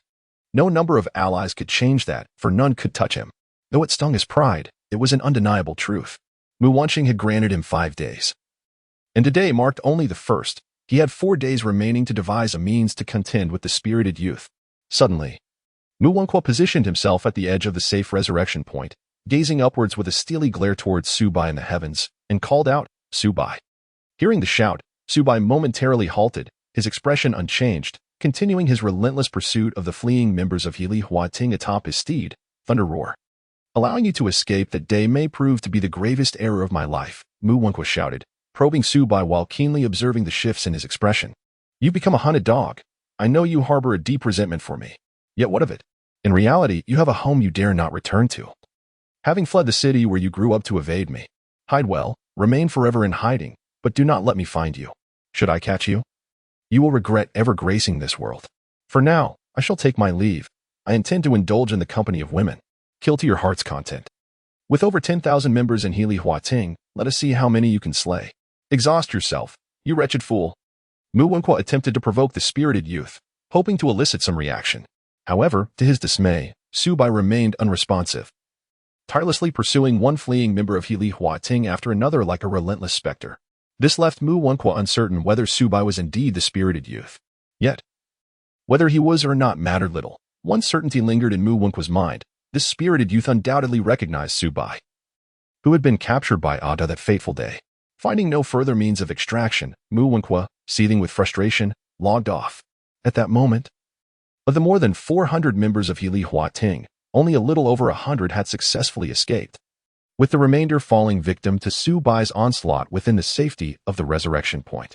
The formidable presence of Subai instilled such a sense of dread in the over 300 individuals that none dared to venture beyond the safety zone. Mu Wenqua had even logged off to embrace his girlfriend and indulge in a peaceful slumber. The current atmosphere has undergone a complete transformation. Previously, over 400 individuals from Helatai Huading had encircled and relentlessly taunted the brothers, De Tsoming and Xiao Jilling. Yet now, it is De Tsoming who stands alone outside, pointing an accusatory finger at the multitude from Helatai Huading, chastising them. S.H. Kuan and his several hundred companions from Helatai Huading seethed with frustration, their teeth gritted. Not for lack of desire to confront De Tsoming, but rather because the formidable youth, adorned in fine attire and exuding an air of defiance, looms above them. Should S.H. Kuan and his companions dare to step even a single pace beyond the safety zone, they would surely meet their demise at the tip of his arrow. The situation has dramatically shifted, and none are more incensed than S.H. Kuan himself. Reflecting on Mu Wenqua's carefree departure, he finds himself enduring this humiliation. Damn it, he mutters. I might as well log off and seek some amusement with my girlfriend. As Subai observed that both Mu Wenqua and S.H. Kuan had logged off, he lost interest in continuing to guard against these insignificant players, although he had managed to force Mu Wenqua offline once again. It seemed more of a fleeting satisfaction than a significant victory, for his adversary remained unscathed. Mu Wenqua, with his wealth, influence, and connections, was impervious to the trivial defeats he suffered in the game. To truly strike a blow that would leave a mark, Subai realized he needed to devise a plan that would genuinely incapacitate him, ideally provoking such anger that it would drive him to despair. After a lengthy contemplation, a sudden flash of inspiration illuminated Subai's mind, and an involuntary smile crept upon his lips. Chapter 046, the beginning that very evening. The forum of the myriad realms erupted with a multitude of sensational posts, with the protagonist once again being the audacious youth, the young man in fine attire. This young hero had acquired the rare flying mount, Thunder Roar, and single-handedly routed the top guild, Healy Huating, causing them to flee in disarray, too fearful to emerge from their safe zone. Once this was made public, it ignited a tremendous wave of excitement and garnered extensive attention. Nearly 4 days after the game's launch, a single player had managed to render an elite guild powerless, showcasing the extraordinary nature of the game, which transcended the conventional gameplay of traditional online games. While the adage of strength in numbers may hold true in other online games, it did not apply within the realms of this particular cultivation game, especially in the later stages as players reached higher levels and honed their skills. It was conceivable that one could stand against thousands, tens of thousands, or even millions. Amidst the discussions surrounding the young man in fine attire's triumph over the top guild, a new post suddenly emerged, swiftly elevated by the system to the forefront of trending topics. The author of this post was none other than the young man in fine attire himself. In light of the malicious targeting I have faced from the young master of the Mu family, I have something to express. Subai, adopting the role of a victim, objectively recounted his encounters with the clever and cunning individuals, detailing the shameless behavior of S.H. Kuan during their time in Mortal Village, where he avenged a friend by striking back against S.H. Kuan, leading to their enmity. He also mentioned how the young master of the Mu family attempted to monopolize the leveling area, forbidding ordinary players from entering, which prompted Subai to confront him fiercely. Throughout the narrative, Subai maintained a moral high ground. The events of the past few days were instigated by the young master of the Mu family and S.H. Cohen, and he merely acted in self-defense. In the conclusion of his post, Subai declared, due to the malicious targeting by the young master of the Mu family, S.H. Cohen, and Healy Huating, I can no longer endure this and formally announce my intention to resist them to the end. From this moment forth, anyone who can provide the game coordinates of the young master of the Mu family and S.H. Cohen will earn an opportunity to join me in conquering the Pan-Snake Ridge dungeon once. Should anyone manage to vanquish the young master of the Mu family and brother Cohen from S.H. with screenshot evidence to substantiate their claim, a modest piece of equipment will be bestowed as a reward. I, in my youthful vigor, hereby affirm that this promise shall remain eternally valid. Upon the emergence of this post by Subai, it has once again stirred a tempest, with traffic surging exponentially. Within a mere hour, the likes and comments soared to over 10 million, and the momentum shows no signs of abating. Voices of all kinds echoed. Yet the predominant sentiment was one of support for Subai. In the vigor of youth, we stand by you. The young master of the Mu family and brother Cohen are nothing but scoundrels, leveraging the power of a top-tier guild to impose their will. It is individuals like you, the lone wolf, who are needed to bring them to justice. To the valiant youth, we rally behind you. Though I am but a solitary figure in this vast realm, I pledge to monitor the movements of the young master of the Mu family and brother Cohen within Star River City and will promptly inform you of any developments. Indeed, the young master of the Mu family and brother Cohen are not to be trifled with. Were it not for the resolute spirit of the valiant youth, many would fall victim to their tyranny.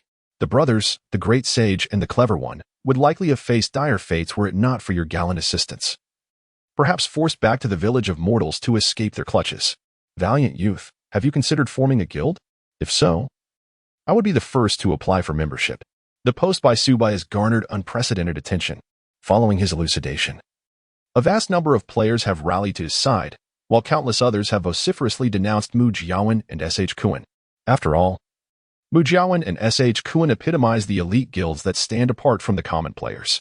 In stark contrast, the young man, adorned in fine garments and spirited in his youth, has consistently resisted the allure of any major guild, choosing instead to embrace the life of a free agent, embodying the essence of an ordinary player.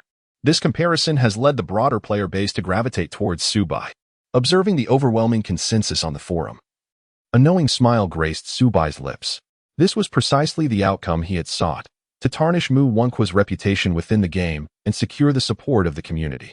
Subai firmly believes that once Mu Wonqua and S.H. Cohen log into the game, they will be fraught with anxiety, fearful of having their coordinates exposed, which would inevitably lead to Subai's relentless pursuit, at least for the time being, as long as Subai is aware of their location within the game. Even with legions to protect them, he can effortlessly eliminate them. Merely slaying Mu Wonqua and S.H. Cohen once or twice would bear little significance. Instead, Subai aims to instill a shadow of terror within them, rendering them too afraid to venture out of the city to level up. In the game, near Panshi Ridge, Subai had just come online. Surprisingly, both Ditsong Ming and Xiao Jilling remained in place, waiting for him. Great God, you have finally come online. Here are all the items I gathered for you. Due to the limitations of my inventory, I could only collect 61 pieces of equipment. Xiao Jilling initiated a trade with Subai, wishing to transfer all the items he had acquired. Great God, I also managed to gather a few things for you. Here are 51 pieces. Ditsong Ming too initiated a trade with Subai. Most of the items were common gear, with over half being of ordinary quality and only a few classified as fine. Let us divide them into 3 portions. Each of us shall take 1 share. Please do not refuse, as I also require your assistance. Just as Ditsong Ming and Xiao Jilling were about to decline, they turned their gazes towards Subai. I recently posted a thread on the forum which received quite a positive reaction. Starting tomorrow, I expect to be contacted by many people who will provide me with the game coordinates of Mu Jiawen Xiao and S.H. Cohen Go. With the influx of information, distinguishing between true and false will be a daunting task for me. I hope you can assist me in verifying the authenticity and relay the results back to me. If you agree, I will annotate my post to instruct those providing information to add you as friends. Subai candidly expressed his thoughts. In truth, he lacked the time to sift through information and had little desire to add too many friends. Upon hearing this, Ditsong Ming excitedly thumped his chest, declaring, "Fear not. Great One, this matter rests firmly in the hands of us brothers." Xiao Jilling echoed his sentiment, saying, Indeed, you have assisted us on 2 occasions from this day forth.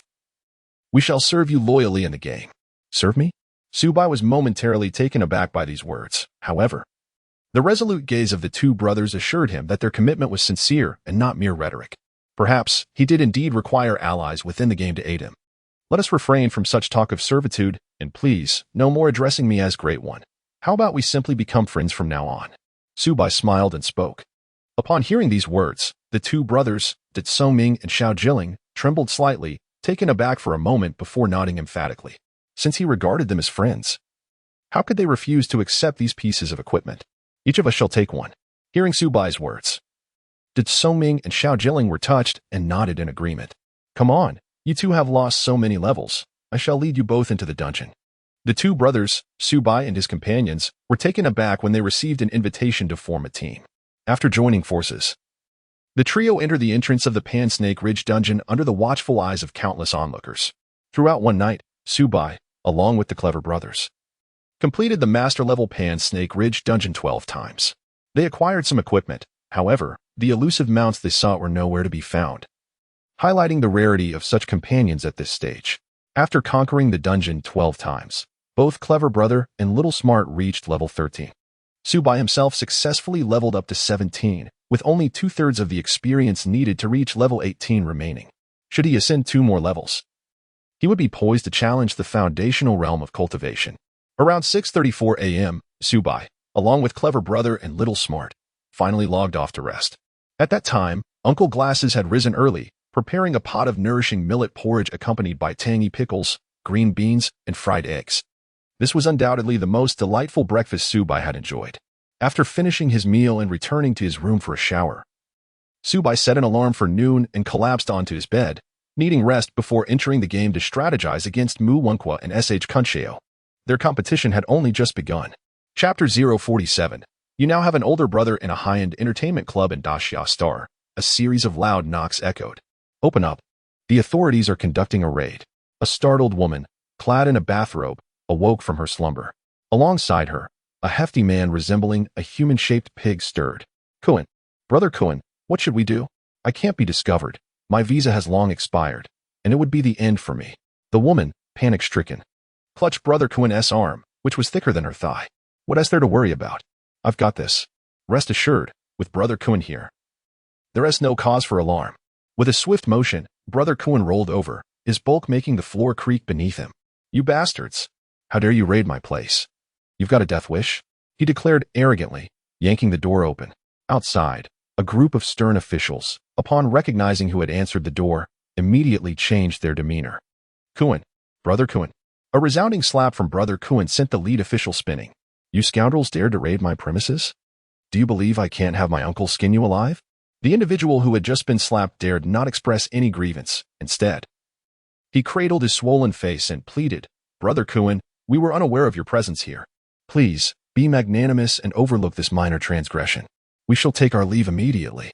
Brother Kuan's uncle was, after all, the superior of the county magistrate overseeing the SH region, and few officials were unfamiliar with him. Consequently, the officials conducting the search hastily departed, their bluster proving to be mere pretense. My dear, your Brother Kuan does not exaggerate. In this region of SH, I walk with authority. He continued, now that you've awakened, let us indulge in a romantic bath together before reminiscing. Witnessing Brother Kuan's imposing demeanor, the woman's initial terror dissipated, replaced by a timid smile. Brother Kuan, how wicked you are. However, before the pair could step into the bathroom, a knock reverberated through the air. Damn it. Who dares to intrude at such an hour? Brother Kuan's face darkened. Yet, from beyond the door, a familiar voice emerged, that of his loyal subordinate. Brother Kuan. Trouble is brewing. You must check the forum on the Zhutian Wanjia. That scoundrel from the freshly dressed and gallant youth is disparaging you. And the entire internet is lambasting you. Brother Kuan's countenance froze in disbelief. They dare to insult me? Meanwhile, at the Mu family estate, Mu Wenqua woke. Pushing aside a delicate arm resting across his chest, stretching languidly, he prepared to rise. Despite having faced defeat at the hands of the freshly dressed and gallant youth the previous night, the fervor of their passionate encounter had left him in high spirits. Glancing at the beautiful woman still slumbering beside him, Mu Wenqua felt a surge of enthusiasm and contemplated a morning diversion. Suddenly, a knock echoed at the door. Furrowing his brow, Mu Wenqua recognized it must be his trusted aide, Ada, for no one else would dare disturb him at this hour. Ada, come in. Ada entered, his expression troubled and hesitant. What is it? Speak, Mu Wenqua urged. Ada parted his lips, young Master Mu. The freshly dressed and gallant youth has declared war on you in the forum. Declared war on me? By what right? Mu Wenqua's expression darkened as he seized his phone. Logging onto the Jutian Wanjia forum to investigate. The more he read, the more his mood soured, his teeth grinding audibly. With a furious gesture, Mu Wenqua smashed his phone onto the ground, startling the beautiful woman beside him awake. Mu, young master, you truly are incorrigible. It's far too early for such antics, she protested, still unaware of the unfolding situation, mistaking the commotion for a desire to rouse her. She playfully closed her eyes and feigned annoyance. I'm preparing you for what? Mu Wenqua had completely lost interest, in a fit of rage.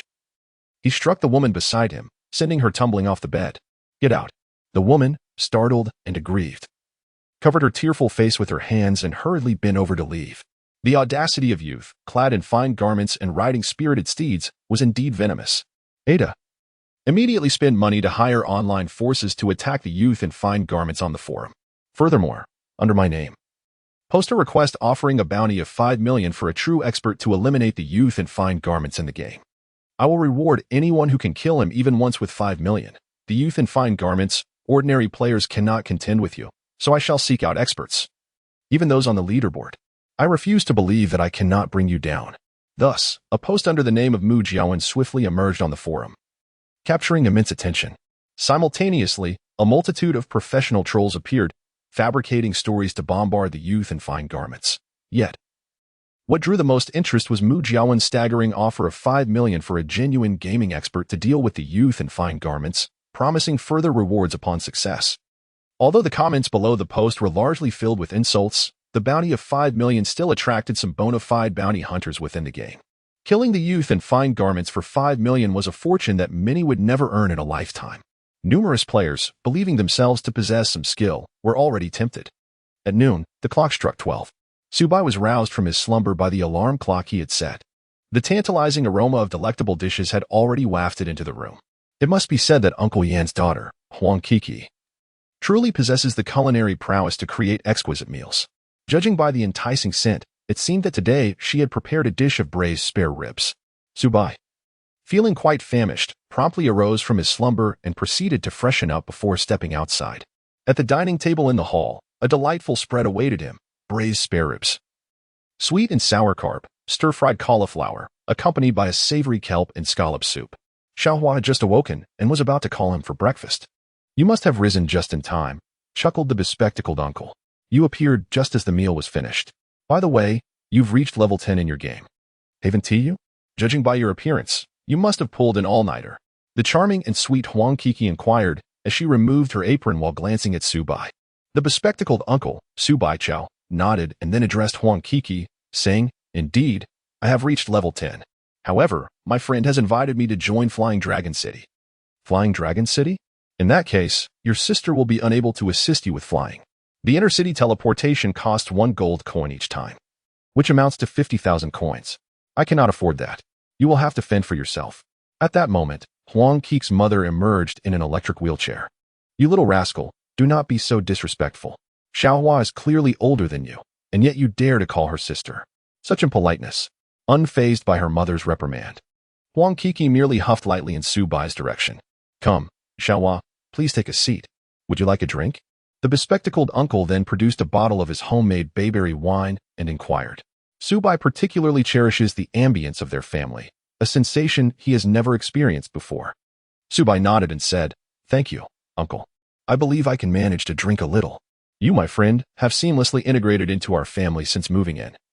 You even partake in our drinks now. Huang Kiki remarked, speechless. If only Xiaohua didn't mind, I would gladly wish for him to stay with us permanently. Then you would have an elder brother, and no one would dare to bully you at school. Huang's mother began her sentence, but seemed to recall a past memory, her eyes suddenly welling with emotion. Chapter 048. The Asking Price of 10 Million Mother. Do you not know your own daughter? At school, I am the one who bullies others. No one dares to impose upon me. Huang Kiki assisted her mother in serving the soup, but a sudden, unusual glimmer appeared in her lively expression. Subai received the yame wine from the bespectacled gentleman and was pouring it for him. Though unfamiliar with the family circumstances of the gentleman and his kin, one could surmise that there might be some sorrowful tales from the past. However, Subai had no desire to pry into the affairs of others. After Subai quickly filled his stomach, he savored a cup of bayberry wine, taking only a modest sip. He tidied up his utensils and prepared to retreat to his room to log in. Upon witnessing Subai enter the chamber, the bespectacled uncle, buoyed by the effects of the drink, remarked to his wife, "Had it not been for that incident, our son would have been the same age as Xiaohua." At these words, Mother Huang felt her eyes moisten, tears spilling forth. "Father, is your kindness towards him a mere transient guest because he resembles my brother?" The bespectacled uncle sighed softly and nodded slightly. Once back in his room, Subai was about to activate the login stone to enter the game when a knock echoed through the door. Upon opening it, he found Huang Kiki standing there. "What is the matter? Do you need something?" Subai inquired. Could you do me a favor?" Huang Kiki replied softly. Subai was taken aback. "What is it?" "Please, do tell. This Sunday, our school is hosting a cultural gala, and I would be delighted if you could come and watch my performance on stage. Would that be all right?" Just as Huang Kiki was about to say more, Subai interrupted her directly. "All right, I will arrive punctually on Sunday." Caught off guard by Subai's prompt agreement, Huang Kiki blinked her large eyes in surprise. "Thank you." After a brief hesitation, she continued, "Actually, it is because there is a boy at school who has been persistently pursuing me, and I do not wish to engage in an early romance. I have heard that he plans to present flowers to me on stage during the arts gala, publicly confessing his feelings before the entire school. So, Subai smiled radiantly at her. "I understand. Rest assured, I will certainly be there on that day." Huang Kiki immediately replied with a charming smile. "Thank you. By the way, what is your in-game name and profession?" She continued, "Last night, I was fortunate enough to witness the remarkable player, the young hero, single-handedly penetrate the elite guild, Healy Huating. Wow, he was truly magnificent. I was nearby at the time, and I managed to benefit from the chaos, collecting several pieces of equipment dropped by others. I'd like to see if there's any gear you could use. I'll send it to you." Upon hearing this, Subai was momentarily taken aback. Huang Kiki was there last night. However, given the crowd, it was understandable that he did not notice her. "I am a Xuanyu profession.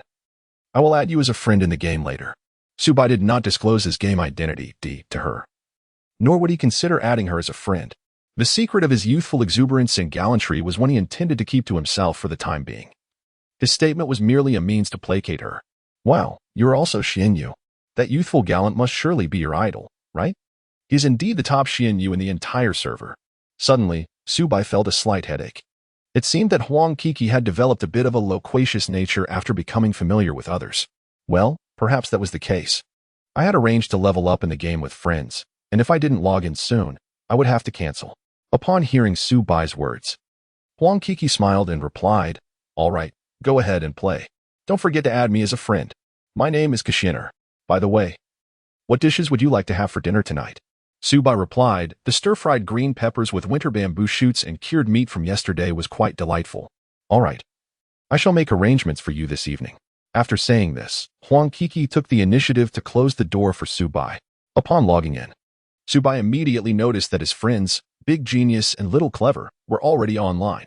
As soon as they realized Subai had joined, both swiftly sent him messages. Initially, they instinctively referred to him as the Great Deity, but after a brief pause, they corrected themselves. "Brother." There is an individual named Icefire Prince who recently provided some information. It has been confirmed that Wu Jiao and Xiao and SH Kuan-gu are currently leveling up by farming monsters in the Yin-Ring Graveyard map with several hundred-member teams. We have verified the authenticity of this information. Subai promptly replied to the two, "All right, I shall go and take a look now." The Ice and Fire Young Master? Wasn't that merely a fictitious identity he had carelessly acknowledged before Mu Wenqua? It is surprising to discover that it was indeed he who had divulged the whereabouts of Mu Wenqua and his companions. Without uttering a word, Subai immediately summoned his steed, Thunder Roar, and leaped onto its back. Let us proceed to the Yin People's tomb. With a thunderous roar, Thunder Roar flapped its powerful thunderous wings, generating a fierce gust of wind, and then surged into the sky, trailing a long arc of lightning flames as it ascended rapidly with Subai. Meanwhile, at the Yin People's tomb map, Mu Wenquao inquired of Ada, who was busily communicating with others. "How many skilled players have you managed to contact?"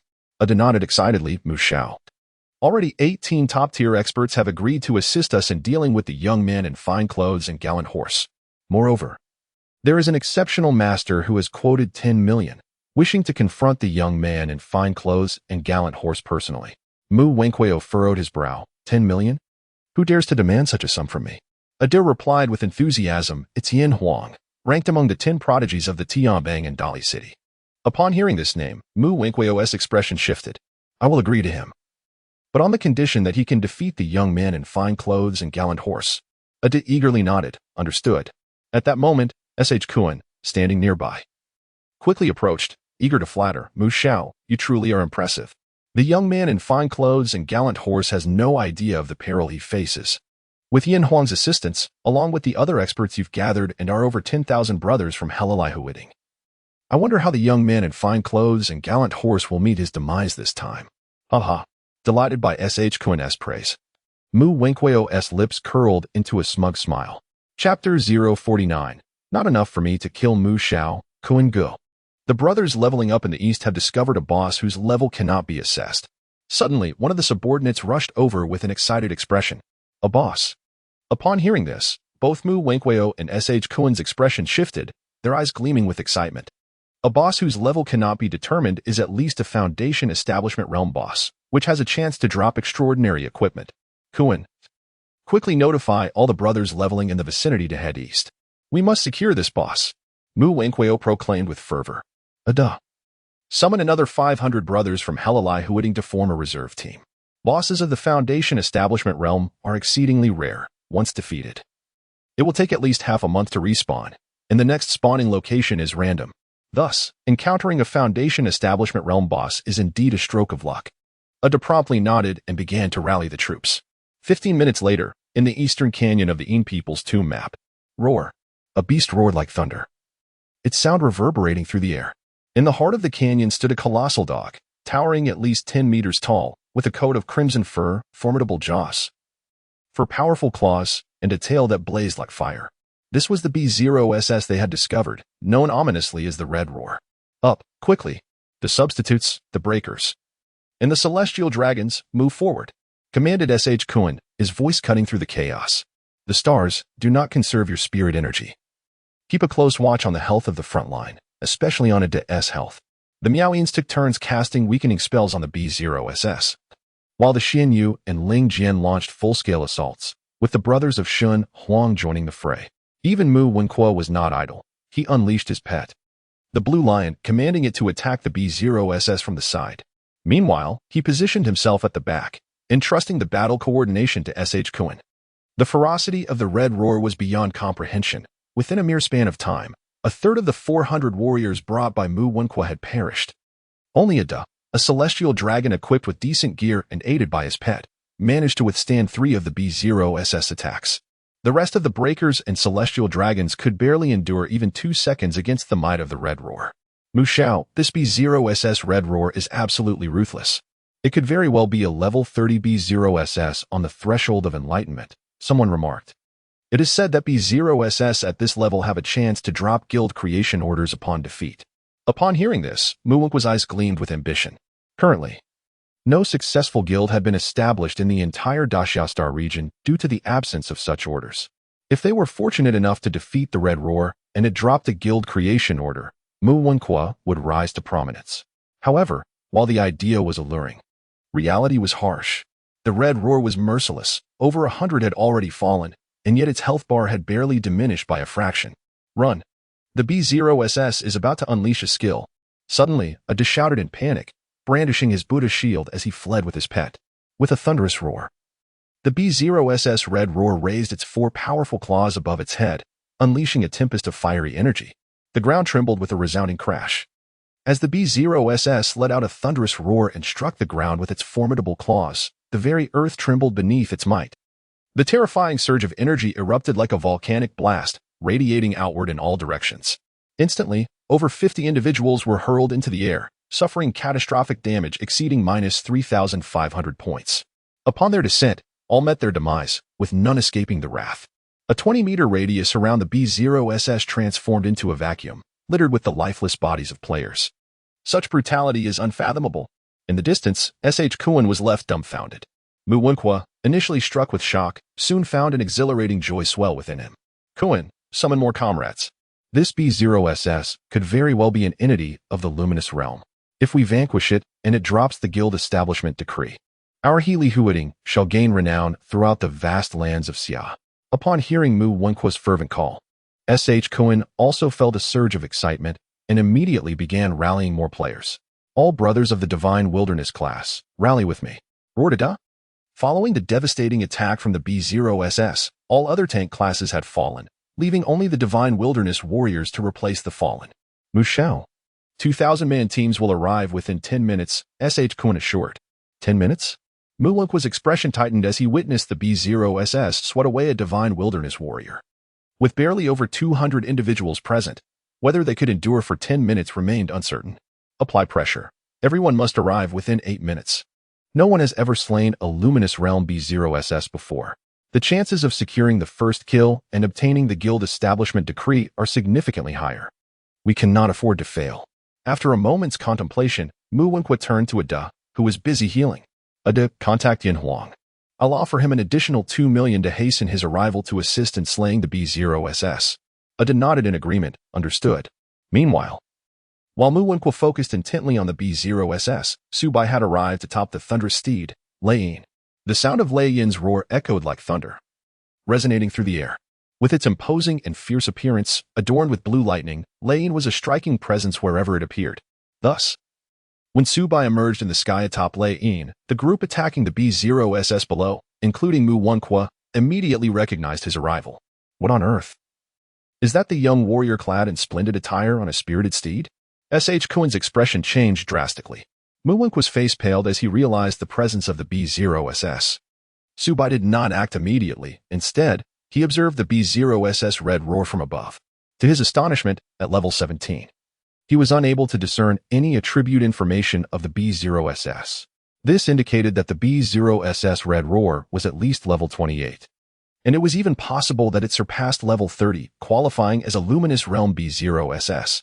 In the fervor of youth, when one is spirited and gallant, one might say, if you depart now, I shall acquiesce to any conditions you propose. However, the cautious Mu Wenqua, aware of the improbability of success, felt compelled to make one final attempt. Is that so? Then I desire an E. Can you fulfill that request? Su Bai smiled with a hint of mischief at the corner of his mouth. All right, just one E. However, I can only pay you a portion up front. Please provide me with your bank account number, and I shall promptly transfer 10 million to you. Mu Wenqua exclaimed loudly. As long as you are a young man, clad in fine clothes and riding spiritedly, eager for wealth, then it shall be easy to manage. Do you truly take me for a fool? As Su Bai's cold voice echoed, he deftly drew the moonlit frost, releasing a sharp, icy arrow that struck directly at Mu Wenqua's forehead. Damage dealt, minus 1,211. Mu Wenqua's expression froze, his heart filled with resentment and unwillingness as he collapsed. Having just ascended to level 10, he plummeted back to level 9. He had intended to deceive Su Bai, hoping to extract his bank card number to uncover his identity. But how could Su Bai be so easily fooled? Damn it, you arrogant young fool, S.H. Kuan roared, but his curse was abruptly cut short. With a swift whoosh, another chilling arrow pierced his chest. Damage dealt, minus 1,381. His insults vanished, and S.H. Kuan's hefty form fell to the ground. Mu Shao, Kuan Ge.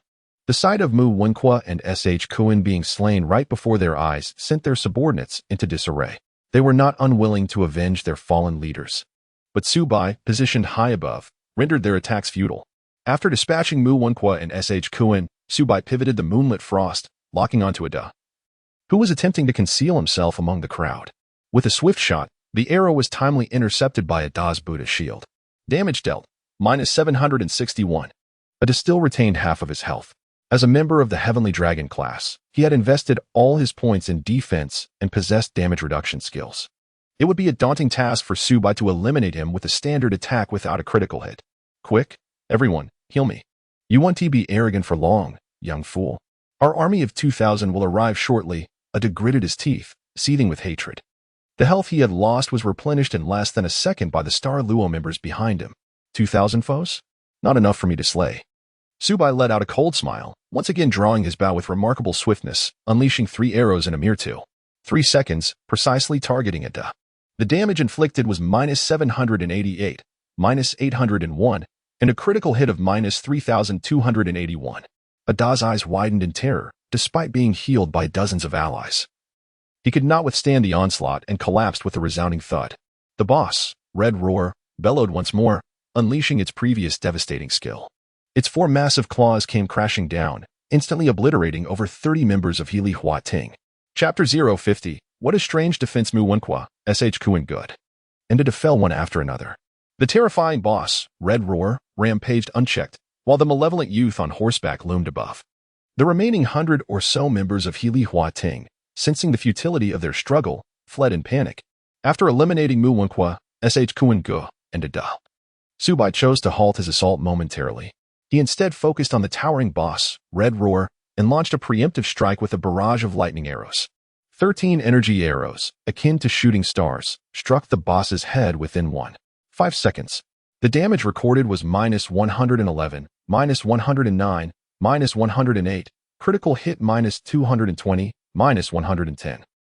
With Subai's current attack power of 1470, coupled with some armor-piercing effects, the damage dealt to this boss was astonishingly minimal. Just how formidable was the defense of this boss, Red Roar? Subai was taken aback. Fortunately, after a rapid succession of lightning arrows, the probability of triggering the soul severing had risen to 15. The boss, Red Howl, who was initially pursuing the scattered crane standing tall, suddenly found itself under a relentless barrage of attacks from Subai.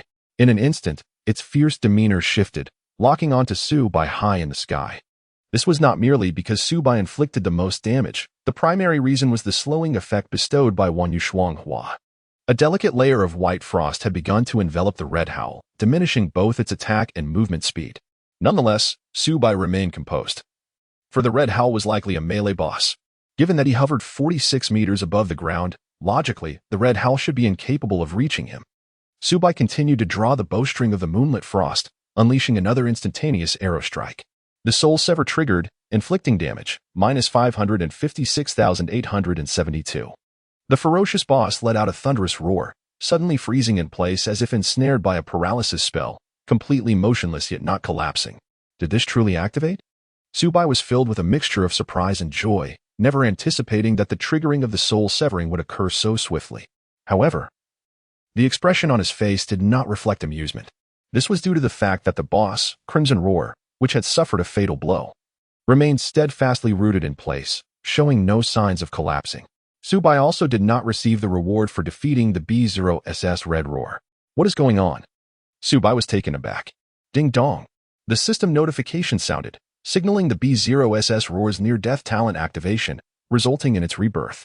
In an instant, the crimson fur of the B0SS Roar lengthened, thickened, and became more vibrant, appearing as though it had been drenched in a layer of blood. Furthermore, its already towering height of 10 meters continued to ascend, while its bones and muscles cracked violently. Within a mere moment, the B0SS Roar transformed into a terrifying prehistoric behemoth, now standing at 18 meters tall. Witnessing this, Subai felt a surge of shock, yet his conviction solidified. This B0SS Roar was undoubtedly a level 30 or higher, a luminary of unparalleled prowess. With a thunderous roar, the ground trembled as the 18-meter-tall B0SS Roar shattered the earth beneath its weight, moving with an astonishing speed. It leaped into the sky, charging towards Subai. In comparison to the massive form of the B0SS Roar, both Subai and the thunder whisper beneath him appeared no larger than ants. Bang! Subai was engulfed in excruciating pain, while Lei Yin let out a wretched scream as both were struck from the sky by the formidable B0SS Red Roar. With a resounding crack, as B0SS Red Roar struck Subai, a layer of thunderous flames erupted around Lei Yin, unleashing a force akin to 1,000 thunders, inflicting damage upon B0SS Red Roar. A mournful howl escaped the creature as it suffered, wounding itself in the process, dealing over 2,000 points of damage from Lei Yin's electrical assault. Upon crashing to the ground, B0SS Red Roar created a massive crater, tragically crushing several members of the Crane Standing Tall organization. A notification chimed. Your mount status has been interrupted. You cannot ride Lei Yin for the next 20 minutes. As Subai lay on the ground, he received this message, realizing that his vitality of 4,009 had plummeted by 2,000. The ferocity of B0SS Red Roar's attack was terrifying. Had it been anyone else, it would likely have resulted in instant demise. He has fallen. Brothers, the opportunity for vengeance in honor of Mu Shao and Kuan Ge has arrived. The once scattering members of Crane Standing Tall, now filled with excitement, shouted fervently as they swiftly converged towards Subai, their murderous intent palpable. Bai Xiaochun emerged from the chaos. Subai consumed a level 2 rejuvenation pill, restoring 200 health points, and immediately summoned the already level 13 Bai Xiaochun. With a chilling wail, Bai Xiaochun leaped into the air, soaring over 5 meters high, and swiftly charged towards an enemy divine wilderness warrior. Although Lei Yin could not be ridden for the time being, it remained a mount of unparalleled excellence, possessing formidable combat prowess. Subai commanded it to join forces with Bai Xiaochun. Subsequently, Subai raised his hand and unleashed a basic attack, swiftly eliminating an enemy and restoring over 500 points of life. The act of slaying and regaining vitality proved far more efficient than consuming a rejuvenating elixir. After enduring the pain from the B0SS furious roar, it rose once more, towering like a skyscraper, its fierce eyes fixated on Subai. However, its body was still enveloped in an abundance of frost and crackling lightning, remnants of the detrimental effects left by one Yu's frost radiance and Lei Yin. Subai launched the first strike, drawing his bow and releasing an arrow that struck the B0SS red roar. Ding! The probability of slaying Soul has increased to 3.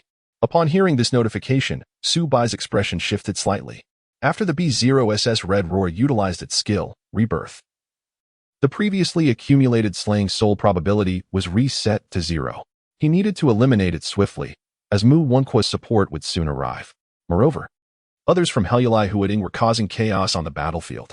The B0SS red roar surged back to its feet, exuding an aura of menace as it roared and charged once more towards Subai, causing the ground to tremble beneath it. However, hindered by the effects of one Yushuang Hua and Thunder Slow, the B0SS red roar had its speed reduced by approximately 30, though its velocity remained ferocious. Subai had consistently invested in agility, enabling him to outpace the B0SS red roar by a fraction, executing a Chi Min trap technique. Subai fired 2 normal attacks before dashing away. Boom! The B0SS red roar missed its target, falling victim to the Chi Min trap left behind by Subai, further decreasing its speed by 27. Subai smiled faintly, drawing his bow once more from a distance of 10 meters, releasing arrows while simultaneously retreating, thereby amplifying the probability of triggering his lethal strike. However, after only a few arrows had been loosed, he was suddenly beset by an ambush. For stealthy shadows of destruction emerged, launching a surprise attack on Subai. Damage inflicted, -1, -2, -1, -1. What kind of defense is this? The 4 shadows of destruction stood dumbfounded. Yet, with a swift motion, Subai released an arrow that eliminated one of them, absorbing over 500 health in the process. Before promptly turning to flee, his feet seemingly carried by the wind. Chapter 051. The Money Bomb. At that moment, a massive crimson shadow loomed, descending upon the 3 remaining shadows of destruction and crushing them into mere pulp. It was the boss, the Red Roar, that had arrived. Subai's pet, Bai Xiaochun, and his mount, Lei Yin, proved to be exceptionally formidable. Together, they thwarted a significant number of adversaries from Healy Huating, sparing Subai from further disturbances. Moreover, Bai Xiaochun had already dispatched 7 foes. A pet worthy of being listed on the celestial rankings is no trivial matter. Ordinary players simply lack the prowess to contend with Bai Xiaochun. Lei Yin, resembling a mystical sword of elemental magic, periodically unleashed devastating bolts of lightning, amplifying their combined might. Observing the remarkable synergy between his pet and mount, a smile crept upon Subai's lips as he continued to kite the boss, Hong Ho. The probability of severing the soul had risen to 17. However, Subai suddenly noticed that despite inflicting damage upon boss Hong Ho, the creature's vitality had astonishingly returned to full strength in the blink of an eye. A quick glance revealed that some Star Luo from Healy Huating were positioned at a distance, providing healing to boss Hong Ho. They had received a dire command from Mu Wenqua to ensure the protection of boss Hong Ho at all costs, preventing the young and audacious warrior from claiming its life. Additionally, a dozen or so enemies from Yao Yin were gradually approaching, intent on bestowing negative effects upon Subai.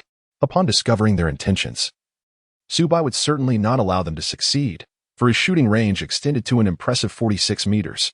Subai raised his hand and unleashed a cloud-piercing arrow, instantly eliminating all of the more than a dozen Miao Yin situated 30 meters away. Furthermore, this single skill also took down several unfortunate figures of Juing who had stealthily approached from the same direction. As for the enemy Xing Luo healing the B0SS with his red howls, Subai remained unfazed. His ability to vanquish the B0SS relied on his soul-severing technique.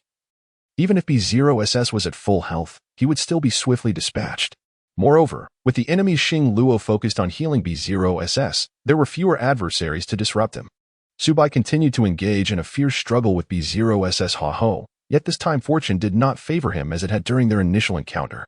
The probability of delivering a decisive blow had risen to 31, yet it remained untriggered, roaring in frustration after failing to catch Subai. B0SS Hongho's entire body bristled with rage, its muscles swelled like an explosive force, and a terrifying aura rapidly coalesced within. This was clearly a prelude to unleashing a formidable skill. Subai's eyelids twitched slightly, prompting him to swiftly unleash a flurry of lightning arrows, having restored his cooldown. On the 8th arrow, he successfully triggered the Soul Sever. Ding! Congratulations on defeating the B0SS, Crimson Roar, at an advanced level. Experience gained.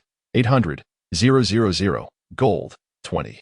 At last, the Soul Sever was activated, causing the massive form of B0SS Crimson Roar to stiffen before crashing heavily to the ground, stirring up a cloud of dust. With the reward of 800,000 experience points, Subai immediately ascended 2 levels, rising from level 17 to level 19. Ding! As you have achieved the first kill of the Enlightened Realm B0SS, a special system announcement for Star River City has been triggered. Do you wish to hide your name? However, at this moment, Subai had no time to heed the system's prompt. He promptly drew the Moonlit Frostbow, directing the energy of his piercing cloud arrow towards the corpse of B0SS Crimson Roar, and released it in an instant. With a howl, the explosive energy of the piercing cloud arrow pierced straight through the body of B0SS Crimson Roar, unleashing a hurricane-like force. In that instant, he eliminated 4 stealthy shadows who had come to pilfer his spoils, proving that their attempt to take advantage of the chaos was tantamount to courting death. Subai did not linger, swiftly rushing over to gather all the items beneath the corpse of the B0SS Red Roar into his pack. Ding dong! Starry River City, player Xian Numa Xiaoyan sure successfully defeated the Enlightened Realm B0SS Red Roar. As the first player in this city to achieve such a feat, the City Lord of Starry River rewarded Xian Numa Xiaoyan sure with experience, 800,000. Reputation, 200, and luck, 3. Additionally, he was bestowed the title of Demon-Slaying Hero. The sudden system announcement resounded before every player in Starry River City, rendering all who heard it speechless, their expressions frozen in disbelief. Meanwhile, Mu Wenqua, who was rushing with his entourage in a state of urgency, was struck by this announcement. With a spurt of crimson, he fell from the back of his silver steed. Young Master Mu, Sh Kuenke, riding a black pig, leaped down in anger and hurried to assist the agitated Mu Wenqua. With a contorted face, Mu Wenqua bit his lip, uttering each word with venomous hatred. Xian Numa Xiaoyan sure, I will not let you go. Never. Sh Kuenke, supporting the furious Mu Wenqua, replied, Young Master, we still have a chance. The others say Xian Numa Xiaoyan sure has been dismounted and cannot ride for the moment. We have the opportunity to eliminate him and reclaim the items dropped by the B0SS Red Roar. Upon hearing this, Mu Wenqua's expression perked up, and he immediately commanded, quickly, tell our brothers on site to do everything they can to hold back Xian Numa Xiaoyan sure. He must not escape. Sh Kuenke nodded, and promptly informed their comrades. Yet, shortly thereafter, Sh Kuenke shouted in astonishment, Young Master, according to a brother from the Shadowless faction, the B0SS Red Roar dropped a plaque. It is quite possibly the Guild Establishment Order. The expression on Mu Wenqua's face turned grave. Guild Establishment Order. Sh Kuenke nodded emphatically. Young Master, Xian Numa Xiaoyan sure has just picked up the items dropped by the B0SS Red Roar. If we can take him down within 15 minutes, there is a significant chance that the Guild Establishment Order will drop. Taking a deep breath, Mu Wenqua sent out a flurry of 10 voice messages on the charging channel. Everyone in Starry River City, I will offer 20 million to hunt down Xian Numa Xiaoyan sure. Whoever can eliminate him, I will reward them with 20 million. And I shall not go back on my word. His proclamation was akin to dropping a deep water bomb into Starry River City, creating a tremendous uproar. 20 million. For an ordinary grassroots individual, it is sufficient to strive for several lifetimes. The financial onslaught unleashed by the Mu family has instantly stirred a tempest within Star River City. Chapter 052, the new title of the King of Killers. Brother, that mad dog from the Mu family has truly lost his mind. He is willing to offer 20 million to deal with you. Numerous players within Star River City have had their eyes turn red with temptation, desperately searching for you. Where are you right now? We will rush to your aid immediately. Currently situated in Star River City, Did Songming and Xiao Jilling anxiously reached out to Su Bai. From their urgent tone, it is clear that their concern for him is genuine. Su Bai raised his hand and unleashed 3 arrows in quick succession, effortlessly eliminating 3 adversaries from the starry realm. He then replied to Did Songming and Xiao Jilling, reassuring them, "Do not worry about me. I am unscathed. You need not come here. Seek out a secluded place and focus on your own advancement. No number of foes can detain me." Upon receiving Su Bai's message, the 2 brothers, Did Songming and Xiao Jilling, instinctively clenched their fists. Indeed, given their current capabilities, they could offer little assistance to Su Bai. Should they rush to his side, they would likely become a burden. If they truly wished to aid Su Bai, it would require the establishment of a formidable force. In that moment, the 2 brothers exchanged a knowing glance, simultaneously igniting the idea of forming a guild. Su Bai was unaware that his casual remark had sparked the idea of forming a formidable guild in the minds of these 2 brothers. In the Inern graveyard map, within less than a minute, only about 30 remnants of the crane standing tall in the pavilion managed to escape, while the others fell one by one at the hands of Su Bai. Su Bai observed that his kill count had reached 998. Just 2 more to reach the coveted milestone of 1,000. He pondered whether achieving this number would unlock a new title. After the fierce battle, his pet, Bai Xiaochun, fared well, still retaining half of its health. Its skill, battle intent, had long been activated. Throughout the intense skirmish, Bai Xiaochun had assisted Su Bai in vanquishing 17 foes, contributing its kills to Su Bai's tally. Although his mount, Lei Yin, was a perfect great steed, it was not purely a combat-oriented companion. At this moment, Lei Yin was nearly depleted of health, making it unsuitable for riding, so Su Bai decided to return it to the mount space for recovery. Suddenly, Bai Xiaochun leaped towards him, landing gracefully by Su Bai's side. At level 13, Bai Xiaochun had grown to a height of 165 meters. Its skin still as white as snow, exuding a chilling aura. Its pair of white pupils sparkled at Su Bai, as if seeking recognition for its accomplishments. "Go ahead. The blood of this boss is your reward." Upon hearing Su Bai's words, Bai Xiaochun let out an excited cry and immediately pounced upon the corpse of the boss, eagerly lapping up its blood. The blood of this Enlightenment Realm boss was infused with spiritual essence, making it an exquisite material for crafting talismans. And Su Bai decided to collect some for himself.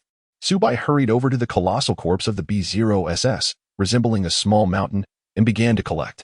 Ding! You have obtained 5 portions of high-quality demon blood. You have acquired 4 portions of high-quality demon blood. Ding! You have obtained a high-quality demon core. A demon core? What is that?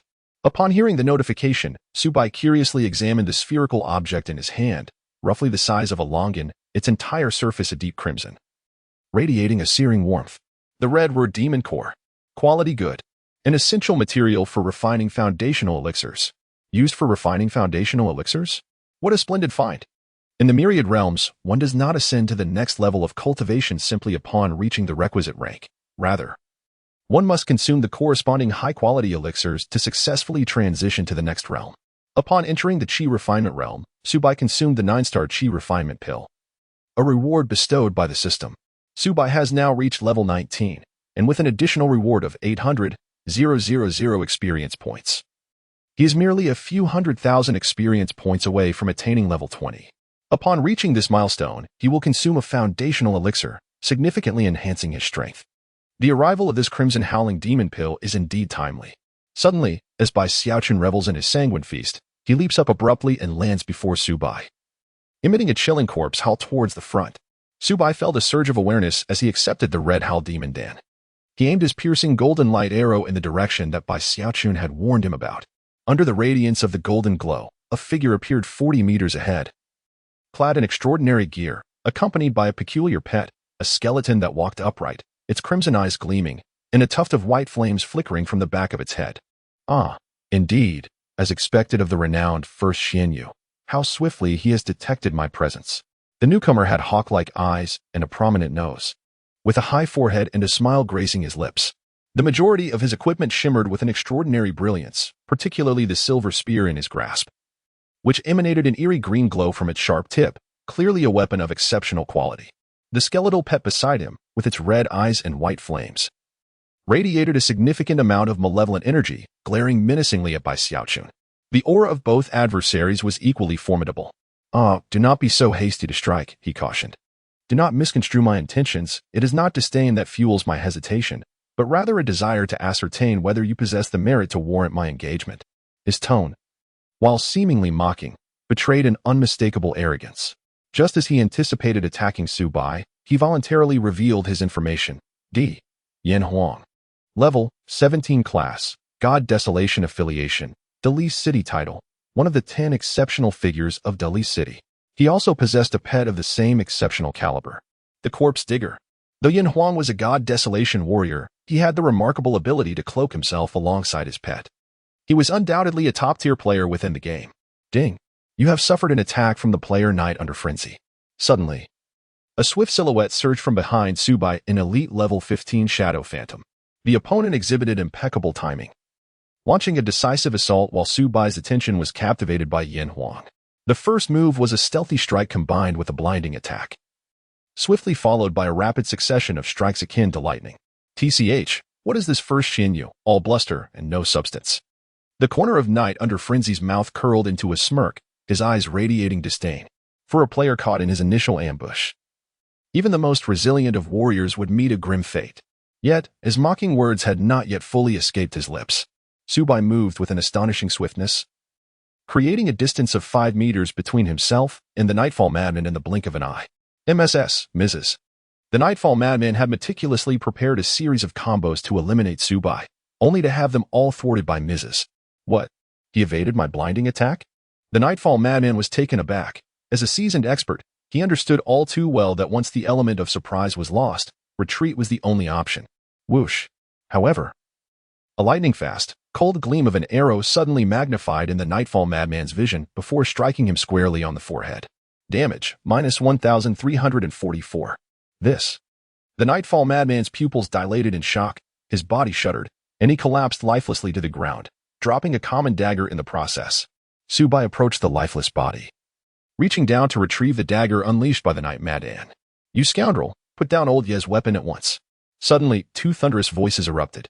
2 figures, resembling human-shaped trucks, surged forward with astonishing speed, each brandishing a shield, charging fiercely at Su Bai. One was a level 15 Break Army, and the other a level 14 Heavenly Dragon. Both esteemed elites of their respective factions. It was evident that they were allies of the Night Madman, who had attempted to ambush Su Bai. These individuals were likely the skilled warriors that Mu Wenqua had summoned to confront Su Bai. After Su Bai accepted the dagger, he swiftly unleashed a rapid barrage of arrows, targeting one of the foes. The damage inflicted was as follows: minus 574, minus 588, minus 569, minus 571, minus 580. As he released the 5th arrow, the adversary collapsed midway, dropping an item in the process. Just as another celestial dragon was about to collide with Su Bai, he deftly rolled backward, successfully evading the opponent's straight-line charge skill. Su Bai rose and drew his bow, unleashing a flurry of 2 consecutive arrows directed at the celestial dragon. Damage, minus 599, critical hit, minus 1,201. How is it possible that with over 600 physical defense, I still suffer such immense damage? The celestial dragon's expression shifted dramatically as he raised his Buddha shield, activating a damage reduction skill for self-preservation. After merely 2 arrows, Su Bai had already reduced his health to 1/3 of its total. As Su Bai was about to unleash his 3rd arrow, a spell suddenly descended upon him, striking his form. It was the slow spell cast by Meowing, which diminished a player's attack speed and movement speed by 50, persisting for 5 seconds. Consequently, when Su Bai's 3rd arrow was finally unleashed upon the enemy Sky Dragon, it arrived a beat too late. At that moment, a healing spell timely manifested, restoring 600 health to the Sky Dragon, augmented by the creature's consumption of a level 2 rejuvenation elixir, which added another 200 health. Thus, Su Bai was unable to secure a kill. Just then, a conflagration of fire and water spells, akin to blades and swords, rained down upon Su Bai. The damage inflicted was minus 488 and minus 400. 2 elite enemies emerged, wielding the elemental powers of fire and water as their swordsmanship. Simultaneously, a series of lightning arrows from the Xianyu struck Su Bai, dealing damage of minus 66, minus 61, and minus 60. The level 1 lightning arrow could only unleash 10 arrows, but due to Su Bai possessing a skill-enhancing black box, he was capable of firing 13 arrows. How could a fragile Xian Yu possess such formidable defensive capabilities? The two spirit sword wielders and the Xian Yu who had just assaulted Su Bai were left utterly dumbfounded. Su Bai swiftly raised his hand, releasing an arrow that, though slowed to half its usual speed, struck true after a fleeting glimmer of the cold star, landing a decisive blow on the enemy's enchanting player. The shadowy strike dealt a formidable damage of -3,509. With a lifesteal of 708, the weakened enemy fell to the ground with a piercing scream. Ding! The player, in his youthful vigor, achieved 1,000 kills, earning the new title of King of Killers. King of Killers. Special title, when activated, increases attack power by 20. Comes with Frenzied Skill. Upon activation, enters a frenzied state, enhancing attack speed, and movement speed by 20, while also ignoring a significant amount of control effects. Though damage taken will increase by 20, lasting for 15 seconds. Cooldown, 15 minutes. Demon Slayer. Special title when activated, doubles monster killing experience rates. After achieving 1,000 kills, Su Bai was bestowed with the new title of King of Killers, alongside the Demon Slayer title rewarded for previously defeating the boss, Red Roar. The title of King of Killers arrived at a most opportune moment. As Su Bai resolutely prepared to initiate his move, the enemy's heavenly dragon, restored to full health, once again surged towards him with fervent vigor, unleashing a skillful assault. With a fierce cry, Bai Xiaochun charged forward, determined to shield Su Bai from the control skill of the heavenly dragon. Remarkably, Bai Xiaochun's power exceeded that of the heavenly dragon, sending the opponent hurtling away. A splendid execution indeed. After giving a thumbs up, Su Bai swiftly activated the Moonlit Frost, and with a whoosh, he eliminated the enemy's sole advanced star Luo in an instant. His lost health was immediately restored. Chapter 053. Kneel Down and Call Me Grandpa, Part 1. Ding Dong. You have been struck by the skill Water Seal technique from player Nightfall Mad Mage, rendering you unable to use skills for 3 seconds. The enemy's water-type spiritual sword promptly cast a silent spell upon Su Bai. The mysterious black box could only resist a controlling effect once every 10 seconds. Being besieged and subjected to control effects remained Su Bai's Achilles heel. Previously, the enigmatic black box had shielded him from the blindness control of the Nightfall Mad Mage. Thus he fell victim to the Water Seal technique this time. However, it mattered little. Su Bai had not activated the ultimate skill Frenzy from his Killing King title. His basic attacks were already sufficiently formidable. After dispatching the enemy star Luo, Su Bai's gaze fixed upon the 2 remaining spiritual swords of the enemy. The slowing effect cast by the enemy's meowing had worn off, and Su Bai's attack speed had returned to normal. With swift strikes, he targeted the enemy's fire and water spiritual swords within 2 seconds. Aware of Su Bai's terrifying attack power, the 2 enemy spiritual swords abandoned their offensive and promptly activated their defensive shields. The protective shield of a Refinement Realm spiritual sword could have incoming damage. However, they had underestimated Su Bai's might. Damage, -721. Damage, -777. Even with the damage reduced by half, these fragile spiritual swords could not withstand Su Bai's basic attack. Their faces turned pale as they exploded in a shower of equipment, both collapsing to the ground. After neutralizing the ranged enemies, Su Bai's attention shifted to the enemy dragon, who had been severely wounded by Bai Xiaochun. Despite being an elite player, this dragon was still no match for Bai Xiaochun in a one-on-one confrontation. Unable to even defeat a pet, and helplessly witnessing his teammates fall. The frustration within this dragon was palpable. Had he known the fresh and angry young man was so formidable, he would have never taken on this task. Yet, alas, there is no remedy for regret in this world. Su Bai paid no heed to the Dragon of Heaven, who was gasping for breath after being struck by Bai Xiaochun. Instead, his gaze turned icy as he swiftly unleashed a barrage of 8 energy arrows in the formation of AT. These arrows, sharp and formidable, decimated more than half of the approaching 10 enemies in an instant. For elite foes, bloodied and pale, stood frozen in shock. What manner of demonic attack power was this? A cannon of the mortal realm? Before they could even process the situation, Su Bai deftly drew his bow once more, releasing 4 arrows that swiftly vanquished the remaining bloodied adversaries. Thus, the 18 masters, whom Mu Wenqua had sought at great expense, were entirely harvested by Su Bai. Meanwhile, Bai Xiaochun had also apprehended 1 dragon of heaven, viciously biting its neck to draw blood. The sound of the slaughter echoed. What a spectacle! Truly, the foremost of the Xian Yu. In my youth, adorned in fine garments and riding a spirited steed, I acknowledge your prowess. You have earned the right for me to intervene. Yin Huang, who had been spectating from the sidelines, clapped his hands. His previously arrogant demeanor transformed into one of admiration and fervor. He had encountered a genuine gaming virtuoso, and an involuntary sense of camaraderie arose within him. After Subai had collected all the equipment scattered on the ground, his expression remained calm as he cast a glance at Yin Huang. He was contemplating the swift elimination of his foe with a lightning arrow when a thunderous roar resonated from afar. The very ground trembled beneath the feet of an imposing army of over 2,000, all elite soldiers of Healy Hua Ting, swiftly surrounding him under the command of Mu Wenqua and S.H. Kuan-Ge. Upon spotting Subai still present, S.H. Kuan-Ge's face quivered with excitement, his joy palpable. This time, the youthful hero would find no escape. However, the triumphant smirk on his face was short-lived. Whoosh! An arrow, seemingly descending from the heavens, pierced through the air and struck directly into S.H. Kuan-Ge's ample waist. Damage, minus 1,432. The weighty form of S.H. Kuan-Ge collapsed like a lifeless creature. Tumbling from the back of the robust black pig, just as he had arrived, he was sent back to the resurrection point in Xinghe City. At that moment, S.H. Kuan-Ge's spirit could only curse bitterly. Curse be you, and may your entire family suffer, you youthful hero. Perched upon the silver-horned steed, Mu Wenqua, witnessing S.H. Kuan-Ge's demise, immediately dismounted and sought refuge among the crowd. He certainly did not wish to be sent back to the city by the youthful hero so soon after his arrival. As he concealed himself amidst the throng of 2,000, Mu Wenqua issued commands to his troops. Slow. Yet, at that moment, Yin Huang bellowed to halt him. Young Master Mu, since you have spent 2 million to enlist my aid against the youthful hero, it is only right that I utilize the funds to deliver results. In addition to the 2 million, I expect the promised reward of 20 million as well.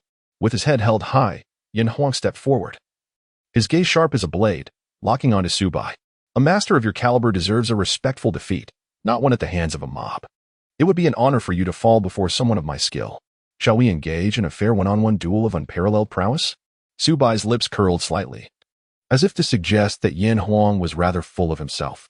Nevertheless, it was a rare opportunity to contend with such an arrogant yet exceptional master. I am indifferent. If you wish to battle, then let it commence. Subai accepted Yin Huang's challenge. Wait. At this moment, Mu Wenqua, who was hiding in the crowd and dared not show his face, called out.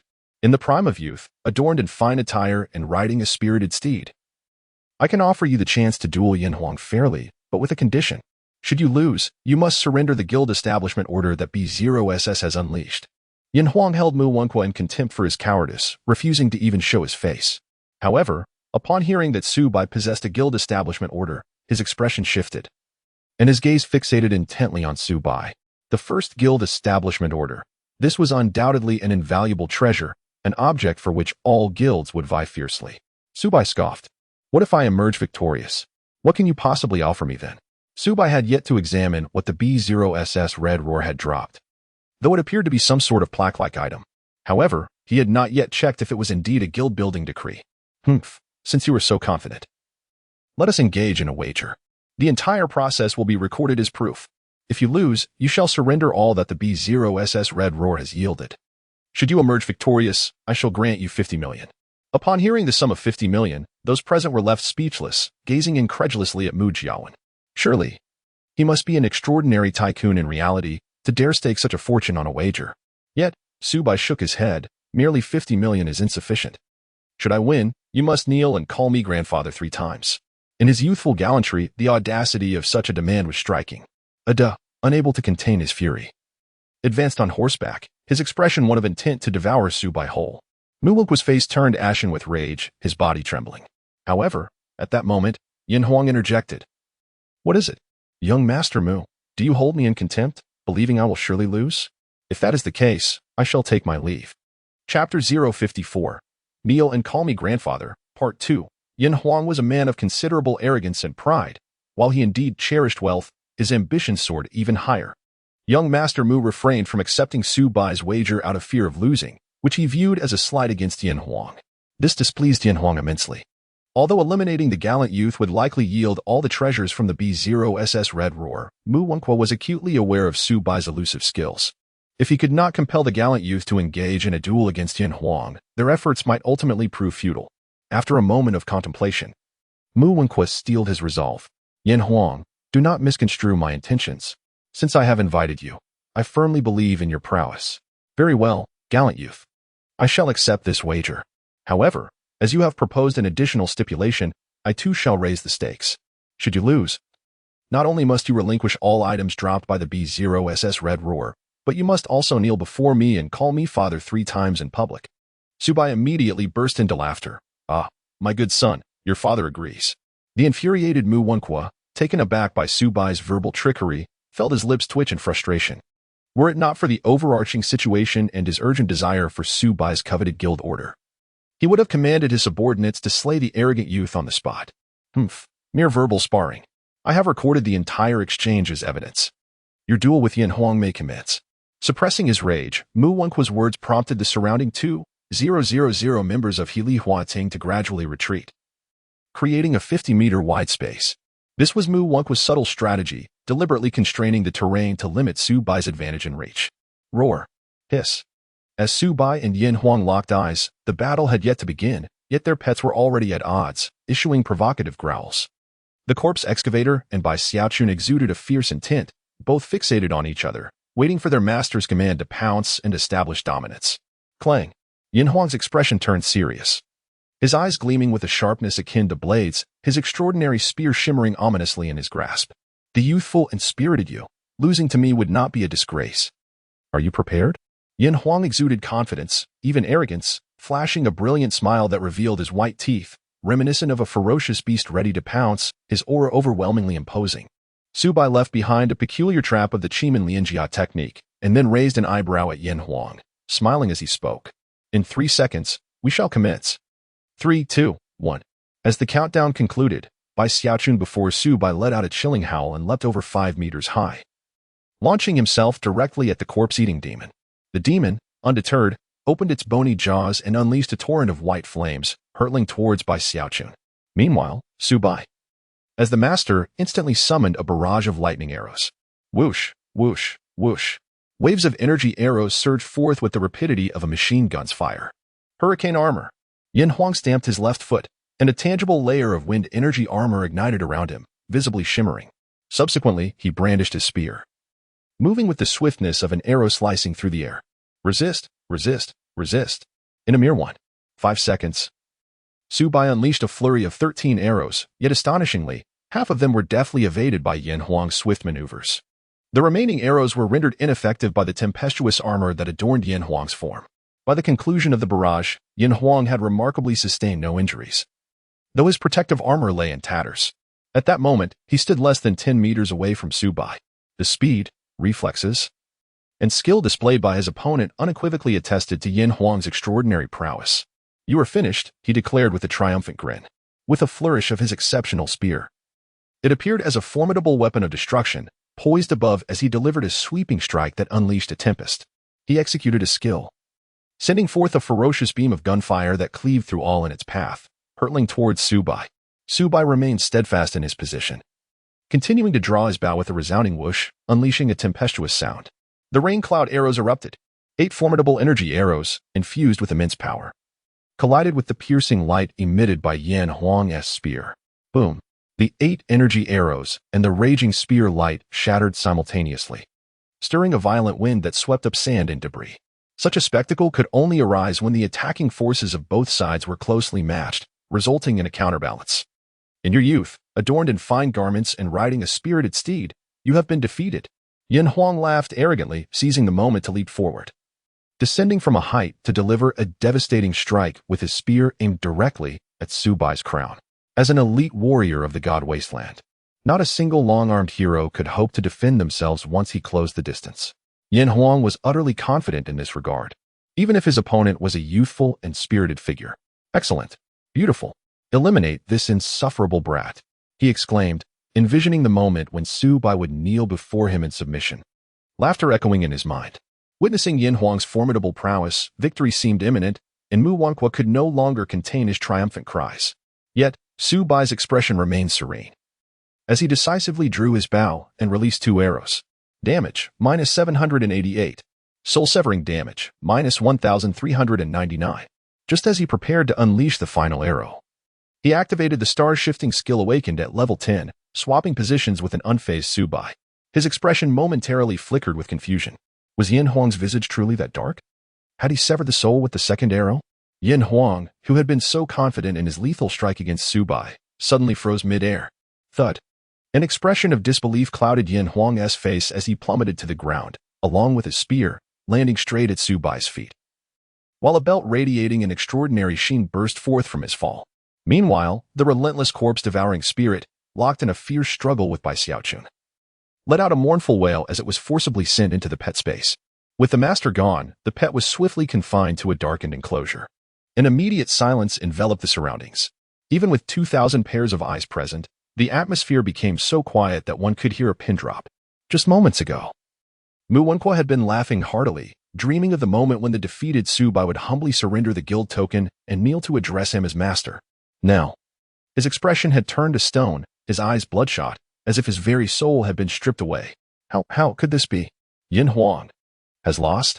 Ada felt as though his mind had short-circuited, his voice trembling uncontrollably. Su Bai picked up Yin Huang's extraordinary belt, then turned gracefully, a playful smile dancing on his lips as he gazed at the utterly bewildered Mu Wenqua, who looked more distressed than if he had lost his own parents. Grandson, come. Kneel and call me Grandpa 3 times. His voice, though laced with mockery, resonated powerfully in the air.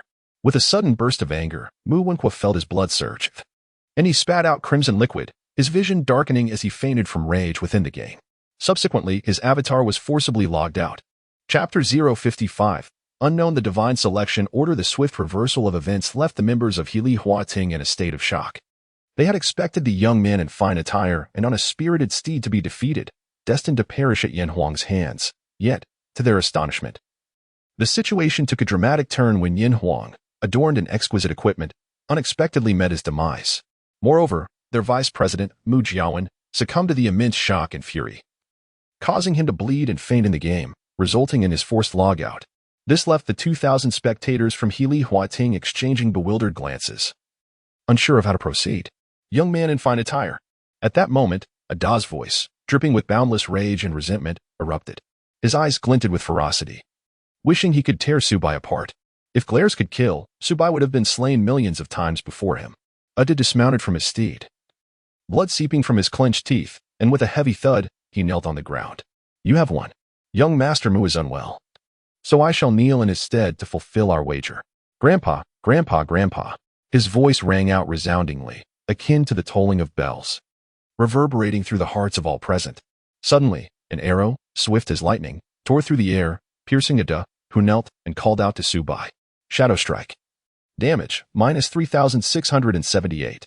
You are not Mu Jiawen. You cannot replace him. With an expression of icy indifference, Su Bai effortlessly claimed the life of Ada with a single arrow. The soul of Ada, who had been slain in an instant, cried out within the ranks, urging vengeance upon Su Bai. In an instant, the gaze of 2,000 soldiers from the crane standing tall and hooting turned malevolent, charging towards Su Bai, engaging in a direct confrontation. 1 against 2,000 was not a foolish endeavor Su Bai would entertain. He raised his hand and released 3 arrows, effortlessly dispatching 3 more foes before invoking the earth technique, allowing him to vanish beneath the ground. Amidst the encirclement of 2,000, he disappeared without a trace. The moment Su Bai vanished, countless Xian Yu unleashed a flurry of hidden gold light arrows in all directions. However, to their dismay, the earth technique was not a skill of concealment and could not be detected. After achieving a resounding victory, Su Bai gracefully withdrew. Having extricated himself from the encirclement of 2,000 foes, he returned to the heart of Xinghe City. Although Su Bai had taken the initiative to eliminate numerous adversaries, he remained unmarked by infamy, shielded by the aura of righteousness that enveloped him. Thus, his return to Xinghe City did not attract the ire of the NPCs. Upon re-entering the city, the notifications in Su Bai's friends list began to flash fervently with a myriad of messages. Numerous friend requests poured in, and he received urgent video invitations from Uncle Feng Qiyan, Shui Wu, and Xia Yamuxi, all appearing quite eager. Su Bai prioritized accepting the video application from Uncle Feng Qi and Fei Yang. Come on, young lad, quickly tell me. Have you struck the first piece of the guild establishment decree? In the video, Uncle Feng's voice became palpably urgent. Su Bai harbored no doubts that should he appear beside the venerable Uncle Feng Qi and Fei Yang, the latter would likely embrace him tightly, fearing his sudden departure. The mere thought sent a chill down Su Bai's spine. Nonetheless, it must be said that Uncle Feng Qi and Fei Yang possessed remarkable connections, for he had swiftly learned of the rumors surrounding a potential establishment decree in Su Bai's possession. If such a decree existed, he was willing to offer an No. 2Es in exchange. The significance of the first establishment decree was immense, and even Uncle Feng Qi and Fei Yang had displayed a hint of discomposure. Upon hearing the offer of 2Es, Su Bai's heart leapt in response. It was impossible to remain unaffected. He had not yet ascended to the realm of disregarding wealth as mere refuse. Like any ordinary person, he harbored desires and aspirations, yearning for overnight riches. Uncle, please refrain from excitement for the moment. I have yet to verify the existence of the establishment decree. Allow me a moment to investigate. Su Bai promptly examined the items that had been dropped by the B0SS Red Roar. If a guild establishment order were truly among them, he would be on the path to fortune. Inside the package were 3 pieces of equipment, 1 extraordinary grade item, 2 mundane ones, and a skill book for the water elemental sword technique. Given the level of the B0SS Red Roar, it was hardly surprising to find such loot. Soon, Su Bai's gaze shifted to a silver-gray plaque, palm-sized, intricately engraved with the Yin-Yang symbol. The Celestial Selection Order. Unknown item. Using it may lead to unforeseen circumstances. What the heck? Instead of a guild establishment order, it was an enigmatic celestial selection order. Those 2Es worth of wealth were not entirely lost. Su Bai felt a surge of annoyance and regretfully waved his hand at the elder in the video, exclaiming, "Oh dear sir, it is not that I wish to refrain from earning you a couple of Es, but rather that I have not received the guild establishment decree." Upon hearing this, the elder, Feng Qi and Fei Yang, cast a solemn glance at Su Bai. After a brief pause, he spoke with profound significance, "My young friend. The absence of the guild establishment decree is of little consequence. However, you must remember, should the day come when you do obtain it, no matter the price others offer, I shall always provide you with a greater sum." Hearing these words, Su Bai felt a flicker of displeasure within him. He discerned the underlying implication. Feng Qi and Fei Yang harbored doubts, suspecting that Su Bai was attempting to deceive him in order to secure a higher price. Su Bai's voice grew somewhat icy. "All right. I understand." With that, he abruptly ended the video call. At that moment, Shui Wu also sent several voice messages. "Wow, in your youth, you were truly dashing. You achieved the first kill of the Enlightened Realm boss and defeated Yin Huang, one of the 10 formidable figures on the Tianbang of Dali City. You have undoubtedly become a sensation now. By the way, don't be as petty as my uncle. I trust you. If you say there was no guild establishment order dropped, then I believe you. He has become somewhat obsessive about creating the first guild in the entire server. I plan to stay up all night, if you have time. Could you take me along to level up?" Shui Wu was rather forthright in her speech. During the Endless Auction House event, she had also assisted him significantly. Su Bai replied, "Let us see how it goes. If I have time tonight, I will reach out to you." Immediately, Shui Wu sent a cheerful emoticon, "Okay." After concluding the chat with Shui Wu, Su Bai briefly glanced at the message from Xia Yumuxi. It was also concerning the construction order for the guild. It appeared that the first construction order was highly coveted, as countless individuals sought to claim it. However, regrettably, there was no construction order to be found. And Su Bai simply responded to Xia Yumuxi with, "I do not possess a construction order," before closing the conversation. Behind Xia Yumuxi stood Shui Mu Nianhua. Judging by the demeanor of Mu Wenhua observed on that day, it was evident that Shui Mu Nianhua had substantial ties to the Mu family. Although the reasons for Mu Wenhua's expulsion from Shui Mu Nianhua remained unclear, Su Bai still harbored some reservations regarding Xia Yumuxi. Upon further inspection of the friend request section, an applicant named D caught Su Bai's attention. It was none other than Yin Huang, who sought to add Su Bai as a friend. Accompanied by the message, "I refuse to accept my defeat. I wish to battle you once more." In response, Su Bai chose to disregard the request entirely. Engaging in feudal combat was an endeavor he had no desire to waste his time on. Su Bai repaired his equipment and decided to sell all the gear obtained from his foes, retaining only a single item. The rest were listed on the trading platform for auction, promising a considerable fortune. As for the water elemental sword skill book dropped by the boss, he chose not to sell it. Instead, he fed it to the Qiankuan arrow bag, thereby acquiring an additional 15 points in his mental attribute. Subsequently, Su Bai sent a piece of equipment suited for the sword master class to the Icefire Young Master via email, accompanying it with a message, "Thank you for the information. This is your reward. Of course, should you wish for me to guide you through the Panshi Ridge dungeon, that remains an option." The intel regarding the Yinren graveyard map had been relayed by the Icefire Young Master to Songming and Xiao Jilling. Su Bai was merely 190,000 experience points away from reaching level 20. After completing his tasks, he resolved to prioritize leveling up. That evening, he ventured into the ominous Yinming tomb, where he had a hidden quest awaiting him. At that moment, he received a response from the Icefire young master. 0, thank you, but it is unnecessary. The fact that the other party did not require him to accompany them through the dungeon was a stroke of fortune for Subai.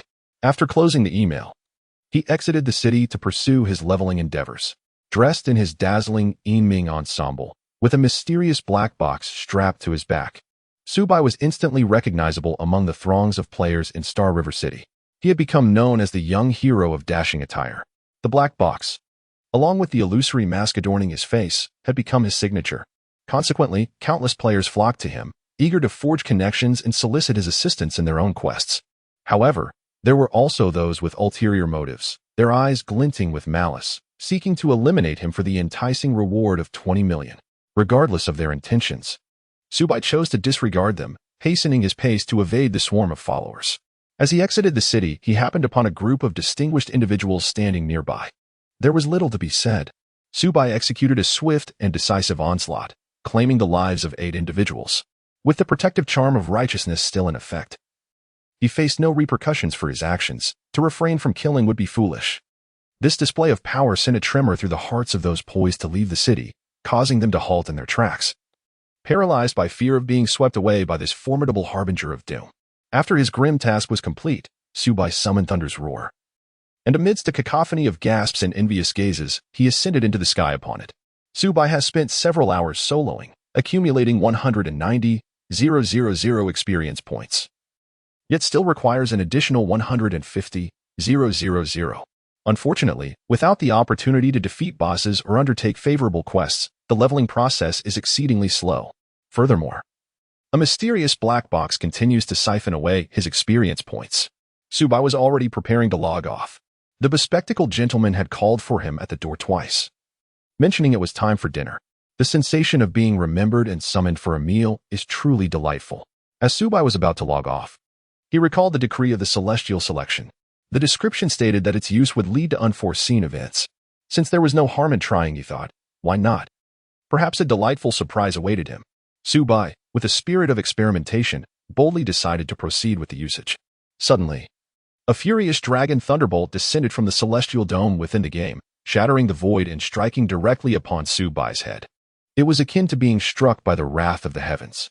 Subai's entire body stiffened, and he lost consciousness in the game, being forcibly logged out. Chapter 056.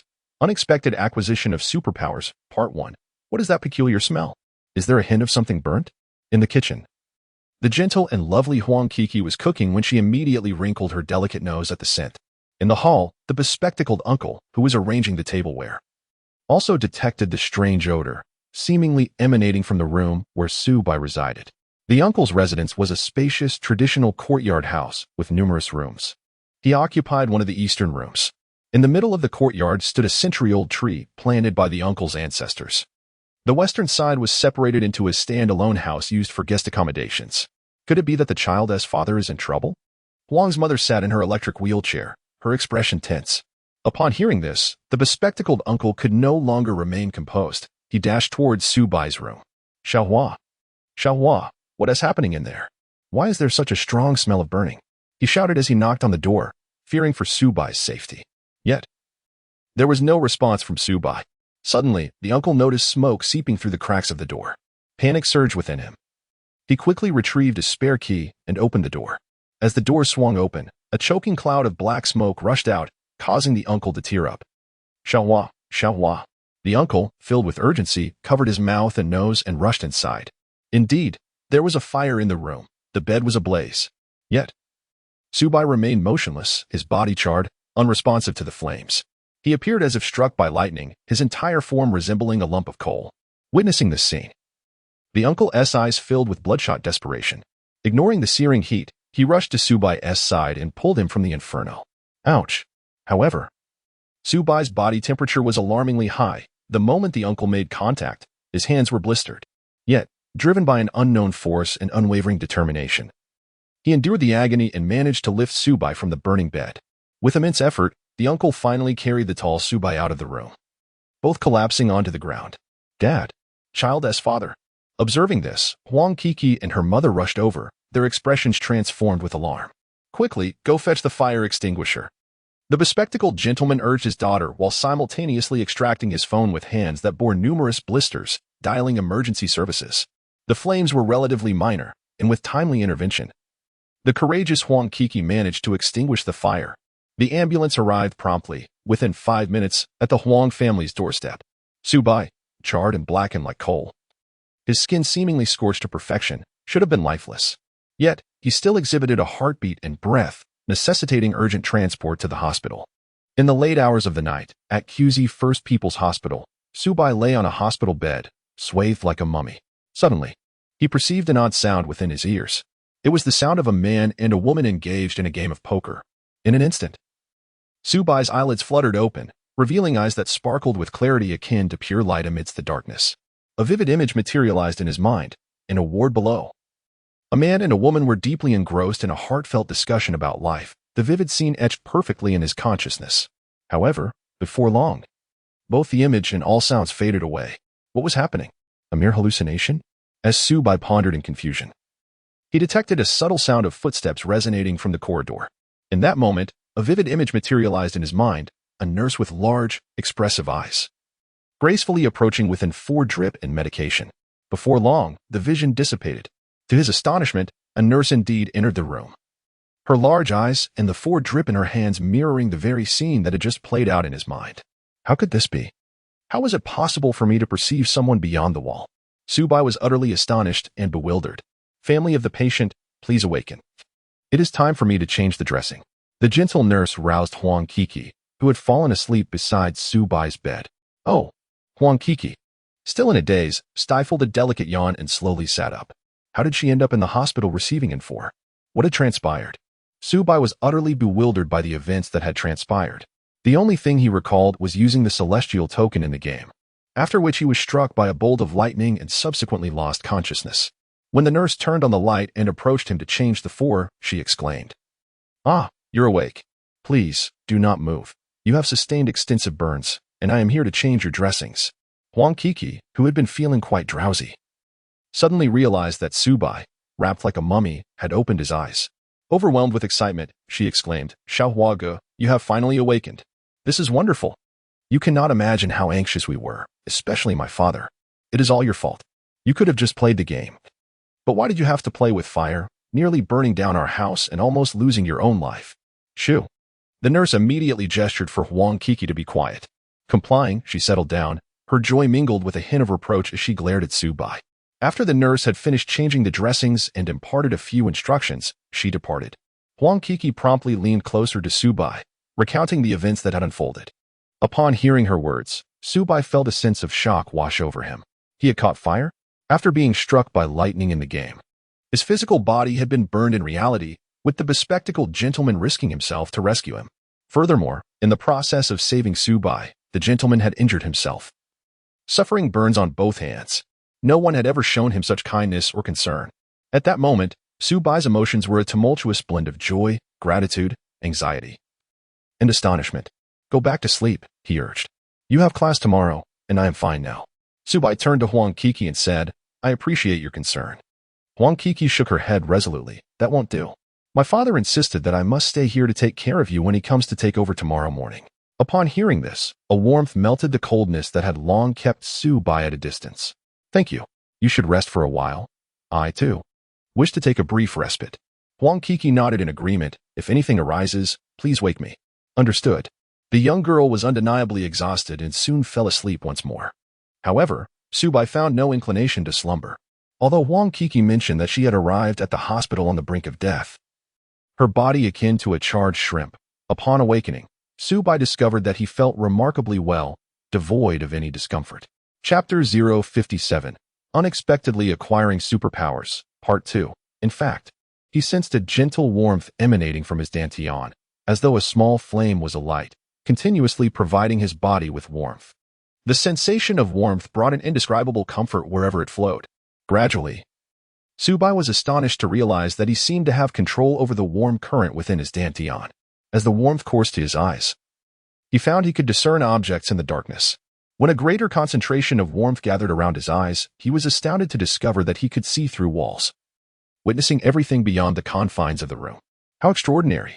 Had he truly acquired the abilities of X-ray vision and night vision?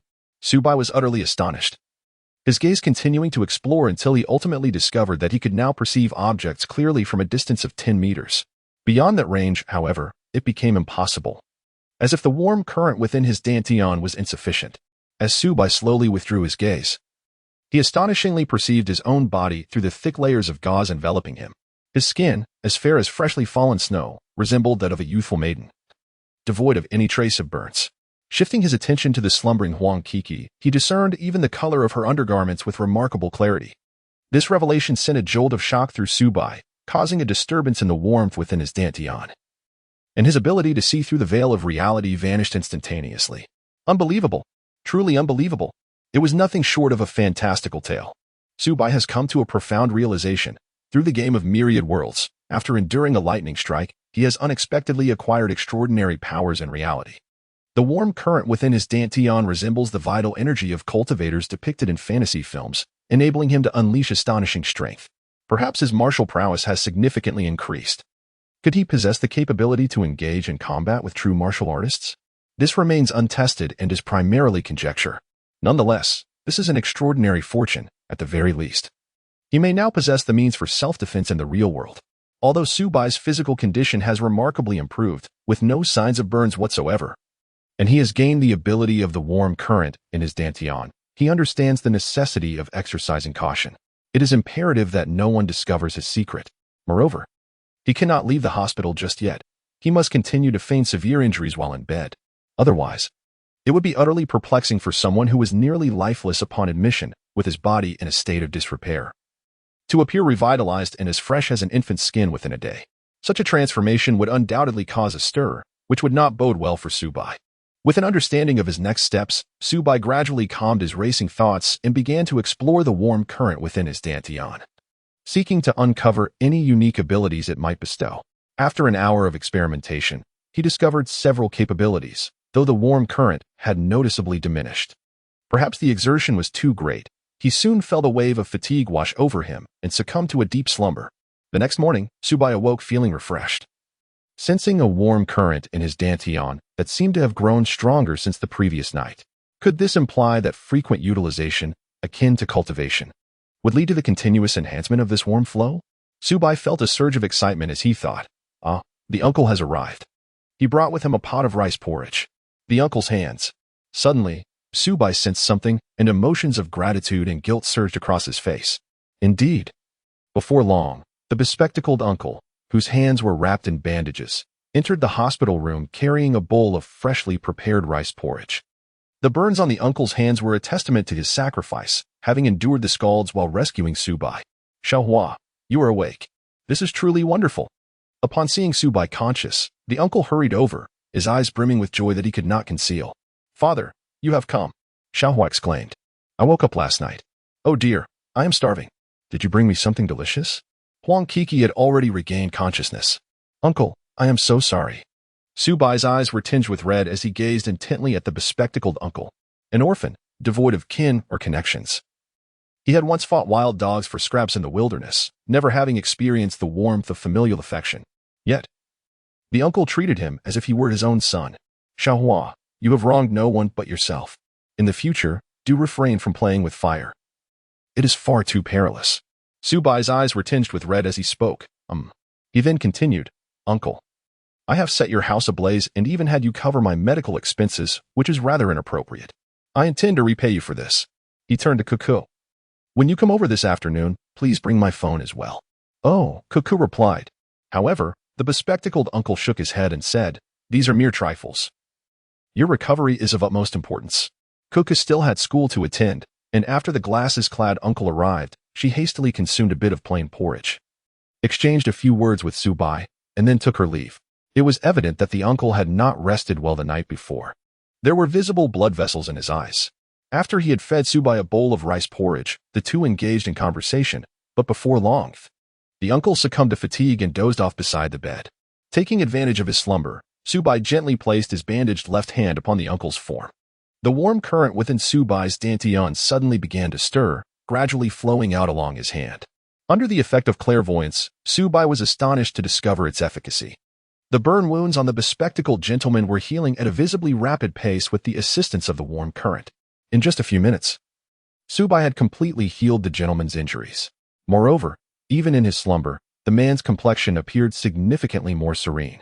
As Subai gradually withdrew the warm current, he cast a gentle smile at the slumbering bespectacled gentleman before activating the connection stone in his mind, entering the game. Chapter 058, Upgrading the Universe Aeroback. Upon entering the game, Subai found himself at the very spot where he had been struck by lightning the previous day. Subai first opened his attribute panel, curious to see if any changes had occurred after acquiring superpowers. Character: youth clad in fine attire. Full of vigor level: 19, 8531401000000. Realm: Chi refinement stage. Attribute increase: 30. Health points: 4029. Spiritual energy: 3000. Physical attack power: 1480. Physical defense power: 485. Magical defense power: 253. Movement speed: 425. Strength: 213. Agility: 347. Spirit: 245. Constitution: 198. Fortune value: 16. Reputation: 715. There seems to be no discernible change at all. Subai, feeling disheartened, closed the attributes panel. He had not logged in all night yesterday and had received numerous messages. Both Did So-Ming and Xiao Jilling had reached out, expressing their desire to establish a guild. They proposed that Subai take on the role of the guild leader while they would handle other matters. Establish a guild? Subai detests confinement and prefers to embrace the life of a lone wolf. He conveyed to the yet-to-be-established Did So-Ming and Xiao Jilling, "I shall not assume the role of president. However, should you truly decide to establish a guild, feel free to reach out if there is any way I can assist you." Upon glancing at the message from Xuelua, he noticed a series of slightly melancholic emoticons, in which she lamented why Subai had not sought her out the previous night. Subai replied to her, "I was unable to log in last night due to prior commitments. If you are free this evening, let us level up together. It is now a little past 7 in the morning, and the number of online players is at its lowest. Subai is merely 150,000 experience points away from attaining level 20. Having squandered an entire evening, it is imperative to hasten his efforts. Venturing into the Yiming Tomb for leveling up presents the optimal choice. However, it is regrettable that entry is prohibited during the day, necessitating a nocturnal endeavor. Subai could only venture into the wilderness to tackle challenges alone. At noon, the astute Did So-Ming and the clever Xiao Jilling, though disappointed that Subai refused the position of guild leader, assured him that even if he declined, once the guild was established, all decisions would be guided by his counsel. In response, Subai merely shook his head, encouraging the two brothers to gather more information regarding the wild bosses to share with him. Subai could attempt to repeatedly challenge the B0SS, hoping for an opportunity to obtain the guild establishment decree sooner. Meanwhile, Xiao Jilling received messages from others and discovered SH Kuan-ji's coordinates on 2 occasions, which he promptly conveyed to Subai. When it comes to enemies, one must ensure they are relentlessly pursued until their demise. Subai rode twice on Lei Yin to confront SH Kuan-gu, ultimately vanquishing him amid the throngs of onlookers. This defeat incensed SH Kuan-gu to the point where he dared not venture out of the city to level up, instead resorting to a tirade within the confines of Xinghe City, cursing Subai's ancestors through generations. As for Mu Wenqua, there had been no word of him. He had not logged in from the previous day until now. Having lost the wagered battle, he was obliged to kneel and call Subai grandfather 3 times, in addition to paying a sum of 50 million. Perhaps the weight of this humiliation was too great for him to bear, hence his absence. Subai, however, remained unperturbed. Even if Mu Wenqua were to muster the courage to pay the 50 million, Subai would refuse, knowing that the other party would inevitably demand a bank transfer, which could expose personal information in the real world. Subai relished the thought of humiliating him publicly, compelling him to kneel and call him grandfather. After a day spent hunting monsters, despite his impressive efficiency in the bonus experience from the title of Demon Slayer, he still had not reached level 20, with approximately 60,000 experience points remaining. Just as he contemplated further leveling up, Huang Kiki arrived at the hospital bearing a sumptuous meal and a nourishing fish soup. Subai had no choice but to log off for the time being. "Xiaohua, this fish soup has been specially prepared for you. It will greatly aid in the recovery of your burns," Huang Kiki said as she poured him a bowl of the soup. "Xiaohua, do make sure to drink plenty," added the bespectacled uncle with a cheerful demeanor. Having slept for an entire day, an unusual occurrence for someone like him, who typically suffered from poor sleep quality, he felt surprisingly rejuvenated. Strange, I feel no pain in my hands at all, he exclaimed, rising to stretch in astonishment. Had it not been for the bandages wrapping his hands, he would have seen that all traces of his burns had vanished. Subai merely smiled at this, saying nothing. After their meal, the bespectacled uncle felt an unprecedented sense of vitality and, with his hands no longer in pain, insisted that Huang Kiki return home, offering to keep Subai company for the evening. Subai actually did not require their company and suggested that the uncle and the others return home to rest.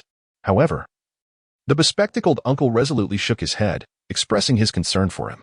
Dad, you should go home. I will stay with Brother Xiaohua, Huang Kiki insisted. Mother's snoring at night is quite loud. I won't be able to sleep well beside her. I might as well sleep in the hospital. The bespectacled uncle shot a disapproving glance at his daughter.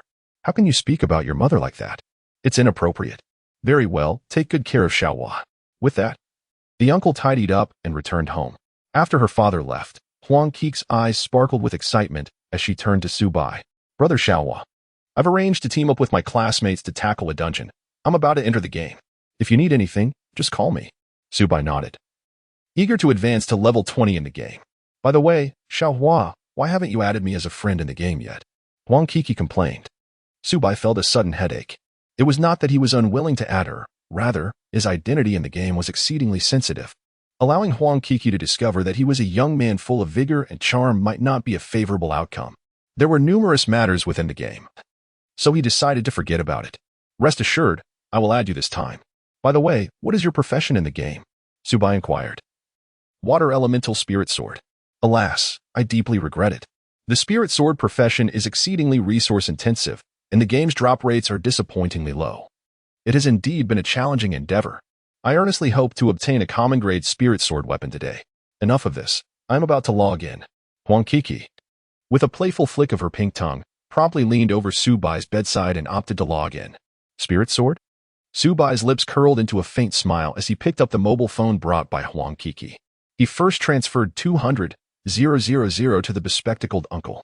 It was not that he wished to withhold more. Rather, he was concerned that the uncle might refuse a larger sum. Indeed, no sooner had he sent the 200,000 than the uncle anxiously called to inquire about the situation. After much effort, Subai managed to persuade the bespectacled gentleman to accept a mere 50,000. While he returned an additional 150,000. He even remarked that the sum of 50,000 was more than sufficient. Subai, feeling helpless, could only acquiesce to his decision. Glancing at the clock, it was precisely 6 o'clock. The entrance to the Yinming tomb had already opened in the game. Subai promptly logged in. Upon logging in, he received a notification of funds received. All the equipment he had sent for auction had sold out. After deducting the transaction fees, he found himself credited with an additional 12 million. In an instant, Subai's fortune had soared to 18 million. The profits from this murderous gear were indeed swift. Since the bespectacled uncle was reluctant to invest more of his own money, Subai decided it was time to lend a helping hand to the girl, Huang Kiki. Subai promptly logged onto the trading platform, initially intending to procure a splendid ensemble of water elemental spirit sword equipment for her. However, upon further reflection, she opted for a modest selection, acquiring merely a common-grade spirit sword and 2 water elemental spirit sword skill books. This acquisition totaled an expenditure of 120,000. Subsequently, Subai reached out to Xiaojiling, instructing him to devise a means to connect with a female player named Kusiener, ensuring that the weapon and skill books were discreetly delivered into her possession without revealing her own identity. Without hesitation or inquiry, Xiaojiling assured her of his commitment to fulfill the task. With a substantial sum of 50,000 remaining, Subai contemplated its utilization, ultimately deciding to invest the entirety into skill books. After all, the Qiankuan arrow bag had the capacity to consume skill books, thereby augmenting her attribute points, a pathway to enhancement. Thus, she extravagantly spent 50,000, leaving her with a mere 60,000, and acquired a plethora of skill books. As a result, a series of notifications began to resonate incessantly in her ears. Ding! The Qiankuan arrow bag has successfully absorbed the skill book, Ice Flame, permanently increasing your spirit by 10 points. The Qiankuan arrow bag has successfully absorbed the skill book, One Sword of Qiankuan, permanently increasing your strength by 10 points. The Qiankuan arrow bag has successfully absorbed the skill book, Rock Body, permanently increasing your constitution by 10 points. Upon consuming the final skill book, a notification sounded. Ding! The Qiankuan arrow bag has successfully leveled up to level 2. She had leveled up? Subai was momentarily taken aback, quickly examining the changes in the upgraded level 2 cosmic arrow pouch. Level 2, cosmic arrow pouch. Special equipment, bound to the youthful spirit of fresh garments and spirited steeds, upgradable. Cannot be dropped, traded, or destroyed. Function, unlimited level 2, spirit arrows. Each spirit arrow inflicts an additional 100 points of true damage. Additional feature, mystic spirit arrow. The mystic spirit arrow disregards all defenses, shields, and damage reductions of the target, inflicting triple damage at 100%. Every 10 minutes, a mystic spirit arrow is automatically generated. With a cumulative limit of 10. Potential, devour. Every piece of equipment devoured enhances the owner's permanent attributes. Limited to equipment of no lesser grade than extraordinary. How splendid! The upgraded cosmic arrow pouch has gained an additional mystic spirit arrow, which guarantees triple damage that bypasses defenses. The only drawback is its slow generation rate, producing only one every 10 minutes with a maximum accumulation of 10. Furthermore, it can no longer be upgraded using skill books but must instead consume equipment. With a minimum requirement of extraordinary grade. Goodness! The base price for an extraordinary piece of equipment is conservatively set at 1 million. Moreover, such items are rare and scarce. The cosmic arrow pouch's appetite has grown immensely. However, given my own capabilities, as long as I can defeat more bosses, I should be able to consume extraordinary equipment without issue. It may reduce future opportunities for profit, but the sustenance is manageable. Having recently devoured a substantial amount of skills, Subai's attributes surged dramatically. His vitality reached an impressive 6981, spiritual power stood at 4888, attack power was 1981, physical defense at 877, and magical defense at 566.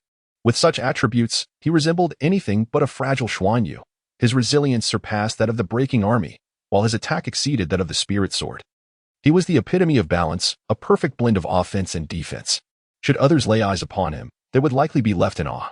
Subai, feeling quite pleased, closed the attributes panel and took out the Enming crystal, preparing to venture into the Enming tomb. However, he received a voice message from Shui Wu, who was online. Oh, esteemed one, it is indeed a rare occasion to encounter you. Might you assist this humble lady in leveling up tonight? Shui Wu's voice was melodious and enchanting, although Subai was somewhat reluctant. Even though Shui Wu was a stunning beauty, he preferred to venture into the Enming tomb alone. However, Subai was a person who believed in repaying grudges and returning favors. He still owed Shui Wu a debt of gratitude, and such debts must be settled. The Enming crystal provided a prompt indicating that as the team leader, Subai could invite teammates to teleport with him. Thus, he sent a friend request to Shui Wu to form a party. It was not that Subai was unwilling to bring along De Ming and Xiao Jilling, rather, the monsters within the Enming tomb were of such high level that without well-equipped allies, it would be nearly impossible to make any progress. Subai could only guarantee his own safety, unable to protect the astute De Ming and the clever Xiao Jilling. Thus, he was left with no choice but to bring along only Shui Wu. Chapter 059, The Yellow-Grade Treasure Chest, Ding. You have entered the 3rd level of the Enming tomb. A terrain of extreme peril. Please exercise utmost caution. Ding. The white ghostly fire ahead may be linked to the ancient secret of the 9 nether realms. It is advisable to approach and investigate. Upon being teleported to the 3rd level of the Enming tomb, Subai was greeted with 2 successive system notifications. This level resembled a labyrinth, permeated by an aura of profound desolation. Ah, the Enming tomb? Isn't this the map we traversed together during our last quest? How could you possibly bring me here? Shui Wu, tall and graceful, sported a cascade of exquisite short hair, adorned in a blend of extraordinary and mundane armor characteristic of a divine wild warrior, exuding an air of gallant elegance. Her bright, expressive eyes sparkled with curiosity, resembling that of an inquisitive child as she gazed at Subai. After the conclusion of our previous task, I fortuitously received a quest from this place, which is why I am still able to enter. Subai casually uttered a remark before advancing toward the ethereal white ghostly flame before him. As he reached out to touch it, he was met with a sensation akin to that of encountering a block of icy chill from the depths of the 9 nether, causing him to retract his hand in haste. Ding! You have acquired a fragment of the ghostly flame map, which may be intricately connected to the ancient secrets of the 9 nether. Please collect more fragments of the ghostly flame map. Unexpected surprises may await. The white ghostly flame instantly transformed into a peculiar ancient map, roughly the size of a palm, seemingly crafted from the supple skin of a living being, manifesting in Subai's hand. This task is rather stingy, having completed the first stage and obtained new clues. Not a single reward was bestowed. Subai curled his lips in disdain as he stowed away the remnants of the ghostly flame map into his satchel. With that, he set off to commence his ascension. Subai was resolute as he summoned by Xiaochun, addressing Xuewu with confidence. Allow me to forge the path. Although it was she who guided him towards advancement, he vowed that as long as he stood firm, no creature would inflict even the slightest harm upon her. Xuewu adjusted her armor, her high peaks resembling towering snow-capped mountains, and assured him with great determination. Simultaneously, she summoned her companion, a magnificent snow-colored eagle, entirely enveloped in silvery white, as if forged from ice, emanating an aura of chilling frost. This pet, the snow eagle, was a formidable creature ranked among the top 10 in the celestial list, undoubtedly powerful. With its frosty wings unfurled, it soared into the darkness ahead, venturing forth to scout the way. The notion of a woman, especially one of such beauty, earnestly proclaiming her intent to protect him resonated deeply within. Subai couldn't help but shake his head in amusement, yet he refrained from voicing any objections, choosing instead to follow Xuewu. The two of them, along with their beloved pets, commenced their exploration of the third level of the Yinming tomb. After advancing for a minute, a piercing cry erupted from the darkness ahead. Xuediao, Xuewu's pet, seemed to have encountered an attack. Rather than being alarmed by her pet's distress, Xuewu's exquisite face suddenly radiated excitement. Look, there's a treasure chest ahead. Xuewu's pet, Xuediao, shared its vision with her, and upon being attacked, it also revealed the surroundings. Elated, Xuewu captured an image of the scene using Xuediao's perspective and shared it with the team, her cheeks flushed with exhilaration. A yellow tier treasure chest.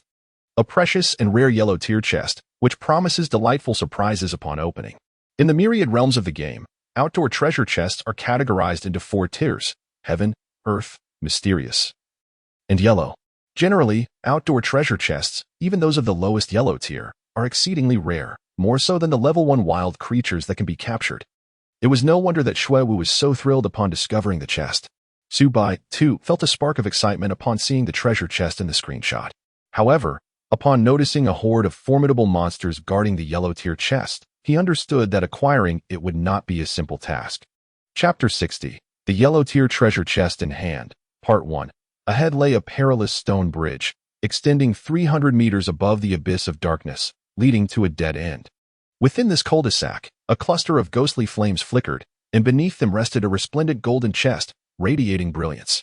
This was the yellow tier treasure chest that Xuewu had discovered through her pet, Xuediao. To reach the yellow tier treasure chest, they must traverse the suspended stone bridge and enter the dead end. However, the path was teeming with a multitude of monsters, all manner of ghastly apparitions, and their ominous presence suggested that none of them were to be trifled with. Among them, the most numerous and densely clustered were a group of misty shades, revealing only a pair of eerie green eyes, with no legs, their bodies a grayish-brown, gliding ominously through the air. Subai immediately examined their attributes. The grief spirit, a terrifying specter, possesses the following characteristics: realm, foundation establishment, level 25, health 21,000, attack 634 to 731, physical defense 533, magical defense 488. The grief spirit from the third layer of the Yinming tomb is imbued with negative emotions upon encountering a living being. It will undoubtedly unleash its pent-up resentment upon them.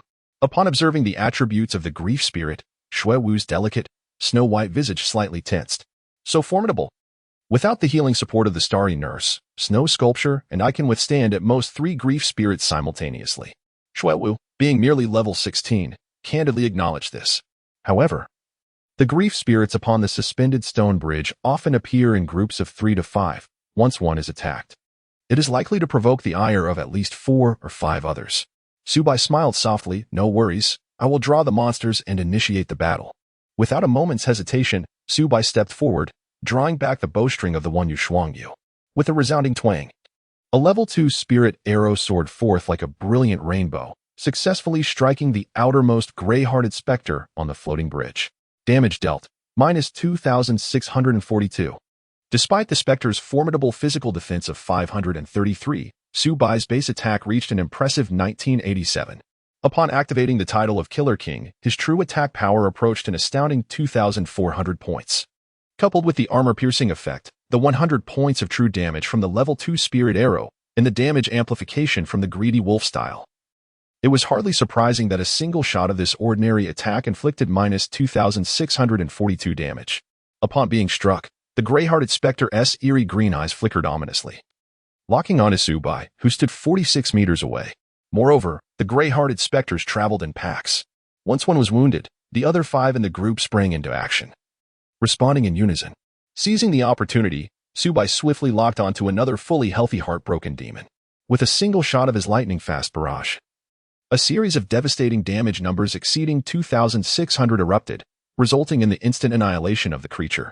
Ding! You have successfully slain the heartbroken demon, achieving a 100 contribution to team damage and receiving a 70 experience reward. You have gained 2,500 experience points. Beside him, Xuewu found herself momentarily captivated. Just moments before, she had witnessed Subai draw the ire of 6 heartbroken demons, causing her eyelids to twitch in apprehension. Yet, in the blink of an eye, she bore witness to the sheer terror of Subai's offensive prowess, as a single skill obliterated a level 25 heartbroken demon, leaving her utterly astonished. Such an extraordinary level of power was simply beyond comprehension. Subai remained oblivious to the subtle shifts in Xuewu's expression as he continued to draw his bow, unleashing another exquisite shot known as the cloud-piercing arrow. The area of effect damage was marked at minus 5,170. In unison, the 5 heartbroken spirits let out a mournful wail, their health plummeting significantly. Yet, their speed was remarkable, closing the distance to within 5 meters of Subai. Xuewu was no mere ornament. Despite her astonishment at Subai's inhumanly formidable attack power, she sprang into action as the 5 heartbroken spirits approached. As a melee-focused warrior of divine might, her long, graceful legs propelled her forward in a flash. Grasping a sword that shimmered like crystal-clear water, she lunged forth, executing a dazzling horizontal slash of sword energy.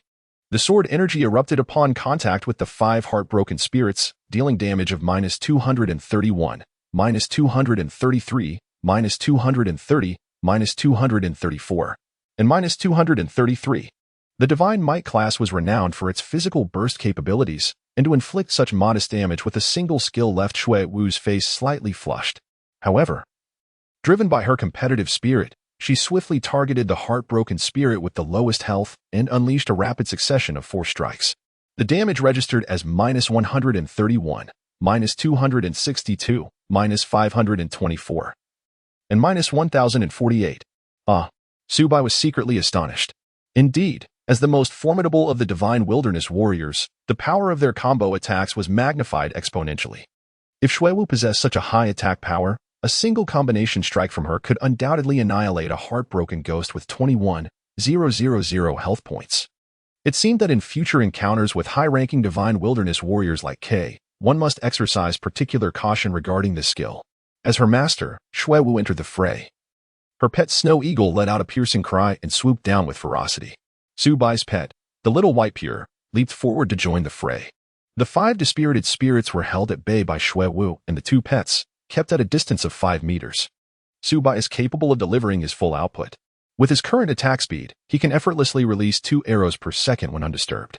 In less than 30 seconds, all 5 heartbroken ghosts were vanquished. Undoubtedly, Subai's remarkable damage output is the crux of this efficiency. His overwhelming contribution to team damage allowed him to claim a substantial share of the experience for himself. Panting slightly, Xuewu took a few deep breaths. Her cheeks flushed a rosy hue, while the pair of snow-white mounds beneath her armor heaved gently. With a vitality of 2,448, she was left with merely 891 points and hastily consumed a rejuvenating pill to restore her health.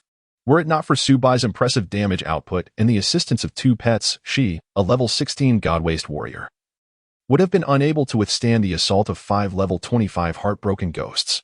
Recover your strength. Do not face the next wave head-on. Let a few more heartbroken ghosts through. I am fine, she urged. After Subai finished speaking, he immediately moved a short distance forward and began to lure the dispirited spirits once again. However, upon hearing Subai's words, an indomitable determination surged in Xuewu's sparkling eyes. Although it was Subai who was guiding her and leveling up, her spirited nature would never allow her to settle for merely being a passive recipient of experience points. This time, The dispirited spirits that Subai attracted were fewer than the first wave, numbering only 4. Before the first spirit even approached, Subai decisively struck it down. Gritting her silver teeth, Shuewu consumed a spirit recovery pill and once again charged forward. Positioning herself protectively in front of Subai as she locked onto one of the dispirited spirits to unleash her attack.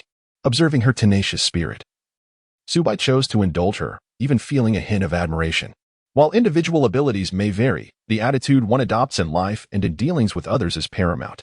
Shuewu was acutely aware that her strength fell short of Subai's, yet she was determined to alleviate some of his burden, even while being guided in her leveling.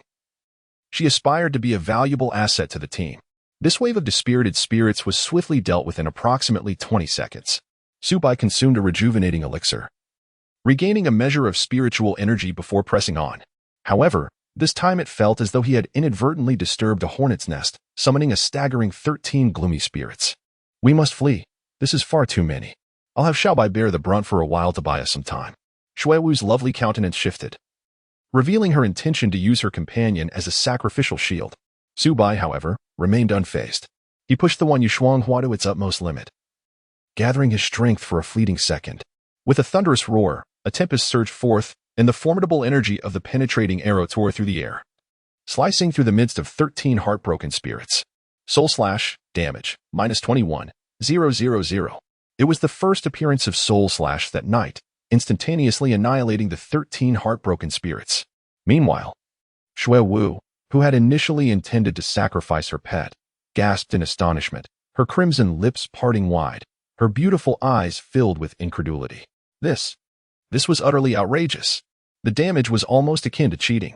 Yet, after the shock wore off, Shuewu began to comprehend why Subai had already reached level 19, while her own efforts had only brought her to level 16. With Subai's efficiency in monster slaying, he was nothing short of a leveling juggernaut. At first, Shuewu sought Subai's company for leveling up primarily due to his potential, wishing to cultivate a good rapport. She believed that with her strength, teaming up with Subai would not render her a mere burden, merely consuming experience. However, she now realized that leveling alongside Subai had transformed her into little more than a mere experience leech. Subai paid no heed to Shuewu's subtle feelings.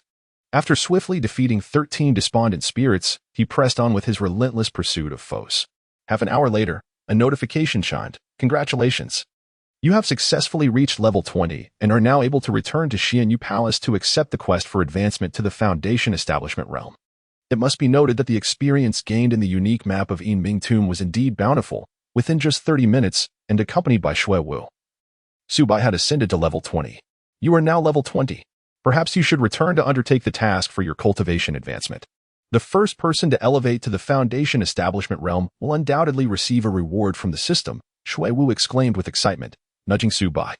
Subai glanced at the dead end of the floating stone bridge, a mere 50 meters away.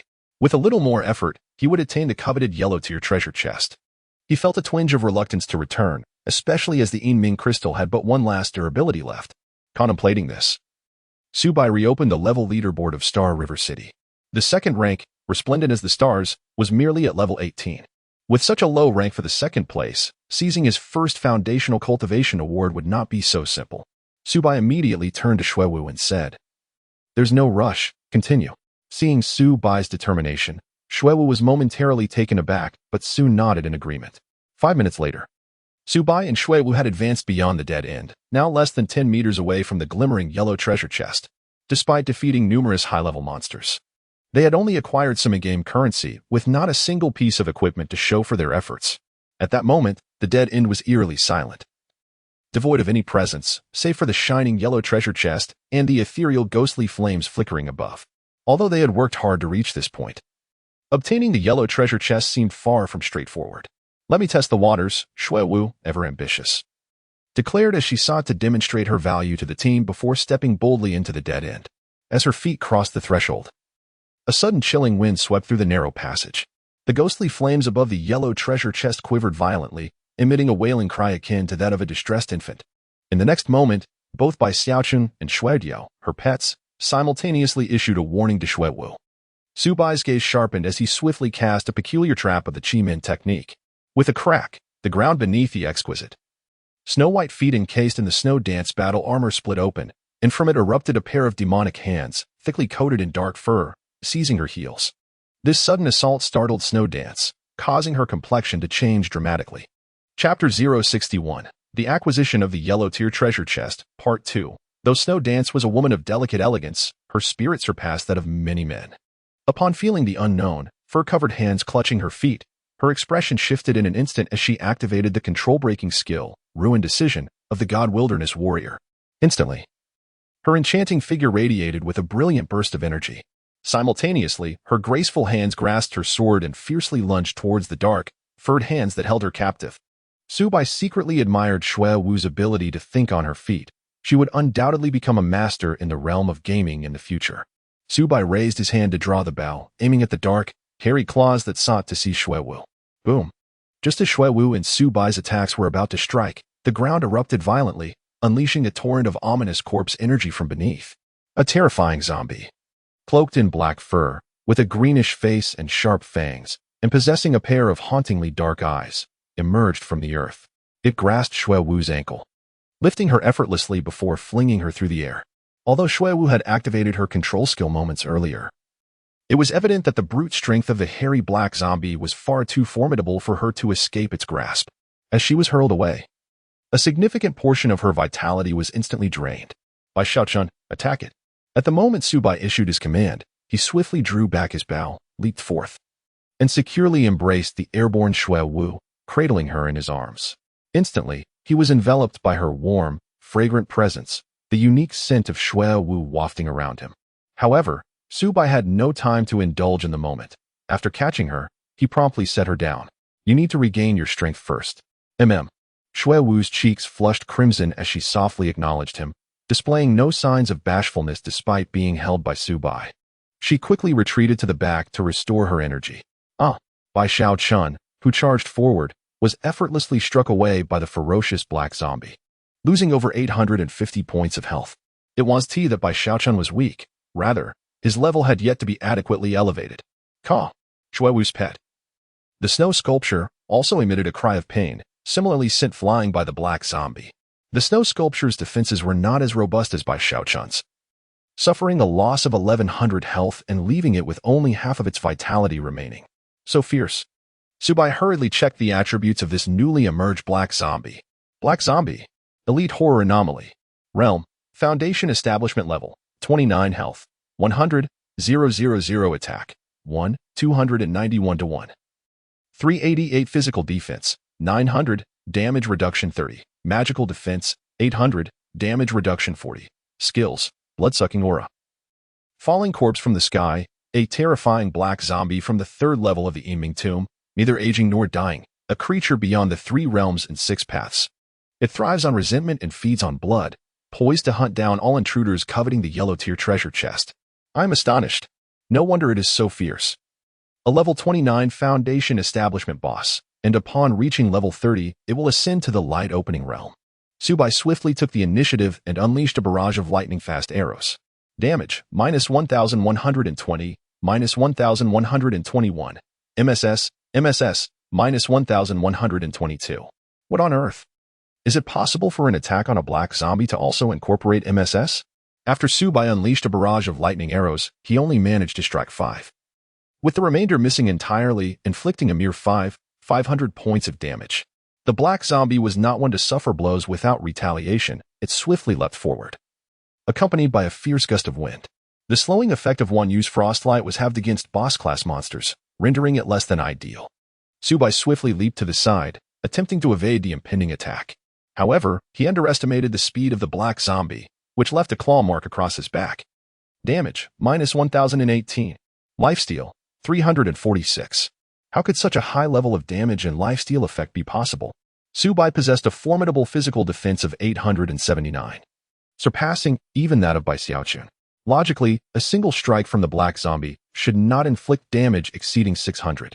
However, without time to ponder further, Subai unleashed a close-range cloud-piercing arrow and swiftly retreated. The arrow dealt over 2,000 damage to the black zombie, simultaneously restoring 400 points of his own vitality. Just as the black zombie prepared to pursue him, his loyal pet, Bai Xiaochun, leaped forward, colliding with the black zombie. Unfortunately, the pet lacked the necessary strength and was sent flying instead, failing to breach the zombie's defenses. This black zombie boasted a staggering 900 points of physical defense, augmented by a 30 damage reduction, rendering it extraordinarily resilient. With a powerful kick, the black zombie struck by Xiaochun, inflicting a damage of -900 and restoring 300 health to itself, thanks to its vampiric aura, which siphoned health at a rate of at least 30. Suddenly, the snow-dancing white sculpture unleashed its skill, transforming into a formidable ice sword, radiating an aura of chilling cold as it struck the black zombie's forehead. Yet, with a sharp crack, the ice sword shattered into countless fragments, scattering icy debris across the ground. This attack inflicted a mere -200 damage upon the black zombie, a negligible amount. Conversely, the ice sculpture was once again sent flying by the black zombie, left in a critically weakened state while the zombie regained 367 health. Quickly, recall your pet. Subai loudly alerted Shui Wu as the charged cloud-piercing arrow surged forth, slicing through the wind and hurtling towards the black zombie. Shui Wu had discerned that the black zombie possessed formidable life-draining abilities. Adding another target for it to attack would merely transform it into a reservoir of vitality for the creature. In haste, she swiftly withdrew the critically injured snow sculpture into her pet space. With a furious howl, the black zombie emitted its first enraged screech. Propelled backward by Subai's cloud-piercing arrow, crashing against the wall of the dead end, it suffered a loss of blood amounting to -2,100. Subai possesses a vampiric ability of 20, and with this arrow skill, he reclaimed 450 points of vitality. Simultaneously, he deftly unleashed a basic attack. The black zombie descended in a fit of rage, leaving deep imprints upon the ground, its nostrils exhaling a foul stench of decay. Every strand of its dark fur standing on end. In the next moment, the black zombie shattered the earth beneath its feet, moving with a swiftness akin to a flash of lightning, soaring into the air and lunging towards Subai with an unfathomable speed. This was evidently the black zombie's skill, the falling corpse from the sky. Bang! Subai suffered a devastating blow. Both he and the moonlight frost in his grasp were sent flying by the black zombie. Pain surged through his chest, as if his very bones were shattering. Just as he was about to crash to the ground, on the verge of incurring further injury, a figure of delicate grace and warmth leaped forth. She clasped Subai tightly, their bodies pressed together as they rolled away. It was Shui Wu, selflessly leaping to his aid, catching him in her embrace. Yet, her strength was evidently insufficient, and thus, after catching Subai, they tumbled together into the abyss. Upon being struck by one of the black zombie's skills, Subai's vitality plummeted to a mere 991. A glance at the black zombie's health bar revealed that it had instantly replenished, returning to a staggering 100,000 life points. This is utterly outrageous. Subai was pressing against Shui Wu, their faces mere inches apart. Shui Wu's delicate cheeks flushed crimson as her gaze swiftly averted to the side. Thank you. Subai expressed his gratitude, swiftly rising to his feet, and once more drew his bow to unleash his arrows, one after another. Ultimately, one arrow struck true while the other missed entirely. This was utterly exasperating. The probability of the soul severance had only risen to a mere 9, far too low. The black zombie, noting that Subai had withstood one of its skills without succumbing, let out a furious roar and prepared to pursue him again. Despite the dual slow effects of the moonlight frost and the Chiman trap technique, the black zombie's speed allowed it to rapidly close the distance on Subai. A level 29 boss truly defied all reason. At this moment, as the black zombie charged once more, Subai remained resolute, standing his ground to launch arrows.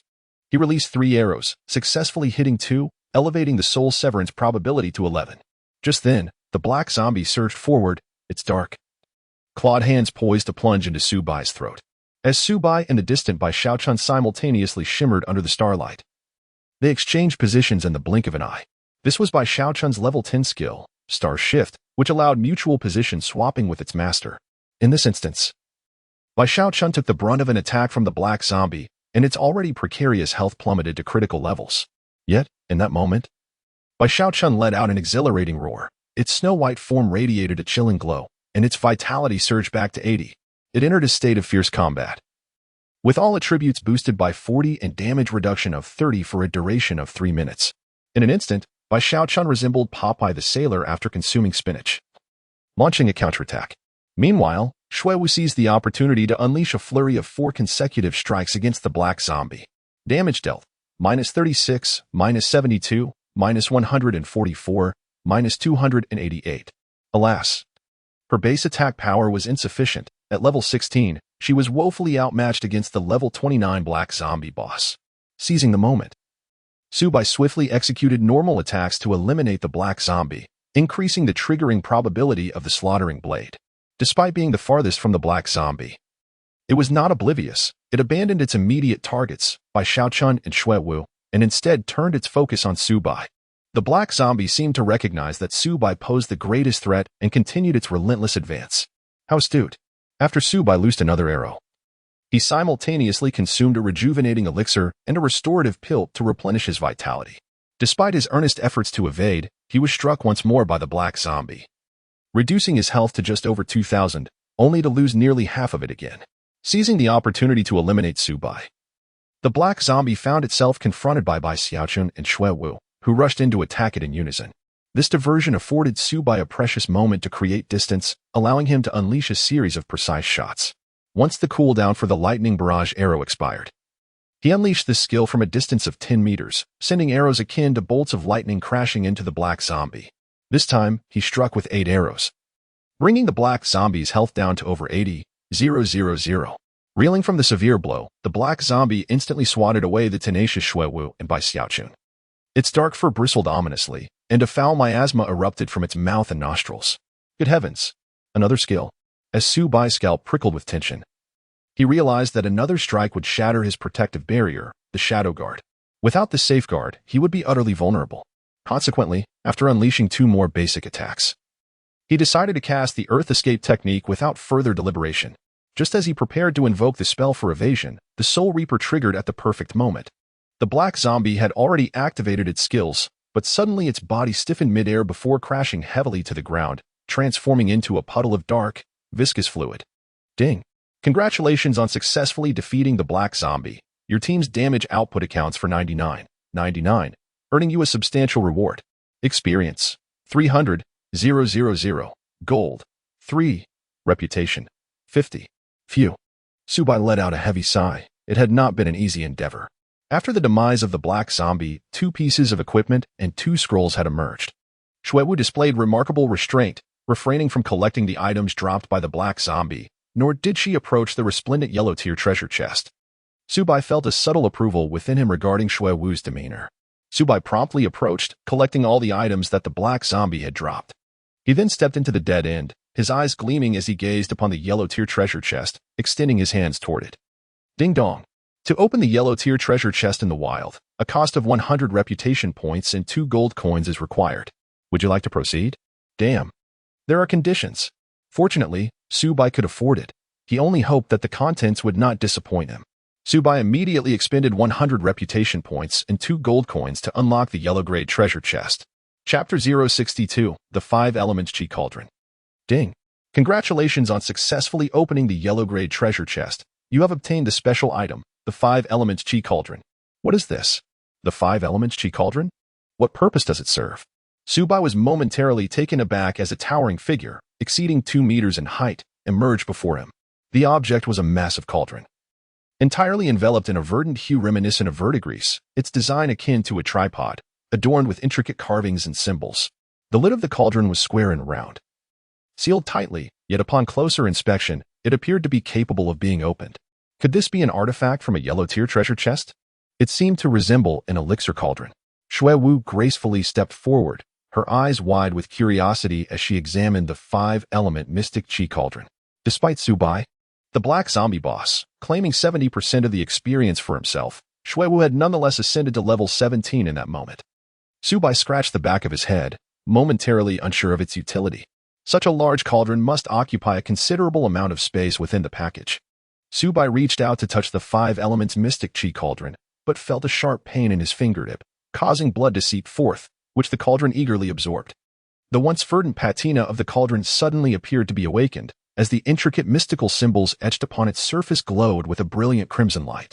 In no time, the entire cauldron was transformed, shedding its greenish corrosion and emerging as a resplendent red vessel, imbued with an air of mystery. Ding! You have successfully bound your blood to the 5 elements mystic chi cauldron. It cannot be dropped, traded, or damaged. As the first player in Star River City to acquire this extraordinary alchemical cauldron, you are awarded a special reward, the Xuanyu Pill Alchemy Technique. The 5 elements mystic chi cauldron. This is a treasure for alchemical refinement. Utilizing this cauldron for alchemy will yield an enhanced success rate and a unique enchanting effect. In Su Bai's hand, a tome of ancient design suddenly materialized. Inscribed with the words "The Art of Xian Elixirs." Alchemy? Su Bai's mind momentarily became a tad disordered, yet acquiring an additional skill could hardly be deemed detrimental. Thus, he promptly immersed himself in learning. Ding. Learning successful.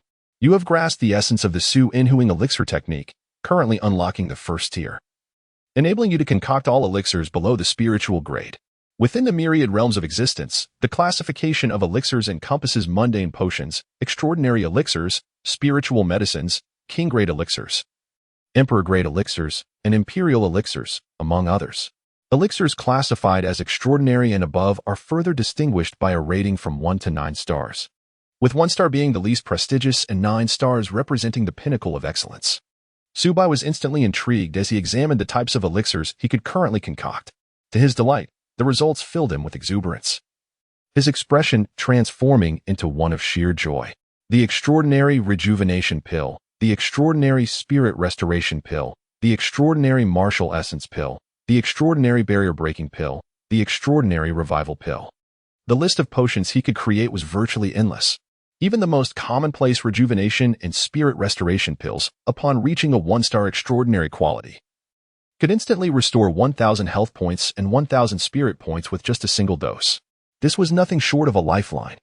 Considering Su Bai's current vitality of nearly 7,000 and spirit points amounting to 3,000, the regular rejuvenation and spirit restoration pills were utterly insufficient. In the future, as players advanced and their attributes soared, the potions sold by the system would undoubtedly become obsolete. Only the higher-tier elixirs would be sought after as life-saving commodities, or even strategic assets. What thrilled Su Bai the most was the realization that he could also craft potions that conferred powerful buffs, dispelled toxins, countered control effects, and even miraculous elixirs for resurrection. In an instant, he discerned the immense commercial potential and practical applications of these potions.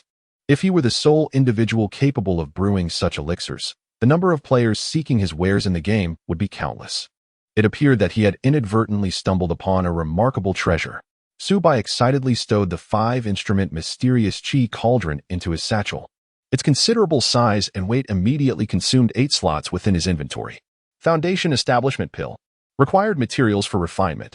1 monster core of no less than the Illumination Realm. A century-old sweet red, spiritual monster blood, a century-old snow ginseng, and a portion of low-grade spiritual energy. Su Bai has reached level 20, and he is merely 1 foundation establishment pill away from ascending to a new realm. Thus, he took a moment to examine the ingredients required for crafting the foundation establishment pill. Upon inspection, he realized that he currently possesses only a single Crimson Roar demon pill that meets the criteria, while the other materials remain elusive. He decided to set aside the matter of alchemy for the time being. Su Bai once again examined the loot dropped by the Black Zombie boss. 2 pieces of equipment, glazed battle boots, quality, extraordinary, and frosty mage hat, quality, extraordinary. Su Bai's eyes sparkled with excitement. Fortune smiled upon him. 2 extraordinary pieces of equipment had dropped, which could fetch no less than 2 million if sold. The glazed battle boots were perfect for Xue Wu, who was currently clad in mere ordinary footwear. As they were teammates, Su Bai decided to set aside any reservations and promptly traded the glazed battle boots to Xue Wu. Xue Wu, with her generous and unpretentious demeanor, happily accepted the gift and immediately donned them, beaming as she expressed her gratitude. "Thank you. I may not be of much help, so if any more equipment drops, I shall forego claiming my share. It shall all belong to you." In response, Su Bai shook his head. "Since we are a team, anything that drops which you can utilize shall naturally be shared with you. There is no need for you to feel burdened." Although Xue Wu's contribution to the team was not as significant as Su Bai's, she was far from being a mere burden. Her consistently graceful behavior endeared her to Su Bai, who appreciated having such a companion. In matters of camaraderie, if one were to hoard all the good fortune for oneself, it would hardly foster friendships.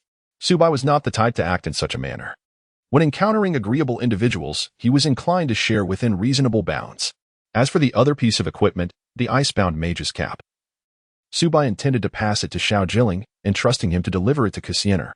Additionally, the Black Zombie had dropped 2 items, both remnants of the Phantom Ghost Flame, which were essential for Su Bai's quest. He pondered how many remnants he would need to collect to fulfill the task's requirements. "Let us proceed and continue leveling up," he urged. Su Bai and Xue Wu were engaged in their gaming session. Shuewu smiled and nodded. The two continued their quest. Chapter 063, The Unruly Taoist, Ding. You have reached the experience points cap. You cannot continue to level up until you break through your cultivation realm. Please elevate your cultivation to the foundation establishment stage as soon as possible. It was a little past 4 in the morning. After an entire night of teaming up with Shuewu, Subai had amassed enough experience points to level up to 21. However, due to his stagnation in cultivation, he was unable to progress further. Clearly, it was time to return and undertake the task to break through his cultivation. Hiki. Leveling up with you is truly exhilarating. I'm already at level 19. Despite the long night, Shuewu remained vibrant and spirited. Over the course of the night, she had ascended from level 16 to level 19, a meteoric rise that filled her with delight. Oh dear, it's already past 4. I have to get ready for work soon, she said, addressing Subai with a smile. Thank you for helping me level up tonight. I need to log off now. Otherwise, I won't be able to manage my job during the day. It was amusing how, despite needing to work during the day, Shuewu had spent the night gaming. She truly was a fervent gaming enthusiast. Wait a moment, I just obtained 2 pieces of Divine Wasteland Warrior equipment. Su Baichao proposed a trade, yet Shuewu shook her head in refusal. Instead, she smiled brightly, gazing intently at Su Bai. Throughout the entire process, my contribution barely reached 2%. I was nothing more than a mere bystander, a complete slacker in the team. You still wish to allocate equipment to me? Are you not treating me as a mere ornament? I have no desire for that. Unless, Subai retorted, unless what? Unless you wish to pursue me. In which case, I shall gladly accept the equipment you offer. Shuewu, ever the provocateur, interjected with this unexpected remark. Her enchanting eyes sparkled with mischief as she playfully observed the shifting expressions on Su Bai's face. Given her uncle, Feng Qi and Fei Yang, it was evident that she must be a stunning heiress in reality, hailing from a distinguished lineage. Such a combination of beauty and noble background would undoubtedly attract suitors in droves. After merely spending an evening leveling up together, it was implausible that someone would take a liking to him. Su Bai found it utterly unbelievable. You are overthinking it. I harbor no such intentions. In that case, I shall not bestow this equipment upon you to avoid any misunderstandings. Su Bai decisively retrieved his equipment. He truly lacks the ability to amuse a girl. In reality, you must be quite the straightforward man. With such demeanor, how will you ever find a girlfriend? Nevertheless, it's all right. We have become friends, after all. I am acquainted with countless beautiful and wonderful girls, and I shall assist you in finding a girlfriend in the future. With that, Shuewu shared a few light-hearted jokes before gracefully logging off. Introducing a girlfriend to oneself? Su Bai shook his head in silence. The remnants of the phantom fire had been collected in 17 copies, yet it remained uncertain how many more were required. Despite having spent an entire night grinding, he had yet to reach the culmination of the 3rd level of the Yinming tomb. As Su Bai was preparing to embark on further adventures with Bai Xiaochuan, who had recently reached level 18, a notification from a friend suddenly appeared. Who could be reaching out at this hour? Upon closer inspection, he discovered it was from Xia Yumaxi. Do you possess a demon core of the Enlightenment realm? If so, would you consider selling it to me? Name your price. Reading this message, Su Bai's brow furrowed in concern. The Enlightenment realm demon core was a crucial ingredient in the crafting of foundational elixirs. Is someone from Shui Munyanhua about to reach level 20? Realizing this, Su Bai hastily opened the leaderboard for Xinghe City. First place, the youth of fine garments and gallant steeds. Level 20, second place, brilliant as the starry river. Level 19, third place, moonless night in the whispering woods. Level 18. Noticing that the second place contender, brilliant as the starry river, was already at level 19, it was likely she would soon ascend to level 20. And she was presumably affiliated with Shui Munyanhua. Su Bai instantly formed a judgment. As for why Xia Yumaxi sought him out to purchase the Enlightenment Realm Demon Dan, it was quite understandable. The first kill of the Enlightenment Realm boss, the Red Roar, was accomplished by none other than himself. I possess it, yet I shall not part with it, for it is for my own use. Su Bai replied directly. Xia Yumaxi suddenly became a bit anxious. In my youth, I offered 20 million, plus the favor that Shui Munyanhua owes you. Would that be acceptable? I have already stated that I need it for myself. Su Bai closed the dialogue and promptly chose to return to the city. The reward for being the first in Xinghe City to reach the foundation establishment stage must not be allowed to be snatched away by others. Upon returning to Xinghe City, Su Bai immediately used a brand to teleport back to the Xianyu Palace of his cultivation sect. Within the palace, even at this late hour, numerous Xianyu players were present. Many were engaged in minor tasks, while some meditated beneath the purple gold 8 trigrams, gaining experience in the process. To expedite his journey, Subai summoned Lei Yin and mounted, eliciting a chorus of gasps as he soared directly towards the statue of the great archer, Di. Goodness! That is the legendary youth of the great deity, resplendent and gallant. My word! The great deity, in his youthful splendor, has already achieved such remarkable prowess, tirelessly leveling up through the night. Truly, those who excel beyond us are often even more diligent, leaving us in a state of awe and self-reflection. The deity's steed is undeniably magnificent, especially soaring through the skies. How I yearn to possess one just like it. Focus on your meditation. The dawn has yet to break. And you, foolish one, have already begun to daydream? Upon returning to the Xianyu Palace, Subai was met with a cacophony of excitement. Shortly thereafter, he rode Lei Yin for a second time to stand before the magnificent and imposing statue of Di. Suddenly, Lei Yin emitted a terrified howl. As if overwhelmed by the statue's formidable presence, and promptly descended to the ground, trembling in fear. Observing its state, Subai decided to withdraw it into his steed's space. It was only natural for Lei Yin to be intimidated, considering that the ancient Dai was capable of slaying even the golden crows. Ah, you cheeky rascal. You've grown quite rapidly, haven't you? Level 20 already. A mocking voice suddenly chimed in. Beneath the Dai statue appeared an elderly figure clad in Taoist robes, whose demeanor resembled that of a charlatan, grinning mischievously. Damn it, it's you conniving old Taoist. Subai immediately recognized that this NC old priest was the very one who had swindled him out of 2 gold coins upon his arrival in Star River City. Later, while browsing a forum, Subai discovered through others' experiences that learning talisman crafting merely required a single silver coin. Purchasing basic talisman materials also cost around 1 silver coin. It dawned on him that the shameless old priest had charged him a price 100 times higher than that of others. The mere thought of it left him gnashing his teeth in indignation. To be deceived in a game by NC was truly a unique misfortune for Subai. Observing Subai roll up his sleeves with the intention of confronting him, the old priest merely chuckled derisively. Calm down, young one. Do not act recklessly. I am an elder of the Xianyu Palace. To show me disrespect would be an affront to authority. The old priest gestured towards a line of information that had illuminated above his head. Unruly old priest. One of the elders of Xianyu Palace. Goodness. This insufferable priest is indeed an elder? How audacious to choose such a name. Indeed, it was quite brazen. What sort of decent person would deceive a player and abscond with 2 gold coins? Filled with indignation, Subai thought to himself, do not misconstrue my intent. My surname is not to be trifled with, and my given name is indeed serious. As if he could read Subai's thoughts, the irreverent Taoist suddenly continued. In your youth, clad in fine attire and riding spirited steeds, you have already met the criteria for ascending to the next realm. Will you accept the challenges set forth by your sect? Ding dong. The irreverent elder of the sect is presenting you with a challenge. Will you accept? Damn it. The challenge from the sect is being issued by this unscrupulous old Taoist. Surely, he does not intend to swindle me again? Subai hesitated momentarily, glancing around to ascertain whether any other elders from different sects were announcing tasks. However, it was futile.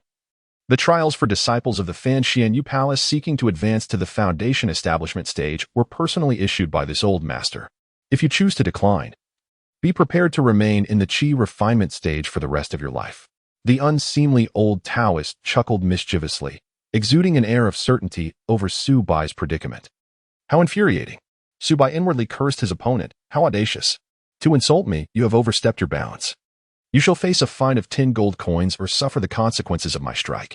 The irreverent old man glared fiercely, his beard bristling. Is it possible that you can discern my thoughts? Preposterous. You dare to insult me further? The penalty increases to 20 gold coins, or you shall endure 2 of my strikes.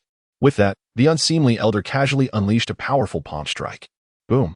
A thunderous force erupted from his hand, striking a centuries-old tree 100 meters away, obliterating it into mere ashes.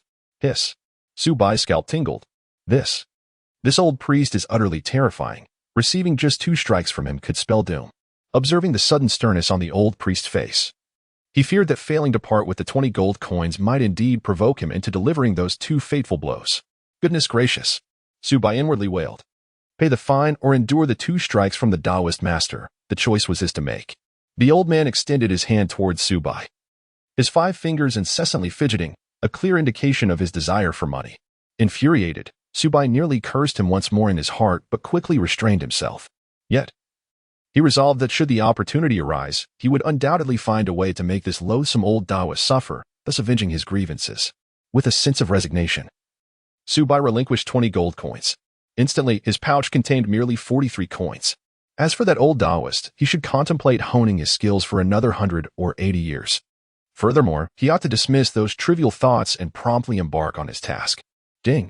You have been compelled to accept a sect mission.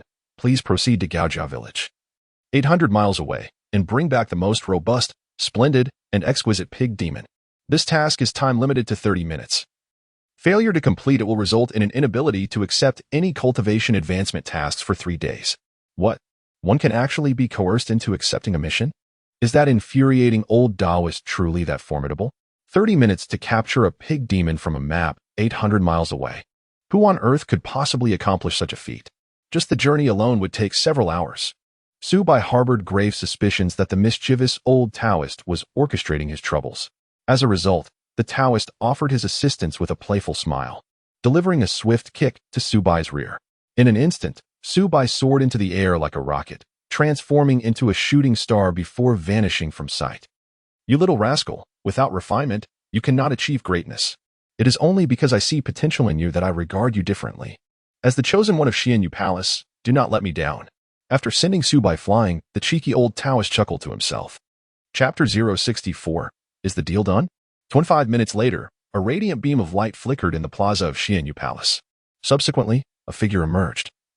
Looking utterly disheveled as if it had just tumbled into a pigsty, adorned with a shimmering mask, with all its might. The figure dragged a hefty hog weighing several hundred pounds. Accompanying this masked individual was a small zombie, its skin pale as snow, which was also assisting in the arduous task of hauling the enormous pig. Wow, everyone, look, someone has actually brought a pig. Laughter erupted among the onlookers. Haha, this is hilarious. Where did you manage to get that pig? And you even brought it into Xianyu Palace? Need a hand, my friend? The laughter, however, was short-lived, quickly fading into astonishment. Wait, is that the renowned young master of Xianyu? A voice exclaimed. Divine One, such menial work as carrying a pig is beneath you. Allow me, Zhang Shanzilong, to assist you. The Divine One, indeed, was exceptional. Even in the triviality of dragging a pig, he maintained an air of elegance. Divine One. My younger sister is 18, a blossoming flower from the Art Academy. She is versatile and charming. Would you care to meet offline? Upon realizing that the peculiar figure dragging the pig was none other than the illustrious young master of Xianyu, no one dared to mock him any longer.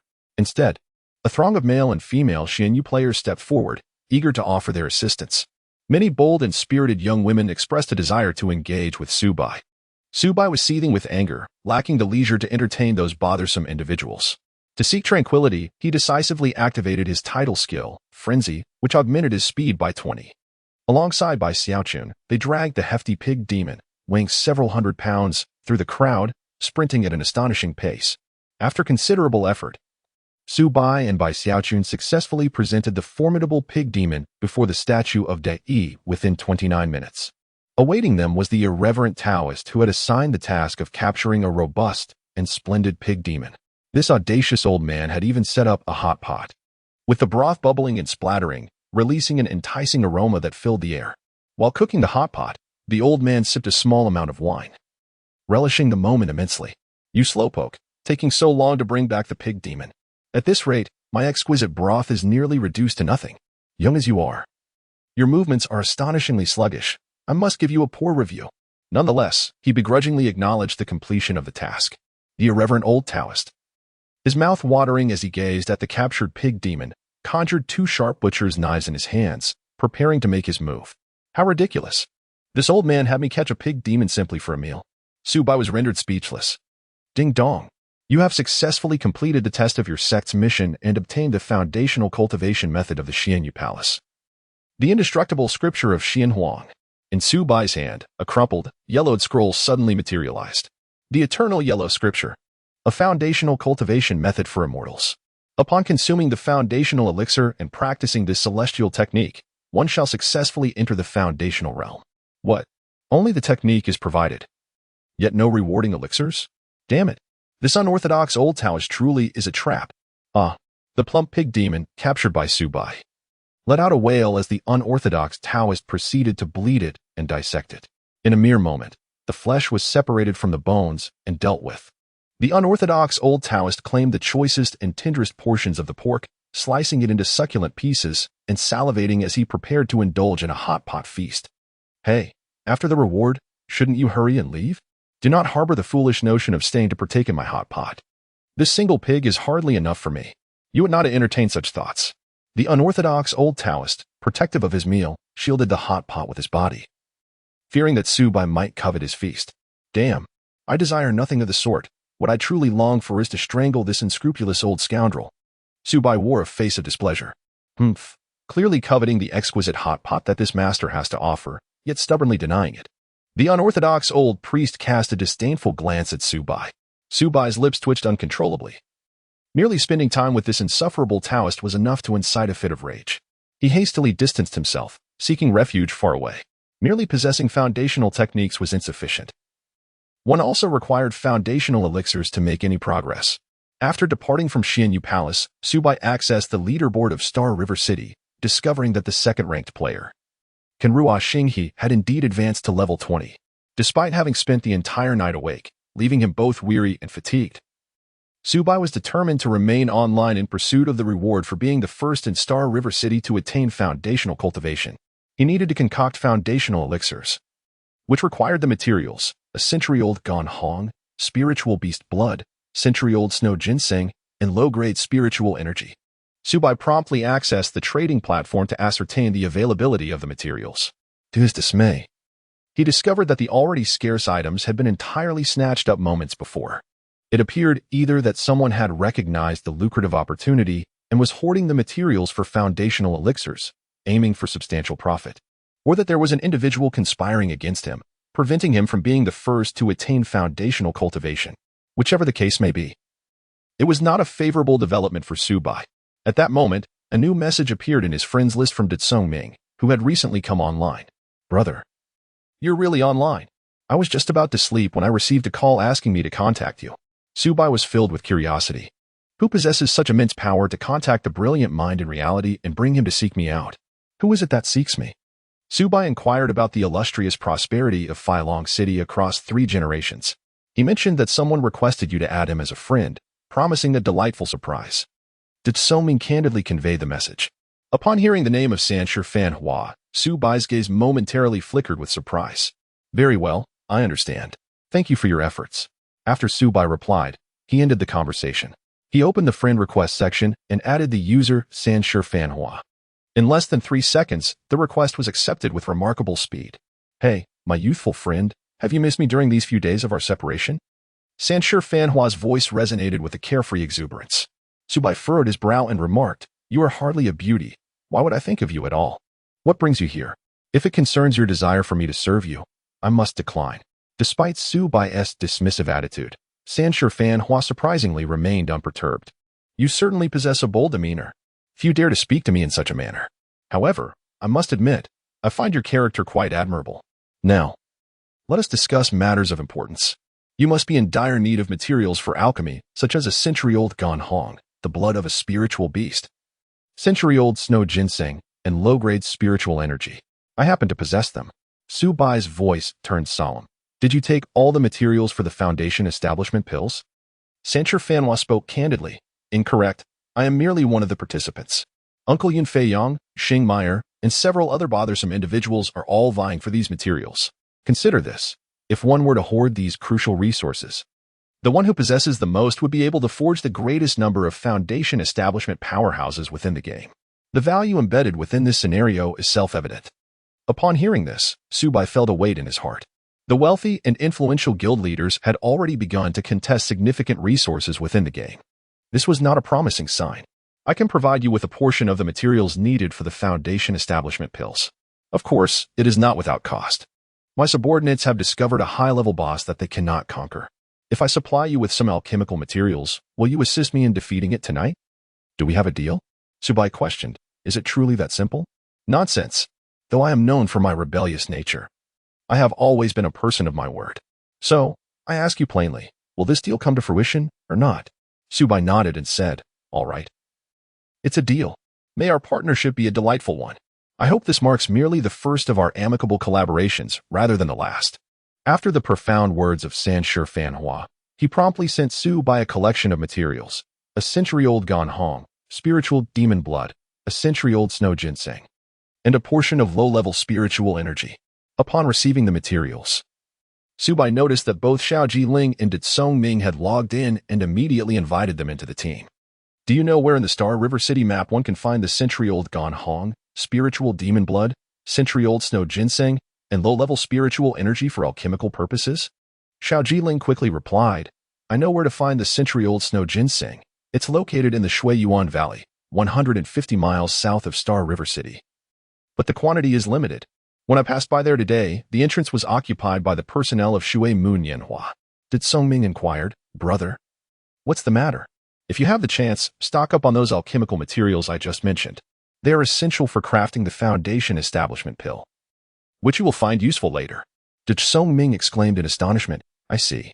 No wonder when I collected a portion of level 1 spiritual energy, someone offered 50,000 coins to buy it. I regret selling it now. The known location for collecting spiritual energy, Yunling Mine, is reportedly occupied by Healy Huating. In response, Su Bai smirked and said, Do not fret. I shall eliminate the members of Healy Huating this afternoon. You two should find players with higher gathering skills, and I will lead the team to escort you in collecting the materials for the Foundation Establishment Pill. Hearing this, Xiao Jiling and Tsong Ming expressed their excitement. Sounds great. After concluding the conversation with them, Su Bai made his way to the Alchemy Pavilion in Star River City, where he spent 50 silver coins to open a top-tier alchemy room.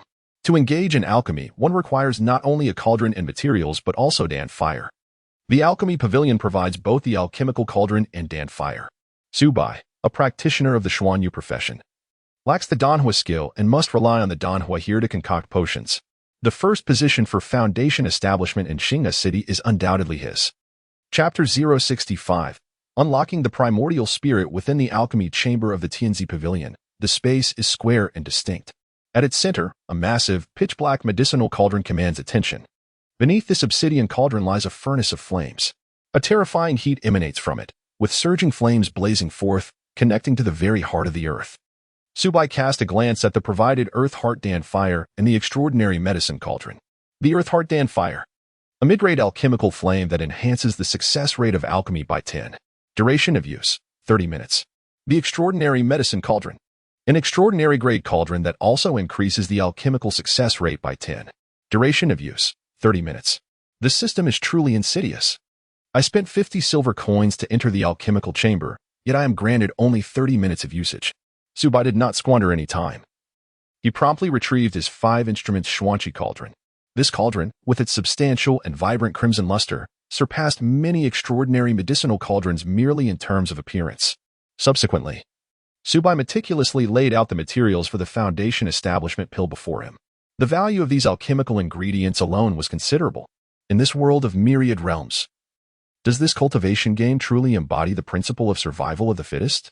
The materials for a mere 20th level Foundation Establishment Pill are already so rare. For ordinary individuals lacking strength and resources, ascending to the Foundation Establishment realm seems an arduous endeavor, let alone progressing to the subsequent stages of enlightenment, integration, heart movement, and the Golden Core realm, among others.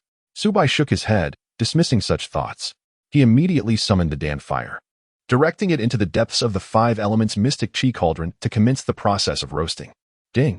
You have successfully activated the 5 elements mystic chi cauldron. This is a precious alchemical cauldron, increasing the success rate of pill refinement by 30 and the probability of endowing spiritual attributes by 50.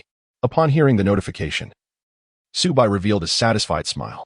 The 5 elements mystic chi cauldron indeed surpassed the extraordinary ghostly medicine cauldron provided by the system by several tiers. Su Bai promptly employed the Xianwang alchemy technique, casting all the materials, including the Crimson Roar Demon Dan, into the 5 elements chi cauldron. Ding! You have comprehended the Xianwang alchemy technique, increasing your success rate in alchemical refinement by 30 and enhancing the spirit endowment probability by 40. Ding! Special notice.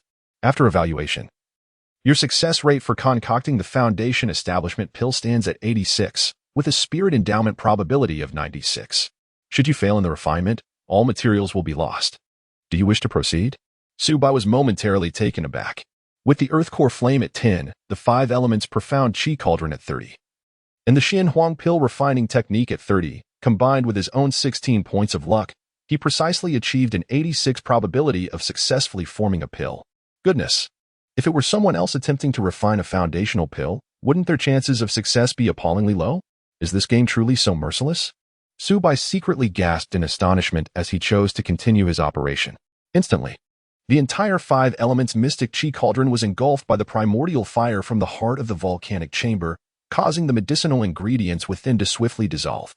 A tantalizing aroma, exhilarating to the senses, wafted through the air, while the intricate symbols adorning the exterior of the cauldron shimmered brilliantly.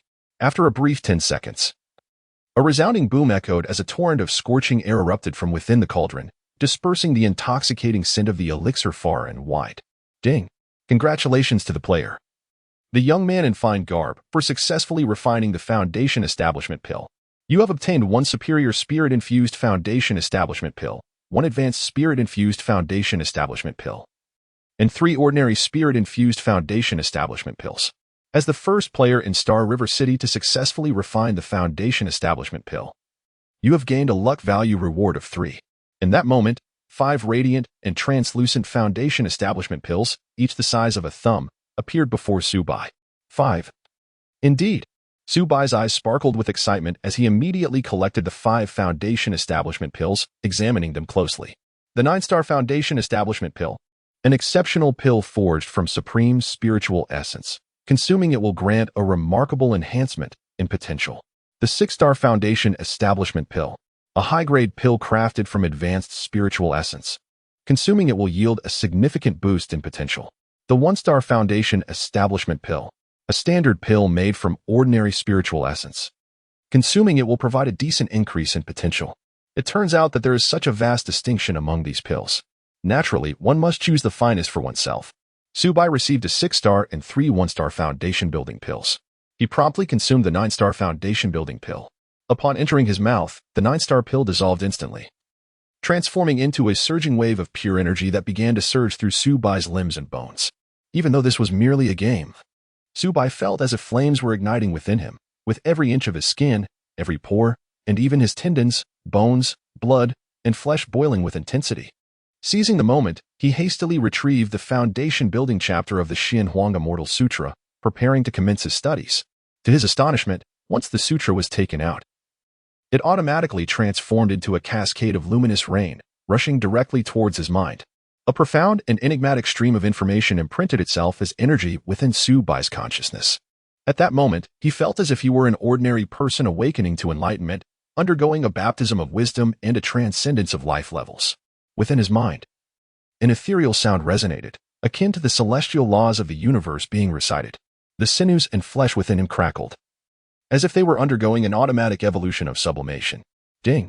You have successfully entered the Foundation Establishment realm, automatically unlocking the level cap seal, enhancing attack, defense, life attributes, and increasing hidden potential by 100. You have successfully unlocked the primordial spirit function.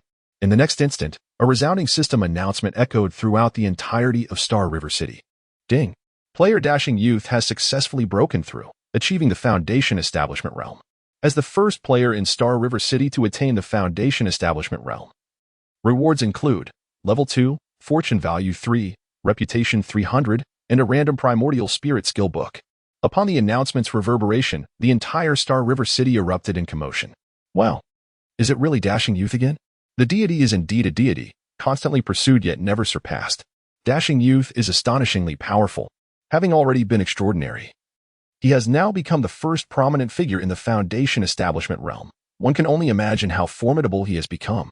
Dashing Youth, do you need any underlings? Dashing Youth, do you like a girlfriend? If not, would you mind having one more?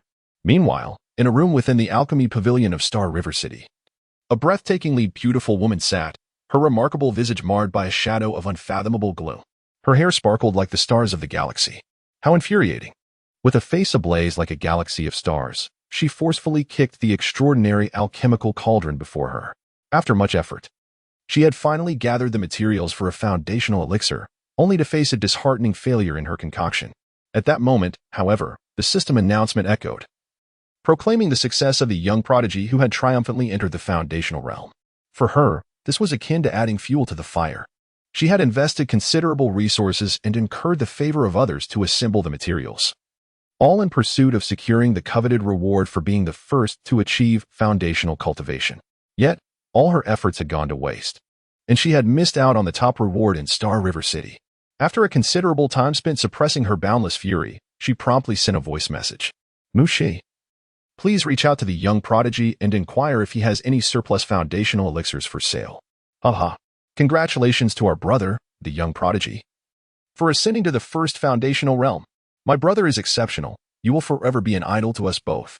Immediately, 2 congratulatory voices rang out on the paid channel of Star River City, belonging to the clever brothers, Big Smart and Little Cunning. Perhaps spurred by these two, other esteemed citizens of Star River City, including guild leaders, began to voice their congratulations to Su Bai on the paid channel. Even Xiaoyu from Shui Munyanhua, along with Dong Ji Su Ri and Xiao Luo Umo, extended their best wishes. Even the third ranked of the 10 extremes on the Star River City leaderboard, the enigmatic Moonlit Forest, sent their congratulations. In an instant, the name of the young prodigy became the focal point of Star River City.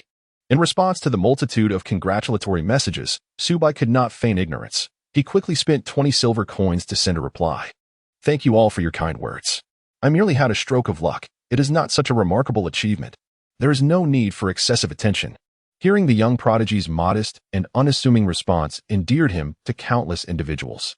Upon completing this message, Su Bai immediately examined the transformations he experienced after attaining the foundation establishment stage.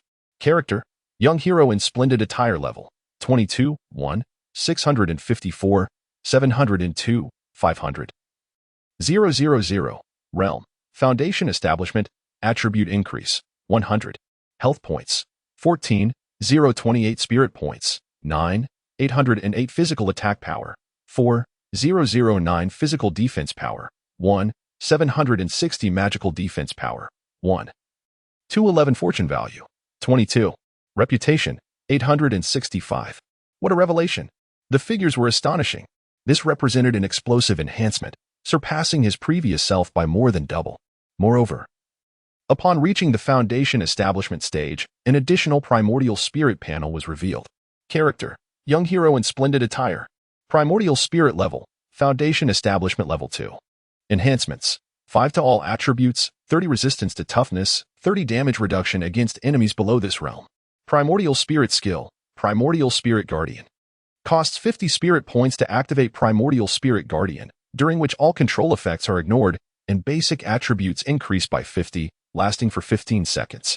Cooldown, 30 minutes. Incredible!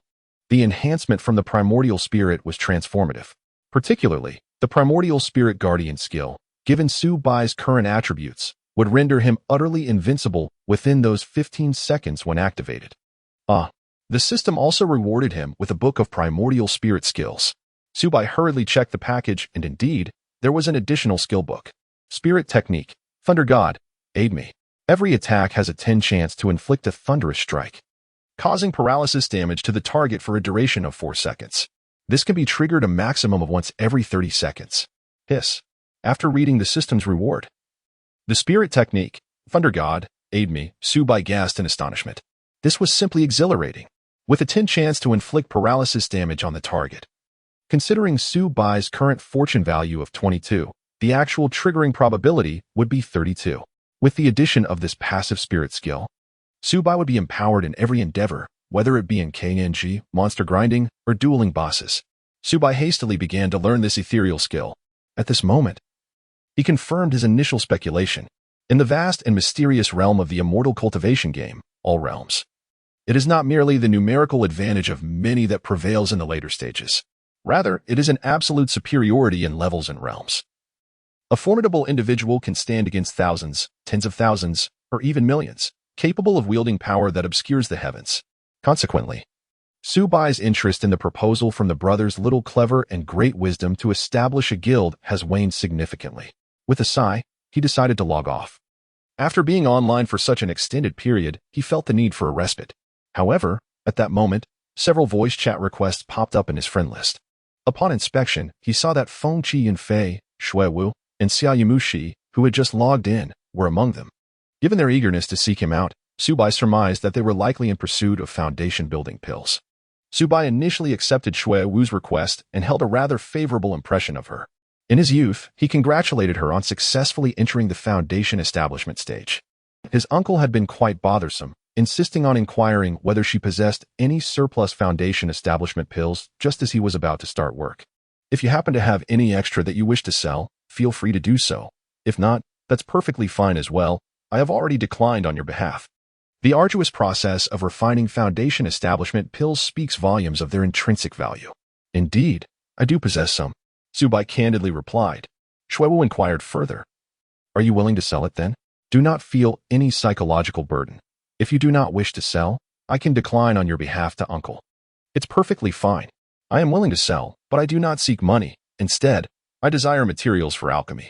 After speaking, Subai sent Shui with a list of necessary materials for concocting the extraordinary revival pill and the extraordinary spirit pill.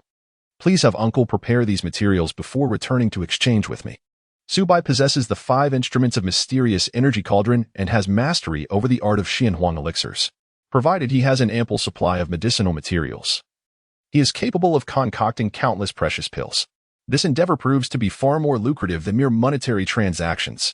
Moreover, Subai has gradually become aware of the looming crisis.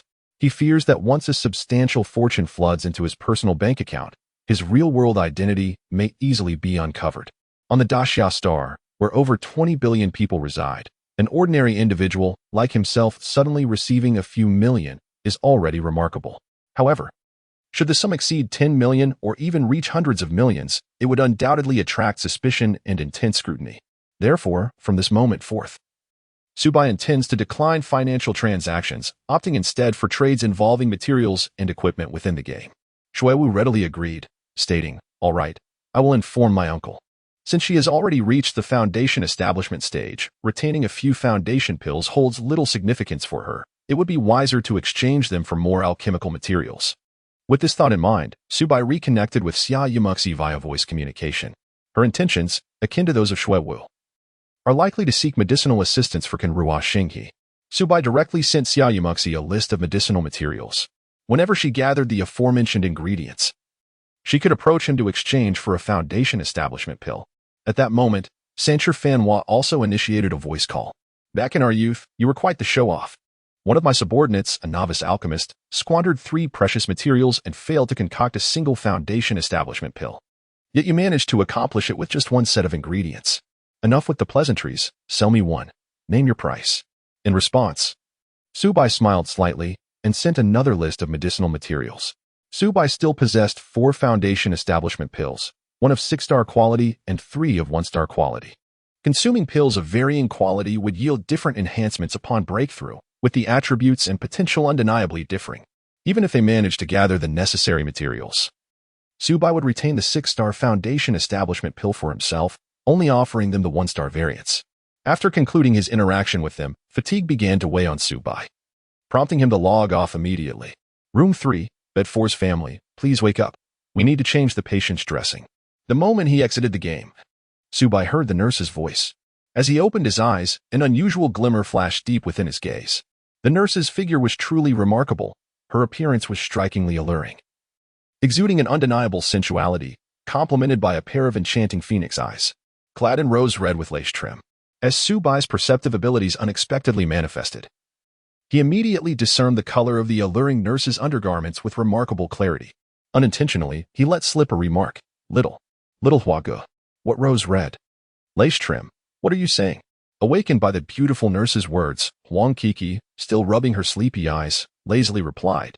Upon hearing her response, Subai was jolted, a cold sweat breaking out on his brow. Meanwhile, the nurse, who was preparing to change Subai's dressing, felt her cheeks flush crimson, anxiously checking to ensure her attire was secure and that nothing was amiss. Chapter 067, Safeguarding this precious bond to him. Nonsense. You must have misheard. Subai quickly averted his gaze, clearing his throat awkwardly. The beautiful nurse, upon confirming that she had not exposed herself, felt the blush on her face diminish somewhat. However, as she changed Subai's dressing, her technique was noticeably firmer than usual, causing him to wince in pain. Goodness, she must be retaliating. At this rate, I might as well see through your undergarments. Subai secretly entertained shameless thoughts. However, upon seeing the innocent Huang Kiki by his side, he refrained from acting on them. He regarded Huang Kiki as a sister, and if he were to activate his ability to see through, even she would be laid bare before his eyes, which would fill him with guilt. After the beautiful nurse finished changing the dressings, she shot a playful glare at Su Bai and then sauntered away, her figure captivating. Huang Kiki pulled out her phone and exclaimed, "Oh, it's nearly 7:30. Why hasn't my dad arrived yet today?" She shook her little head, then turned to Su Bai with excitement and said, "Brother Xiaohua, do you believe that in the myriad realms of the game, there are foolish tycoons with more money than they know what to do with?" Su Bai, filled with curiosity, inquired, "What's the matter? You wouldn't believe it if I told you. Last night, while we were engaging in a dungeon raid, we encountered an immensely wealthy individual from Star River City, known as Little Clever. It seems he had taken quite a liking to my classmate, the sweet-eyed Tian Tian, and in his quest to obtain her contact information, he lavishly spent his fortune. Those of us who teamed up with Tian Tian reaped considerable benefits from his generosity. Hee. I now possess a weapon and have acquired 2 remarkable skills, making me exceptionally powerful. One day, when my gold is sufficient, I shall journey to Star River City to find you, to indulge in extravagance and elevate our experiences." Su Bai couldn't help but chuckle. This clever fellow, in order to fulfill his request, must have incurred quite a bit of expense. When he goes online, I shall repay him. Su Bai will not allow his friends to suffer in the game. Very well, I shall await your arrival to help me soar. Su Bai responded with a smile. "Oh, dear Xiaohua, you have yet to add me as your friend. Haven't you? Have you forgotten?" Upon recalling something, Huang Kiki immediately adopted a pout, expressing her discontent. Su Bai managed a wry smile. "It seems to be true. Do not rush. I shall certainly add you this time. Your name is Cassiano, is it not? Look, I even remember your D."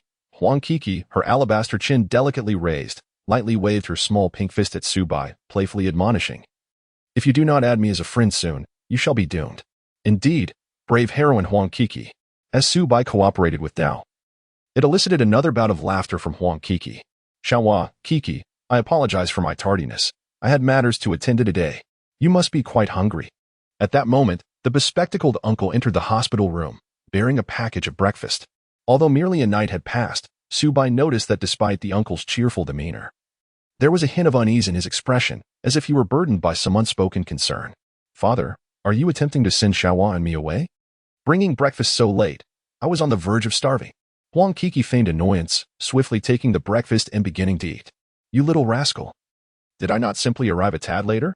Must you exaggerate so?" The bespectacled uncle shot a glance at his daughter before turning to Su Bai with genuine concern. "Xiaohua, has your injury improved at all? Does it still cause you pain?" The bespectacled uncle smiled at Su Bai, saying, "Much better now. That's good to hear. Come, let me feed you some plain congee. You can only consume light food for now." Just as the uncle finished speaking, his phone rang. Upon glancing at it, a slight furrow appeared in his brow beneath his glasses. He then turned to Su Bai with a smile, saying, "I must take this call." With that, he picked up the phone and walked outside. It seemed the uncle was faced with some troubling matter. Their family had shown him such kindness, and if possible, Su Bai wished to offer his assistance. Thus, he immediately focused on the warm energy flowing in his lower abdomen. To his astonishment, he discovered that within just one night's time, the warmth in his abdomen had more than doubled compared to the previous day. What could be the reason for such a sudden increase? Had his character in the game truly achieved a breakthrough to the Foundation establishment stage? Su Bai speculated quietly. As the warm currents within his dantian surged to unprecedented levels, he was astonished to discover that he no longer needed to channel this warmth into his ears. With a mere thought, he became acutely aware of the movements of the bespectacled uncle outside the ward, every action laid bare before his perception. Even as the uncle's expression soured and he spoke in hushed tones into his phone, each word resonated in Su Bai's mind as if amplified multiple times. "I warn you. Cease these harassing calls. You cannot intimidate me, Huang Qing. I reiterate, you will not succeed in demolishing my ancestral home at a rate below 5 times the standard." The raspy voice on the other end, akin to that of a horse duck, responded, "Intimidate you? Huh, Huang Qing. This is the last time I reach out to you. You must sign the demolition contract by noon today, or you will find yourself in tears with nowhere to turn. By the way, a word of caution. Your disabled wife seems to have had an unfortunate fall in the yard after you left. Oh dear, blood everywhere. No matter how hard she struggles, she can't get up." The bespectacled uncle's expression shifted dramatically, fury igniting within him as he exclaimed, "You scoundrels. If you dare harm my family, I will report you." The voice on the line, however, responded with a mocking chuckle. Report me? Oh, how terrifying. Please. Do so at once. And just a friendly reminder, I've heard you have a beautiful daughter in her second year of high school. In these times, there are so many predators and perverts. You should take good care of her, should anything happen. Well, remember, noon is the deadline for that contract. Be punctual. With that, the call ended. Soon after, the bespectacled uncle re-entered the room, his face adorned with a forced smile, though his eyes betrayed a tempest within. Kiki. Father has urgent matters to attend to. I will request a day off for you from your homeroom teacher. You must stay here and take care of Xiaohua today. Without going anywhere. Huang Kiki, bewildered, protested. A day off? Why? But before she could finish, her father nodded slightly at Subai and hastily departed. Dad, I still need to rehearse for the cultural evening. I can't take a day off. Huang Kiki chased after him, but he left without looking back. On the hospital bed, a fleeting chill flickered across Subai's usually calm and bright gaze. Throughout his life, he had always been alone, never having experienced the warmth and kindness that the bespectacled uncle's family had shown him. This precious bond, hard-won and rare, I shall never allow anyone to extinguish. Absolutely not. Chapter 068. The Malevolent Panther. What on earth is my father thinking? He insists that I take a day off. This upcoming cultural gala is of utmost importance. And I'm the team leader. If I miss the rehearsal, the others won't be able to practice at all. Huang Kiki pouted, expressing her frustration. No, I cannot take a leave of absence. With that, Huang Kiki immediately pulled out her phone to call her father. After 3 unsuccessful attempts, she huffed in annoyance. Stupid dad. Why won't you answer my calls? At that moment, Subai interjected, Kiki, why not heed your father's advice and take a day to rest? Just think of it as spending time with me. I'm still recovering and in need of care. Upon hearing Subai's words, Huang Kiki reluctantly abandoned her attempts to call, letting out a sigh. It seems I have no choice. Brother Xiaohua, let me feed you some porridge first. Subai nodded. Thank you for your trouble. During their meal, he subtly inquired, Cuckoo, I noticed the character for demolition painted outside your yard the other day. Is your house facing demolition?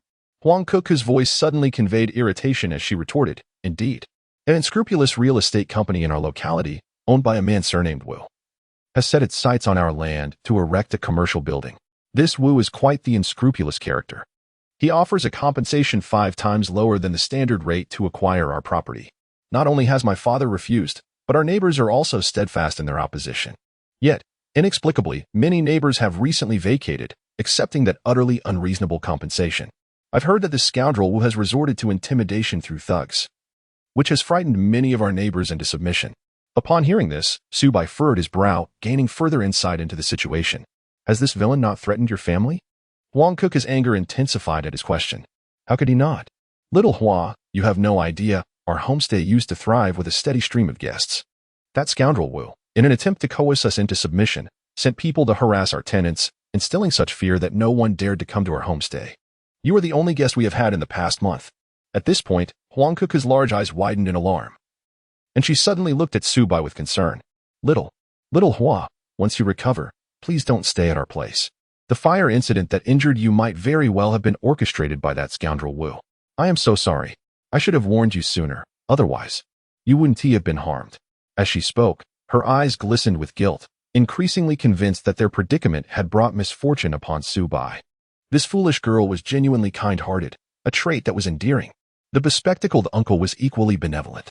It was no wonder that when Subai transferred him 200,000 yuan, he adamantly refused to accept it, finally relenting to take only 50,000. He even mentioned that once Subai recovered and was discharged, he would assist him in finding a better place to live. Clearly, the uncle suspected that Subai's hospitalization due to the fire was a result of Wu's malice, and he expressed such sentiments to avoid further entangling Subai in their troubles.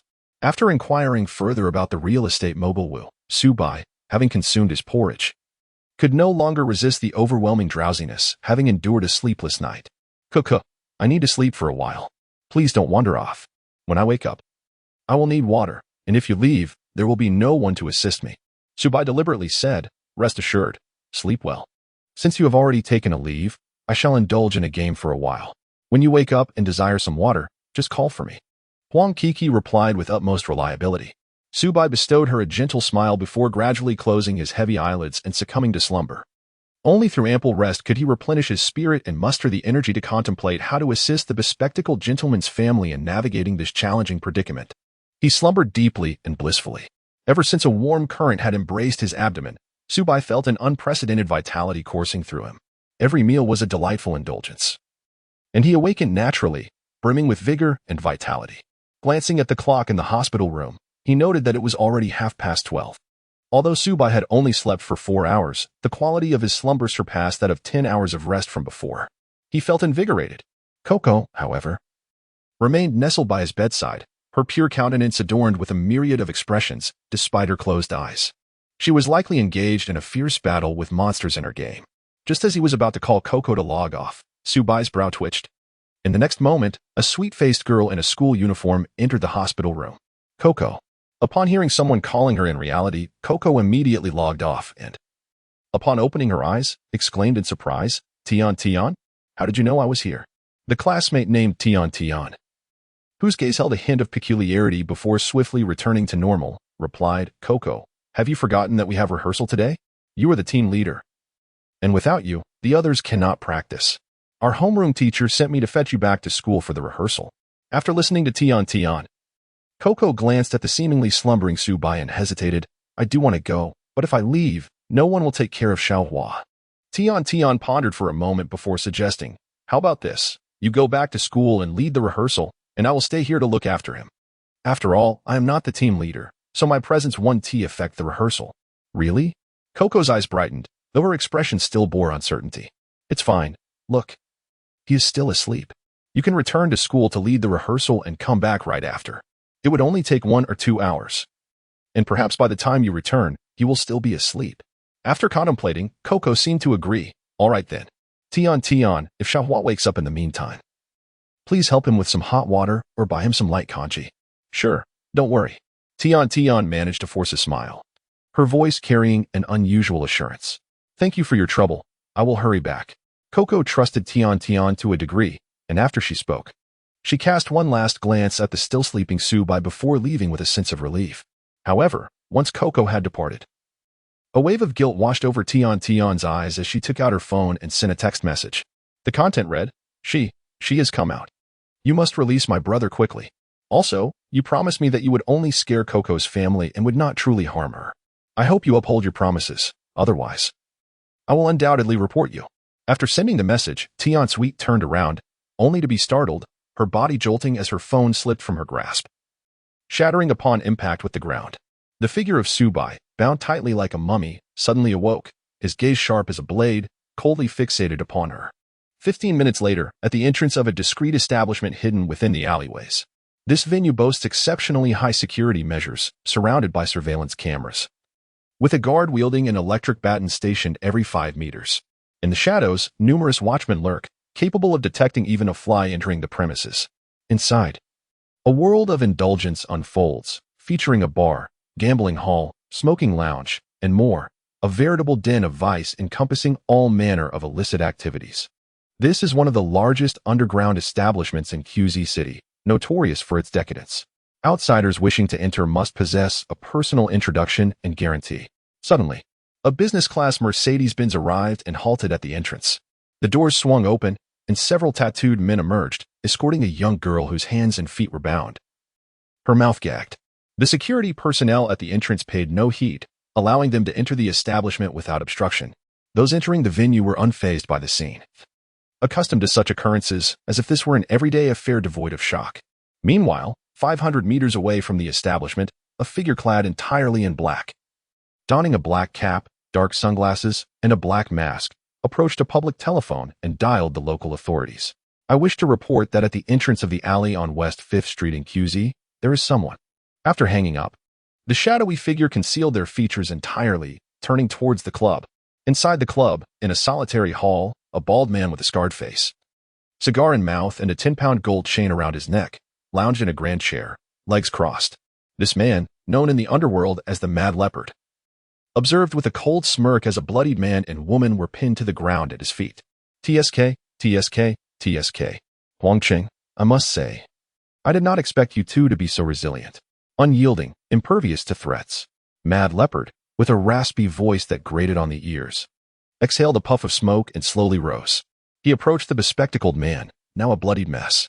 With a sudden motion, he pressed the lit end of his cigar against the man's forehead, eliciting a muffled cry of pain. No, please stop. Do not harm him any further. We have signed the contract. Is that not sufficient? The bespectacled uncle's wife cried out, pleading for the ferocious leopard to cease his assault. Silence, they demanded. As they pillaged and ravaged, treating us this way. I would rather die than sign that contract. You are utterly lawless. As long as I draw breath, I will surely report you to the authorities upon my release. The bespectacled uncle gritted his teeth, blood mingling with saliva, demonstrating an unwavering spirit despite the brutal beating he endured. Ah, you old man possess some grit. Quite bold. The ferocious leopard sneered ominously, his tone growing cold. But you are woefully ignorant of the reality. My patience is limited.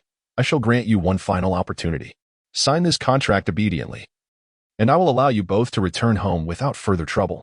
Otherwise, with a sudden burst of defiance, the bespectacled uncle spat a mixture of blood and saliva into the face of the ferocious leopard as he leaned closer. Chapter 069. Beasts, damn it. You wretched creature. How dare you show such disrespect? The leopard's expression twisted into a snarl as he reacted violently, delivering a brutal kick to the bespectacled uncle's mouth, shattering several teeth in the process. The uncle let out a muffled groan of agony, nearly losing consciousness. His wife watched in horror, her eyes trembling with anguish. Bring me a knife. This stubborn fool refuses to see the consequences of his actions. Your wife is crippled. I shall assist you in becoming a pair of disabled spouses. With that, one of his henchmen produced a sharp steel blade, glinting ominously, and presented it to him. Please, I beg you, don't. The mother cried out in sheer terror. Suddenly, a series of knocks echoed from outside the hall. Brother Leopard, the people have arrived.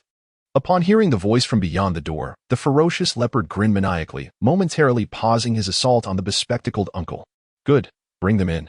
At that moment, 3 burly tattooed men entered, dragging a young girl whose mouth was gagged and her hands and feet bound. MMM. The girl trembled in fear as she beheld the scene in the hall, desperately wanting to scream, but the cloth binding her mouth rendered her voiceless, only able to produce anxious, muffled sounds. For she was none other than Huang Kiki, and upon witnessing her parents' torment, her heart was consumed by terror, despair, and sorrow. Kua, my daughter is still a child. Why have you brought her here? You cannot do this. The mother was in a state of utter panic. Even the bespectacled uncle's eyes widened in horror as he saw his daughter brought before him, veins standing out on his neck. You bastard. Weren't you just boasting of your strength? The ferocious leopard grinned menacingly as he approached, seizing Huang Kik's hair with one hand and yanking her towards him. You dare to spit at me? He sneered. I shall take her right in front of you. With a swift motion, he tore a strip of fabric from Huang Kik's shoulder, revealing a patch of her delicate, fair skin. Huang Kik's expression froze in terror, her mother paling in desperation. Stop, leopard. Do not harm my daughter. I will sign. I will comply. The bespectacled uncle, recognizing that his daughter was his greatest vulnerability, was willing to submit to Leopard's intimidation for her safety. Haha. I thought you were as tough as a rock, but it seems you were quite the opposite. Yielding so easily? Leopard tossed Huang Kik to the ground and turned a cold gaze toward the bespectacled uncle. Weren't you so defiant before? A person of your stature surely wouldn't care about $1 million in demolition compensation. Go, revise the contract. The compensation should be reduced from 1 million to a mere 100,000. One of Leopard's lackeys promptly altered the compensation amount in the contract from 1 million to 100,000, presenting it before the bespectacled uncle. The valuation of the family's ancestral home was reasonably worth at least 5 million. Yet, Leopard's gang had initially offered only 1 million, which was already exploitative. And now they had further depressed it to a mere 100,000. This was akin to outright robbery. However, for the sake of his daughter, the uncle gritted his teeth, trembling as he closed his eyes. Fine. I will sign for 10,000, as long as you spare my daughter. He had resolved that once he left this place and secured his wife and daughter, he would ensure that this band of brutes would pay dearly for their misdeeds. Upon seeing the bespectacled uncle sign the contract and press his bloodied fingerprint upon it, Leopard's smug smile broadened. He picked up the contract, scrutinized it momentarily, and tossed it to his lackey for safekeeping. Then, he retrieved his phone and dialed. Mr. Wu, that ungrateful wretch watching has been dealt with. The commercial building project can commence tomorrow. No, today. Today it shall begin. After reporting, Leopard's smile turned sinister as he slowly approached the bespectacled uncle, placing his polished shoe upon his head to wipe it clean. You have signed the contract. But since you spat in my face earlier, how can I let you off so easily? How would I maintain my reputation on the streets? The bespectacled uncle clenched his teeth. If you seek revenge, come at me. Leopard-esque gaze shifted wickedly to the trembling Huang Keek, collapsed on the floor in fear. As the saying goes, a father pays for his daughter's transgressions. You spat on me. It seems only fair that I take her as recompense. As the words fell, the ferocious beast lunged at the trembling Huang Keek, who was paralyzed with fear. No, you brute. You vile creature. Do not lay a finger on Kiki. The bespectacled uncle and his wife shouted in despair and rage. Yet, no matter how they pleaded, the feral man remained unmoved, his laughter growing more sinister. At that moment, one of his henchmen suddenly changed expression. Boss. Our brothers outside report that the officials have arrived. Officials? The beast paused his assault, a menacing grin spreading across his face. Let them come. Why the panic? We shall handle it as usual, just deceive them and send them on their way. Are these bastards dissatisfied with last month's tribute? Have they come to make trouble for me? Little beauty, I shall return to enjoy you shortly. Wait for me. He gently patted Huang Keek's terrified face, straightened his clothing, and prepared to confront the officials. You lot stay here and keep an eye on them. Make sure to silence their mouths, he ordered, pointing at the bespectacled uncle and his wife. Understood, his minions nodded. Outside, the once depraved establishment, rife with vice and corruption, transformed in less than a minute. It became dignified and orderly, concealing its nefarious nature. All staff and patrons engaged in proper conversation and drinking, betraying no hint of irregularity. The officials, upon entering, found nothing amiss and, after fulfilling their duties, quickly departed. The establishment returned to its former self, with songs resuming and dances continuing. After seeing off the officials, the beast wore a triumphant expression, humming a tune as he readied himself to indulge once more. Little beauty, your brother leopard has arrived. He chuckled grotesquely as he pushed open the door to the hall where Huang Keek's family was confined. Yet, the moment the door swung open, his instincts honed from years of survival on the streets alerted him to something amiss. He instinctively stepped back, reaching for the gun at his waist. But just then, a lightning-fast hand shot out from within, grasping his neck. With a thud, the beast, weighing over 150 pounds, was forcibly pulled inside. The door to the hall slammed shut once more. The entire process took less than a second. Wait, brother, let us speak. If someone has sent you to deal with me, I am willing to offer double the price. I implore you, spare me. In the grand hall, the fierce leopard was akin to a helpless chick, ensnared by the grip of a figure clad in black, adorned with a hat, sunglasses, and a mask, who had him pinned against the wall. All of Leopard's subordinates present in the hall lay lifeless on the ground, including Huang Keek and his family of 3. This indicated that the visitor had come expressly for him. As a notorious villain, Leopard had committed numerous heinous acts in the underworld, accumulating countless enemies. And he could not discern which adversary had sent this black-clad assailant to confront him, though his face was reddened and his neck strained from the chokehold.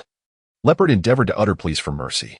With a snap, as Leopard's left hand grazed the gun at his waist, the black-clad individual twisted his arm in a full 360 degrees, shattering bones that tore through flesh, exposing raw wounds. The excruciating agony compelled Leopard to stifle a harrowing scream. In response, the merciless figure delivered a resounding slap, obliterating Leopard's mouth and shattering his teeth. The force rendered him unable to emit even a cry, his face turned ashen, and beads of sweat cascaded down in torrents. I ask, you answer. Reveal what I seek, and perhaps I shall grant you a chance at survival. The black-clad man's voice was chilling to the core. Realizing the ferocity of the individual before him, Leopard, desperate to cling to life, nodded fervently. Immediately summon Boss Wu. Can you do that? Upon hearing this, Leopard's pupils dilated in alarm. Had this person come seeking his benefactor? If Boss Wu was indeed his financial backer, then enemies were surely not far behind. Damn it, I am being implicated. In the underworld, it was common knowledge that Leopard was merely Boss Wu's lapdog. To find Boss Wu, one must first confront Leopard, an undeniable truth. With another crack, the sound of bones shattering echoed once more, as Leopard hesitated for a moment, prompting the black-clad figure to crush his left kneecap. The piercing pain made Leopard's eyes bulge, veins throbbing, yet he was silenced by the relentless grip on his mouth. Tell me, can you summon Boss Wu immediately? Terrified and utterly broken, Leopard shook his head vigorously, yet simultaneously nodded, as if torn by some unseen fear, his lips laboriously moving. Sensing Leopard's desire to speak, the black-clad man released his hold on Leopard's mouth. I cannot summon Boss Wu, but I know where he is. The desperation in Leopard's voice was palpable. Brother, grievances have their origins, debts their masters. I will tell you where he is. Spare my life. Just grant me my life, and I shall serve you faithfully, offering you 30 million, my entire fortune. Yet the black-clad figure remained unyielding, his tone still devoid of warmth. Where is he? The ferocious panther, bleeding and gasping, managed to force out an address. Very well. You have not deceived me. However, your life is forfeit. With that, the figure clad in black tightened his grip around the panther's throat, and with a sickening crunch, he crushed his windpipe. The panther's eyes bulged as blood gushed from his mouth and nose, his limbs stiffened, and with a final tilt of his head, he was extinguished on the spot by the black-clad man. The assassin was none other than Subai, who had just departed from the hospital. His transformation was astounding. From an ordinary individual, he had suddenly gained remarkable combat prowess, all thanks to the warm current residing in his dantian. Not long ago, Subai had astonishingly discovered that when he fully harnessed the warm current, he could perceive the thoughts of others, discerning truth from falsehood. The address provided by the panther concerning Boss was indeed truthful. Prior to this encounter, Subai had verified his own capabilities in reality. Under the full utilization of the warm current, he could leap to heights of 6 meters and cover distances of 10 meters in a single stride. His punches and kicks could shatter walls up to 20 centimeters thick without harming his skin. His sensory perception and reaction abilities were vastly superior to those of an ordinary person, allowing him to sprint at speeds akin to a car traveling at 100 yards per hour. In summary, Subai had begun to embody the essence of a minor superhero. After dispatching the panther, Subai glanced at the 3 unconscious individuals, Huang Kiki and her companions, whom he had incapacitated using the guise of an officer. After a moment of contemplation, he devised a plan. 5 minutes later, the hidden underground venue erupted into a roaring inferno, chaos ensuing as alarms blared. All staff and guests fled in terror. Shortly thereafter, fire trucks arrived swiftly on the scene. Once the flames were extinguished, the frontline firefighters discovered several charred bodies within a hall, their features unrecognizable, and successfully rescued 3 individuals who had succumbed to smoke inhalation, a middle-aged couple and a young girl. Before long, another unexpected fire broke out in a commercial building in QZ, involving the chairman of QZ Vaping Real Estate, Will.